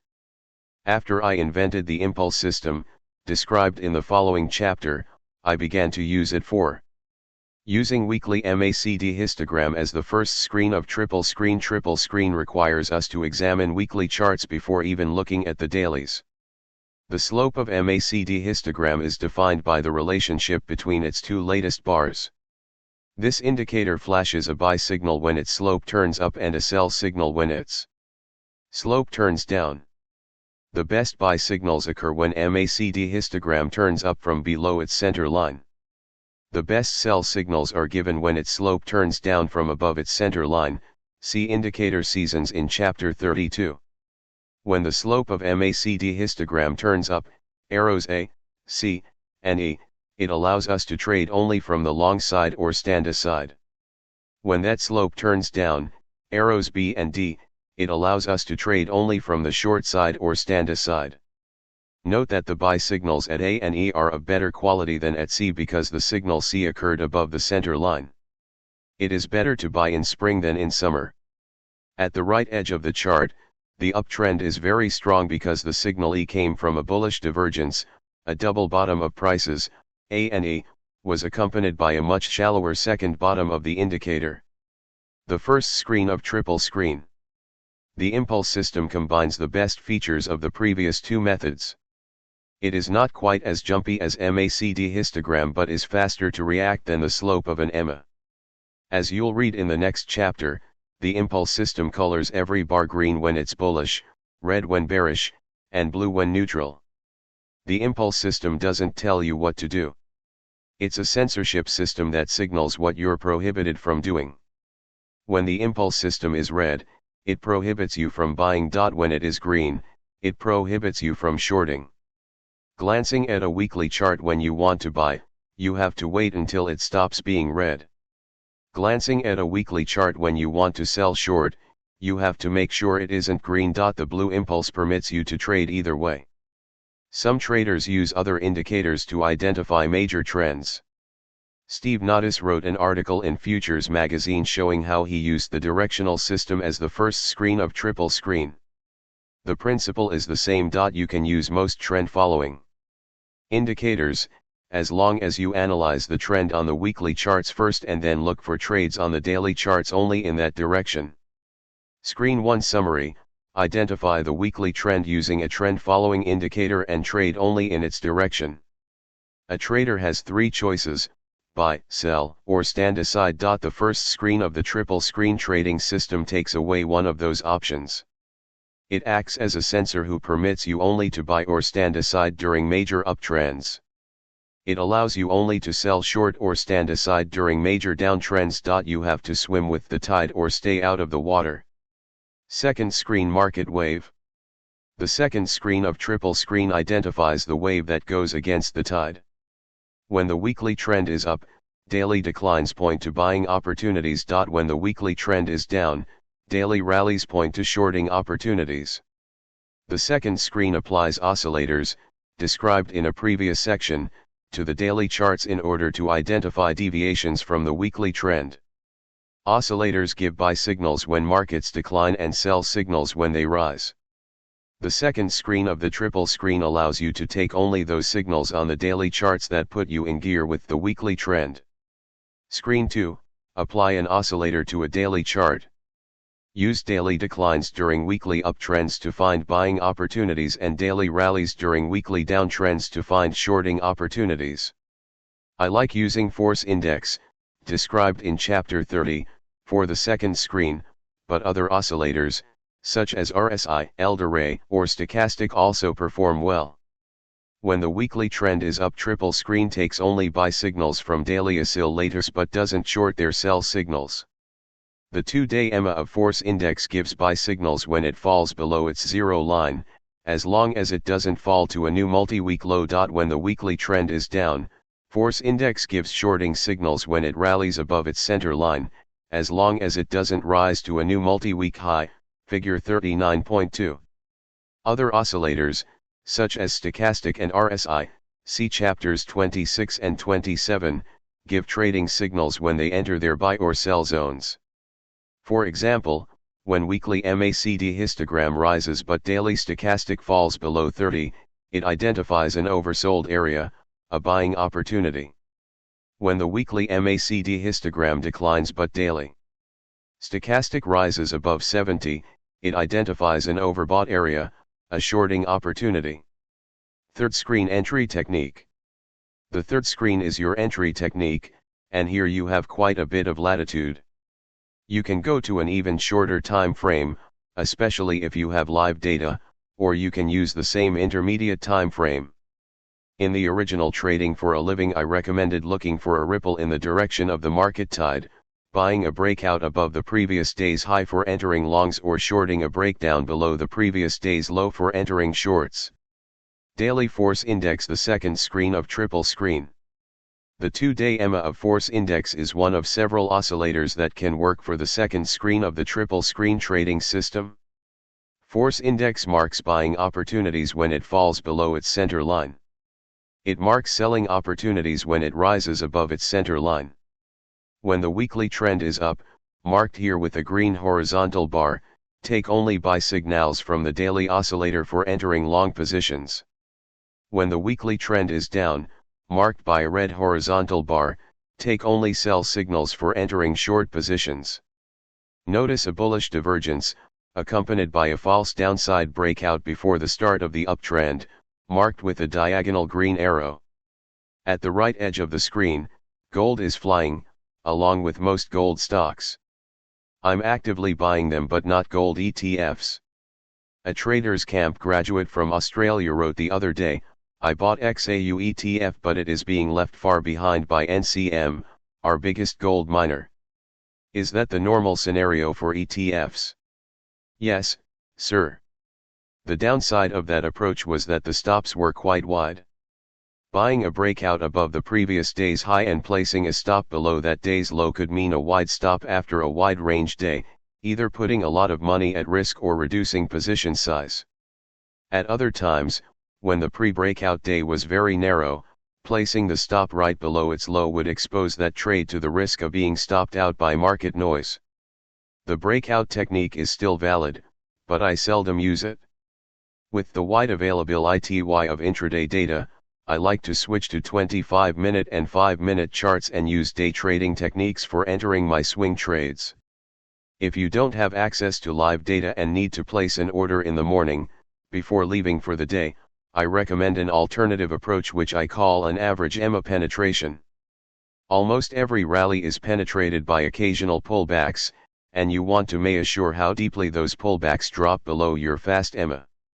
Look at the daily chart for the past 4 to 6 weeks, and if it is in an uptrend, measure how deeply prices penetrate below their EMA during normal pullbacks, figure 39.3. An average downside penetration. The third screen of triple screen. Here we zoom in on the chart from figure 39.2. We can sharpen triple screen buy signals by not waiting for the 2-day force rally back above zero. We can use its declines below zero as alerts and then place our buy orders below value, using an average downside penetration. Calculate an average penetration. Subtract yesterday's EMA level from today's and add this number to today's EMA, this will tell you where your EMA is likely to be tomorrow. Subtract your average penetration from your estimated EMA level for tomorrow and place your buy order there. You'll be fishing to buy at a bargain level, during a pullback instead of paying a premium for buying a breakout. In the example in figure 39.3, prices dipped below their fast EMA, colored red, on 4 occasions. An average downside penetration was $9.60. At the right edge of the screen, the 13-day EMA stands at $1,266. Deducting the recent average downside penetration from that number suggests that if today sees a spell of panic selling, we should place our buy order approximately $9 below the latest level of EMA. We can perform this calculation on a daily basis, until we finally get an opportunity to buy low. This is a much more peaceful approach than chasing runaway prices. These rules are for buying during an uptrend. Reverse them for selling short in downtrends. Keep in mind though that downtrends tend to move twice as fast as uptrends. When the weekly trend is up and a daily oscillator declines, place a buy order below the fast EMA on the daily chart, at a level of an average downside penetration. Alternatively, place a buy order 1 tick above the high of the previous day. If prices rally, you will be stopped in long automatically when the rally takes out the previous day's high. If prices continue to decline, your buy stop will not be touched. Lower your buy order the next day to the level 1 tick above the latest price bar. Keep lowering your buy stop each day until stopped in or until the weekly indicator reverses and cancels its buy signal. When the weekly trend is down, wait for a rally in a daily oscillator and place an order to sell short above the fast EMA on the daily chart, at a level of an average upside penetration. Alternatively, place an order to sell short 1 tick below the latest bar's low. As soon as the market turns down, you will be stopped in on the short side. If the rally continues, keep raising your sell order daily. The aim of a trailing sell stop technique is to catch an intraday downside breakout from a daily uptrend in the direction of a weekly downtrend. Triple screen in day trading. If you day trade, you may select a 5-minute chart as your intermediate time frame. Again, do not look at it, but go to a 25 or a 30-minute chart first, which will be your long-term chart. Make a strategic decision to be a bull or a bear on that longer-term chart, and then return to your intermediate chart to look for an entry and stop, figure 39.4.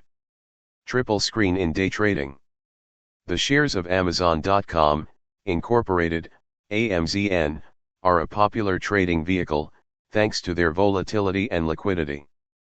The principles of triple screen are the same here as on the longer-term charts. Here, a longer-term chart whose every bar represents 30 minutes of trading defines the long-term trend. With it rising, we turn to a short-term chart, whose every bar represents 5 minutes of trading. When its 2-bar force index dips below zero, it marks a wave that goes against the tide, an opportunity to buy at a lower price. A channel that contains approximately 95% of all prices helps set profit targets. A neat combination of time frames for day trading stocks is a set of 39 and 8-minute charts. The US stock market is open from 9:30 a.m. to 4 p.m. 6.5 hours or 390 minutes. Using a 39-minute chart as your long-term screen neatly divides each day into 10 bars. Make your strategic decision there, and then drop down to a chart that's 5 times faster, an 8-minute chart for tactical decisions on entries and exits. Don't mash together too many time frames. If you're swing trading, you can briefly use an intraday chart to time your entry, but then return to the daily charts. If you keep watching intraday charts, chances are they'll shake you out of the trade prematurely. If you day trade, then the weekly chart is not really relevant, but you may take a quick look at the daily chart. The rule is this: select your favorite, intermediate, chart, pair it with a long-term chart that is 5 times longer, and go to work. Stops and profit targets. Proper money management is essential for successful trading. A disciplined trader takes his profits at targets, cuts losses short, and outperforms those who keep hoping and hanging on to bad trades. Before you enter a trade, write down 3 numbers: the entry, the target, and the stop. Placing a trade without defining these 3 number pairs is gambling. Triple screen calls for setting profit targets using long-term charts and stops on the charts of your intermediate time frame. If you use weekly and daily charts, set profit targets on the weeklies but stops on the dailies. When buying a dip on a daily chart, the value zone on a weekly chart presents a good target. When day trading and using a 25-minute and a 5-minute pair, set the profit target on a 25-minute chart and the stop on a 5-minute chart. This helps you aim at the greater results, while holding down the risk. The triple screen trading system calls for placing fairly tight stops. Since it has you trading in the direction of the market tide, it doesn't give much room to losing trades. Get on with the tide or get out. We'll return to this topic in Chapter 54, How to Set Stops. 40. The Impulse System. The idea for the impulse system came to me in the mid-1990s. I woke up in the middle of the night in a faraway hotel and sat up bolt upright in bed with the thought that I could describe any market move in any time frame, using only 2 criteria, inertia and power. By combining them, I could find stocks and futures with both bullish inertia and bullish power and trade them long. I could also find stocks and futures with both bearish inertia and power and sell them short. A good measure of the inertia of any trading vehicle is the slope of its fast EMA. A rising EMA reflects bullish inertia, while a falling EMA reflects bearish inertia. The power of any trend is reflected in the slope of MACD histogram. If its latest bar is higher than the previous bar, like the height of the letters M, or less deep than the previous bar, like the depth of the letters Y, V, then the slope of MACD histogram is rising, and the power is pushing up. If the latest bar of MACD histogram is lower than the previous one, like the depth of the letters V, Y or the height of the letters M, then the slope is declining, and the power is pushing down. When we use MACD histogram to define power, it doesn't matter whether it's above or below zero, what matters is the relationship of the last 2 bars of MACD histogram. It is relatively simple to program most software packages to color price bars or candles using the impulse system. If both indicators are rising, the bar is green bullish. If both are falling, the bar is red bearish. When the 2 indicators move against one another, that bar is blue neutral, figure 40.1. At first, I anticipated making the system automatic by green, short red, and cash checks on all colors. Backtesting the impulse system threw cold water on that idea. The automatic system caught every single trend, but it got whipsawed during trading ranges, where it kept flipping between green and red. I set the impulse system aside, but kept thinking about it. A few years later it dawned on me, this wasn't an automatic trading system, it was a censorship system. It didn't tell me what to do, it told me what not to do. If either weekly or daily bar was red, no buying allowed. If either weekly or daily bar was green, no shorting permitted. Ever since that discovery, I've been using the impulse system for all my trades. I presented it to the public in my 2002 book Come Into My Trading Room, which Barron's named a book of the year. The impulse system is becoming increasingly popular worldwide, and its terminology has entered the language of trading. EMA rising and MACD histogram rising, especially below zero, equals impulse is green, bullish. Shorting prohibited, buying or standing aside permitted. EMA falling and MACD histogram falling, especially above zero, equals impulse is red, bearish. Buying prohibited, shorting or standing aside permitted. EMA rising and MACD histogram falling equals impulse is blue, neutral.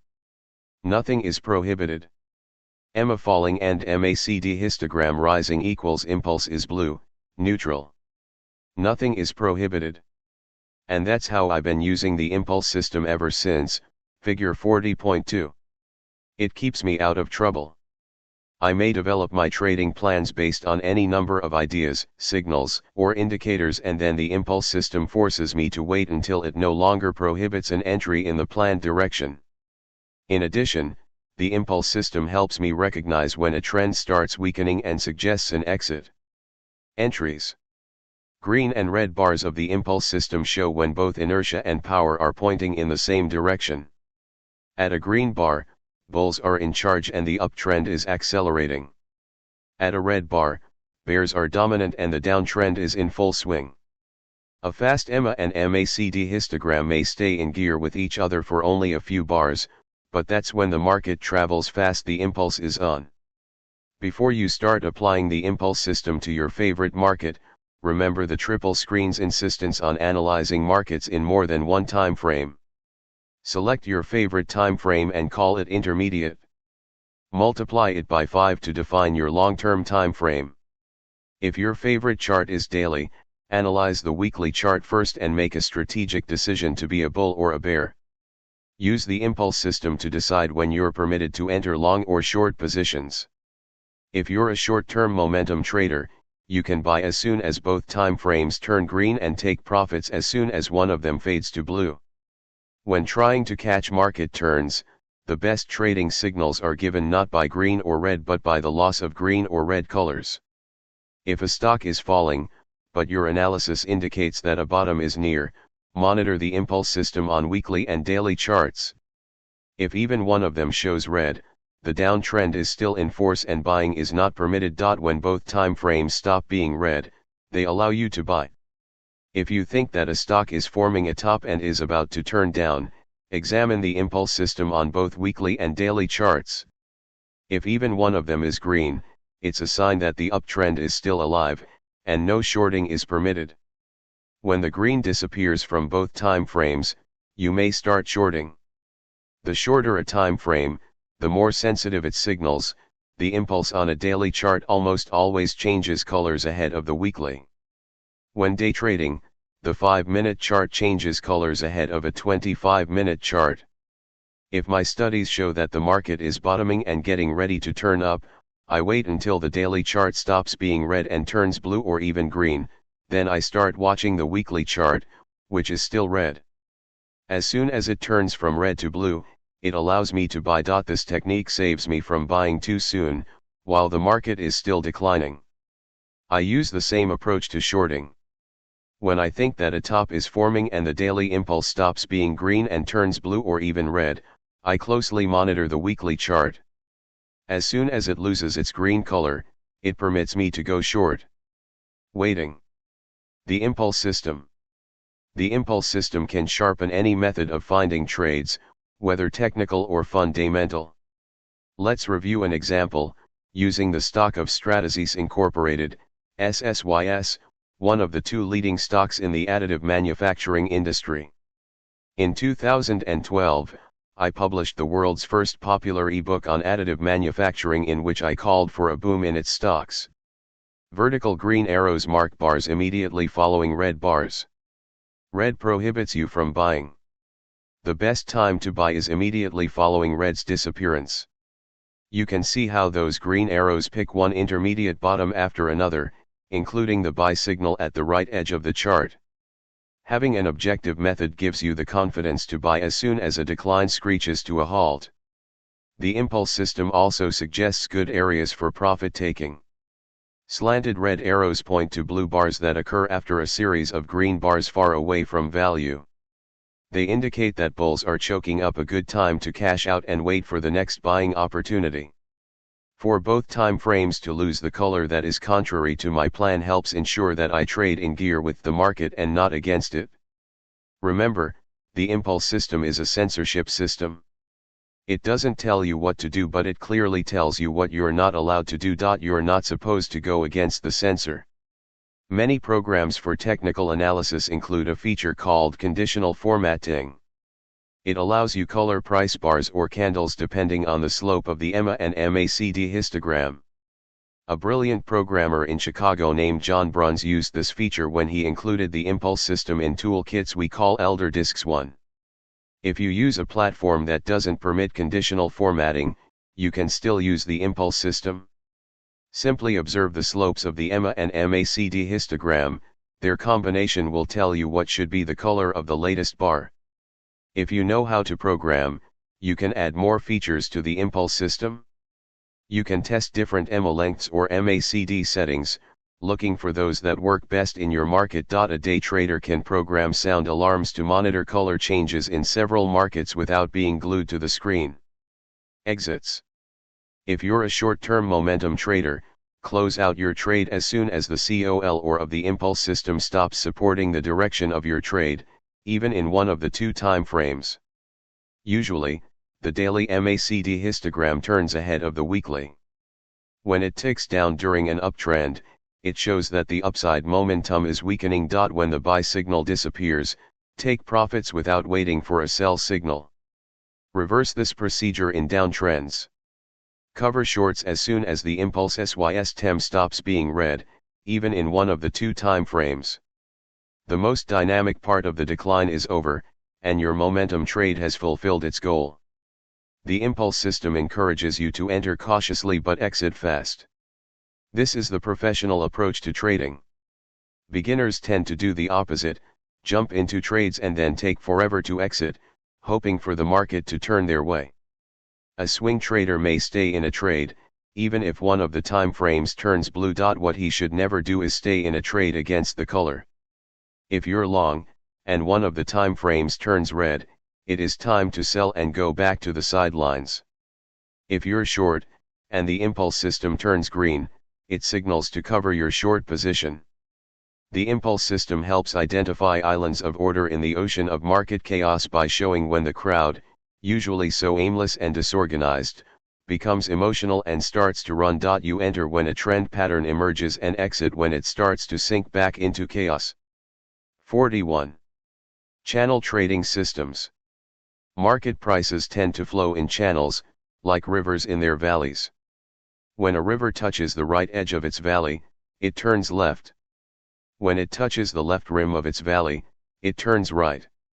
When prices rally, they often seem to stop at an invisible ceiling. Their declines seem to stop at invisible floors. Channels help us anticipate where those support and resistance levels are likely to be encountered. Support is where buyers buy with greater intensity than sellers sell. Resistance is where sellers sell with greater intensity than buyers buy, see Chapter 18. Channels show where to expect support and resistance in the future. Channels help identify buying and selling opportunities and avoid bad trades. The original research into trading channels was conducted by J. M. Hurst and described in his 1970 book, The Profit Magic of Stock Transaction Timing. The late great mathematician Benoit Mandelbrot was hired by the Egyptian government to create a mathematical model of cotton prices, the main agricultural export of that country. After extensive study, the scientist made this finding: prices oscillate above and below value. It may sound simple, but in fact it's profound. If we accept this mathematical finding and if we have the means to define value and measure an average oscillation, we'll have a trading system. We'll need to buy below value and take profits at value, or sell short above value and cover at value. We have already agreed that value is in the zone between a short and a long moving averages. We can use channels to find normal and abnormal oscillations. Two ways to construct a channel. We may construct a channel by plotting two lines parallel to a moving average, one above and another below. We may also vary the distance between the channel lines depending on that market's volatility, standard deviation channels. A symmetrical channel, centered around a moving average, is useful for trading stocks and futures. A standard deviation channel, sometimes called Bollinger Bands, is good for those who trade options. Channels mark the boundaries between normal and abnormal price action. It is normal for prices to stay inside a well-drawn channel, and only unusual events push them outside. The market is undervalued below its lower channel line and overvalued above its upper channel line. Symmetrical channels. Earlier we've discussed using a set of two moving averages for trading, see Chapter 22. With such a pair, use the slower one as the backbone of your channel.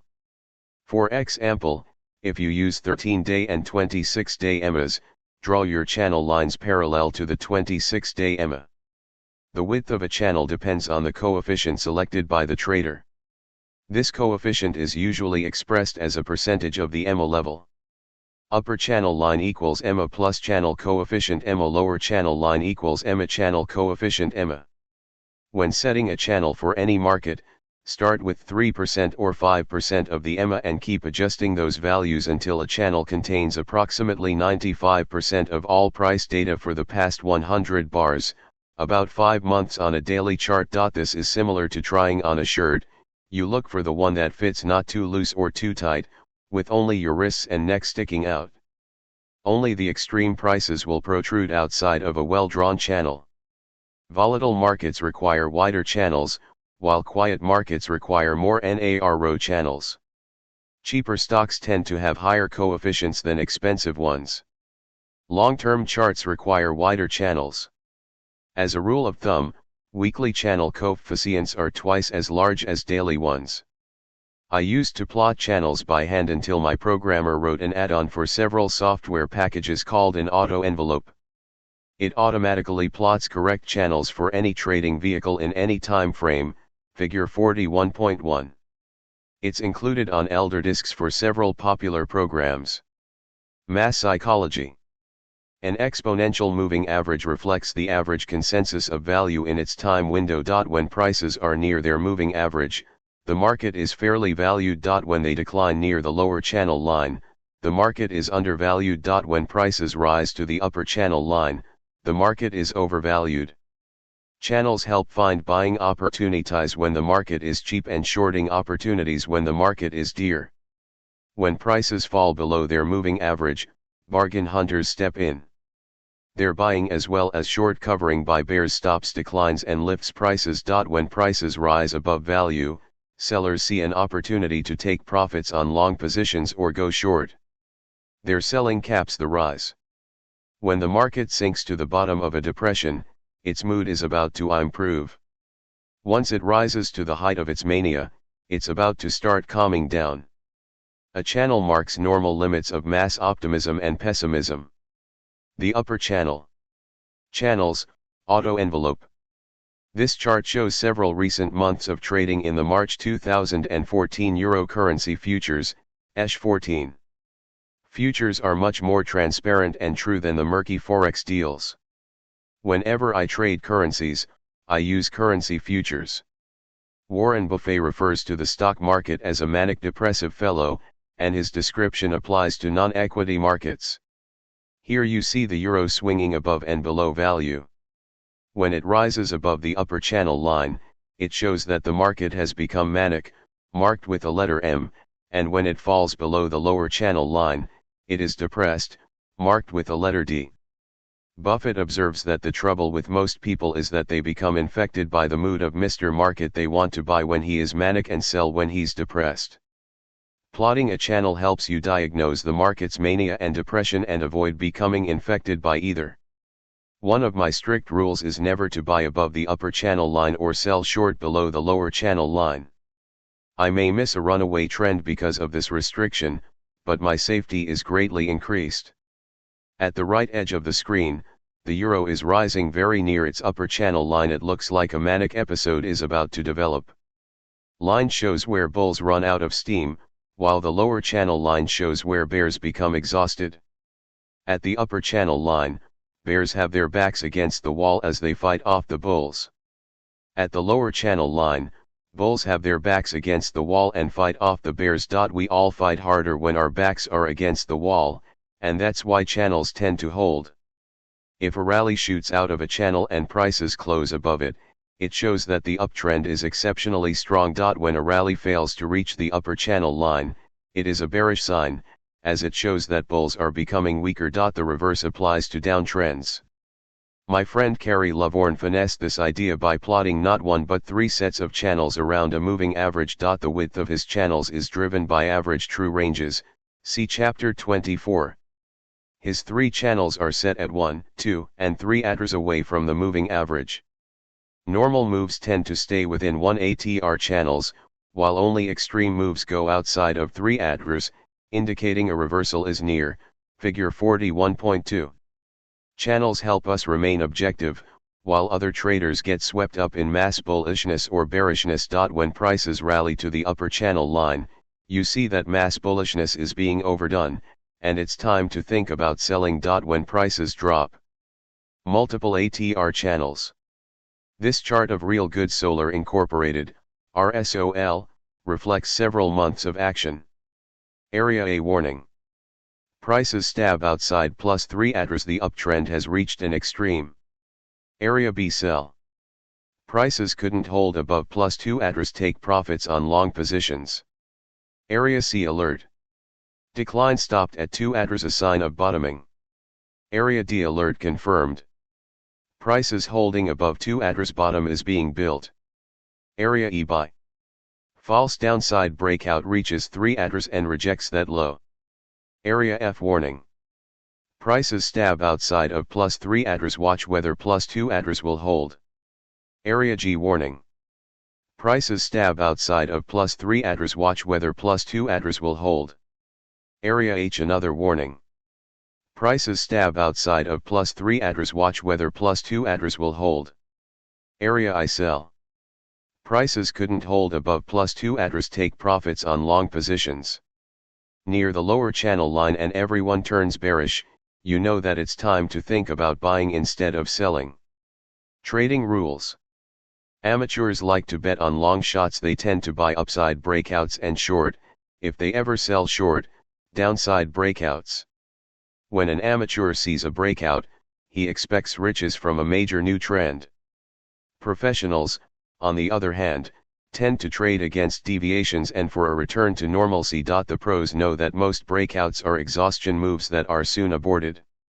That's why they like to fade breakouts, trade against them, selling short as soon as an upside breakout stalls and buying when a downside breakout starts returning into the range. Breakouts can produce spectacular gains when a major new trend blows out of a channel, but in the long run it pays to trade with the pros. Most breakouts fail and are followed by reversals, which is why channel lines mark attractive zones for entering trades against breakouts, with profit targets in the value zone. You can use moving average channels as a standalone trading method or combine it with other techniques. Gerald Appel, a prominent market researcher and money manager in New York, recommended these rules for trading with channels. 1. Draw a moving average and build a channel around it. When a channel is relatively flat, the market is almost always a good buy near the bottom of its trading channel and a good sell near the top. 2. When the trend turns up and a channel rises sharply, an upside penetration of the upper channel line shows very strong bullish momentum. It indicates that you will probably have one more chance to sell in the area of the highs that are being made. It is normal for the market to return to its moving average after an upside penetration, offering an excellent buying opportunity. Sell your long position when the market returns to the top of the channel. This also works in reverse during sharp downtrends.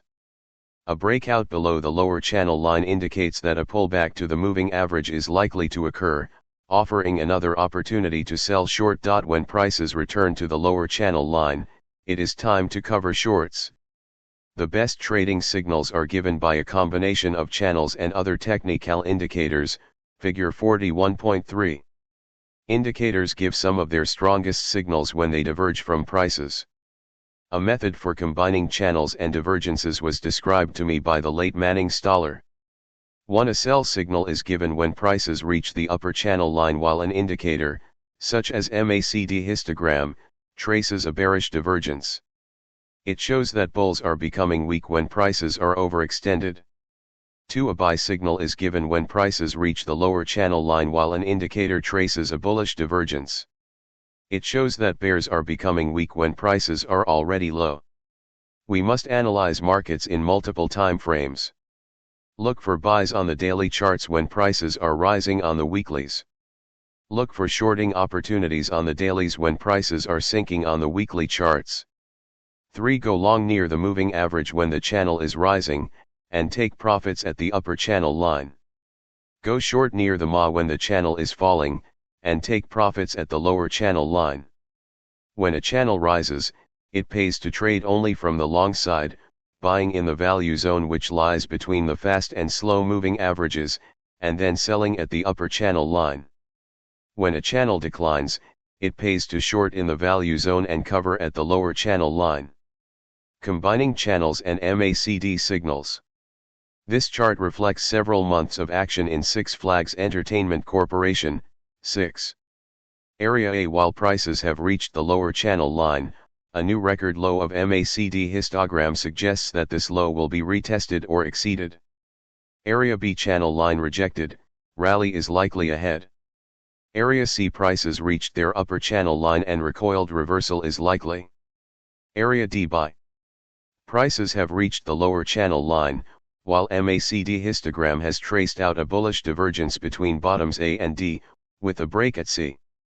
Area E. While prices have reached their upper channel line, a new record high of MACD histogram suggests that this high is likely to be retested or exceeded. Area F. Pullback to value completed, MACD histogram breaks below zero, creating a setup for a possible bearish divergence. Still may buy to ride back to the prior high. Area G. Sell and sell short.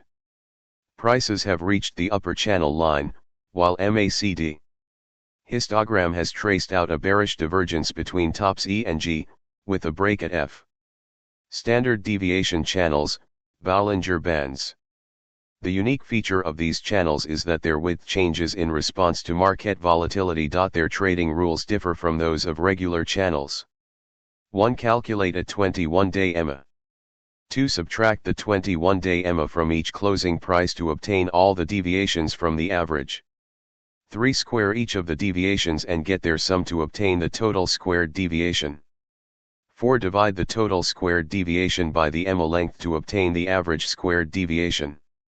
5. Take the square root of the average squared deviation to obtain the standard deviation. These steps, outlined by Bollinger, have been included in many software packages.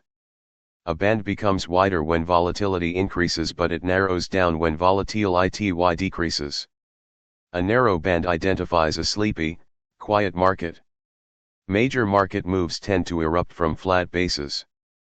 Bollinger Bands help identify transitions from quiet to active markets. These bands are useful for options traders because option prices are largely driven by swings in volatility.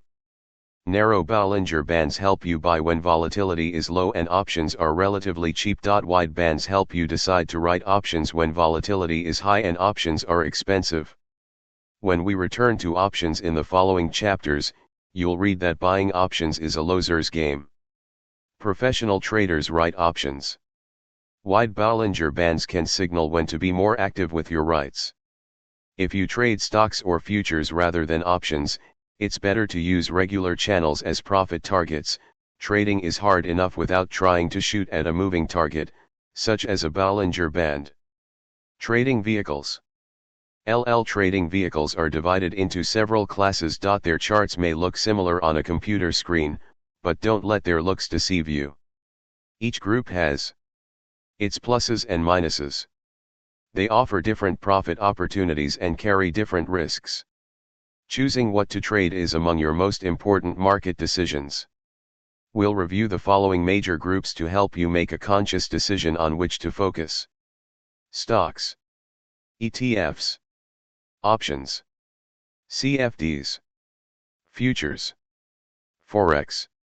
Whichever group you select, make sure your trading vehicle meets two essential criteria: liquidity and volatility. Liquidity refers to the average daily volume, compared with other vehicles in its group.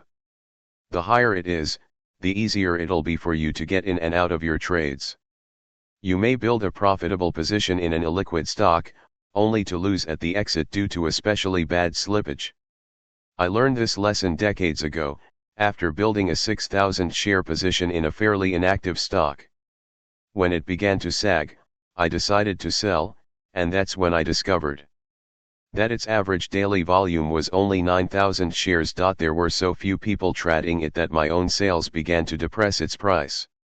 Taking several days to trade out of my 6,000 share lot felt like taking a fat cow through a very narrow gate and leaving large strips of its hide on gate posts. Now I focus on US stocks that trade over 1 million shares a day. That's where I can slip in and out of my trades unnoticed and unmolested. With a large number of traders, there are plenty of orders to buy and sell, and my slippage, when it occurs, is small. Volatility is the extent of average short-term movement of a trading vehicle. The higher the volatility of a trading instrument, the more opportunities it presents. Popular stocks tend to swing a lot.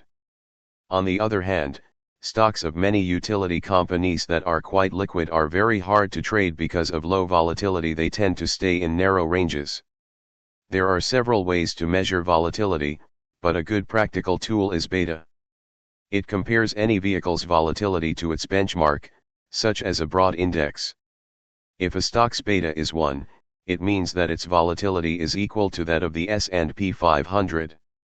A beta of 2 means that if the S&P rises 5%, the stock is likely to rally 10%, but it is also likely to drop 10% if the S&P falls by 5%.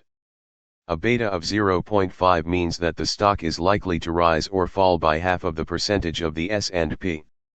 It would be better for a beginner to focus on low beta vehicles. You can find betas for most stocks on all key financial websites, starting with Yahoo Finance. Betas are like trail markers on ski slopes: green for beginners, blue for intermediate skiers, and black diamonds for experts. Time zones globalization has lured many people to trade far away from home. I meet traders in Australia who trade US stocks, and talk with traders in the United States who wrestle with European indexes. Still, you should think twice before trading far away from your own time zone. Your data screen is connected to the world, but your physical self is rooted in the area where you live. If you trade while sleepy, you put yourself at a disadvantage. If your head is on the pillow while your trade is open on the other side of the globe, you make it easier for your competitors to pick your pockets. Some time zones are easier to trade than others. For example, it is comfortable to trade the US markets from Western Europe, where the New York Stock Exchange opens at 3:30 p.m. and closes at 10 p.m. It is very hard to trade US markets from Asia, where the time difference is likely to be 12 hours. There are always exceptions to a rule, and you may enjoy trading at night, but if you feel tired and sleepy, don't push yourself but find a local market. Long or short, there's more to trading than buying and waiting for prices to rise. Markets are two-way streets, they go down as well as up. Beginners only buy, but experienced traders are comfortable with selling short. In a nutshell, to make money shorting, you identify a vehicle that you expect to drop, borrow it from your broker, giving him a deposit, and sell it. After it declines, you buy it back at a cheaper price, return the borrowed shares to your broker, and get your deposit back. Your profit is the difference between the higher selling and lower buying prices. This is the same as in buying, only the process is reversed: sell first, buy later. Of course, shorting is too complex a topic to cover in 2 paragraphs, which is why I refer you to my latest book, prior to this one, The New Sell and Sell Short: How to Take Profits, Cut Losses, and Benefit from Price Declines, John Wiley & Sons, 2011. 42. Stocks. A stock is a certificate of ownership of a business. If you buy 100 shares of a company that had issued 100 million shares, you'll own 1/millionth of that firm. If other people want to own that business, they'll have to bid for your shares. When masses of people start liking the prospects of a business, their orders for its shares will push up the stock price. If they don't like the outlook of that business, they'll start selling their shares, depressing prices. Public companies try to make their shares more attractive in order to push up share prices because it helps them raise more equity or issue debt. Top executives' bonuses are often tied to stock prices. Fundamental values, especially earnings, drive prices in the long run, but, as John Maynard Keynes, the famous economist and a canny stock picker, once retorted, in the long run we're all dead. Markets are full of cats and dogs, stocks of companies with feeble or non-existent earnings that at some point fly through the roof, defying gravity. Stocks of new sexy industries can levitate on expectations of future earnings rather than any real profits. Stocks of solidly profitable, well-run companies may drift sideways or down if the crowd isn't excited about their outlook.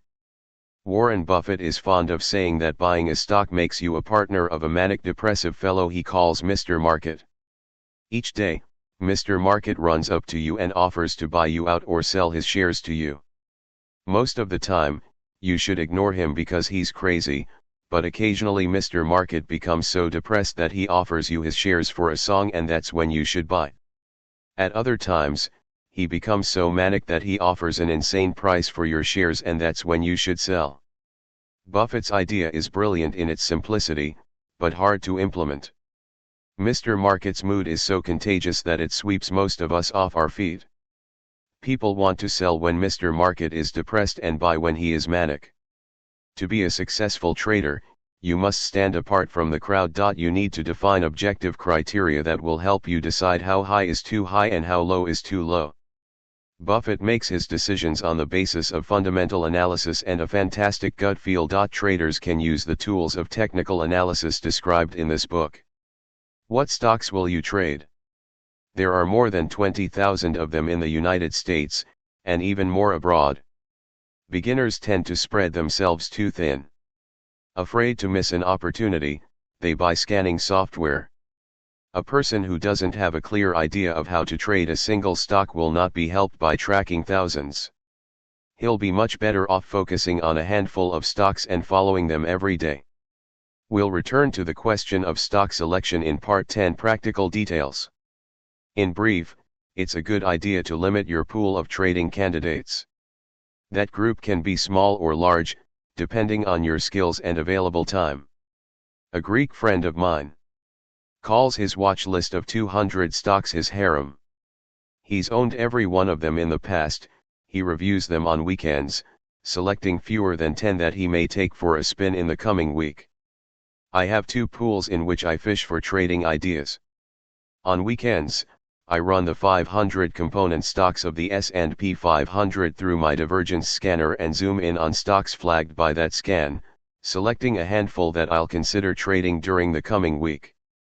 Second, I review spike picks on weekends, figuring that among a dozen top traders submitting their favorite picks, there is bound to be at least one that I'll want to piggyback. The number of stocks I closely monitor during the week is always in single digits. This is just my style. I have friends who monitor several dozen stocks at any given time. Only you can tell what number is right for you, but you should track only as many as you can focus on. 43.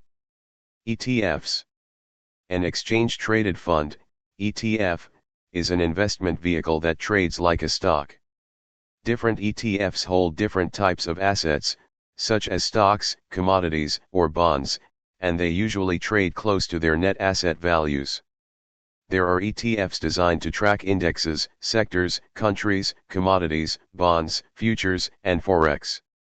The leveraged ETFs are designed to move double or triple the distance of the underlying index. There are also inverse ETFs and leveraged inverse ETFs that trade opposite to their underlying assets. When an index falls, its inverse ETF rises and vice versa. The number of ETFs has reached thousands in recent years. With so many choices, what's there not to like about ETFs? Actually, quite a lot. The industry keeps quiet about the fact that there are two ETF markets. The primary market is reserved for authorized participants, large broker-dealers who have agreements with the ETF distributors to buy or sell large blocks, consisting of tens of thousands of ETF shares. These middlemen buy at wholesale and then sell to you at retail. You, as a private trader, always sit in the back of the bus in the second ARI market. An active trader friend who reviewed this chapter added, "I believe that auto-risked participants can also obtain ETF shares to short in large lots. My broker always tells me there are none available, not even of broadly held ETFs, which I can't imagine they don't have lots of in inventory. When I ask them about this, they stonewall. I wonder how such a shorting transaction by an authorized participant is accounted for. I wonder if it somehow ends up as paired transactions, both an up volume purchase and a down volume sale, canceling each other out. If so, the added selling pressure would be hidden from view. Administrative expenses incurred by ETFs dampen investors' returns. According to a study by Morgan Stanley, ETFs missed their 2009 targets by an average of 1.25%, which was double the size of their miss in 2008. Those percentages are your haircuts for the privilege of trading ETFs rather than individual stocks. The more exotic the index tracked by an ETF, the greater your haircut. Some ETFs lose value so fast that their issuers repeatedly perform reverse splits in order to raise prices back into double digits. With the passage of time, those ETFs sink back into single digits, and then their issuers perform another reverse split to make their ETFs appeal to new suckers. A friend of mine lost over $1 million last year. He anticipated a market decline and bought an ETF of a volatility index. Volatility rises when markets fall. Sure enough, the market dropped 10% and volatility spiked, but his ETF went down instead of up. Figure 43.1. Many ETFs track their underlying indexes in a shabby manner. After giving commodity ETFs a try, I wouldn't touch them with a 10-foot pole, having experienced several days during which the underlying commodity went up, while my commodity ETFs went down. I stopped trading country ETFs after running into several situations in which a country index would rise to a new high, while my ETF would stay well below the breakout level. Figure 43.2. The leveraged ETFs are more futures-laden than non-leveraged ETFs and have much greater rollover losses each month. The disadvantages that retail investors suffer are magnified in the leveraged ETFs. They may track their underlying vehicles. Tracking volatility, reality and fantasy. Can you believe that these two charts, covering the same period of time, are supposed to track the same thing? Volatility is a hugely important factor in market movements. Just as prices oscillate between uptrends and downtrends, they oscillate between periods of low and high volatility. This is why many analysts and traders pay close attention to $VIX, the volatility index. The chart on the left shows that during the past 2 years $VIX oscillated between the low teens and mid-20s. It briefly rallied above $80 during the 2008 bear market. Traders have a saying, when VIX is high, it's safe to buy, when VIX is low, go slow. Since $VIX fluctuations appear fairly orderly, some traders attempt to trade it using several ETFs, such as VXX, shown on the right. During the same time, VXX has steadily declined, losing 90% of its value. How's that for tracking volatility? V. Natural gas market, reality and fantasy. The chart on the left shows prices of the natural gas spot market. It topped out near $13.50 in 2008 and began a bear market that ended with a double bottom. A false downside breakout near $2 in 2012 helped identify a buying opportunity. A futures chart, not shown, looks very similar to the spot chart, but take a look at UNG, the natural gas ETF on the right. As it slid interminably from above $500 to below $20, I lost count of the number of friends and clients who complained of losing money trying to pick its bottom. More or less correctly during a single trading session, but deviate widely with the passage of time. The only ETFs that trade more or less decently are broadly based ones, such as SPY and QQQ. Overall, ETFs attract many unsophisticated retail clients, but the pervasive haircuts and poor tracking of the underlying securities slant the field against them.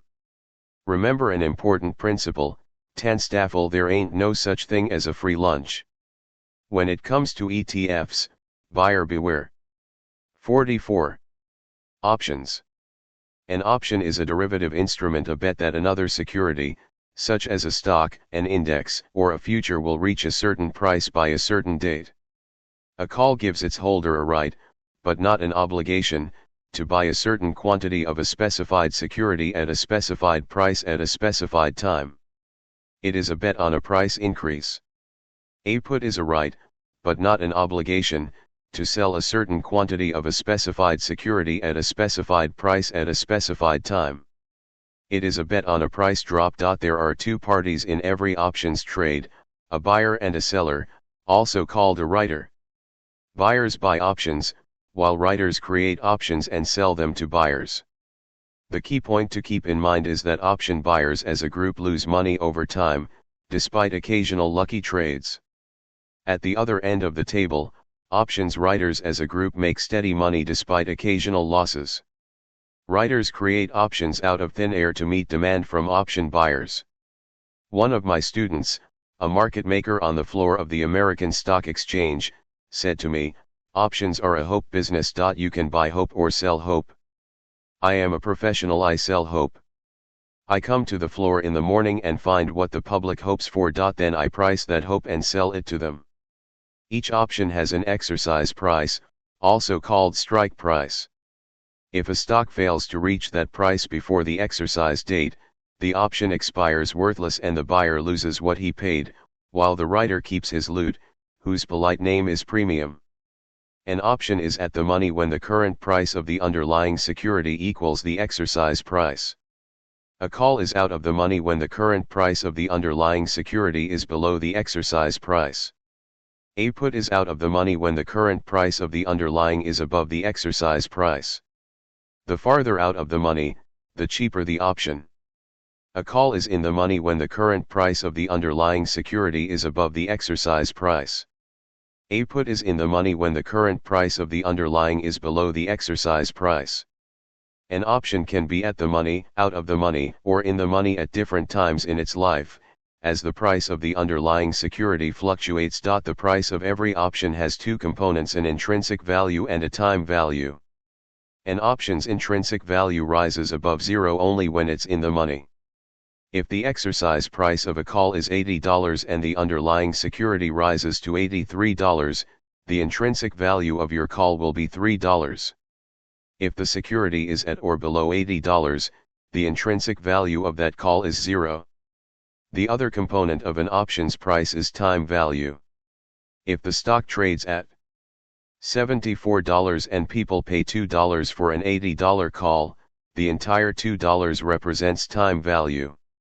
If the stock rises to $83, and the price of the call jumps to $4, $3 of that is intrinsic value, $83 to $80, while $1 is time value, the hope that this stock will rise even higher during the remaining life of that option. Option prices depend on several factors. The farther out of the money the exercise price, the cheaper the option. The underlying security must travel a longer distance to make the option worth anything before it expires. The closer the expiration day, the cheaper the option. It has less time to fulfill the hope. The speed with which an option loses value is called time decay, which doesn't occur in a straight line but becomes steeper as the expiration nears. The less volatile the underlying security, the cheaper the option, because it has a smaller chance of making a large move. Minor factors influencing option prices include the current level of interest rates and the dividend rate of the underlying stock. Different factors that impact option pricing may clash and partly cancel each other out. For example, if a market drops sharply, reducing the value of calls, the increased volatility will lift option values, and the calls may lose less than expected. There are several mathematical models, such as Black-Scholes, widely described in options literature, that are used to determine what is called a fair value of any option. Buying options. The simplest and easiest approach to options is to buy them. That's exactly what beginners do, and unless they learn quickly and change, their accounts are doomed. This is the standard line of brokerage house propaganda. Options offer leverage and ability to control large positions with a small outlay of cash. The entire risk of an option is limited to the price you pay for it. Options allow traders to make money fast when they're right, but if the market reverses, you can walk away and own nothing. They fail to mention that in order to profit from buying an option you must be right in 3 ways. You must choose the right stock, predict the extent of its move, and forecast how fast it'll get there. If you're wrong on even one of these 3 choices, you'll lose money. Ever tried tossing a ball through 3 rings at an amusement park? This triple complexity makes buying options a losing game. A stock, an index, or a future can do one of 3 things: rise, fall, or stay flat. When you buy a call, you can profit only if the market rises, you lose if it goes down or stays flat. You can lose even if it rises, but not fast enough. When you buy a put, you win only if the market falls fast enough. An option buyer makes money only if the market goes his way at a good enough speed, but loses if it moves his way slowly, stays flat, or goes against him. An option buyer has 1 chance out of 3 to win, but the odds are 2 out of 3 in favor of an option writer. No wonder the pros write options.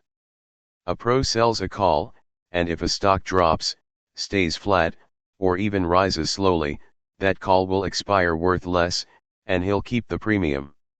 He sells poor buyers hope, and as that hope turns out to be worthless, he keeps their money. Options attract hordes of small traders who can't afford to buy stocks. To get a bigger bang for their buck, they buy calls as if those were substitutes for stocks. This doesn't work because options move differently from stocks. Gullible amateurs buy empty hopes, which the pros are delighted to sell to them. Beginners, gamblers, and undercapitalized traders make up the majority of option buyers. Just think of all the money those hapless folks lose in their eagerness to get rich quick. Who gets all that money? Some of it goes for brokerage commissions, but the bulk flows into the pockets of option writers. Well-capitalized professionals write options rather than buy them. Option writing is a capital-intensive business. You need hundreds of thousands of dollars at a minimum to do it right, and most successful writers operate with millions. Writing options is a serious game for knowledgeable, disciplined, and well-capitalized traders. If your account is too small for option writing, wait until it grows bigger. Markets are like pumps that suck money out of pockets of the poorly informed majority and into the wallets of a savvy minority. Smart traders in any market look for situations in which the majority does something one way, while a small, moneyed minority does the opposite. Options are a great example of this rule. Writing options. There are 2 main types of option writing. Covered writers buy a stock and write options against it. Naked writers write calls and puts on stocks they don't own. Covered writers own underlying securities. For example, a fund may hold a large position in IBM stock and sell calls against it. If the stock doesn't rise to the exercise price during the life of those calls, the options will expire worthless. The covered writer will add his premium to the fund and write a new call with a new expiration date. If IBM does rise to the exercise price and gets called, they'll deliver their stock at its strike price, collect the money, and use the freed up capital to buy another stock and write calls against it. Large funds tend to use computerized models for buying stocks and writing COV-aired calls. Covered writing is a mathematically demanding, capital-intensive business. Most serious players spread their costs, including staff and equipment, across a large capital base. A small trader doesn't have much of an edge in this expensive enterprise. Covered writing was very profitable in the early years of exchange-traded options. By now the field is very crowded, and the returns have become thinner. Naked writers sell options without owning their underlying securities, they back up their rights with cash in their accounts. A naked writer collects his premium when he opens a trade, but his risk is unlimited if that position goes against him. If you own a stock, sell a covered call, and that stock rises to its exercise price and gets called, you have something to deliver. If you sell a naked call and the stock rises to or above its exercise price, you'll have to pay. Imagine selling calls on a stock that becomes a takeover play and opens $50 higher the next morning. You still have to deliver. This combination of limited rewards with unlimited risk scares most traders away from naked writing, but as usual, there's a gap between perception and real ITY. A far out of the money option with a short time to the expiration is very likely to expire worthless, meaning the writer will profit. The risk/reward ratio in naked writing is better than it looks, and there are techniques for reducing the impact of a rare adverse move. Savvy naked writers tend to sell out of the money calls and puts whose underlying stocks or futures are unlikely to reach their strike prices during the remaining life of an option. They sell not just hopes but distant hopes. Good writers track volatility to find how far a stock is likely to move and then sell options outside of that range. This game goes into high gear during the week or two prior to option expiration, when the floor mints money out of thin air, selling naked puts and calls that have almost no chance of reaching their exercise price. Cautious writers close their positions without waiting for the expiration dates. If you write a call at 90 cents and it goes down to 10 cents, it makes sense to buy it. Back and unwind your position. You've already earned the bulk of potential profit, so why expose yourself to continued risk? It's cheaper to pay another commission, book your profits, and look for another writing opportunity. Becoming a naked writer requires iron discipline. The size of your rights and the number of positions must be strictly determined by your money management rules. If you sell a naked call and the stock rallies above its exercise price, it exposes you to the risk of ruin. You must decide in advance at what level you will cut and run, tacking a relatively small loss. A naked seller cannot afford to sit and hope when a stock moves against him. Writer's choice. Time is the enemy of options buyers. Every buyer has lived through this sad sequence: they buy a call, the stock rises, but their option fades to zero, and they lose money. Buyers lose when the underlying security takes longer than expected to get to the level at which they can collect on their bet. Most options become worthless by their expiration date. What if we reverse this process and write rather than buy options? The first time you write an option, and do it correctly, you'll experience the delicious sensation of time working in your favor. The option that you wrote loses some of its time value each day, making the premium you've collected safer. When the market goes nowhere, you still make money, as time value keeps evaporating, making it more likely that you'll keep the premium. If living well is the best revenge, then taking a factor that kills most options buyers' time and making it work for you is a gratifying experience. Since each option represents a hope, it's better to sell empty hopes which are unlikely to be fulfilled. Take 3 steps before writing a call or a put. 1. Analyze the security against which you want to write options. Use triple screen to decide whether a stock, future, or an index is trending or non-trending. Use weekly and daily charts, trend-following indicators, and oscillators to identify trends, detect reversals, and set up price targets. Avoid writing when earnings are about to be announced. Do not hold open positions during those potentially stormy days. 2. Select the type of option to write. If your analysis is bearish, consider writing calls, but if bullish, consider writing puts. When the trend is up, sell the hope that it will turn down, and when it's down, Sell the hope it'll turn up. Do not write options when markets are flat and premiums low. A breakout from a trading range can hurt you. 3. Estimate how far, with a generous safety margin, the stock would have to run in order to change its trend. Write an option beyond that level. Write an option with a strike price the market is unlikely to reach before the option expiration. An objective tool that shows the degree of safety of your planned position is an indicator called delta, which we'll discuss below. Time decay options lose value with each passing day, but their rate of decay isn't steady. Options drop faster as the expiration date draws closer. Like a boulder rolling downhill, time decay becomes vertical at the final cliff. Time decay is bad for option buyers, but very good for option writers. You collect your premium the day you sell a call. The deeper it falls below the price at which you wrote it, the safer your premium. Time decay is a friend of the option writer but an enemy of the option buyer. With that in mind, the sweet spot for an option writer is approximately 2 to 3 months from option expiration. That's when time decay starts gathering speed. It accelerates in the last few weeks of the option's life. When you write options close to the expiration, you benefit from faster time decay. You can get more money for options with longer lives, but don't be greedy. The goal of a writer is not to make a killing on any single trade but to grind out steady income. Delta is a tool that shows the probability of the underlying security reaching your option's exercise price by its expiration date.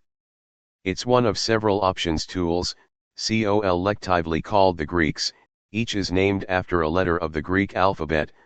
You can find delta for any stock, index, or ETF on many financial websites, especially those of brokerages that offer options services. A cautious option writer should aim to sell calls or puts whose delta isn't much above 0.10, meaning there is only a 10% chance of the exercise price getting hit before the expiration date. Remember, as an option writer you don't want the underlying security to reach that price, you want to sell empty hopes. If 10% risk seems high, keep in mind that delta is derived without any reference to market analysis. If your decision is based on good technical analysis, your risk will be lower than what delta indicates. The temptation to sell naked options closer to the money and get fatter premiums is dangerous. The delta is likely to be high, meaning that a slight counter-trend move can push your position underwater.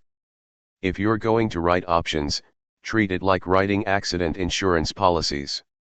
To make steady profits and sleep well at night, sell your auto insurance policies to ladies who only drive to supermarkets rather than to motorcycle daredevils. Limiting risk. A big options trader shared with me his technique of slicing the bid-ask spread.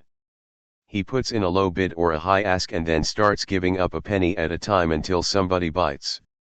For example, he recently saw an option he wanted to write, i.e., sell.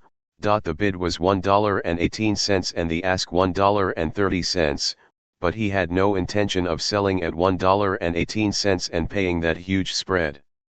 Instead, he put in his order to sell a large number of contracts at $1.29, a penny cheaper than the ask. No response. A few minutes later he lowered his ask to $1.28 and suddenly a buyer materialized, snapped up his contracts, and then the bid-ask spread went back to $1.18/$1.30.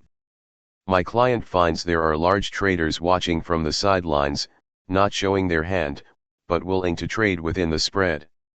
He gets them to bite by giving up a penny at a time. Option writers can get hurt in one of three ways. Some overtrade, creating positions that are too large for their accounts. Assuming too much risk makes them nervous and unable to hold positions through any wiggles.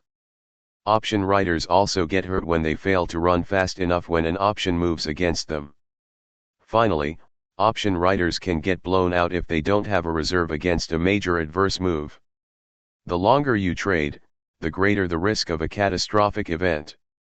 A writer can grow careless selling naked options and pocketing profits. A smug feeling of self-satisfaction can blind him to reality. You must protect all trades, including naked options. Several suggestions. Set your profit-taking zone. Consider buying back your naked options. The option you write is a wasting asset. When the underlying security moves far from the exercise price but there is still time left to the expiration, the price of the option you sold may fall near its rock bottom and lose value in tiny dribs and drabs. The loser who bought that option still has a bit of a chance that the market may reverse in his favor. He continues to hold that option like a lottery ticket and once in a rare while his ticket may win. As a writer, why hold an open position that has already given you most of its potential profit? You have little to gain, while remaining exposed to risk. After the option you sold loses half of its value, consider buying it back to close your profitable trade. By the time an option loses 80% of its value, you should be out of that trade. Use a mental stop loss on the option you sold. It is better to use mental stops here because many pros go fishing for stops of thinly traded options. Using mental stops requires iron discipline. Another reason why option writing isn't a beginner's game. Set your mental stops both on the underlying security and the option itself. For example, you may sell a naked April 80 call on a stock trading at 70 and place your mental stop at 75. Get out of your naked option position before it gets into the money. Also, set a stop on your option. If it doubles in price, buy it back to cut the loss.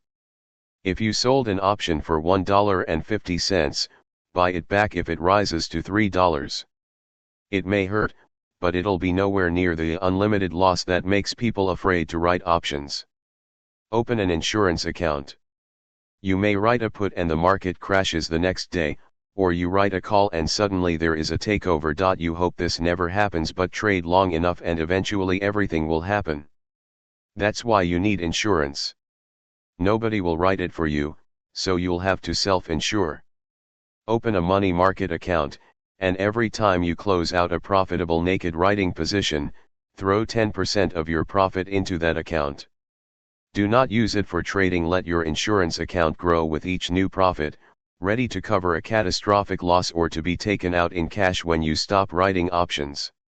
In a recent consultation with a professional option writer, I recommended that he send 10% of his profit above a certain threshold to the bank that holds the mortgage on his country house, using that prepayment as his insurance fund. Can option buying be intelligent? Professionals may buy puts on a rare occasion when they expect a severe drop. When a long-term uptrend begins to turn, it can create massive turbulence near the top, similar to an ocean liner changing its course. When volatility goes through the roof, even well-heeled traders have trouble setting stops on shorts. Buying puts allows you to sidestep this problem.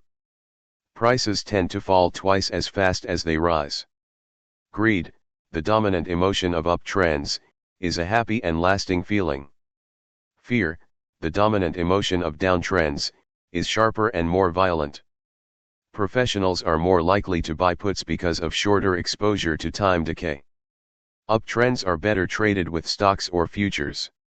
A trader who expects a downswing must decide what put to buy. The best choice is counterintuitive and quite different from what most people get.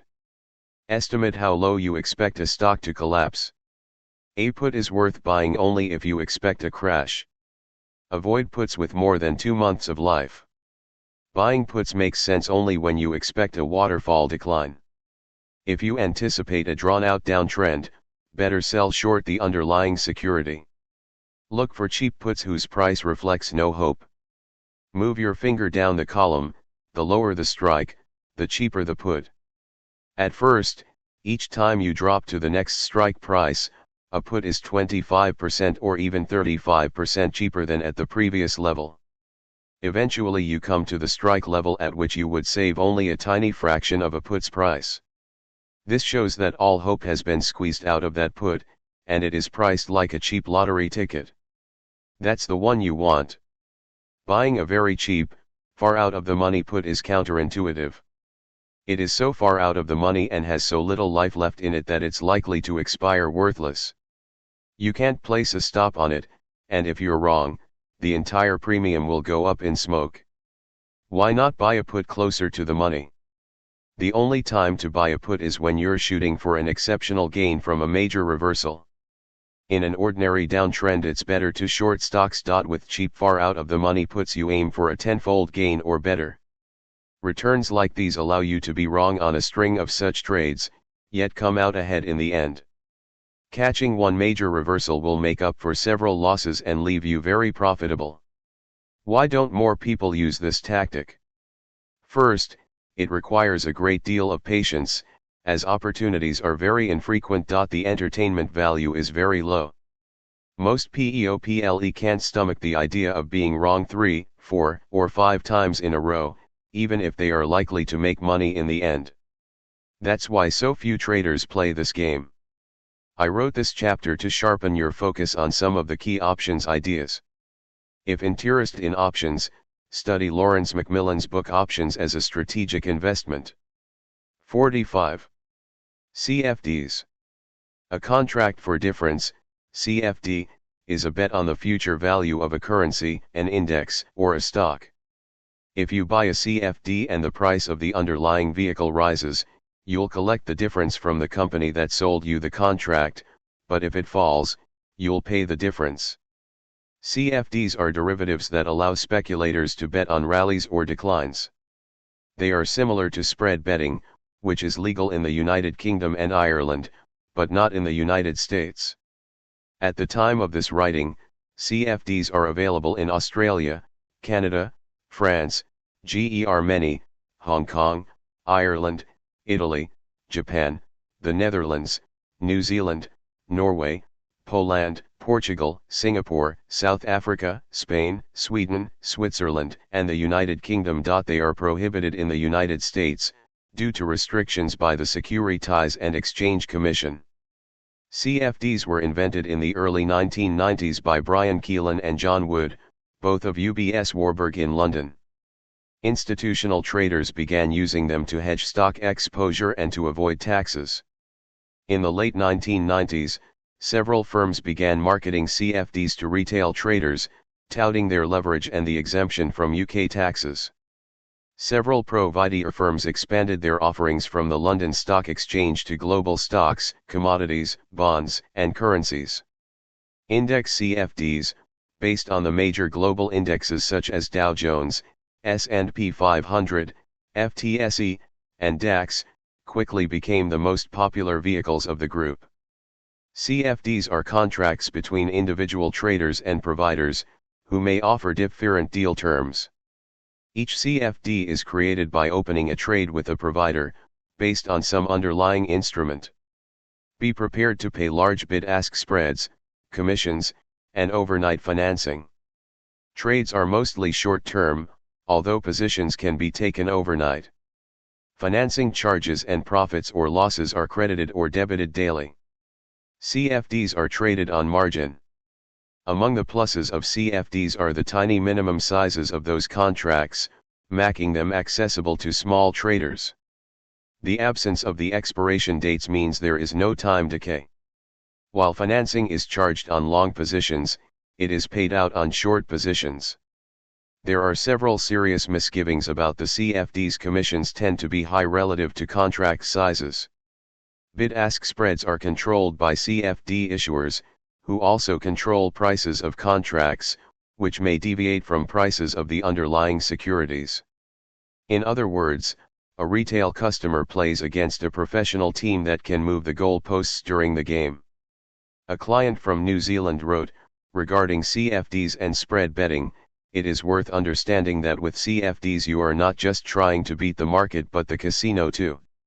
CFD providers can set whatever prices they like for an instrument, as it is their instrument. The fact that sometimes it emulates what happens in the stock market does not mean it is the same as trading in the stock market." CFDs are heavily marketed to new and inexperienced traders, extolling their potential gains, while glossing over risks. The Australian financial regulator ASIC considers trading CFDs riskier than gambling on horses or in casinos. CFDs are banned. In the United States, where regulators haven't forgotten the bucket shops that flourished at the turn of the 20th century. The stance of the SEC in this matter reminds me of another federal agency, the Food and Drug Administration, which kept thalidomide, a drug for pregnant women, out of the United States. As a result, after the full scale of its horrible side effects became known, the US population was spared an epidemic of deformed babies that was caused by that drug in Europe. 46. Futures. A future is a contract for delivery of a specific quantity of a commodity by a certain date at an agreed upon price. Futures contracts differ from options by being binding on both the buyer and the seller. In options, the buyer has the right but not an obligation to take delivery. If you buy a call or a put, you can walk away if you like, but in futures, you have no such luxury. If the market goes against you, you have to get out of your trade at a loss or add to your margin. Futures are stricter than options, but their responses to market volatility are much smoother, making them easier to trade. Another advantage of futures is that there are only a few dozen of them, making them easier to track. Futures are not nearly as correlated with each other as stocks. While stocks tend to move as a group, many futures move in unrelated trends, offering more trading choices. Commodities are the irreducible building blocks of the economy. Wheat is a commodity, while bread isn't because it includes multiple components. Old-timers used to joke that a commodity was something that hurt when you dropped it on your foot: gold, sugar, wheat, a barrel full of crude oil. In recent decades, many financial instruments began to trade like commodities: stock indexes, bonds, and currencies. Futures include financial instruments along with traditional commodities. The person who buys a stock becomes a part owner of a company, but when you buy a futures contract, you don't own anything. You enter into a binding contract for a future purchase of merchandise, be it a carload of wheat or a sheaf of treasury bonds. The person who sells you that contract assumes the obligation to deliver. The money you pay for a stock goes to the seller, but in futures your margin money stays at the clearinghouse as a security, to ensure you'll accept delivery when your contract comes due. That's why they used to call margins honest money. While in stocks you pay interest for margin borrowing, in futures you can collect interest on your margin funds. Each futures contract has a definite size and a settlement date. Most traders close out their contracts early, settling profits and losses in cash. Still, the existence of a delivery date forces people to act, providing a reality check. A person may sit on a losing stock for years, deluding himself that it's only a paper loss. In futures, reality, in the form of the settlement date, always intrudes on a daydreamer. Most futures have daily limits beyond which prices are not allowed to go. Limits are designed to interrupt hysterical moves and give people time to rethink their positions. A string of limit days can be very stressful when a losing trader is stuck and unable to get out while his account is being ground down. The globalization of the futures markets has created many emergency exits, allowing you to unwind a trade elsewhere. Just like when boarding a plane, a careful trader learns to identify those emergency exits before he needs them. In stocks, most people buy and very few sell short. In futures, just like in options, the size of long and short positions is always equal, because if someone buys a contract for future delivery, someone else has to sell it to him, i.e., go short. If you want to trade futures, it pays to be comfortable shorting. The survival rate for new futures traders is low. 9 out of 10 newcomers are said to bust out in the first few months. It is important to understand that the danger is not in futures but in a gross lack of risk management skills among beginners. Futures offer some of the best profit opportunities to serious traders but are deadly for amateurs. You must develop excellent money management skills, described in chapters 49 to 51, before venturing into futures. Futures and cash trades. To compare a futures trade with a cash trade, let's assume the following. It is February, gold is trading at $1,500 an ounce, and your analysis indicates that it's likely to rise to $1,575 within weeks. With $150,000, you can buy a 100 ounces gold bar from a dealer and store it in a safe. If your analysis is correct, in a few weeks your gold will be worth $157,500. You can sell it and take $7,500 profit, or 5% before commissions. Nice. Now let's see what happens if you trade futures based on the same analysis. Since it is February, April is the next delivery month for gold. One futures contract covers 100 ounces of gold, with a value of $150,000. The margin to trade this contract is only $7,500. In other words, you can control $150,000 worth of gold with a $7,500 deposit.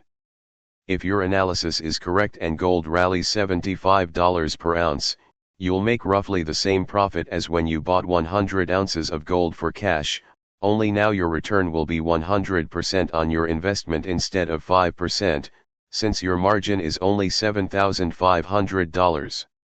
Many people, after seeing such numbers, feel a surge of greed and buy multiple contracts. A trader with $150,000 in his account has enough margin for 20 contracts. If he can double his money on a single contract, he can double it on 20. If he repeats it 2 or 3 times, he'll quickly become a millionaire. Wonderful, but there is a catch. Markets seldom move in a straight line. Your analysis may well be correct, and gold may rise from $1,500 to $1,575 within a few weeks, but it's perfectly possible that it may dip to $1,450 along the way. That $50 dip would create a $5,000 paper loss if you bought 100 ounces of gold for cash. Unpleasant but not a tragedy. For a futures trader who bought multiple contracts, each on a $7,500 margin, that $50 decline would mean a wipeout. His broker would call demanding more margin, and if he has no reserves, the broker will sell him out at a loss.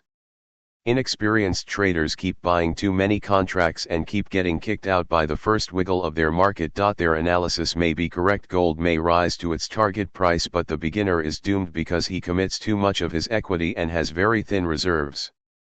Futures don't kill traders, poor money management kills futures traders. Futures can be very attractive for traders with strong money management skills. High rates of return demand ice-cold discipline. A beginner is better off with slower moving stocks. Once you've matured as a trader, you can take a closer look at futures.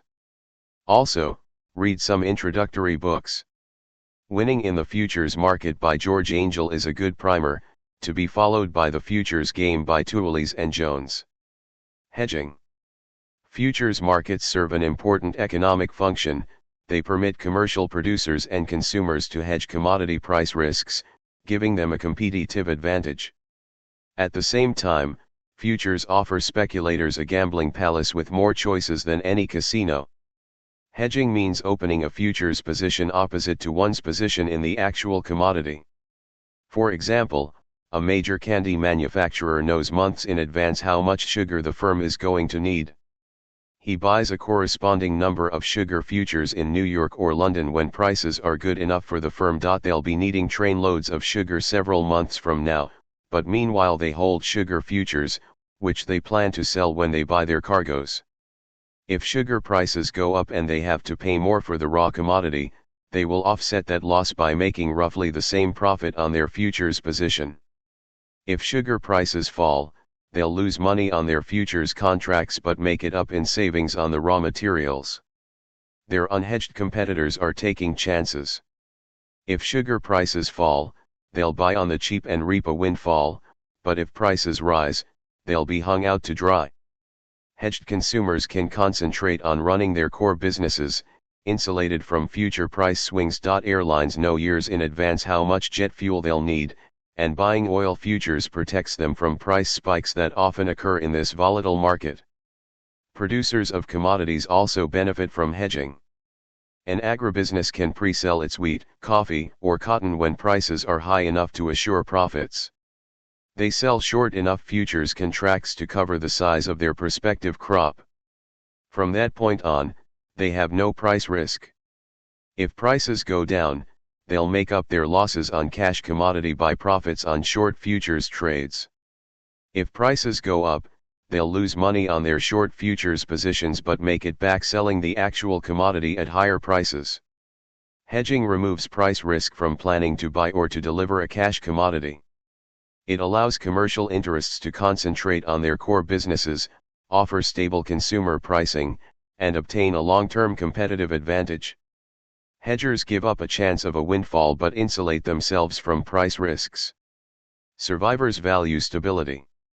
That's why the Exxons, the Coca-Colas, and the Nabiscos of the world are among the major players in commodity markets. Hedgers are the ultimate insiders, and a good hedging department not only buys price insurance, but also serves as a profit center. Hedgers transfer price risks to speculators who enter the markets, lured by the glitter of potential profits. It's ironic that hedgers, who have inside information, are not fully confident about prices, while crowds of cheerful outsiders plunk down money to bet on futures.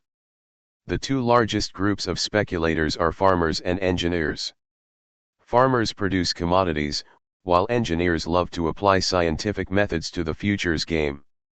Many farmers enter futures markets as hedgers but catch the bug and start speculating.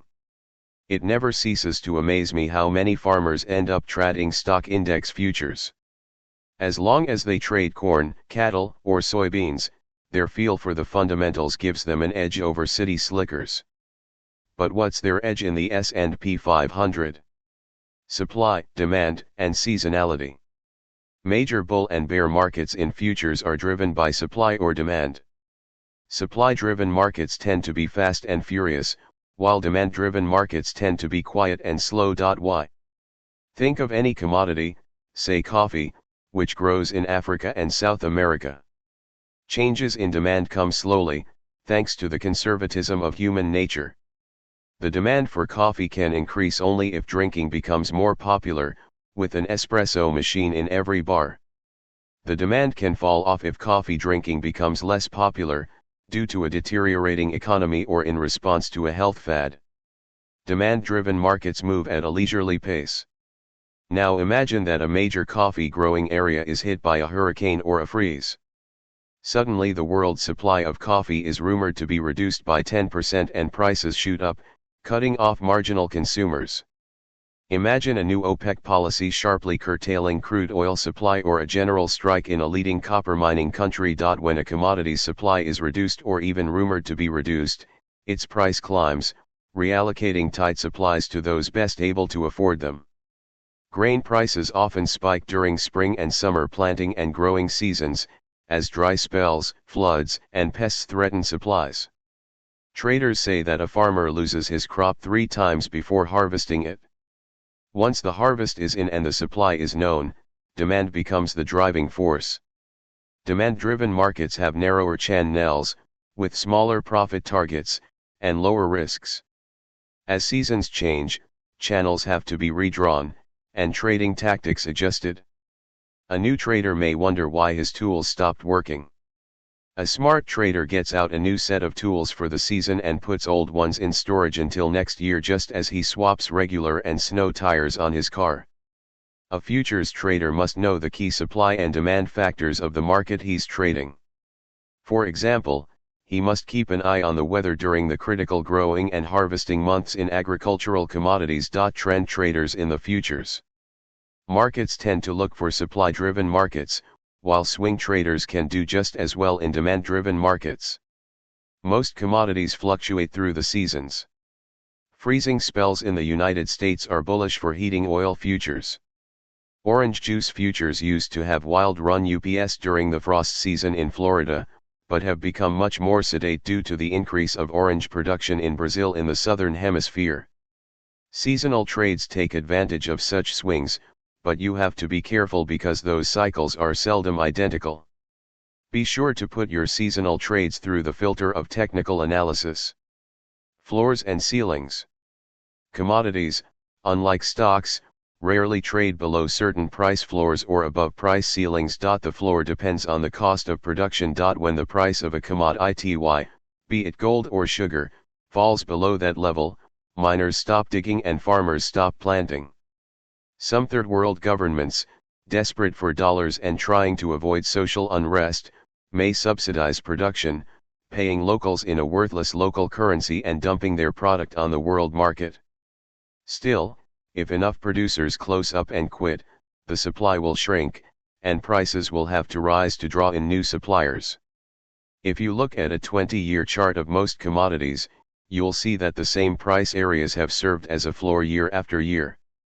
The ceiling depends on the cost of substitution. If the price of a commodity rises, major industrial consumers will start switching away from it. If soybean meal, a major animal feed, becomes too expensive, the demand will switch to fish meal, and if sugar becomes too costly, the demand will switch to corn sweeteners. Why don't more people trade against those levels? Why don't they buy near the floor and short near the ceiling, profiting from what is similar to shooting fish in a barrel? First of all, neither the floor nor the ceiling is set in stone, and markets may briefly violate them. Even more importantly, the human nature works against those trades. Most speculators don't have the courage to short a market that's boiling near record highs or go long a market after it has crashed. Contango, inversion, and spreads.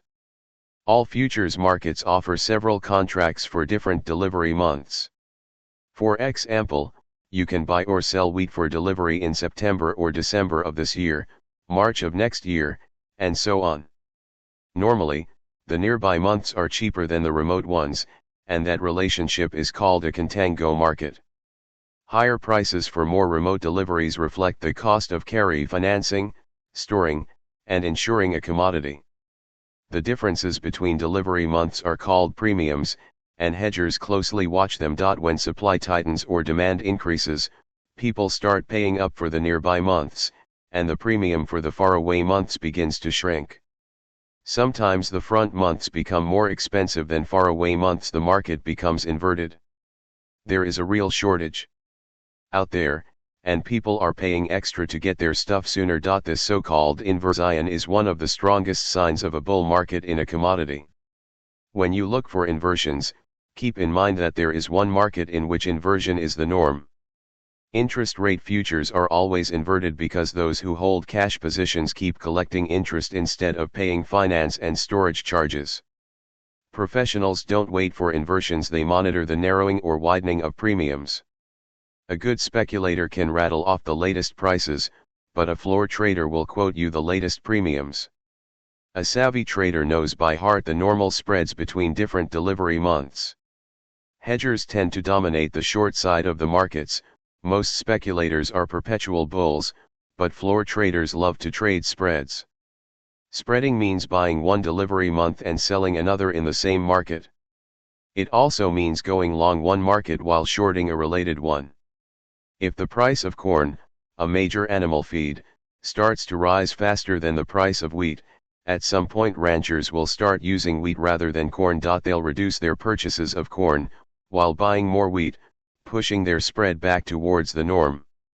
Spread traders bet against deviations and for a return to normalcy.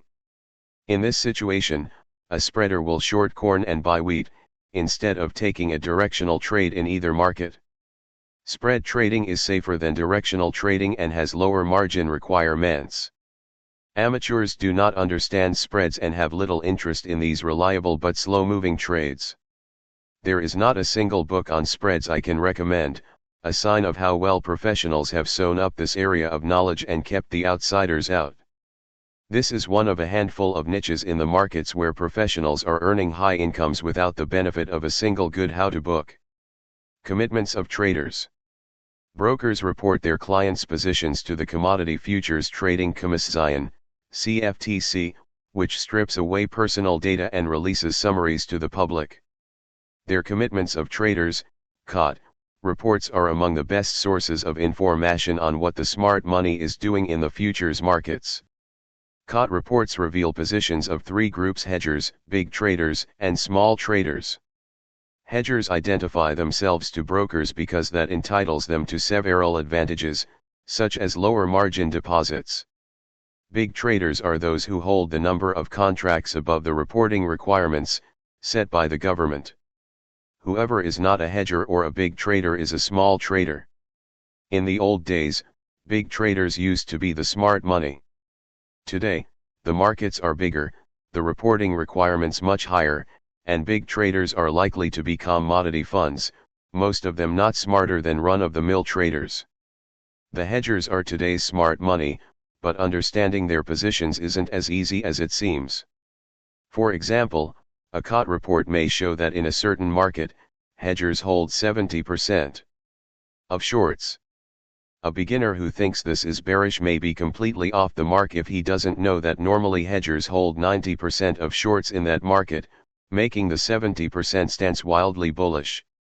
Savvy COT analysts compare current positions to historical norms and look for situations where hedgers, or the smart money, and small traders, many of whom are gamblers, are dead set against each other.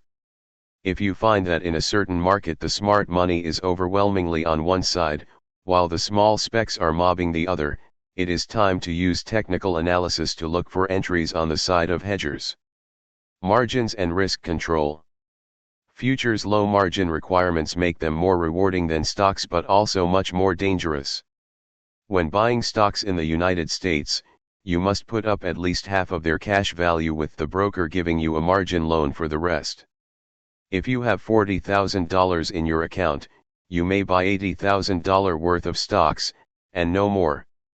This margin limit was implemented after the crash of 1929 when it became clear that low margins led to excessive speculation, which contributed to the successiveness of declines. Prior to 1929, speculators could buy stocks on a 10% margin, which worked great in bull markets but forced them to liquidate when prices slid, pushing the market lower during bear markets.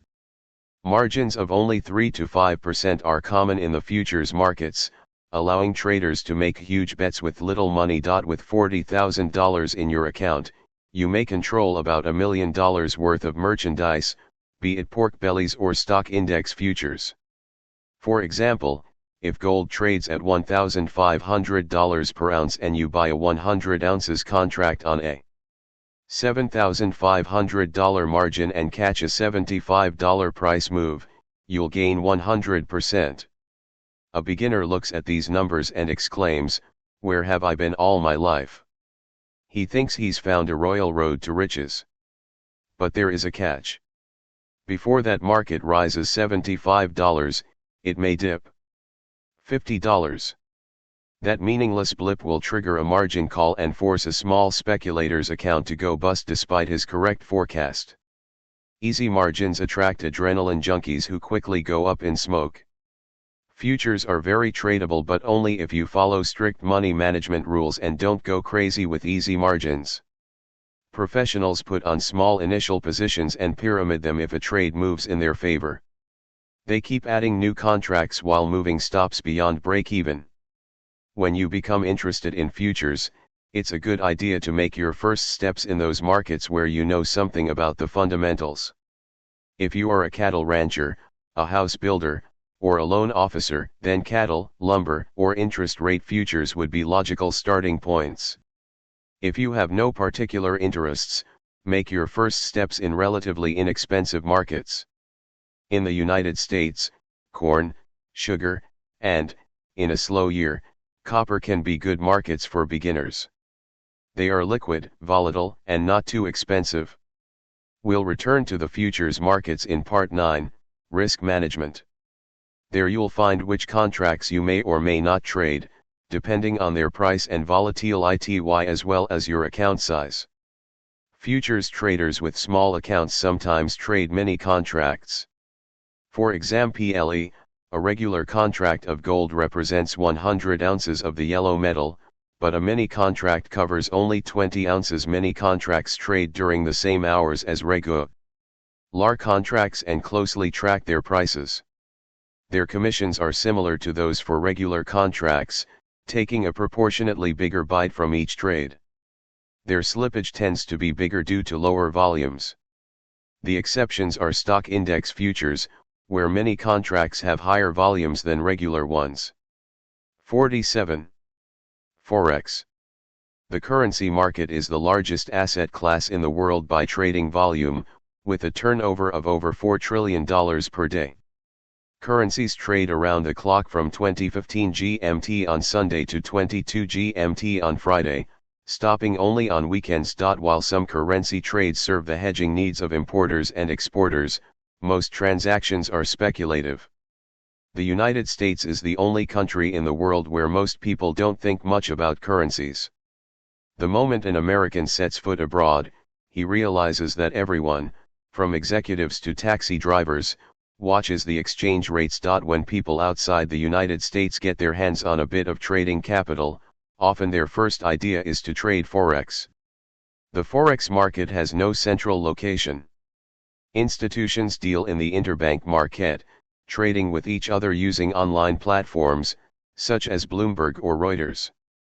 Unless you can trade $10 million of spot Forex at a pop, you'll be trading retail, going through a broker.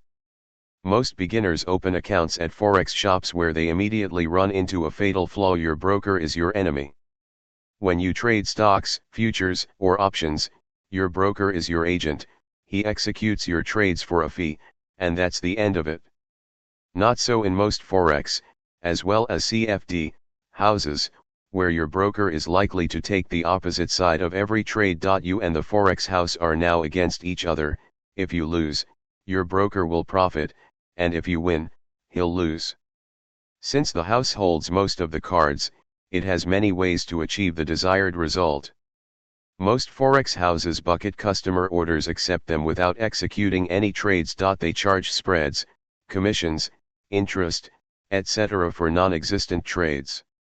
I received the clearest explanation of their game from a chatty head dealer at a major European Forex house, which is now expanding worldwide, with branches in the United States. I see their billboards in New York.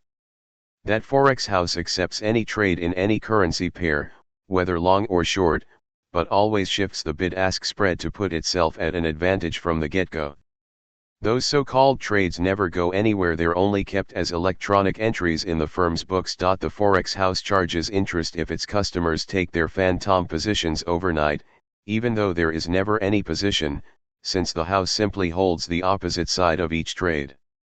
The only time the firm goes to the legitimate market is when multiple client orders cluster on the same side of the same currency pair in excess of $1 million. That's when the house hedges its own exposure in the real market. When you trade stocks, options, or futures, your broker buys or sells on your behalf, earning a commission for this service, and doesn't care whether you win or lose. This is great, because he has no incentive to push you into losing. On the other hand, a Forex house that buckets your orders wants you to lose, so that it can win. In addition to shifting bid-ask spreads and charging interest on non-existent positions, it may even charge a daily resettlement fee, the full bid-ask spread for every day you hold a trade. Forex shops help ensure their clients' demise by offering homicidal leverage.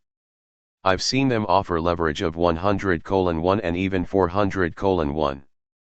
A newcomer who scrapes together a $1,000 stake can suddenly control a position worth $100,000. This means that the slightest price wiggle against him is guaranteed to wipe out his equity. That's why those shops confidently keep clients' money in-house, never transmitting their trades to the real market. Why share the loot with anyone else? They are so certain of their clients' demise that many compensate employees with a percentage of the client deposits that they bring in. Funds deposited with the Forex house are as good as theirs. The market has long been plagued by swindlers preying on the gullible, according to the New York Times. The average individual foreign exchange trading victim loses about $15,000, according to CFTC records, writes the Wall Street Journal. Currency trading has become the fraud du jour, according to Michael Dunn of the U.S. Commodity Futures Trading Commission. In August 2008, the CFTC set up a special task force to deal with growing foreign exchange fraud. In January 2010, the CFTC identified a number of improper practices in the retail foreign exchange market, among them solicitation fraud, a lack of transparency in the pricing and execution of transactions, unresponsiveness to customer complaints, and the targeting of unsophisticated, elderly, low net worth and other vulnerable individuals. It proposed new rules limiting leverage to 10:1. Frauds may include churning customer accounts, selling useless software, improperly managing managed accounts, false advertising, and Ponzi schemes. All the while, promoters claim that trading foreign exchange is a road to profits. The real forex market is a zero-sum game, in which well-capitalized professional traders, many of whom work for banks, devote full-time attention to trading. An inexperienced retail trader has a significant information disadvantage. The retail trader always pays the bid-ask spread, which lowers his odds of winning. Retail forex traders are almost always undercapitalized and subject to the problem of gambler's ruin. Even in a fair game between two players, the one with the lower amount of capital has a higher probability of going bust in the long run. Having observed forex shops for decades, I was amused to see what my best student did when he became interested in forex. This multimillionaire stock trader decided to check out forex houses by opening large accounts and then waiting for the night, when forex trading was at its thinnest. That's when he placed his orders, always of a very unusual and atypical size, and watched the tape. There were only 2 houses that showed his orders on tape. The rest, apparently, got bucketed. I enjoy trading currencies, but wouldn't go near a forex house. Instead, I trade electronic currency futures. That's what I recommend to anyone interested in trading foreign exchange. Futures brokers work for you, not against you. Futures spreads are more narrow, commissions more reasonable, and no interest is charged for the privilege of holding a position. There are contracts for most major currency pairs and even many contracts for euro/dollar and yen/dollar. One of the real challenges of currencies is that they move around the clock. You may enter a trade, analyze it in the evening, and decide to take profits the following day. When you wake up, there are no profits to be taken. The turning point you saw coming has already come and gone, only not in the United States, but in Asia or Europe. Someone had picked your pocket while you slept. Major financial institutions deal with this problem by using the system of passing the book. A bank may open a position in Tokyo, manage it intraday, and then transfer it to its London branch before closing for the night. London continues to manage that and other positions, and in the evening passes the book to New York, which manages it until it passes it back to Tokyo. Currencies follow the sun, and small traders can't keep up with it. If you trade currencies, you either need to take a very long-term view and ignore daily fluctuations, or else day trade and avoid overnight positions. Risk management.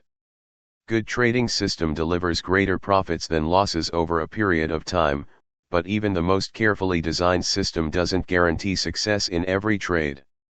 No system can assure you of never having a losing trade or even a series of losing trades. A system is a plan, but as Helmuth von Moltke, a 19th-century German field marshal, wrote, no plan survives contact with the enemy. The U.S. boxer Mike Tyson, quoted by The Economist, put it more bluntly, everyone has a plan till they get punched in the mouth. This is why risk control must be an essential part of every trading system. The inability to manage losses is one of the worst pitfalls in trading. Beginners freeze like deer in the headlights when a deepening loss starts wiping out profits of many good trades. It's a general human tendency to take profits quickly but wait for losing trades to come back to even. By the time the despairing amateur gives up hope and closes his trade with a terrible loss, his account is badly and sometimes irreparably damaged. To be a successful trader, you need to learn risk management rules and firmly implement them.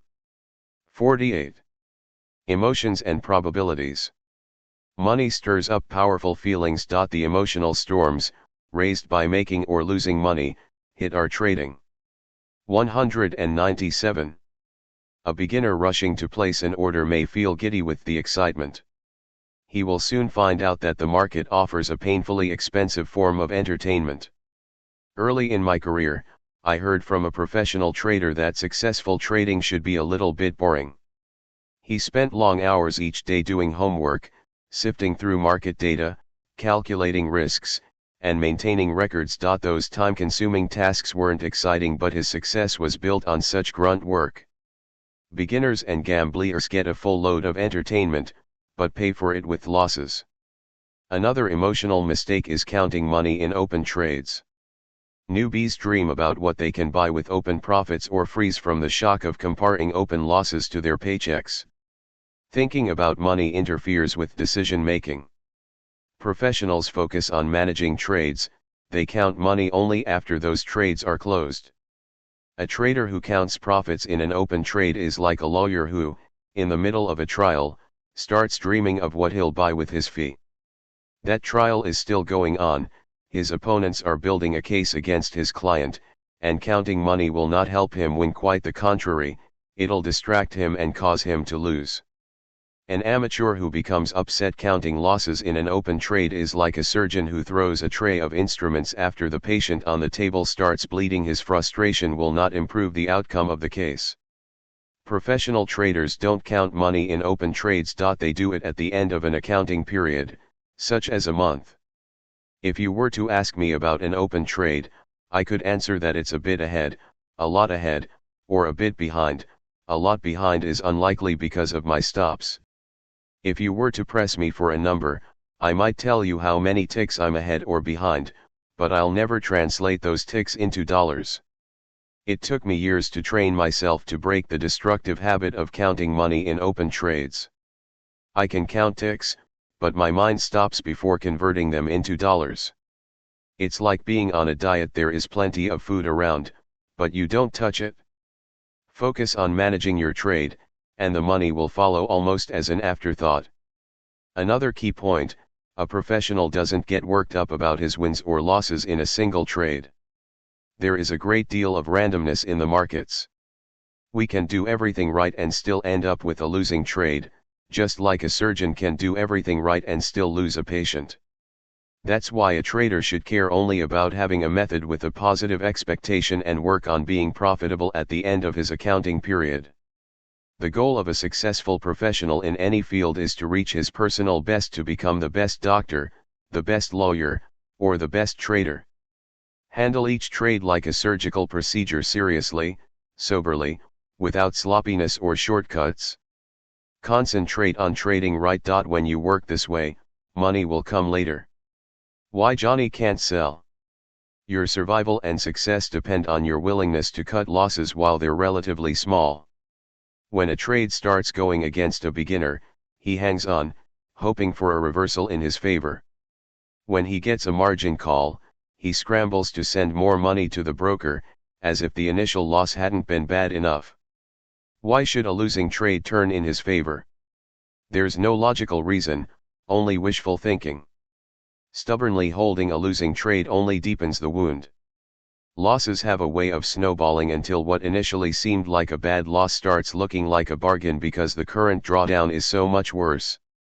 Finally, a desperate loser bites the bullet and closes out a trade, taking a severe loss. Right after he exits, the market reverses and comes roaring back. The trader is ready to smash his head against a wall. Had he hung on, he would have made money. Such reversals happen time and again because most losers respond to the same stimuli. People have similar emotions, regardless of their nationality or education. A frightened trader with sweaty palms and a pounding heart feels and acts the same way, whether he grew up in New York or Hong Kong and whether he had 2 or 20 years of schooling. The intellectual demands of trading are modest, but its emotional demands are immense. Many years ago, a highly educated but very emotional trader showed me how to trade divergences near channel walls. I fine-tuned his method, added risk management rules, and continue to make money with it to this day. The man who taught me had busted out because of his lack of discipline and ended up going door to door, selling aluminum siding. Emotional trading and impulsivity are not good for success. Roy Shapiro, a New York psychologist from whose article the title of the sub-chapter is borrowed, writes, "With great hope, in the private place where we make our trading decisions, our current idea is made ready. One difficulty in selling is the attachment experienced toward the position. After all, once something is ours, we naturally tend to become attached to it. This attachment to the things we buy has been called the endowment effect by psychologists and economists, and we all recognize it in our financial transactions as well as in our inability to part with that old sports jacket hanging in the closet. The speculator is the parent of the idea. The position takes on meaning as a personal extension of self, almost as one's child might. Another reason that Johnny does not sell, even when the position may be losing ground, is because he wants to dream. For many, at the moment of purchase, critical judgment weakens and hope ascends to govern the decision process. Dreaming in the markets is a luxury we can't afford. Dr. Shapiro describes a test that shows how people conduct business involving a chance. First, a group of people are given a choice, a 75% chance to win $1,000 with a 25% chance of getting nothing, or a sure $700. 4 out of 5 subjects take the second choice, even after it is explained to them that the first choice leads to a $750 gain over time.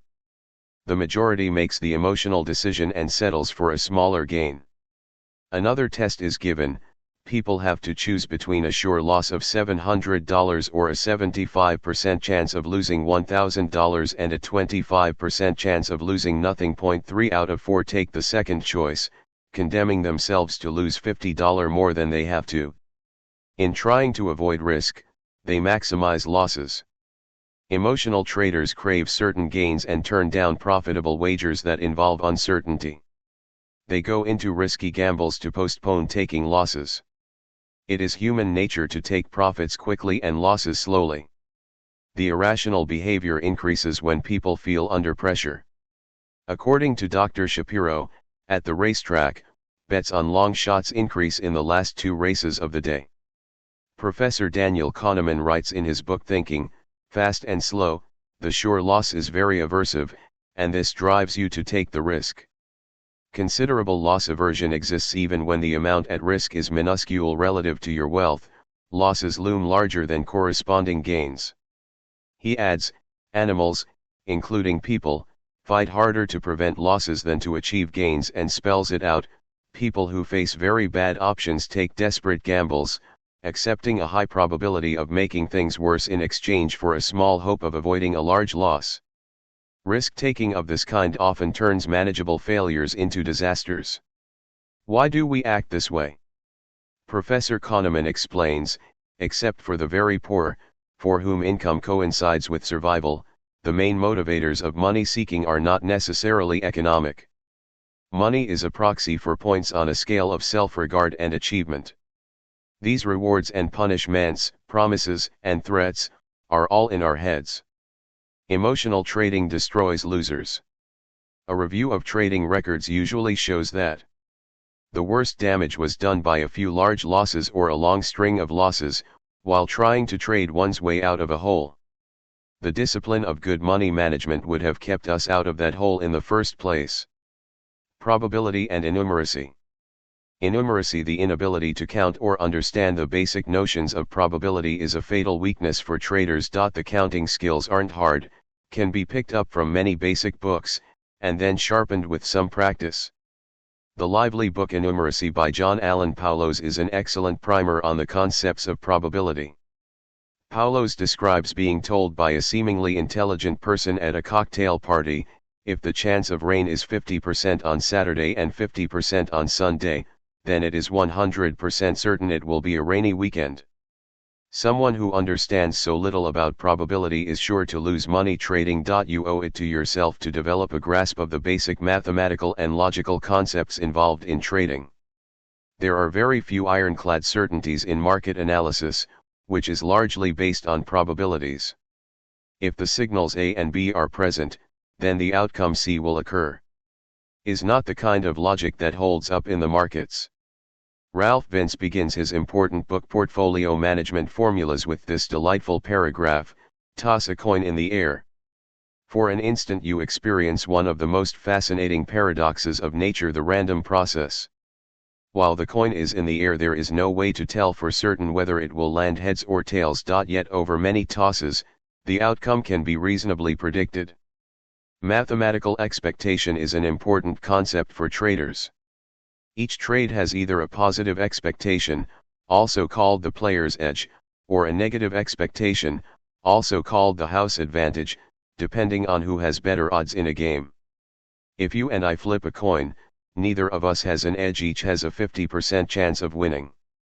If you play the same game in a casino that takes 5% from every pot, you'll win only 95 cents for every dollar you lose. This house advantage will create a negative mathematical expectation. No system for money management can beat a negative expectation over a period of time. A positive expectation. A skilled card counter has an edge against a casino, unless they detect him and throw him out. Casinos love drunken gamblers but hate card counters.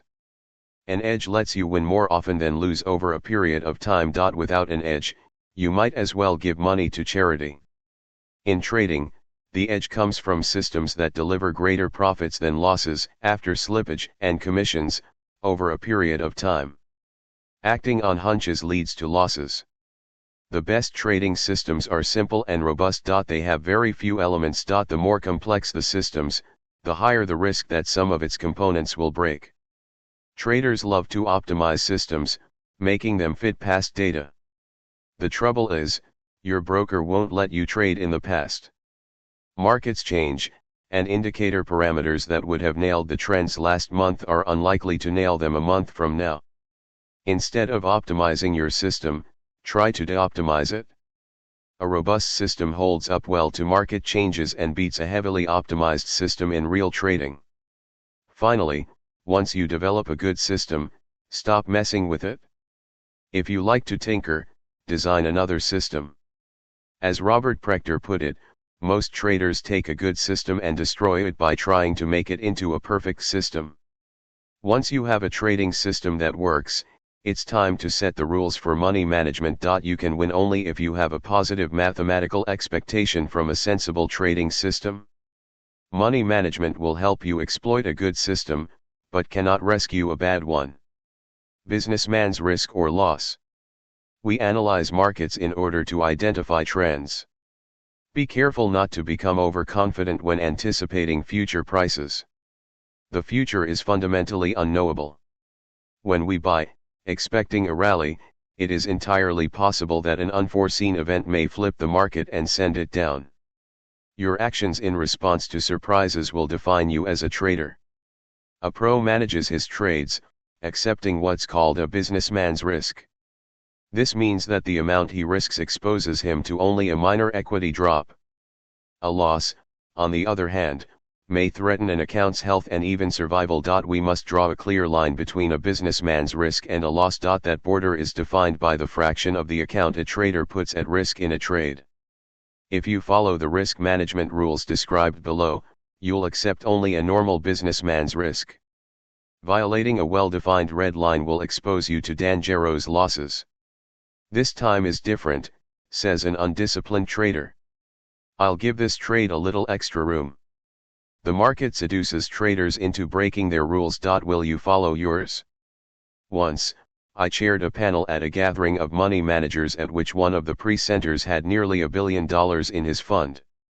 A middle-aged man, he got into this business in his 20s, while working for a naval consulting firm after graduate school. Bored with his day job, he designed a trading system but couldn't trade it because it required a minimum of $200,000, which he didn't have in those days. I had to go to other people, he said, and ask them for money. Once I explained to them what I was going to do and they gave me money, I had to stick to my system. It would have been unconscionable to deviate from the system I told them I would follow. My poverty worked for me.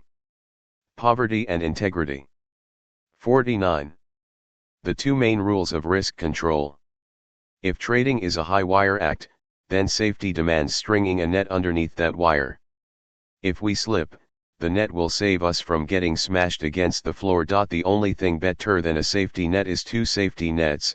If one doesn't catch us as we fall, the other will. Even the best planned trades can go awry because of randomness in the markets. Even the best analyses and the clearest trade setups can't prevent accidents. What you can control is risk. You do it by managing the size of your trades and the placement of stops. This is how you keep the inevitable losses small, not allowing them to cripple your account, so that you can win in the long run. Ugly losses stick out like sore thumbs from most account records. Every performance review shows that a single terrible loss or a short string of bad losses did most of the damage to an account. Had a trader cut his losses sooner, his bottom line would have been much higher. Traders dream of profits but freeze when a losing trade hits them. If you follow risk management rules, you'll quickly get out of harm's way instead of waiting and praying for the market to turn. Markets can snuff out an account with a single horrible loss that effectively takes a person out of the game, like a shark bite. Markets can also kill with a series of bites, none of them lethal but combined they strip an account to the bone, like a pack of piranhas. The two pillars of money management are the 2% and 6% rules. The 2% rule will save your account from shark bites and the 6% rule from piranhas. The two worst mistakes. There are two quick ways to ruin an account: not use stops and put on trades that are too large for that account's size. Trading without stops exposes you to unlimited losses. In the following chapters, we'll discuss the principles and rules of risk control, but they will work only if you use stops. There are several methods for setting stops, and we'll discuss them in chapter 54. We want to place our stops neither too far nor too close. At this point, just keep in mind that you must use stops. You have to know your maximum level of risk. It's as simple as that. If you don't know your maximum level of risk, you're flying blind. The other fatal error is overtrading, putting on trades whose size is too large for your account. This is like putting a huge sail on a small boat. A strong gust of wind will flip the boat over instead of making it go faster. People put on trades that are too large for their accounts out of ignorance, greed, or a combination of both.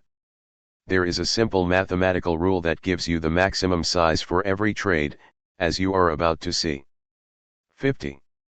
The 2% rule. One disastrous loss can do to an account what a shark does to a hapless swimmer. A poor beginner who loses a quarter of his equity in a single trade is like a swimmer who just lost an arm or a leg to a shark and is bleeding into the water. He'd have to generate a 33% return on the remaining capital simply to come back to even. The chances of him being able to do that are slim to none. The typical victim of a shark bite loses more money. He loses confidence and becomes fearful of pulling the trigger. The way to avoid shark bite losses is by following the 2% rule. It will limit your losses to a manageable size to a normal businessman's risk. The 2% rule prohibits you from risking more than 2% of your account equity on any single trade. For example, if you have $50,000 in your account, the 2% rule limits your maximum risk on any trade to $1,000. This is not the size of your trade, it's the amount you put at risk, based on the distance from your entry to your stop. Let's say you decide to buy a stock for $40 and put a stop at $38, just below support. This means you'll be risking $2 per share. Dividing your total permitted risk of $1,000 by your $2 risk per share tells you that you may trade no more than 500 shares. You are perfectly welcome to trade fewer shares. You don't have to go the max every time. If you feel very bullish about that stock and want to trade the maximum permitted size, that number of shares will be limited to 500. Good market analysis alone will not make you a winner. The ability to find good trades will not guarantee success. Markets are full of good analysts who destroy their accounts. You can profit from your research only if you protect yourself from sharks. I've seen traders make 20, 30, and once even 50 profitable trades in a row, and still end up losing money. When you're on a winning streak, it's easy to feel you've figured out the game. Then a disastrous loss wipes out all profits and tears into your equity. You need the shark repellent of good money management. A good trading system will give you an edge in the long run, but in the short run there is a great deal of randomness in the markets. The outcome of any single trade is close to a toss-up. A professional trader expects to be profitable by the end of the month or the quarter, but ask him whether he'll make money on his next trade and he'll honestly say he doesn't know. That's why he uses stops, to prevent negative trades from damaging his account. Technical analysis can help you decide where to place a stop, which will limit your loss per share. Money management rules will help you protect your account as a whole. The single most important rule is to limit your exposure on any trade to no more than 2% of your account. This rule applies only to money in your trading account. It doesn't include your savings, equity in your house, retirement account, or Christmas club. Your trading capital is the money you've dedicated to trading. This is your true risk capital, the equity in your trading enterprise. If you have separate trading accounts for stocks, futures, and options, apply the 2% rule to each account separately.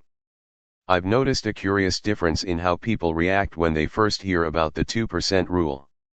Newbies with small accounts often object that this number is too low. Someone asked me whether the 2% rule could be increased when he was feeling especially confident about a trade, and I answered that it would be like adding extra length to the cord for bungee jumping because you like the view from the bridge. Professionals, on the other hand, often say that 2% is too high and they try to risk less. You wouldn't want to lose 2% of $1 million on a single trade in one day.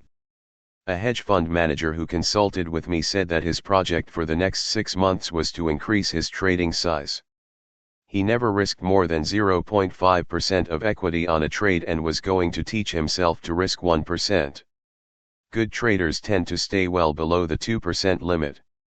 Whenever amateurs and professionals are on the opposite sides of an argument, you know which side to choose. Try to risk less than 2%, it is simply the maximum level. Measure your account equity on the first day of each month. If you start the month with $100,000 in your account, the 2% rule allows you to risk a maximum of $2,000 per trade. If you have a good month and your equity rises to $105,000, then your 2% limit for the next month will be what? Quick. Remember, good traders can count. If you have $105,000 in your account, the 2% rule allows you to risk $2,100 and trade a slightly bigger size.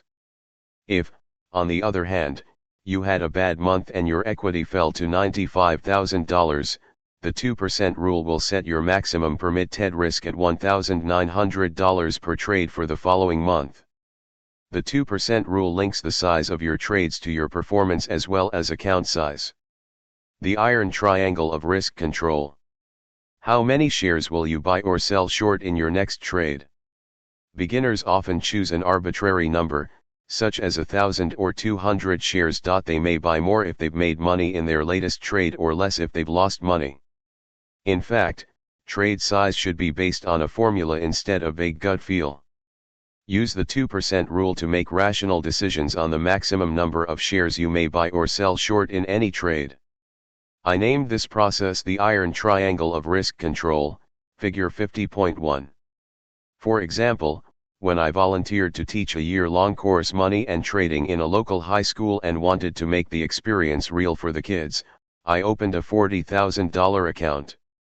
I told my students that if, at the end of the school year, we made money, I'd give half the profit to their school and distribute the rest among class. C. Construct the iron triangle in 3 steps. A. Your maximum dollar risk for the trade you're planning, never more than 2% of your account. B. The distance, in dollars, from your planned entry to your stop, your maximum risk per share. C. Divide A by B to find the maximum number of shares you may trade. You aren't obligated to trade this many shares, but you may not trade more than this number.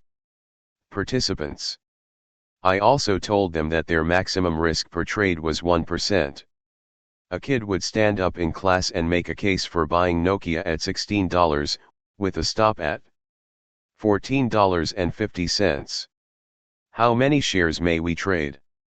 I'd ask. With the maximum risk of $400 per trade and $1.50 risk per share, the kids would be allowed to buy 250 shares, with some leeway for commissions. If you have a tiny account, you may end up trading the maximum permitted number of shares each time. As your account grows bigger, you may want to vary the size of your trades, say a third of the maximum for regular trades, 2/3 for extra strong trades, and the full amount for exceptional trades. Whatever you do, the iron triangle of risk control will set the maximum number of shares you may trade. The 2% rule in the futures markets. A trader recently asked me how he could apply the iron triangle of risk control to trading E-mini futures in his $50,000 account. I replied, if you are trading a $50,000 account, the 2% rule would limit your risk on any trade to $1,000. Let's say you want to be conservative and risk only 1% of that account, or $500. That will be the first side of the iron triangle of risk control. Suppose you look at your favorite E-minis and want to sell a contract short at 1,810, with a profit target at 1,790 and a stop at 1816. You'll be risking 6 points, and since 1 point in E-minis is worth $50, your total risk will be $300, plus commissions and possible slippage. That will be the second side of your iron triangle of risk control. C. Close the triangle by dividing A by B to find the maximum size you may trade. If your maximum risk is $500, then 1 contract, but if $1,000, then 3. Please meet 2 futures traders, Mr. Hare and Mr. Turtle, each with a $50,000 account. The agile Mr. Hare sees that the average daily range in gold is about $30, worth $3,000 per day for a single contract. The daily range in corn is about 10 cents, worth $500 per day for a single contract. He thinks that if he can catch just half of a day's range, he'll make $1,500 per contract in gold, while the same level of skill will bring him only $250 in corn. Mr. Hare logs into his brokerage account and buys 2 contracts of gold. The cautious Mr. Turtle has a different arithmetic. He begins by using the 2% rule to cap his maximum risk per trade at $1,000. He sees that it would be impossible to place a meaningful stop while trading gold, which can move $3,000 a day. To buy gold in his account would be like grabbing a very large tiger by a very short tail. If, on the other hand, he trades corn, he'll have good staying power. That tiger is smaller and has a longer tail, which he can wrap around his wrist. Mr. Turtle buys a contract of corn. Who do you think is more likely to win in the long run, Mr. Hare or Mr. Turtle? Futures markets are more deadly than stocks, not because of any special complexity. Sure, they have some specific angles, but those aren't too hard to learn. Futures kill traders by seducing them with paper-thin margins. They offer enormous leverage ability to trade large positions on a 5% margin. This works wonders when the market moves in your favor, but it slices your wallet when the market turns against you. You can succeed in futures only with sensible risk control, using the 2% rule. Calculate 2% of your account value. This will be the maximum acceptable risk level for any trade. If you have $50,000 in your futures account, the most you can risk is $1,000. Examine the charts of the market that interests you and write down your planned entry, target, and stop. Remember, a trade without these 3 numbers is not a trade but a gamble. Express the value of the move from your entry to your stop in dollars.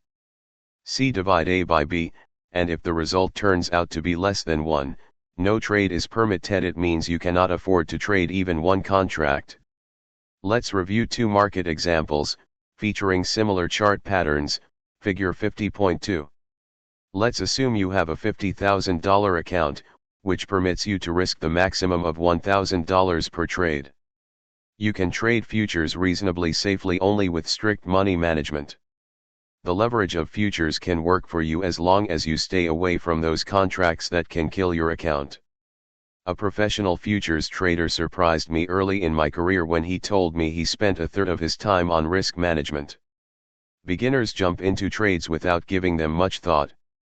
Intermediate level traders focus on market analysis. Professionals dedicate a massive proportion of their time to risk control and take money away from beginners and amateurs. The 2% rule in futures, silver and wheat. Suppose you want to buy silver at the right edge of this chart. Prices have traced a double bottom with a false downside breakout. MACD histogram has traced a bullish divergence. The impulse system has turned blue, permitting buying. The nearby futures contract trades at $21.415 a few minutes before the close. You decide that if you buy, your profit target will be near $23, halfway from the EMA to the upper channel line. Your stop will be at $20.60, the level of the latest low. You'll be risking $0.815 per ounce, trying to make about $1.585 a 2:1 reward/risk ratio, an acceptable number. Are you allowed to take this trade? Absolutely not. That $0.815 per ounce risk per contract translates into $4,075 total risk, since one contract covers of 5,000 ounces of silver. Remember, your maximum permitted risk is $1,000. If you're eager to take this trade, you may buy a single mini contract. It covers only 1,000 ounces of silver, meaning you'll risk $815. Best wishes for that sensible trade. Now, suppose you're interested in buying wheat at the right edge of this chart. Its technical picture looks similar, a double bottom with a bullish divergence of MACD lines and MACD histogram. The impulse system has turned blue, permitting buying. Shortly before the close, prices are near 658 cents. You decide that if you enter there, your target will be near 680 cents, near the upper channel line. Your stop will go to 652 cents, the level of a recent low. You'll be risking 10 cents/bulletin, trying to make about 22 cents/bulletin, a reward/risk ratio of 2:1, similar to that of silver. Are you allowed to take this trade? Yes. That 10-cent risk per contract translates into $500 total risk, since the contract covers 5,000 bushels of wheat. Remember, your maximum permitted risk is $1,000. If you're very bullish, you may even buy 2 contracts.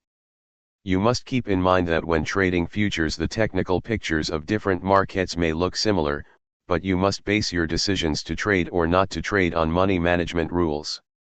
If you cannot afford to trade a certain market, you can still download its data, do your homework, and paper trade it as if you were doing it with real money. This will prepare you for the day when your account grows big enough or the market grows quiet enough for you to put on a trade. 51. The 6% rule.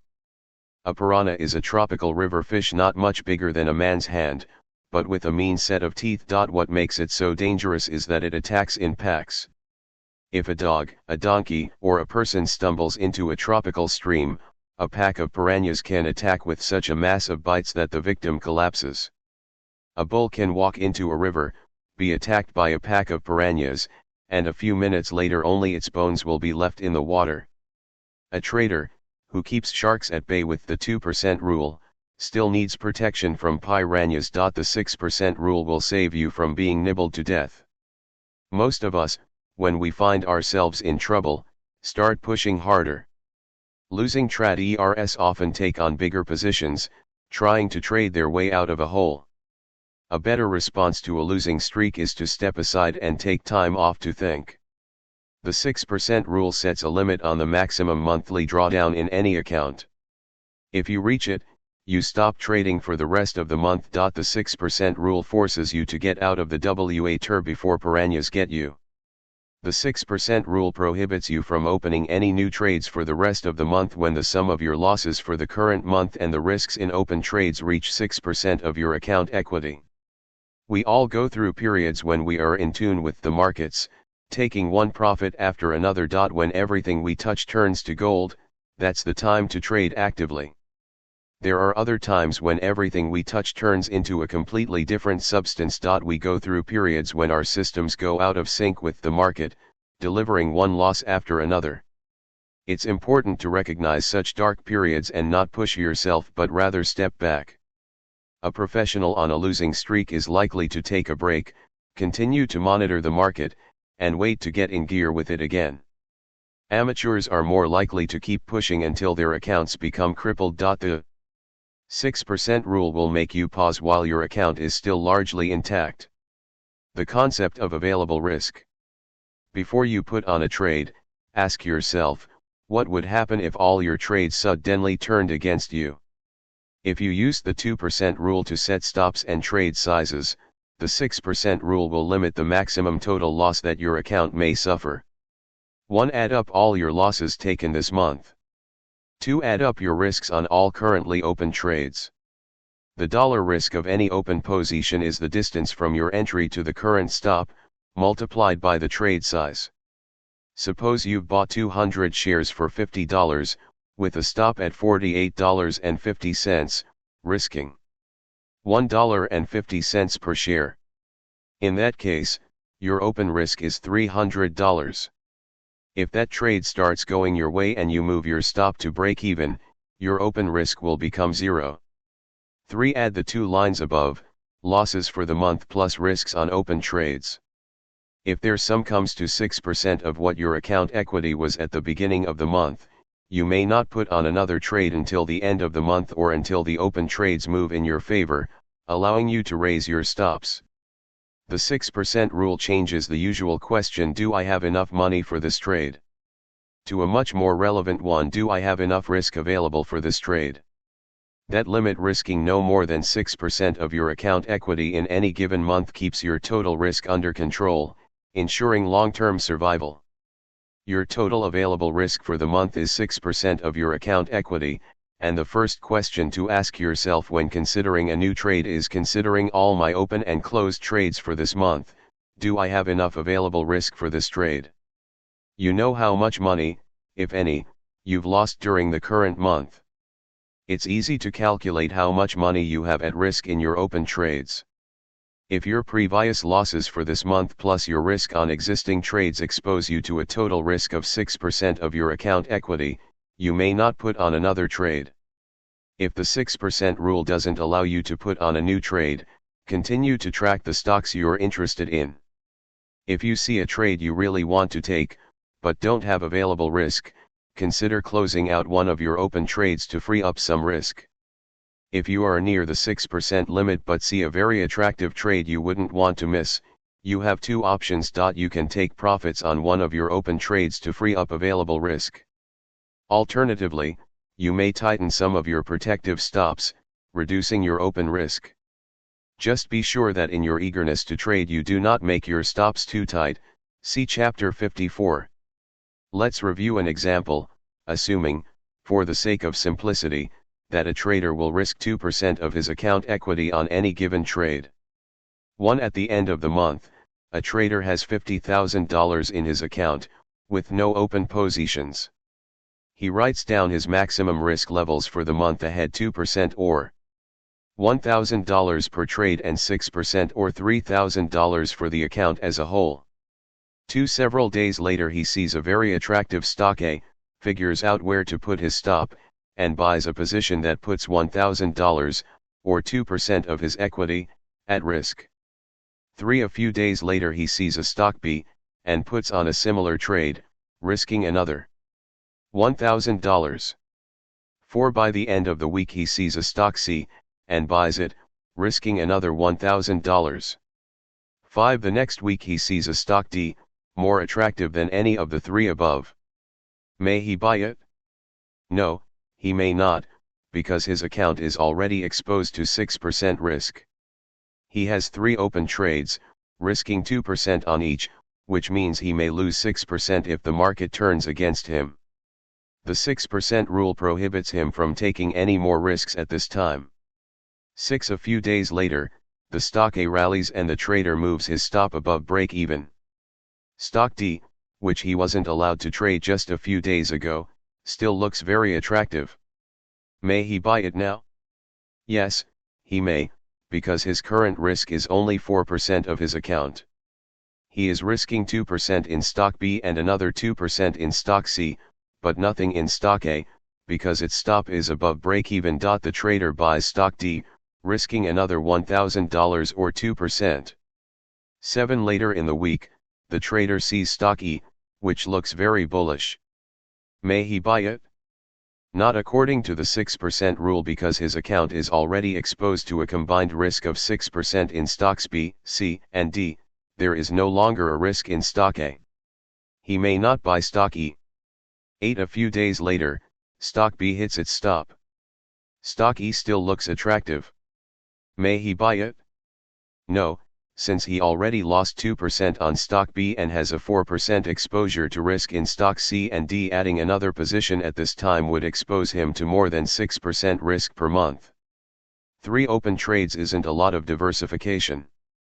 If you wish to make more trades, set your risk per trade at less than 2%.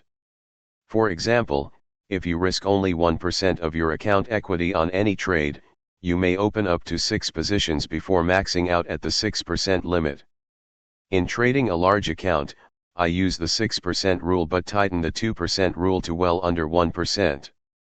The 6% rule allows you to increase your trading size when you're on a winning streak but makes you stop trading early in a losing streak. When markets move in your favor, you can move your stops to break even and have more available risk for new trades. On the other hand, if your positions start going against you and hitting stops, you'll quickly stop trading and save the bulk of your account for a fresh start next month. The 2% rule and the 6% rule provide guidelines for pyramiding, adding to winning positions.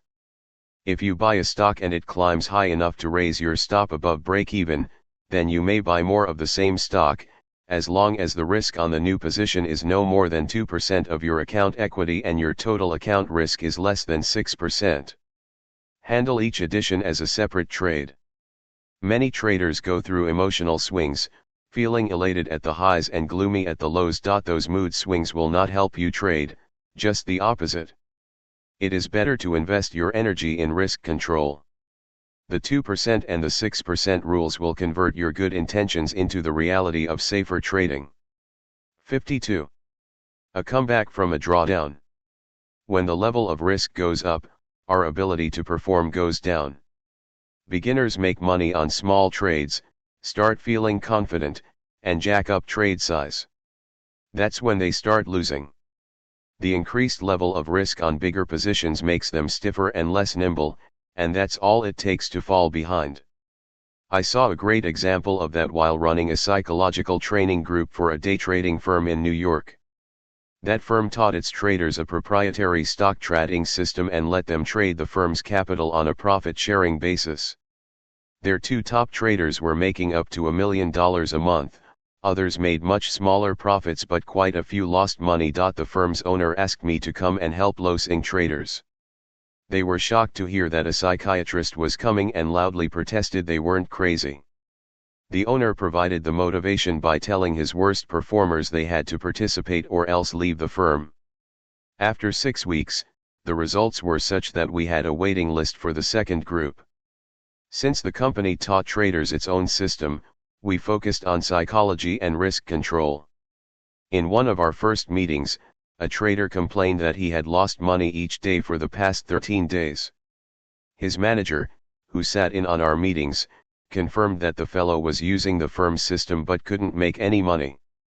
I began by saying that I'd take off my hat for anyone who lost 13 days in a row and had the emotional strength to come in and trade the next morning. I asked the man how many shares he traded, since the firm set a maximum for each trader. He was permitted to buy or sell up to 700 shares at a clip, but voluntarily reduced it to 500. I told him to drop his size down to 100 shares until he had a week with more winning days than losing and was profitable overall. Once he cleared that hurdle for 2 weeks in a row, he could go up to trading 200 shares at a clip. Then, after another 2-week profitable period, he could go up to 300 shares, and so on. He was allowed a 100-share increment after 2 weeks of profitable trading, but if he had a single losing week, he'd have to drop back to the previous level. In other words, he had to start small, increase the size slowly, but drop it fast in case of trouble. The trader loudly objected that 100 shares weren't enough to make money. I told him to stop kidding himself, since by trading 500 shares he wasn't making any money either, and he reluctantly agreed. When we met a week later, he reported that he had 4 profitable days and was profitable overall. He made very little money because of the 100 share size, but he was ahead of the game. He continued to make money during the next week and then stepped up to 200 shares. After another profitable week, he asked, "Doc, do you think this could be psychological?" The group roared. Why would a man lose while trading 500 shares, but make money trading 100 or 200? I took a $10 bill out of my pocket and asked whether anyone in our group would like to earn it by climbing on top of our long and narrow conference table and walking from one end to the other. Several hands went up. Wait, I said, I have a better offer. I'll give $1,000 cash to anyone who comes with me up to the roof of our 10-story office building and uses a board as wide as this table to walk to the roof of another 10-story building across the boulevard. No volunteers. I started egging on the group. The board will be sturdy, we'll do it on a windless day, I'll pay $1,000 cash on the spot. The physical challenge would be the same as walking on the conference table, but the reward so much greater. Still no takers. Why? Because if you lose your balance on the table, you'll jump down a couple of feet and land on the carpet. If you lose your balance between 2 rooftops, you'd be splattered on the asphalt. The higher levels of risk impair our ability to perform. You need to train yourself to accept risk slowly and in well-defined steps. Depending on how actively you trade, those steps can be measured in weeks or months, but the principle remains the same. You need to be profitable during 2 units of time to go up a step in your risk size.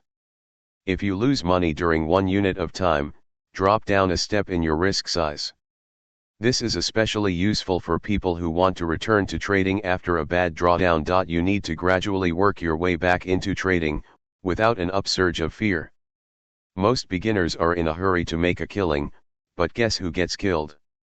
Unscrupulous brokers promote overtrading, putting on trades that are too big for your account, to generate commissions. Some stockbrokers outside the United States offer a shoulder of 10:1, allowing you to buy $10,000 worth of stock for every $1,000 you deposit with the firm.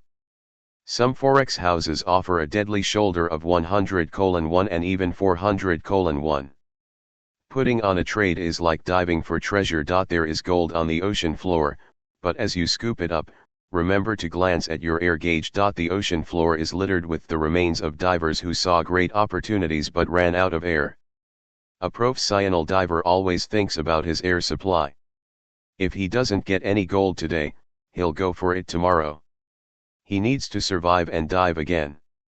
Beginners kill themselves by running out of air. The lure of free gold is too strong. Free gold. It reminds me of a Russian saying, the only free thing is this world is cheese in a mousetrap. Successful traders survive and prosper thanks to their discipline. The 2% rule will keep you safe from the sharks, while the 6% rule will save you from the piranhas. If you follow these rules and have a reasonable trading system, you'll be miles ahead of your competitors. A trading manager. It used to puzzle me why institutional traders as a group performed so much better than private traders. An average private trader in the United States is a 50-year-old married, college-educated man, often a business owner or a professional. You would think this thoughtful, computer-literate, book-reading individual would run circles around some loud 23-year-old who used to play ball in college and hasn't read a book since his junior year. In reality, institutional traders as a group outperform private traders year after year. Is it because of their fast reflexes? Not really, because young private traders perform no better than older ones. Nor do institutional traders win because of training, which is skimpy in most firms. A curious fact, when successful institutional traders go out on their own, most of them lose money. They may lease the same gear, trade the same system, and stay in touch with their contacts, but still fail. After a few months, most cowboys are back in headhunters' offices, looking for a trading job. How come they could make money for the firms but not for themselves? When an institutional trader quits his firm, he leaves behind his manager, the person in charge of discipline and risk control. That manager sets the maximum risk per trade. It is similar to what a private trader can do with the 2% rule. Firms operate from huge capital bases and their risk limits are much higher in dollar terms but tiny in percentage terms. A trader who violates his risk limit is fired. A private trader can break the 2% rule and nobody will know, but an institutional manager watches his traders like a hawk.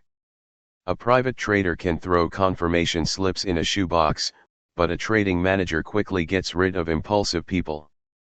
He enforces discipline that saves institutional traders from disastrous losses, which destroy many private accounts. In addition to setting a risk limit per trade, a manager sets the maximum allowed monthly drawdown for each trader. When an employee sinks to that level, his trading privileges are suspended for the rest of the month. A trading manager breaks his traders' losing streaks by forcing them to stop trading if they reach their monthly loss limit. Imagine being in a room with coworkers who actively trade, while you sharpen pencils and get asked to run out for sandwiches. Traders do all in their power to avoid being in that spot. This social pressure creates a serious incentive not to lose. People who leave institutions know how to trade, but their discipline is often external, not internal. They quickly lose money without their managers. Private traders have no managers. This is why you need to become your own manager. The 2% rule will save you from disastrous losses, while the 6% rule will save you from a series of losses. The 6% rule will force you to do something most people cannot do. Until it's too late, break a losing streak.